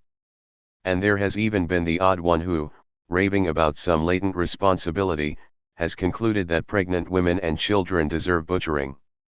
Rightly querying the right of bourgeois judges to impose as much as 1 hour's imprisonment, they set themselves up as arbiters in the life and death of others and go so far as to say that those who do not think as we do deserve killing. Which defies belief and which many refuse to credit. Yet only a few weeks back, there, in one anarchist newspaper for all to read, were these words: "A bomb went off in Barcelona at a religious procession, leaving 40 dead and who knows how many injured upon the ground. The police have arrested upwards of 90 anarchists in the hope of apprehending the heroic author of the outrage. No rationale, no meaning, nothing. There is heroism in the slaughter of defenseless women, children, and men because they were Catholics. This is a step beyond vendetta, it is the morbid fervor of bloodthirsty mystics, a blood sacrifice upon the altar of a god, or of an idea, which amounts to the same thing. O Torquemada! O Robespierre!" I hasten to say that the vast majority of Spanish anarchists spoke out against the demented deed. But there are those who purport to be anarchists and who exult in the act, and that is sufficient for governments to pretend to lump us all together and for the public to genuinely mix us up. Let us shout it loudly at all times: anarchists should not and cannot be avengers, they are liberators. We bear hatred towards none, we are not fighting to avenge ourselves or to avenge anyone else, we seek love towards all, liberty for all. Since existing social inevitability and the stubborn resistance from the bourgeoisie oblige the oppressed to have recourse to the last resort of physical force, we do not shrink from the harsh necessity and ready ourselves to employ it successfully. But let us have no unnecessary victims, not even in the enemy camp.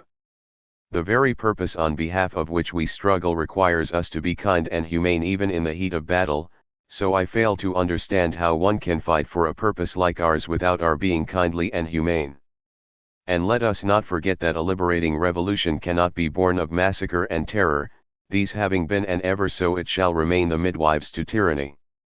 On the other hand, another mistake, the opposite of the one the terrorists make, poses a threat to the anarchist movement. Partly by way of a backlash against the way that violence has been misused in recent times, partly due to lingering Christian notions and above all due to the influence of the mystical preaching of Tolstoy, whose genius and moral qualities have made it fashionable and conferred a cachet upon it, the supporters of passive resistance are starting to acquire a measure of significance among anarchists, their principle being that we must endure oppression and degradation in our own cases and in those of others rather than do harm to the oppressor. This is what has been described as passive anarchy. Since some, impressed by my aversion to needless, harmful violence, have tried to credit me, I am none too sure whether the intention is to praise me or blacken me with leanings in the direction of Tolstoyism. Let me use this opportunity to state that, in my view, that doctrine, no matter how sublimely altruistic it might seem, is in reality the very negation of instinct and social obligations. A man may, if he is very Christian, patiently endure all manner of vexation without using every available means to defend himself and perhaps remain a moral person. But in practice and much against his will, would he not be simply terrifically selfish if he were to let others suffer oppression without trying to come to their defense? If, say, his preference were to see some class ground into misery, some people downtrodden by the invader, some man suffer trespass against his life and liberty, rather than that a hair on the head of the oppressor be harmed.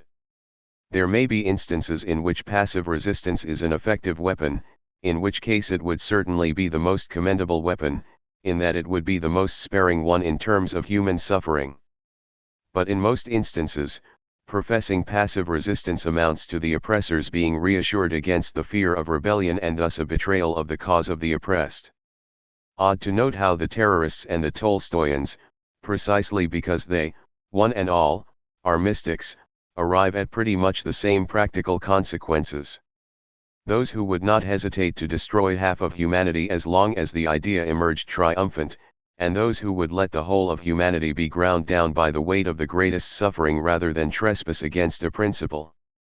As for myself, I would breach every principle in the world in order to save someone, in which I would in fact be upholding a principle, for, as I see it, all social and sociological principles boil down, essentially, to one, the welfare of men, of all men.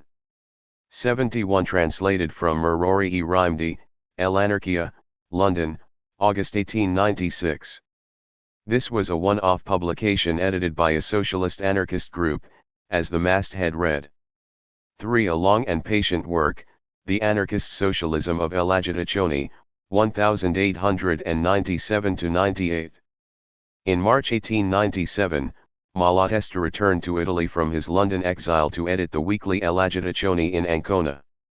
In contrast with the insurrectionist wishful thinking and the isolation in which anarchists had increasingly fallen, and without repudiating revolution and anti-parliamentarian, Malatesta began preaching novel tactics for Italy, advocating a long and patient work of popular preparation and organization, by which anarchist socialism could grow in open daylight as an organized movement that drew its strength from the workers' movement.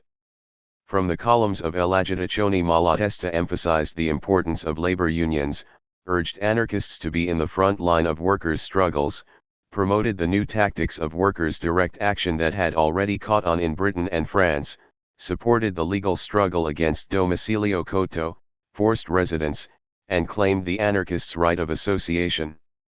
For Malatesta, society's direction was the composite resultant of multiple forces. Anarchists were to exert whatever influence their strength allowed them. Their action was simultaneously revolutionary and reforming. They aimed to build the workers' revolutionary strength, for emancipation could only come by revolution. At the same time they contributed to wrest from the bourgeoisie whatever concessions could be obtained in the present society. 25 The Socialists and the Elections, a letter from E. Malatesta. London, February 2, 1897. Mr. Editor of the Messaggero 72. I am informed that Italy's parliamentary socialists are putting it about that I, agreeing with Merlino, see some purpose in anarchist socialists taking part in election contests by voting for the most progressive candidate. Since they honor me by even considering my opinion, I will not be thought presumptuous if I hasten to let them and the public know what I truly think on this issue. I certainly do not query my friend Merlino's right to his own thoughts and to express them without holding back. It might have been better had he, prior to making a public announcement about a switch of tactics, which after all is worthless unless the comrades agree to it, discussed the matter at greater length with members of the party to which he has hitherto belonged and alongside which I hope he will be willing to carry on fighting. But the blame for that belongs, not so much to Merlino, as to the prolonged crisis by which our party has been beset and the, as yet, incipient stage of reorganization in which we find ourselves. But it needs to be placed on record that what Merlino has said regarding parliamentarism and electoral tactics is merely a personal view, not binding upon whatever tactics are to be adopted by the anarchist socialist party. For my own part, much though it may displease me to take issue on such an important matter with as worthy a fellow as Merlino, to whom I am bound by so many ties of affection, I feel it my duty to state that, as I see it, the tactics advocated by Merlino are damaging and would of necessity lead to the abandonment of the entire anarchist socialist program. And I think I am speaking the thoughts of all, or nearly all, anarchists there. The anarchists remain, as ever, resolutely opposed to parliamentarism and parliamentary tactics.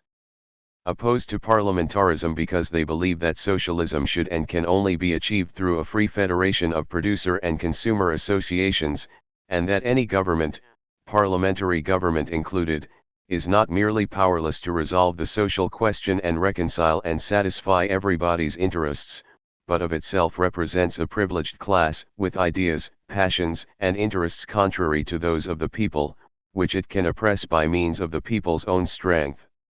Opposed to the parliamentary tactics because they believe that, far from encouraging the development of popular consciousness, it has a tendency to disaccustom the people to the direct care of their own interests and schools the ones in slavishness and the others in intrigues and lies.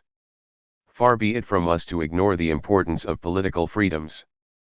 But freedoms are only secured once the people have shown themselves determined to have them, and, once obtained, they endure and have value only until such time as governments feel that the people would suffer their being abolished. Accustoming the people to delegating to others the winning and defense of its rights is the surest means of giving a free hand to the whims of those who govern. True, parliamentarism is better than despotism, but only if it represents a concession granted by the despot out of fear of worse. Given a choice between a parliamentarism, embraced and boasted, and a despotism forcibly thrust upon minds that cry out for redemption, despotism is 1,000 times better. I am well aware that Merlino places small store by elections, and seeks, as we do, to ensure that the real battle is fought in the country and with the country. But, for all that, the two methods of struggle do not go together, and whoever embraces them both inevitably wins up sacrificing any other consideration to the electoral prospect. Experience proves as much, and the natural love of the quiet life explains it. And Merlino demonstrates that he appreciates that danger when he says that the anarchist socialists need not stand candidates of their own, since they do not aspire to power and have no notion what to do with it. But is that a tenable position? If good can be done through Parliament, why others, and not ourselves, when we reckon we know better than the others? If we do not aspire to power, why would we help those who do? If we have no idea what to do with power, what would others do with it, other than wield it to the people's detriment? Let Merlino be assured on this point: if we tell people today to go out and vote, tomorrow we will be telling them to vote for us. In which we would be logically consistent. Be that as it may, if it were up to me to give someone advice about voting, I would promptly advise them to vote for me, since I believe, and I am probably wrong here, but to err is human, since I believe that I am as good as anyone else and am perfectly certain as to my honesty and steadfastness. To be sure, with the considerations above, I have not said everything that needed saying, but I would be loath to presume unduly upon your space. I shall explain myself more fully in a related article, and I hope, also, that some collective act will be forthcoming from the party to reaffirm the anarchist socialists' anti-parliamentary principles and abstentionist tactics. In the hope that you will find this letter useful in informing the public about the stance that will be adopted by the various parties in the coming elections, and that you will therefore be willing to publish it, my thanks to you in anticipation. Errico Malatesta. 112, High Street, Islington N. London. 72. Translated from I Socialisti ele Elysiani, una lettera de Malatesta, il Messaggero, Rome, 19, number 38, February 7, 1897. This was a response to an open letter from Malatesta's comrade and friend Francesco Saverio Merlino, published in the same newspaper on January 29. In that letter Merlino proposed new tactics for the anarchists, which, in addition to direct action, were to include the ballot box. 26. From a matter of tactics to a matter of principle. Merlino has some very fair things to say, things we ourselves would say, but by talking in generalities about the necessity of social living, he loses sight, or so it seems to us, of the dividing line between authoritarianism and anarchism and the rationale behind the difference. 73. And so his entire argument could very well be used to argue the necessity of government and thus the impossibility of anarchy. Let us straight away spell out the points of agreement between us, lest Merlino or anyone else who might be inclined to engage us in argument waste their time upbraiding us about ideas that are not ours and thereby finish up pushing at an open door. We reckon that, in many cases, the minority, even though it might be sure that it is in the right, should defer to the majority, for otherwise life in society would be impossible, and any human life outside of society is impossible. And we know only too well that matters on which unanimity cannot be achieved and on which the minority needs to give way are not just matters of small consequence, but also, indeed especially, matters of vital importance to the collective economy. We do not believe in the divine right of majorities, but neither do we hold that minorities always, as has been argued, stand for righteousness and progress. Galileo was right, despite all his contemporaries, but to this day there are some who maintain that the earth is flat and that the sun goes around it, but none will say that they are in the right merely because they have become the minority. Besides, whilst it is true that revolutionaries are always a minority, the exploiters and the goons are always minorities, too. So, we agree with Merlino in accepting that there is no way that each man can do everything for himself, and that, even if it were possible, that would be extremely detrimental for everyone. Hence we agree to the division of labor, the delegation of roles, and trusting others to represent our own views and interests. And above all we reject as false and pernicious any notion of providentially or naturally ordained harmony within society, it being our belief that human society and the social individual himself are the products of a protracted and wearisome battle with nature, and that if man were to desist from exercising his conscious will and surrender to nature, he would soon lapse back into animality and brutish strife. But and here is the reason why we are anarchists: we want minorities to differ voluntarily whenever necessity and the feeling of solidarity require it. We want the division of labor not to divide men into classes, turning some into directors and chiefs, exempt from any sort of off-putting work, and condemning others to serve as society's beasts of burden. We want men, when they delegate a role to others, which is to say, allocate a given task to others, not to be abdicating their own sovereignty, and, wherever a representative may be called for, that he may serve as the spokesman for those from whom he receives his mandate or the executor of their wishes, rather than someone who makes laws and enforces acceptance of them. And we believe that any social arrangement that is not founded upon the free and considerate will of its members, leads to oppression and exploitation of the masses by a tiny minority. Any authoritarian society survives through coercion. The anarchist society must be founded upon consent freely given. There, men must be acutely sensible and spontaneously accepting of the obligations of social living, and strive to orchestrate discordant interests and banish any source of internal strife, or at any rate, if conflicts do erupt, may they never be of such dimensions as to trigger the establishment of some moderating authority that would reduce everyone to the status of slave on the pretext of ensuring justice for all. But what if the minority refuses to give way? Merlino asks. What if the majority makes to abuse its strength? We ask. In both instances, plainly, anarchy is not a possibility. For instance, we want no police. This naturally presupposes that our wives and children and we ourselves can proceed through the streets without being molested by anyone, or at any rate, that if anyone was to make to misuse his superior might against us, we can look to our neighbors and passers-by for better protection than any hireling police force might offer. But on the other hand, what if gangs of blackguards roved the streets insulting and thrashing the weakest of them, and what if the public were to gaze upon this spectacle with indifference?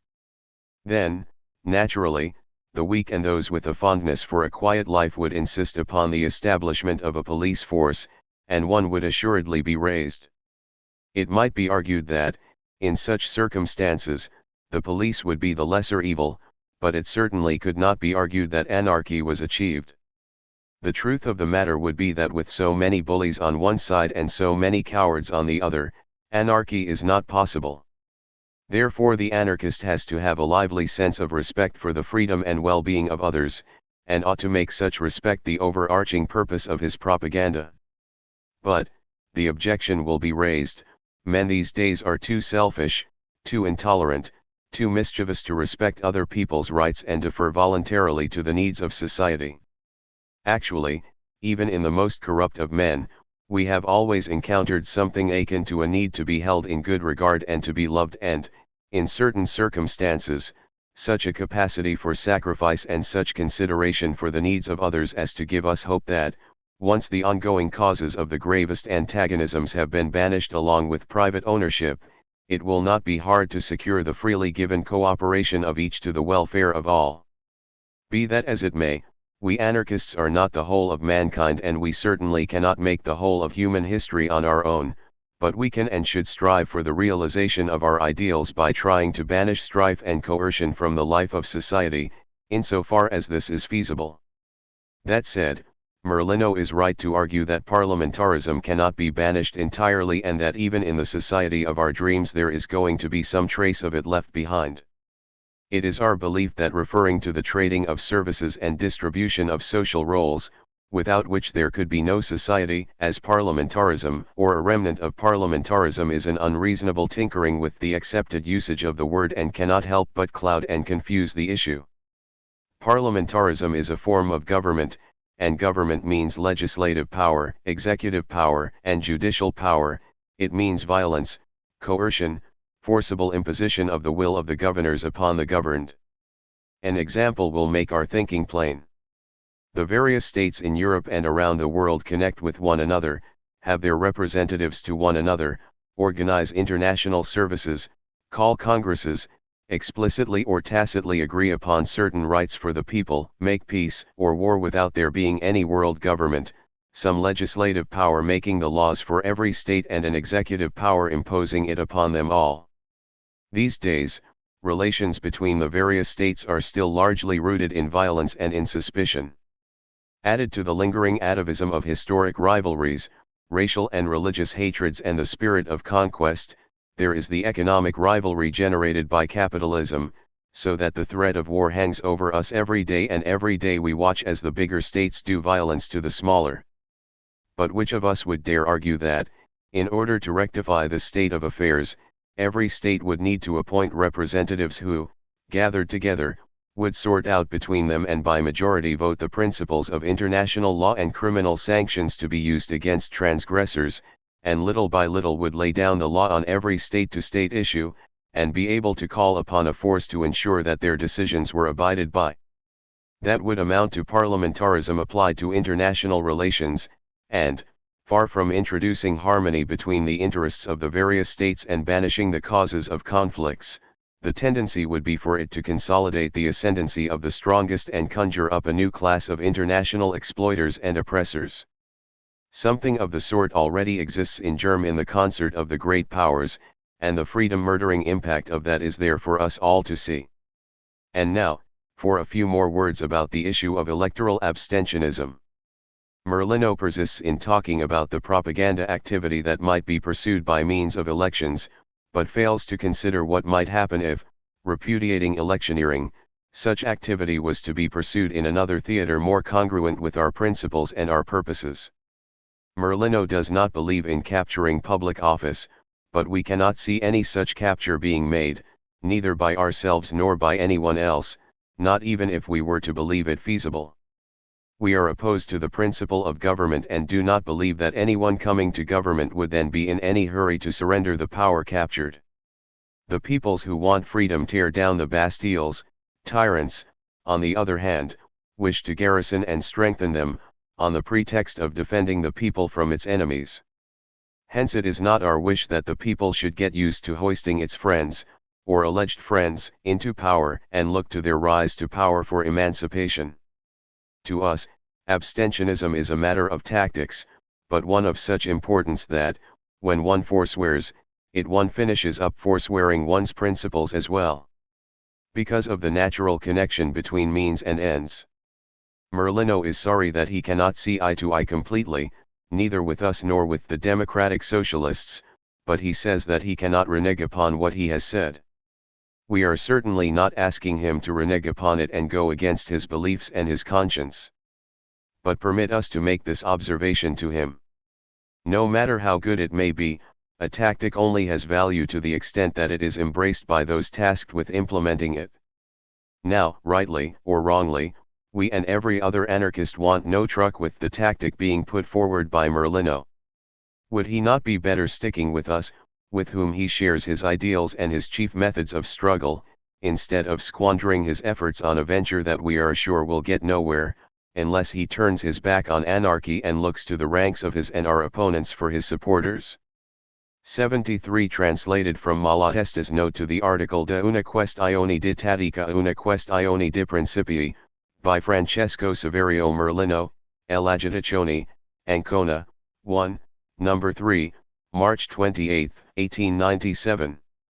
Merlino's article and Malatesta's response are part of a long debate that started with the respective letters to the newspaper Il Messaggero and ended only with Malatesta's arrest in January 1898. The matter of principle mentioned in the title is whether the majority principle can be consistent with anarchism. 27 A few words to bring the controversy to an end. Merlino is developing an odd approach to debate. 74 From what is said to him he picks out some phrase that he then wrenches out of its context, toying with it and twisting it, and, because he then ignores the context, he manages to depict you as saying whatever suits him. Besides, he never answers questions put to him nor replies to rebuttals, but swoops on some incidental example or detail and addresses it, ignoring the essential point at issue, so that the subject of contention is never the same from one response to the next. And actually, who could guess that we were in the throes of debating whether parliamentarism is or is not compatible with anarchy? If things carry on like this, we can spend a good century arguing without ever discovering whether we agree or not. Anyway, let us follow where Merlino leads.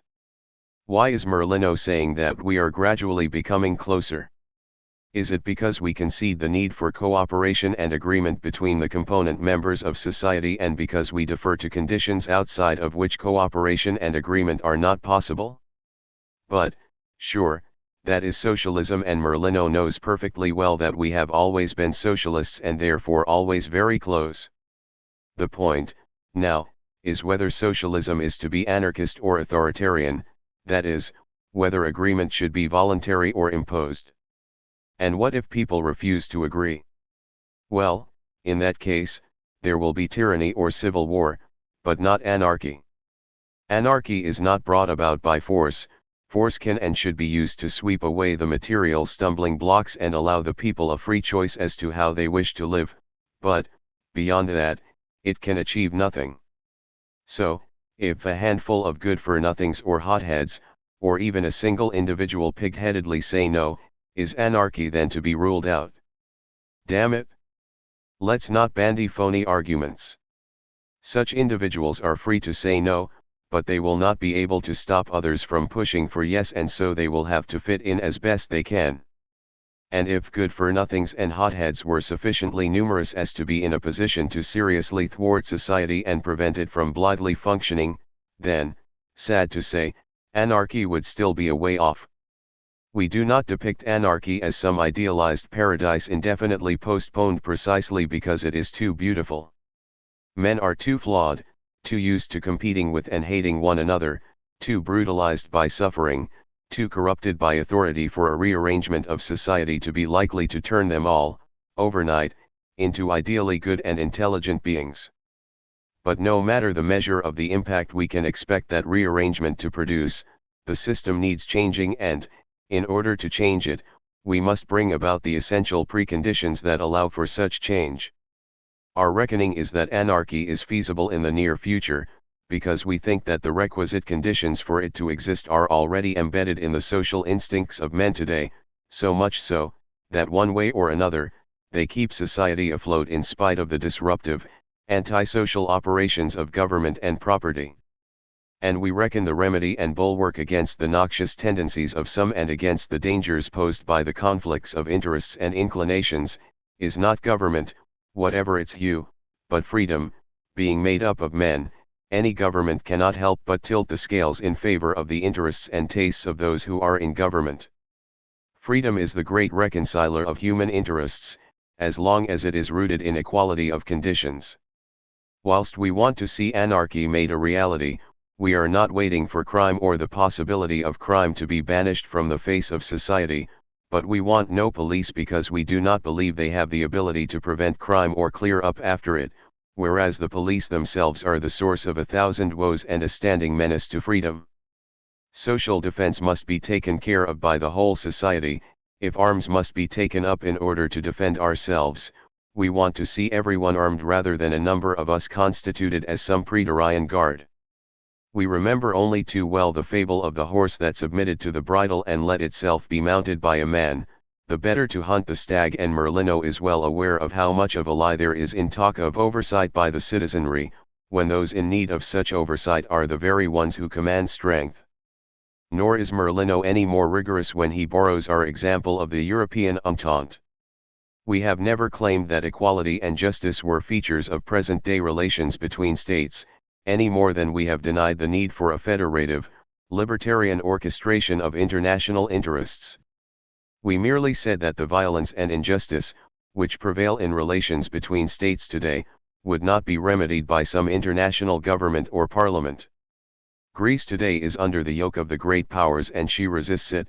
If she was represented in some world parliament and had agreed to abide by the determinations of the majority of that parliament, she would be subject to an equal or greater violence, and would have no right to resist it. Moreover, what is Merlino talking about when he says that we are midway between individualism and socialism? Individualism is either a theory of struggle, every man for himself and devil take the hindmost, or it is a teaching that everyone should think for himself and do as he pleases without a care for others, out of which universal harmony and happiness emerge, as if by some law of nature. In either sense, we are the polar opposites of individualists, every bit as much as Merlino may be. The issue between him and us is an issue of freedom or authority, and, to be quite frank, it strikes us that he has reached, or, rather, has strayed to, a position midway between authoritarianism and anarchism.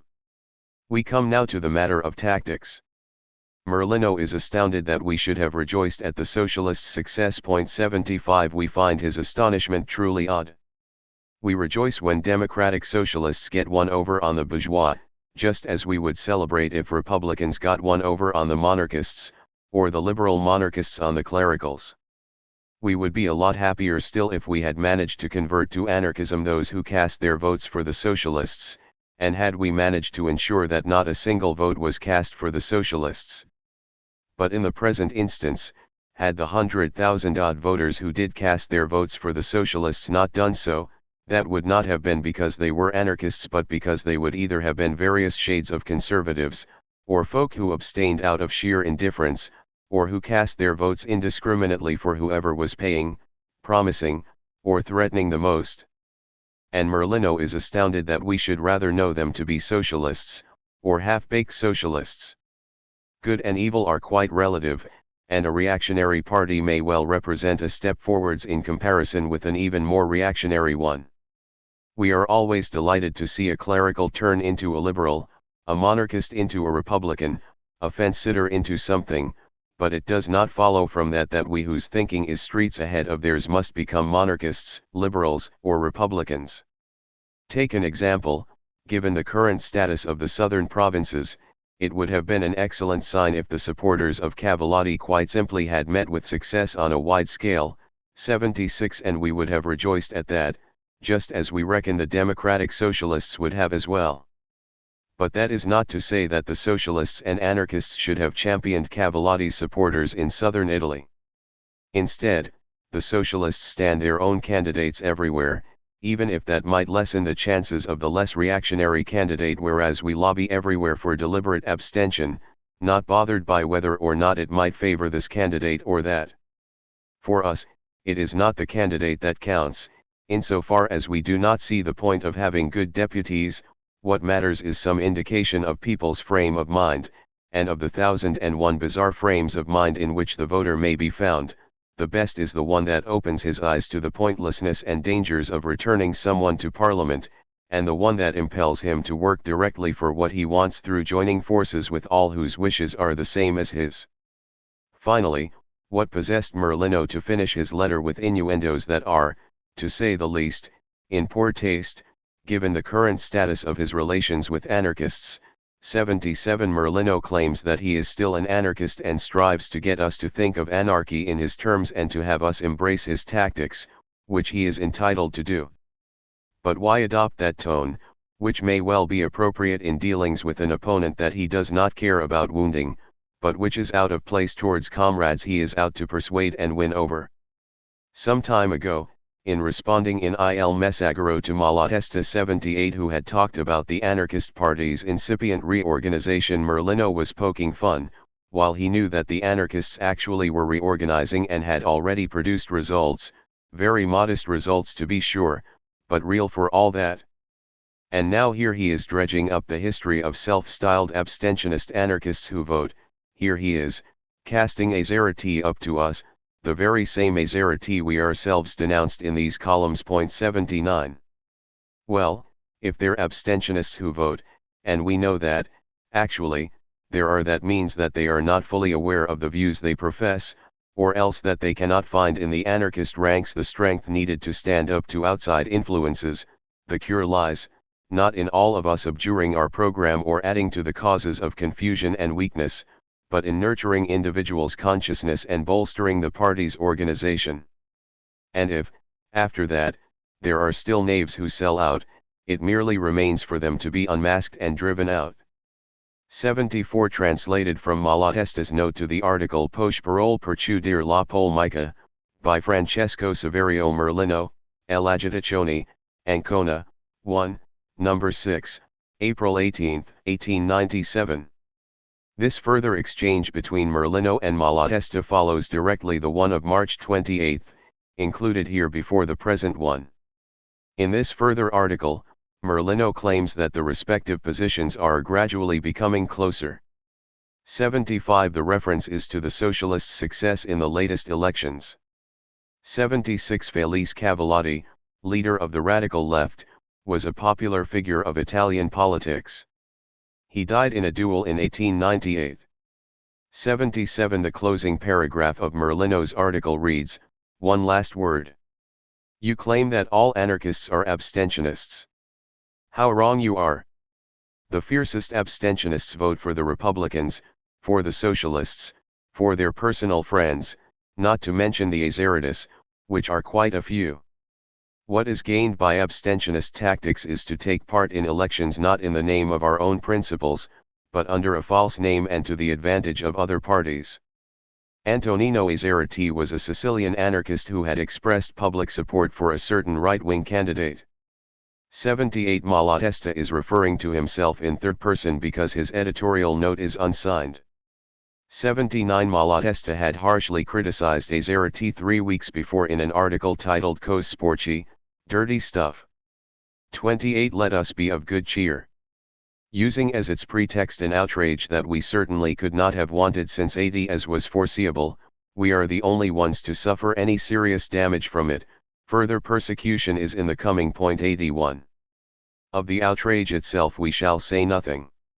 We seek peace and love between men, and because we genuinely crave peace and love, we strive, at constant cost to ourselves, to bring about a society where there will be no more grounds for hatred and every man will see every other as his brother. At the feet of the champions of the most outrageous privileges, planters of the seeds of hate, those who expose the workers to the horrific temptations of hunger, those who plant disconsolation and despair in the hearts of the wretched, those who reply to any remonstrance, any civilized form of struggle for emancipation of the oppressed classes, with police thuggery, imprisonment, domicilio coto, or Jesuitical maneuvers that deny work and bread to the family of the man who has the misfortune to be in bad odor with the police, if not with shootings, the gallows, and torture on them we place the entire responsibility for the bloodletting that disfigures this supposedly civilized society. And on we go, committed, come what may, to the striving after good. We appeal with confidence to all comrades to stand up to the blows from our adversaries and to breathe fresh life into our party with renewed activity, renewed commitment, and further sacrifices. The tactics now foisted upon us by the circumstances are as follows: since we cannot secure a greater margin of freedom right now, let us at least use that which the law does afford us, but let us exploit it to the fullest extent. If, as they too often do, the defenders of the law breach it in our persons and in our acts, we shall cash in on the anti-law propaganda that is spontaneously generated by every act of whimsy on the part of the powers that be. So, they mean to strip us of our right to engage in propaganda? Let us, always, proudly and openly and relentlessly proclaim our principles. They would haul us in front of the courts. Let us ensure that the proceedings become an occasion for greater, more sensational propaganda. They mean to strip us of our right of association? Treat us as criminal conspirators? Then let us associate even more, publicly and demonstrably, wherever we can. Let us convene in public venues, let us publish the program and the addresses of our groups, circles, and federations in the press. The public will eventually wonder who these strange new malefactors are who, rather than lurking in the shadows, insist upon the light of day and who gladly suffer on behalf of an openly avowed cause, and every man with a heart will feel, in his heart of hearts, that he is something of a malefactor himself. They mean to deny us the right to speak in public? Let every one of us capable of saying a few words seize every opportunity to make our voice heard and, where the opportunity does not arise, strive to create one. They mean to isolate us and deny us every means of prosecuting our activities. Let us live side by side with the toiling masses, let us join their associations, let us share in their struggles and grievances, let us dedicate ourselves wholly to their welfare, always leading the way when it comes to work, danger, and sacrifices. They mean to dispatch many of us to domicilio coto.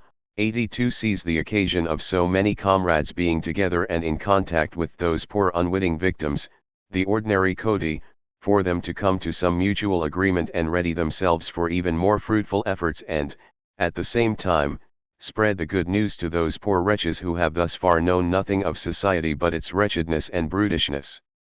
Others will be driven out of the country?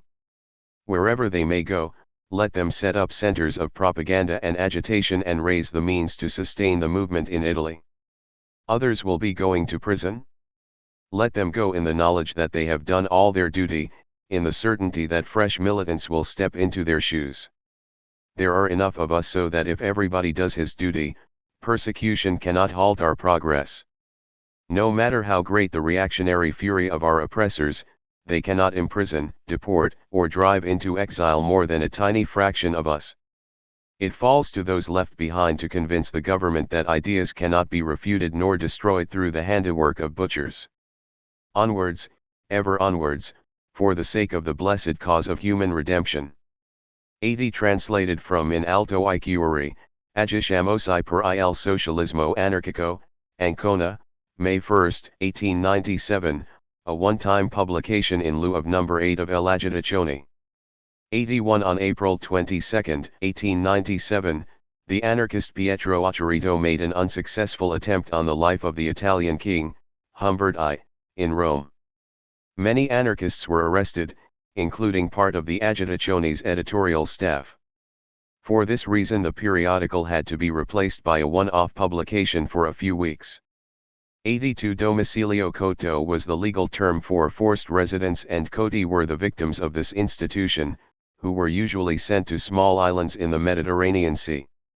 29 The duty of resistance. Anarchists and the law. 83.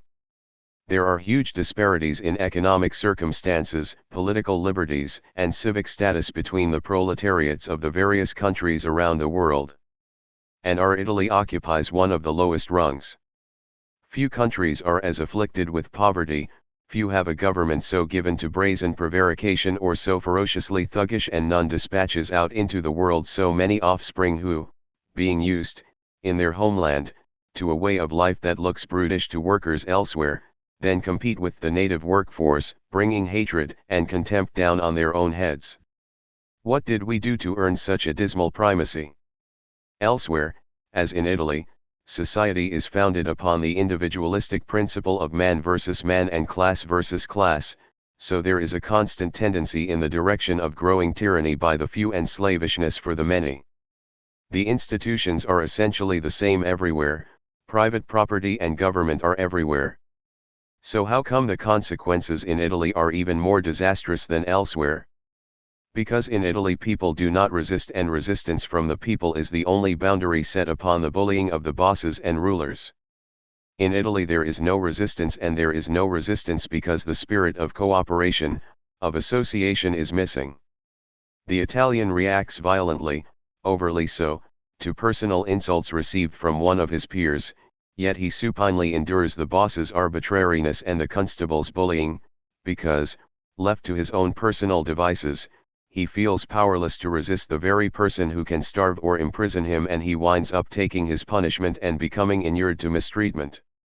If current conditions are to be improved upon, if they are to be prevented from becoming even worse, if we are to pave the way to the future, then, first and foremost, every Italian must learn how to join forces and act collectively and look to mutual aid and solidarity for the opportunity to resist effectively, and for an appreciation of that opportunity. And if we anarchists want to live up to the mission imposed upon us by our program, and unless we mean to remain impotent dreamers daydreaming about an ideal without a care for bringing about the conditions that make its implementation feasible, we must strive actively and methodically to prepare, organize, and inspire popular resistance in every aspect of life in which the people suffer injustice or violence: economic resistance to the boss's exploitation, political resistance to trespasses against liberty, moral resistance to anything that tends to ensure that the worker is looked upon and treated as some lesser breed. That is our duty, that is our concern. Led astray by a narrow, one-sided doctrinaire approach, anarchists have often lost interest in practical struggle and have thereby contributed to that moral collapse whereby the police today can thrash and murder citizens without provoking a backlash likely to stop them in their tracks. Or else, they have reacted individually and paid back the boss and the constabulary in their own coin, the upshot being that, to their credit but to the detriment of the cause, they have been hauled off to prison and rendered hors de combat without having done a thing to encourage the people to resist and to fight. Against the backdrop of a cowed people such as the people of Italy are today, any act of revolt in which the law still has might on its side, helps not so much to invite imitators, but rather to confirm the people's superstition that authority is invincible and to the upkeep of the vague terror that is authority's only strength. Enough of rebellions for art's sake. Our thoughts today need to be of winning, we need to seek out means conducive to victory. True, we must come into conflict with the law some day, but let it be whenever the likelihood is that might is no longer on the side of the law, or at least that it does not easily prevail and remain unscathed. Meanwhile, let us do today whatever we usefully can do.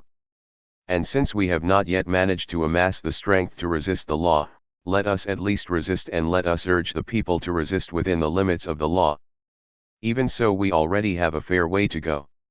We are opposed to legalism, which consists of seeking to resolve the social question and secure emancipation by means of law, but this is not to say that we refuse to avail of whatever means we feel useful when the law has not, perchance, outlawed them, and only because it has not outlawed them.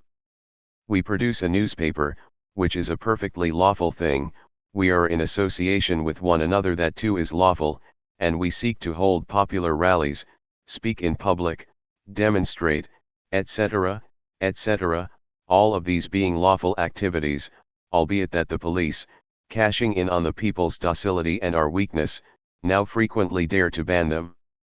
Besides, it has never occurred to any revolutionary to stop breathing, eating, or walking, etc., merely because the law was kind enough not to have banned them. But we would do well to explain this point a little more. The law is essentially the weapon of the privileged, it is made by them for the purpose of enshrining their power, and the people need to dismantle it entirely if they mean to be genuinely free. But there are some laws that signal a people's victory in that they rescinded earlier and more oppressive laws or set a limit on the boss's whims.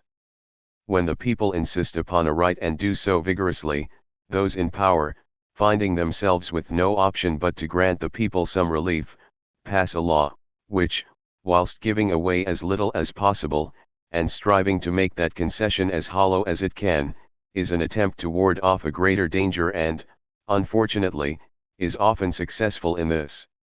It is a bad thing that the people should let themselves be taken in and demand a law and be appeased by that, instead of seizing for themselves the entirety of the right they demand. And it falls to us and to our party to demolish this cult of law, and encourage the people on to de facto gains that are absorbed into custom and practice, and that are the only serious definitive gains. But it is even worse that the people, having extracted some concession from throwing a scare into its masters, should then blithely allow it to be snatched back, only for the same old struggles to begin all over again. And it falls to us also to see to it that the people, even as they fight on for greater gains, do not let gains already made be snatched away from them. This is the point we are at in Italy today.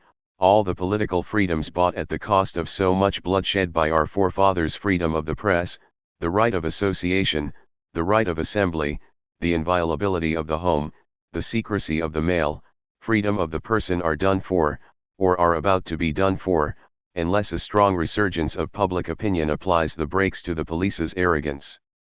It is in our interest more than anyone else's that public opinion be roused and resistance organized, both because we are more under threat and targeted than others, and chiefly because the loss of acquired freedoms would do very great damage by shifting the struggle back onto political terrain and overshadowing the economic issue that is the most important one. 83 Translated from Il Dovere della Resistenza, Gli Anarchici e la Lega, l'Agitazione, Ancona, 1, No, 12, May 30, 1897. 30 Organization. For years now this has been a matter of great contention between anarchists. 84 And, as is often the case when heat enters an argument and when insistence that one is in the right is injected into the search for the truth, or when arguments around theory are merely an attempt to vindicate practical behavior prompted by quite other motives, a great muddling of ideas and words is the result. Incidentally, and just to get them out of the way, let us run through the straightforward semantic quibbles that have occasionally reached the utmost heights of absurdity, such as, say, we are for harmonization, not organization; we are against association but are for agreement; we want no secretary and no treasurer, these being authoritarian features, but we put a comrade in charge of correspondence and another looks after our funds. And let us get down to serious discussion. Those who stake a claim to the title anarchists, with or without a range of adjectives, fall into two camps, the advocates and the opponents of organization. If we cannot see eye to eye, let us at least understand each other. And for a start, since there are three parts to the question, let us make a distinction between organization in the general sense, as the principle and condition of social living today, and in the society of the future, the organization of the anarchist party, and organization of popular forces, especially that of the laboring masses with an eye to standing up to government and capitalism. The need for organization in social life, even the synonymy between organization and society, I would be tempted to say is so self-evident that it is mind-boggling that it could ever have been questioned. In order to appreciate this, we need to remember what the specific, characteristic calling of the anarchist movement is, and how men and parties are liable to become consumed by the issue that most directly affects them, forgetting all related issues, paying greater heed to form than to substance, and, finally, viewing matters from one angle only and thereby losing any proper grasp upon reality. The anarchist movement began life as a backlash against the spirit of authority that prevails in civil society, as well as in all parties and workers' organizations, and has been gradually swollen by all of the revolts promoted against authoritarian and centralizing trends. It is therefore only natural that many anarchists were just about mesmerized by this fight against authority, and that believing, having had an authoritarian education, that authority is the soul of social organization, combated and repudiated the latter as a means of combating the former. And, in truth, the mesmerism has gone so far that it has them supporting some things that truly defy belief. Cooperation and agreement of any sort were rejected, the argument being that association was the very antithesis of anarchy. The case was made that in the absence of accords, of reciprocal obligations, everything would fall spontaneously into place if each person was to do whatever crossed his mind without troubling to find out what his neighbor was doing. That anarchy means every man should be sufficient unto himself and do for himself in everything without trade-off or pooled effort, that the railways could operate very well without organization, indeed, that this was already happening over yonder in England.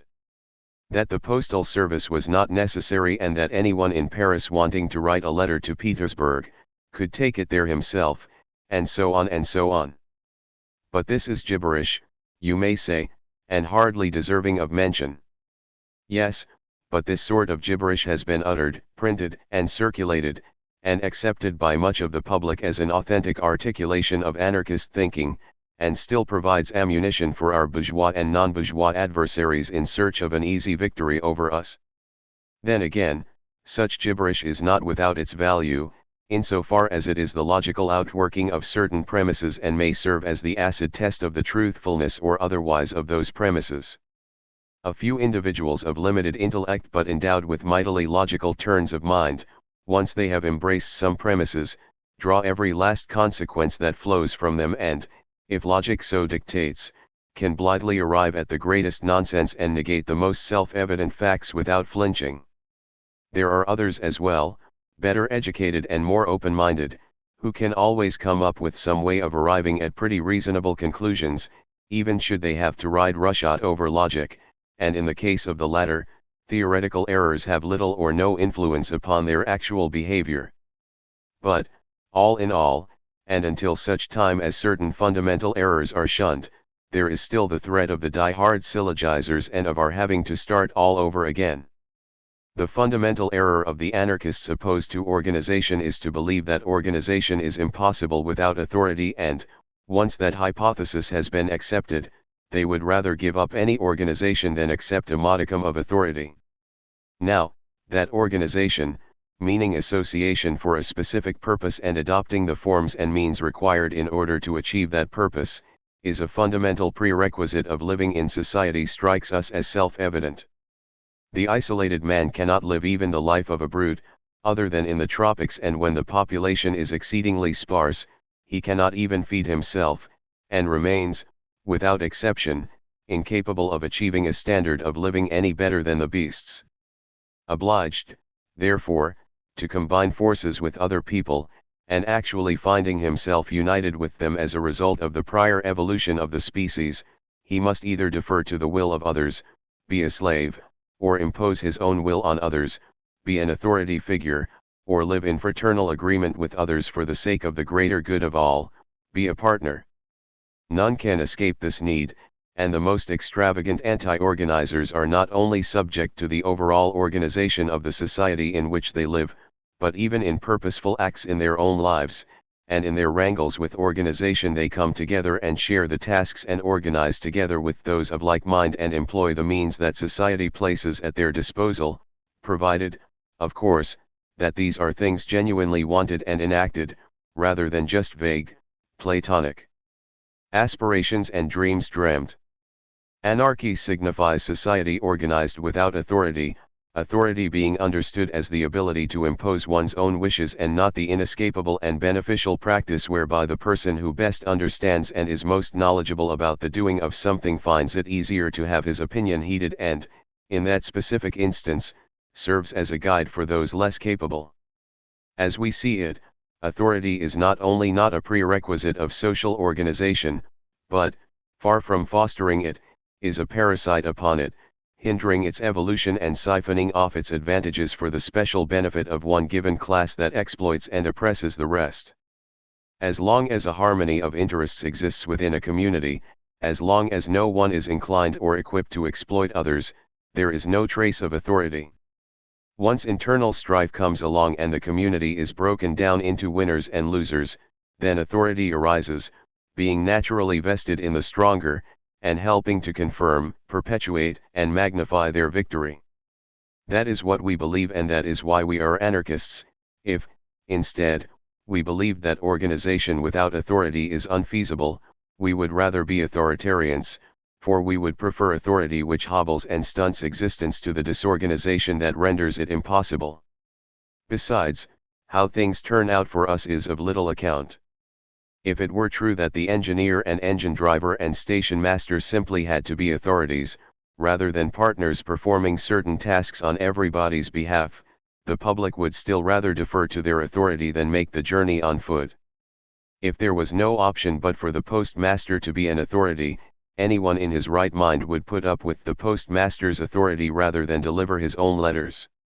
In which case, anarchy would be the stuff of some people's dreams, but could never become reality. 2. Accepting the possibility of there being a community organized in the absence of authority, that is, in the absence of coercion, and anarchists have to accept it, for anarchy would otherwise be meaningless. Let us move on to deal with the anarchist party's own organization. Here too organization strikes us as useful and necessary. If party means the ensemble of individuals who share a common purpose and strive to achieve that purpose, it is only natural that they should reach agreement, pool their resources, divide up the work, and adopt all measures that are thought likely to further that purpose and are the raison d'être of an organization. Staying isolated, with each individual acting or seeking to act on his own without entering into agreement with others, without making preparations, without marshalling the flabby strength of singletons into a mighty coalition, is tantamount to condemning oneself to impotence, to squandering one's own energies on trivial, ineffective acts and, very quickly, losing belief in one's purpose and lapsing into utter inaction. But here again the thing strikes us as so self-evident that, rather than laboring direct proof, we shall try to answer the arguments of organization's adversaries. Pride of place goes to the so to speak preemptive objection. What is this talk of a party, they say.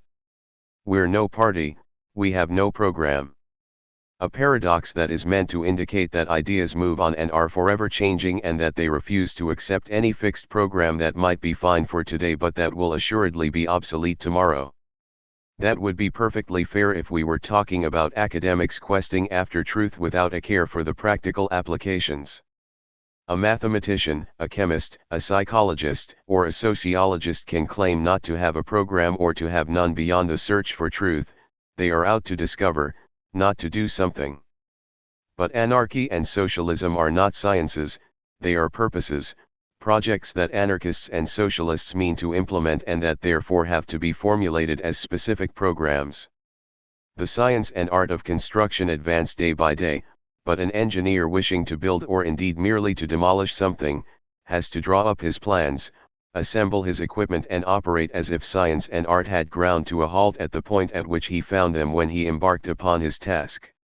It may very well be the case that he can find a use for new advances made in the course of the project without giving up on the core of his plan, and it may equally be that fresh discoveries made and new resources devised by the industry are such as to open his eyes to the need to drop everything and start all over again.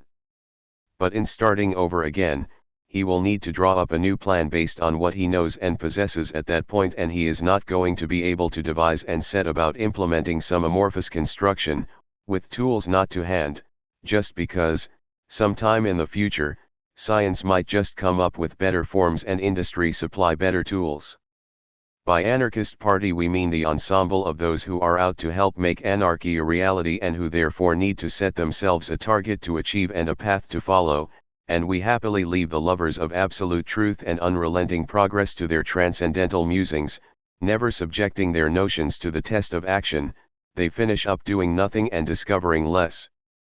The other objection is that organization creates leaders, authority figures. If that is true, if anarchists are incapable of coming together and reaching agreement with one another without deferring to some authority, that means that they are still far from being anarchists, and that, before giving any thought to establishing anarchy in the world, they should spare a thought for equipping themselves to live anarchically. But the cure hardly lies in non-organization, but instead in expanding the consciousness of the individual members. For sure, if an organization heaps all of the work and all of the responsibility upon a few shoulders, if it puts up with whatever those few do rather than put effort in and try to do better, those few will, albeit against their wishes, eventually substitute their own will for that of the community. If the members of an organization, all of them, do not make it their business to think, to try to understand, to seek explanations for that which they do not understand, and to always bring their critical faculties to bear on everything and everyone, and instead leave it up to the few to do the thinking for all, then those few are going to be the leaders, the directing intelligences. But, let us say it again, the cure does not lie in non-organization. On the contrary, in small societies and in large, apart from brute force, which is out of the question in our case, the source and justification of authority lie in social disorganization. When a collective has needs and its members fail to organize themselves spontaneously, by themselves, In order to get by, some authority figure pops up to cater for that need by deploying everyone's resources and directing them according to his whim. If the streets are not safe and the people cannot cope, a police force emerges that has itself maintained and paid for what few services it renders, and it lords it and grows tyrannical. If there is a need for a product and the community fails to come to some arrangement with faraway producers to trade in return for local produce, up pops the merchant who cashes in on the need of some to sell and of others to buy, and charges producers and consumers whatever price he likes. Look at what has happened in our own ranks. The less organized we have been, the more we have been at the mercy of a few individuals. And that was only natural. We feel the need to be in contact with comrades elsewhere, to receive and send news, but we cannot, each of us individually, correspond with every other comrade. If we were organized, we might charge some comrades with handling our correspondence for us, change them if they are not to our satisfaction, and keep abreast of developments without depending on somebody's good grace for our news. If we are disorganized, on the other hand, there will be someone with the means and willingness to correspond who will take all intercourse into his own hands, passing on or not passing on news depending on his choice of subject or person, and, if he is active and clever enough, will be able, unbeknownst to us, to steer the movement in whatever direction he wants without the bulk of the parties, having any means of control, and without anyone's having the right to complain, since that person is acting on his own, with mandate from none and with no obligation to give an account of his actions to anyone.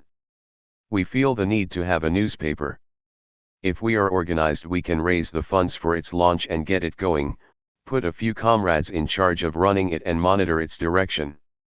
The paper's editors will assuredly, to a greater or lesser degree, discernibly stamp their personality upon it, but they will still be folk selected by us, and whom we can change if we are not happy with them.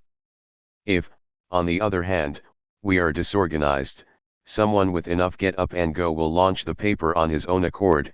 He will find among us his correspondents, distributors, and subscribers, and will bend us to his purposes, without our knowledge or consent, and, as has often been the case, we will accept and support that paper even if it is not to our liking, even if we find that it is damaging to the cause, because of our own inability to come up with one that offers a better representation of our thinking.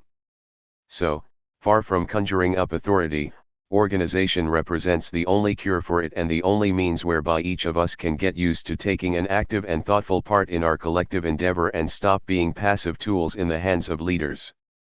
If we do nothing at all and everybody remains perfectly idle, then, to be sure, there will be no leaders and no flock, no order givers and no order followers, but that will be an end of propaganda, an end of the party and of arguments about organization as well, and that, let us hope, nobody will see as an ideal solution. But an organization, they say, implies an obligation to coordinate one's own actions with those of others, and thus infringes freedom and hobbles initiative. It seems to us that what actually snatches away freedom and renders enterprise impossible is the isolation that leaves one impotent. Freedom is not some abstract right, but the capability of doing something. This is as true in our own ranks as it is in society at large. It is in cooperation with his fellows that man finds the means of furthering his own activity and the power of his initiative. To be sure, organization means coordinating resources for a common purpose, and a duty upon the organized not to act contrary to that purpose. But where voluntary organizations are concerned, when those belonging to the same organization actually do share the same aim and are supportive of the same means, the mutual obligations upon them work to everybody's advantage. And if anyone sets aside any belief of his own for the sake of unity, it is because he finds it more beneficial to drop an idea that he could not in any case implement unaided, rather than deny himself the cooperation of others in matters he thinks are of more significance. If, then, an individual finds that none of the existing organizations encapsulates the essence of his ideas and methods, and that he cannot express himself as an individual according to his beliefs, then he would be well advised to stay out of those organizations. But then, unless he wishes to remain idle and impotent, he must look around for others who think as he does and become the founder of some new organization. Another objection, and the last one upon which we shall dwell, is that, being organized, we are more exposed to government persecution. On the contrary, it seems to us that the more united we are, the more effectively we can defend ourselves. And actually every time we have been caught off guard by persecution while we were disorganized, it threw us into complete disarray and wiped out our preceding efforts, whereas when and where we were organized, it did us good rather than harm. And the same applies to the personal interests of individuals. The example of the recent persecutions that hit the isolated as much as they did the organized, and perhaps even worse, is enough. I am speaking, of course, of those, isolated and otherwise, who at least carry out individual propaganda. Those who do nothing and keep their beliefs well hidden are certainly in much less danger, but their usefulness to the cause is less as well. In terms of persecution, the only thing to be achieved by being disorganized and preaching disorganization is to allow the government to deny us the right of association and pave the way for these monstrous criminal conspiracy trials that it would not dare mount against folk who loudly and openly assert their right to be and condition of being associated, or, if the government were to dare it, would backfire on it and benefit our propaganda. Besides, it is only natural for organization to take whatever form circumstances commend and impose. The important point is not so much formal organization as the inclination to organize. There may be cases in which, due to the lingering reaction, it may be useful to suspend all correspondence and refrain from all gatherings. That will always be a setback, but if the will to be organized survives, if the spirit of association endures, if the previous period of coordinated activities has widened one's personal circle, nurtured sound friendships and conjured up a genuine commonality of ideas and actions among comrades, then the efforts of individuals, even isolated individuals, will have a contribution to make to the common purpose, and a means will soon be found of getting together again and repairing the damage done. We are like an army at war, and, depending on the terrain and the measures adopted by the enemy, we can fight in massive or in scattered formations. The essential thing is that we still think of ourselves as belonging to the same army, that we abide by all of the same guidelines and hold ourselves ready to form up again into compact columns when necessary and feasible. Everything that we have said is directed at those comrades who are authentically against the organization as a principle. To those who resist organization only because they are reluctant to join or have been refused entry into a given organization and because they are out of sympathy with the individuals belonging to that organization, we say, set up another organization of your own, along with those who see eye to eye with you. We should certainly love it if we could all see eye to eye and bring all of anarchism's forces together into one mighty phalanx, but we have no faith in the soundness of organizations built upon concessions and subterfuge and where there is no real agreement and sympathy between the members. Better disunited than misunited.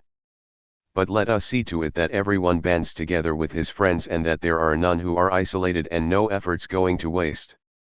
3. We still have to talk about the organization of the laboring masses for the purposes of standing up to government and the bosses. We have stated it before. In the absence of organization, be it free or imposed, there can be no society. In the absence of considered, deliberate organization, there can be neither freedom, nor guarantees that the interests of the component members of society will be respected.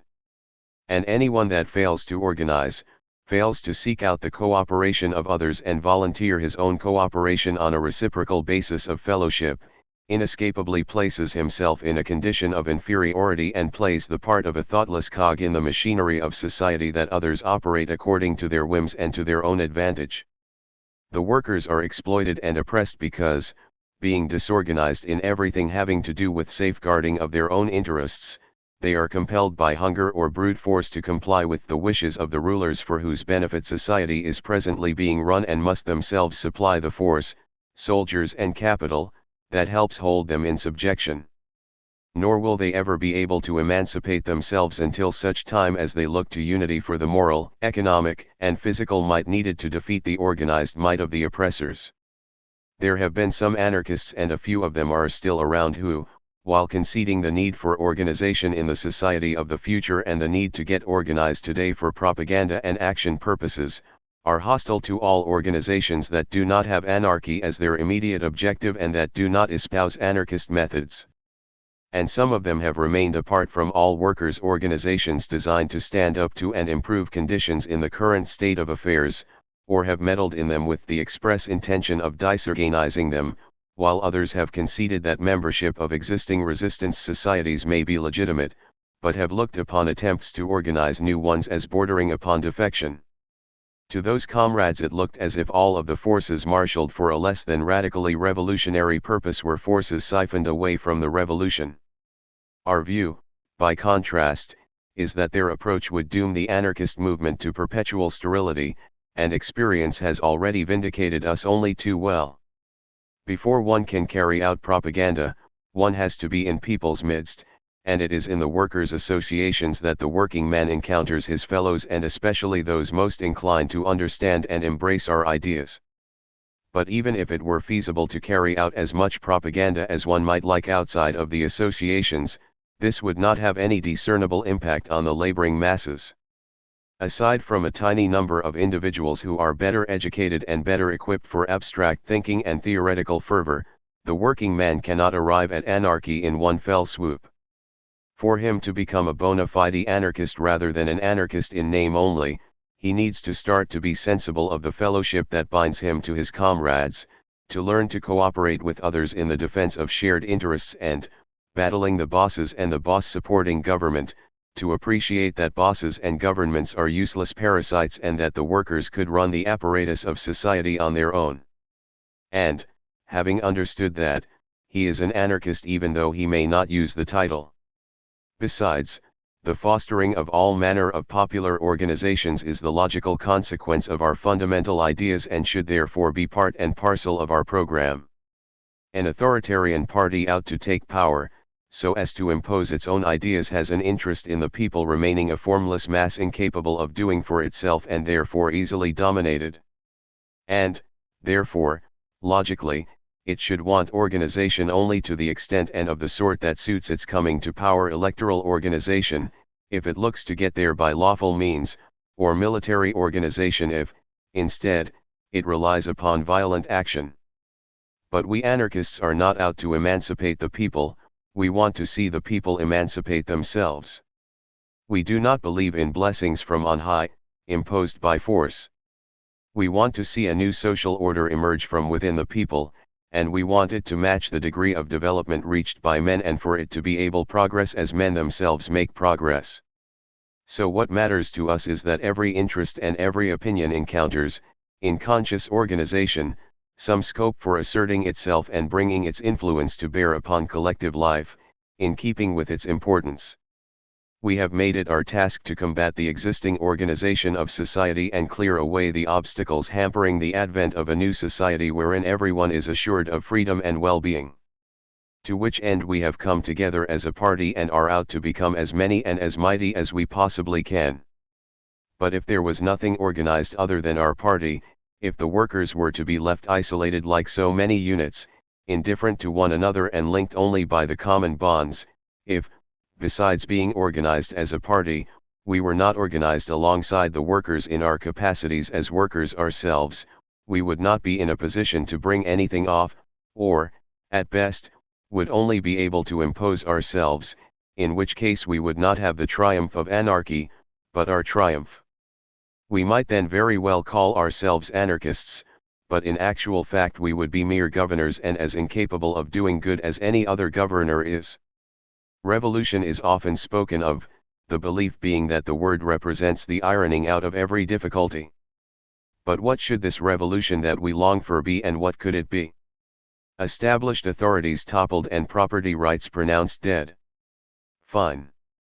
A party could do as much, though that party should still rely, in addition to its own strength, upon the sympathy of the masses and on sufficient preparation of public opinion. Then what? The life of society accepts no interruptions. During the revolution or insurrection, whatever we want to call it, and in its immediate aftermath, people have to eat and clothe themselves and travel around and publish and treat the sick, etc., and these things do not do themselves. At present the government and the capitalists have them done so as to extract profit from them. Once we are rid of the government and the capitalists, the workers are going to have to do them all for everybody's benefit, otherwise, whether under those designations or something different, new governments and new capitalists will emerge. And how could workers be expected to provide for pressing needs unless they were already used to coming together to deal jointly with their common interests and, to some extent, ready to embrace the legacy from the old society? The day after the city's grain merchants and bakery bosses lose their property rights and thus have no further interest in catering for the market, there must be vital bread supplies available in the shops to feed the public. Who is going to see to that, if the bakery workers are not already associated and ready to manage without bosses, and if, pending the arrival of the revolution, it has not occurred to them to work out the city's needs and the means of meeting them? We do not mean by that we must wait until all workers are organized before the revolution can be made.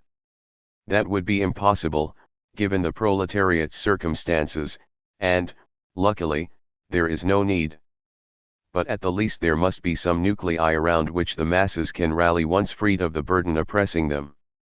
If it is utopian to want to make revolution once everybody is ready and once everybody sees eye to eye, it is even more utopian to seek to bring it about with nothing and no one. There is measure in all things. In the meantime, let us strive for the greatest possible expansion of the conscious and organized forces of the proletariat. The rest will follow of itself. 84 Translated from L'Organizzazione, Parts 1-3, L'Agitazione, Ancona, 1, NOS 13-15, 4, 11, and June 18, 1897. 31 Anarchism's Evolution. Apropos of an interview, 85. An interview I had with my friend Ciancabilla, which was published by him in Avanti, has drawn some comment, which I was not expecting. 86.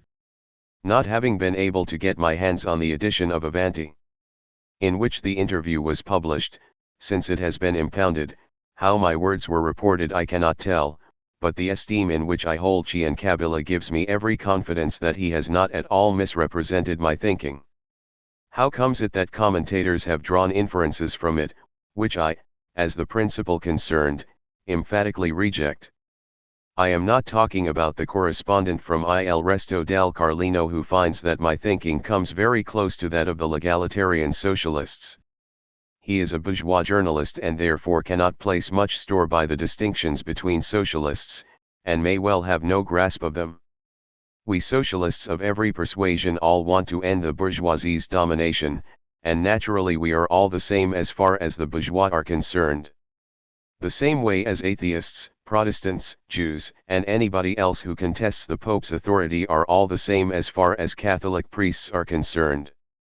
I can only hope that the day is near when today's bourgeois, stripped of the privileges that mar their judgment today, will be able, in practical terms, to scrutinize and level-headedly gauge the differences between the various methods advocated for implementing socialism. Given that it is socialist and an authoritative source for socialists, Avanti deserves fuller consideration when it finds in what I told Ciancabilla an unmistakable indication of anarchism's evolving in the direction of Marxist socialism. 87. Claiming that we are moving in their direction is a long-established ploy of the democratic socialists, when they are trying to treat us with kid gloves rather than reiterating with Liebknecht that we are the favorite sons of the bourgeoisie and governments of all countries.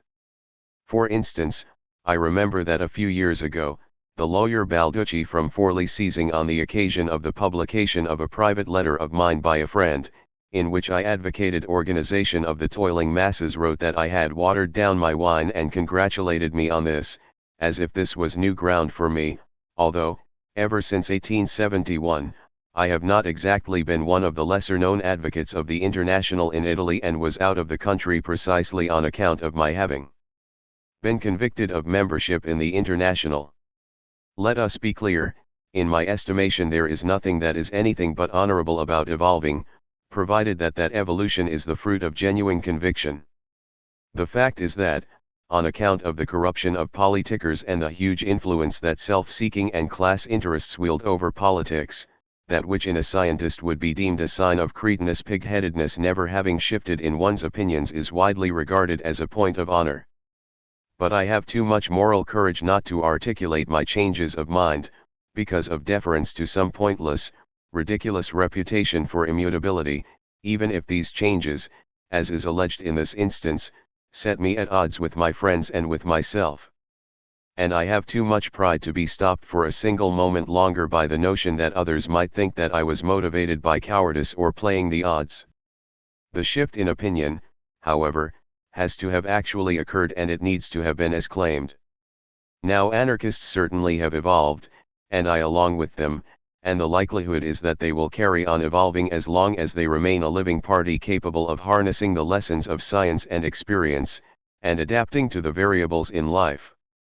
But I utterly deny that we have evolved or are evolving in the direction of Marxist socialism.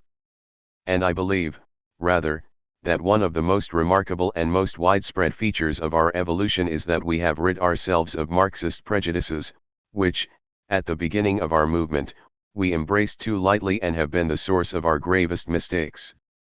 Avanti has probably succumbed to an illusion.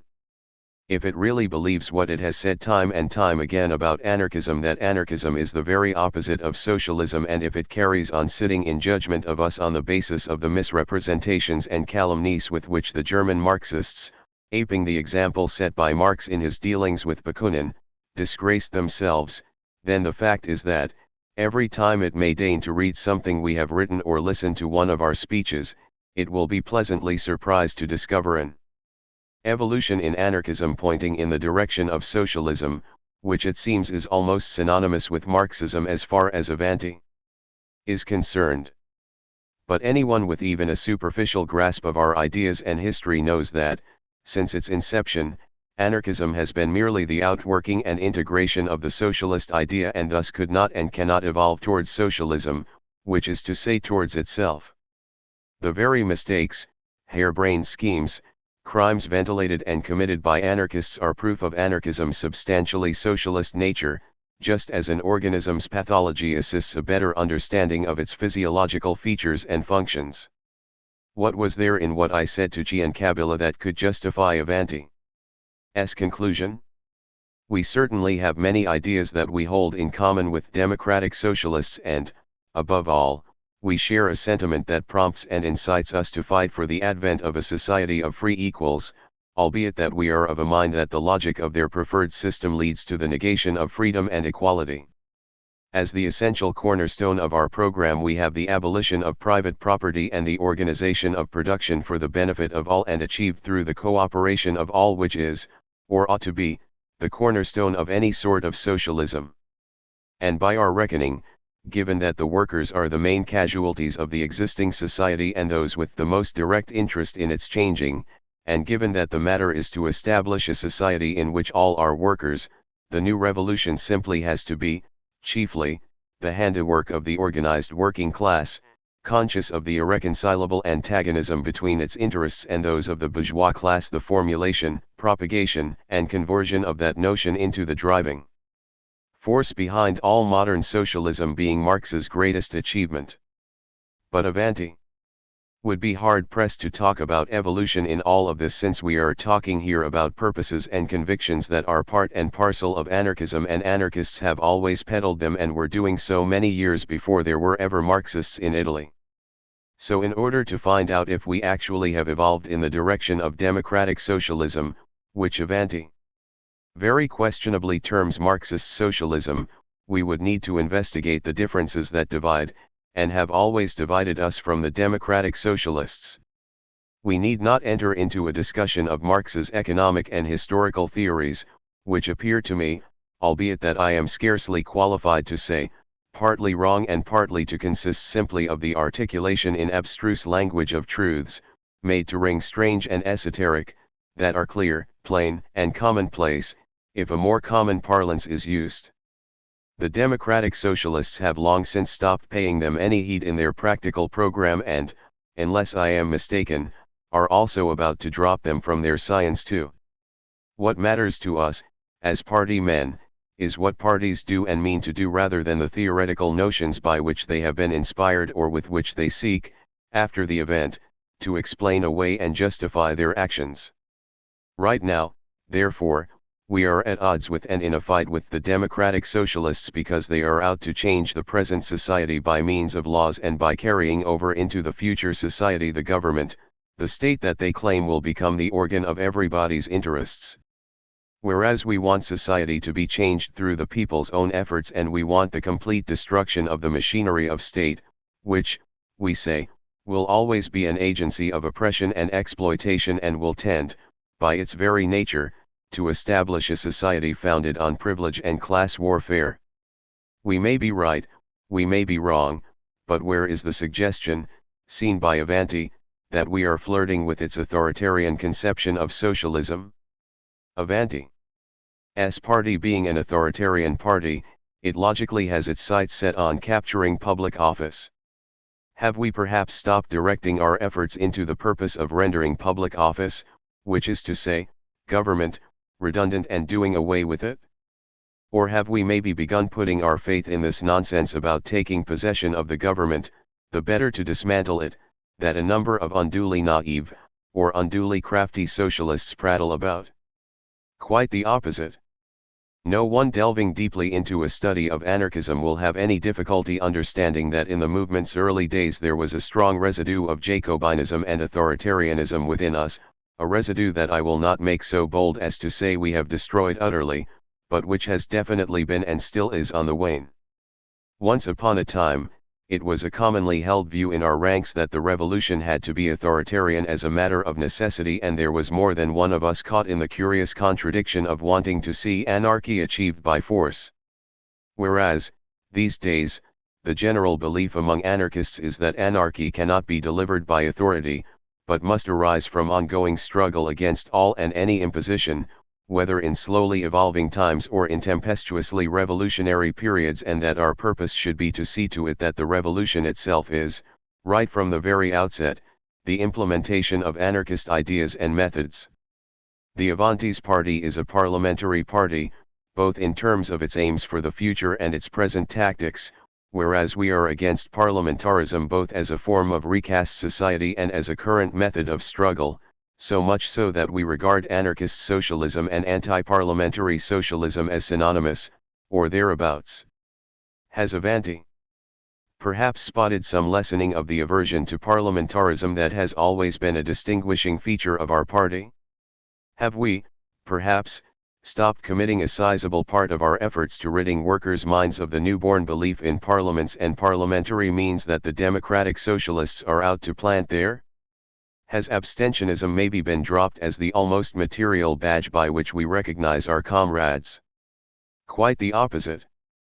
When our movement started up, several of us still entertained the notion of participation in administrative elections, and later from our ranks came the initiative of running Cipriani as a candidate, which we backed. 88 Today, we are all of one mind in regarding administrative elections every bit as pernicious as political ones, and perhaps even more so, and we also repudiate protest candidacies, to avoid any misunderstanding.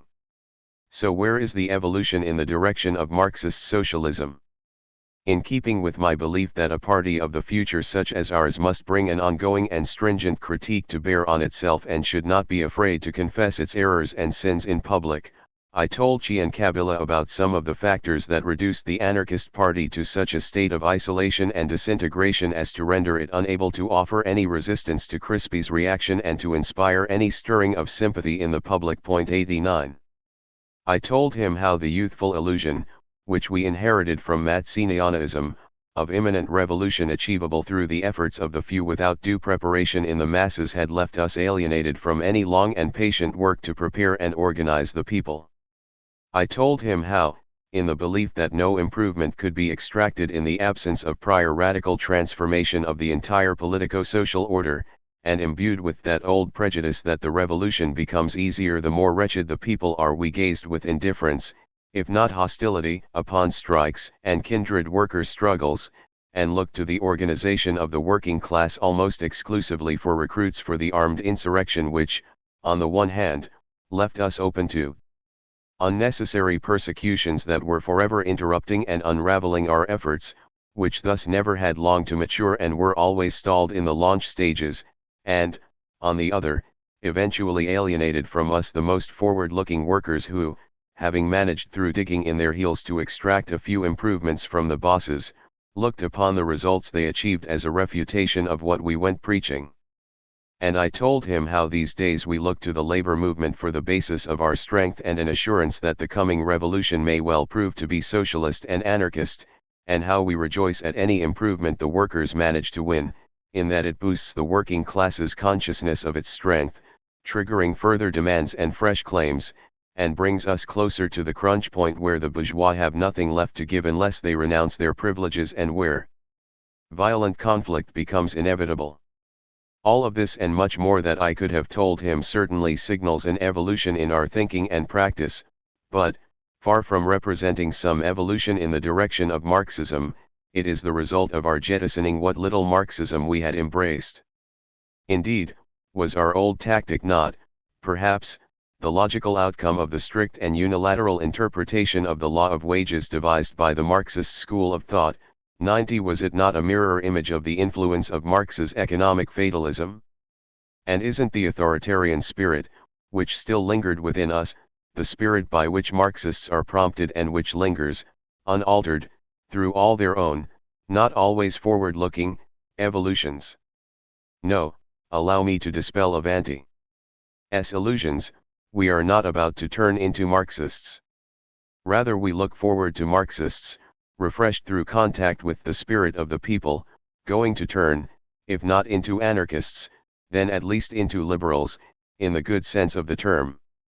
85 Translated from Evaluazione dell'anarchismo, a proposito di un'intervista, all'agitazione, Ancona, 1, number 31, October 14, 1897.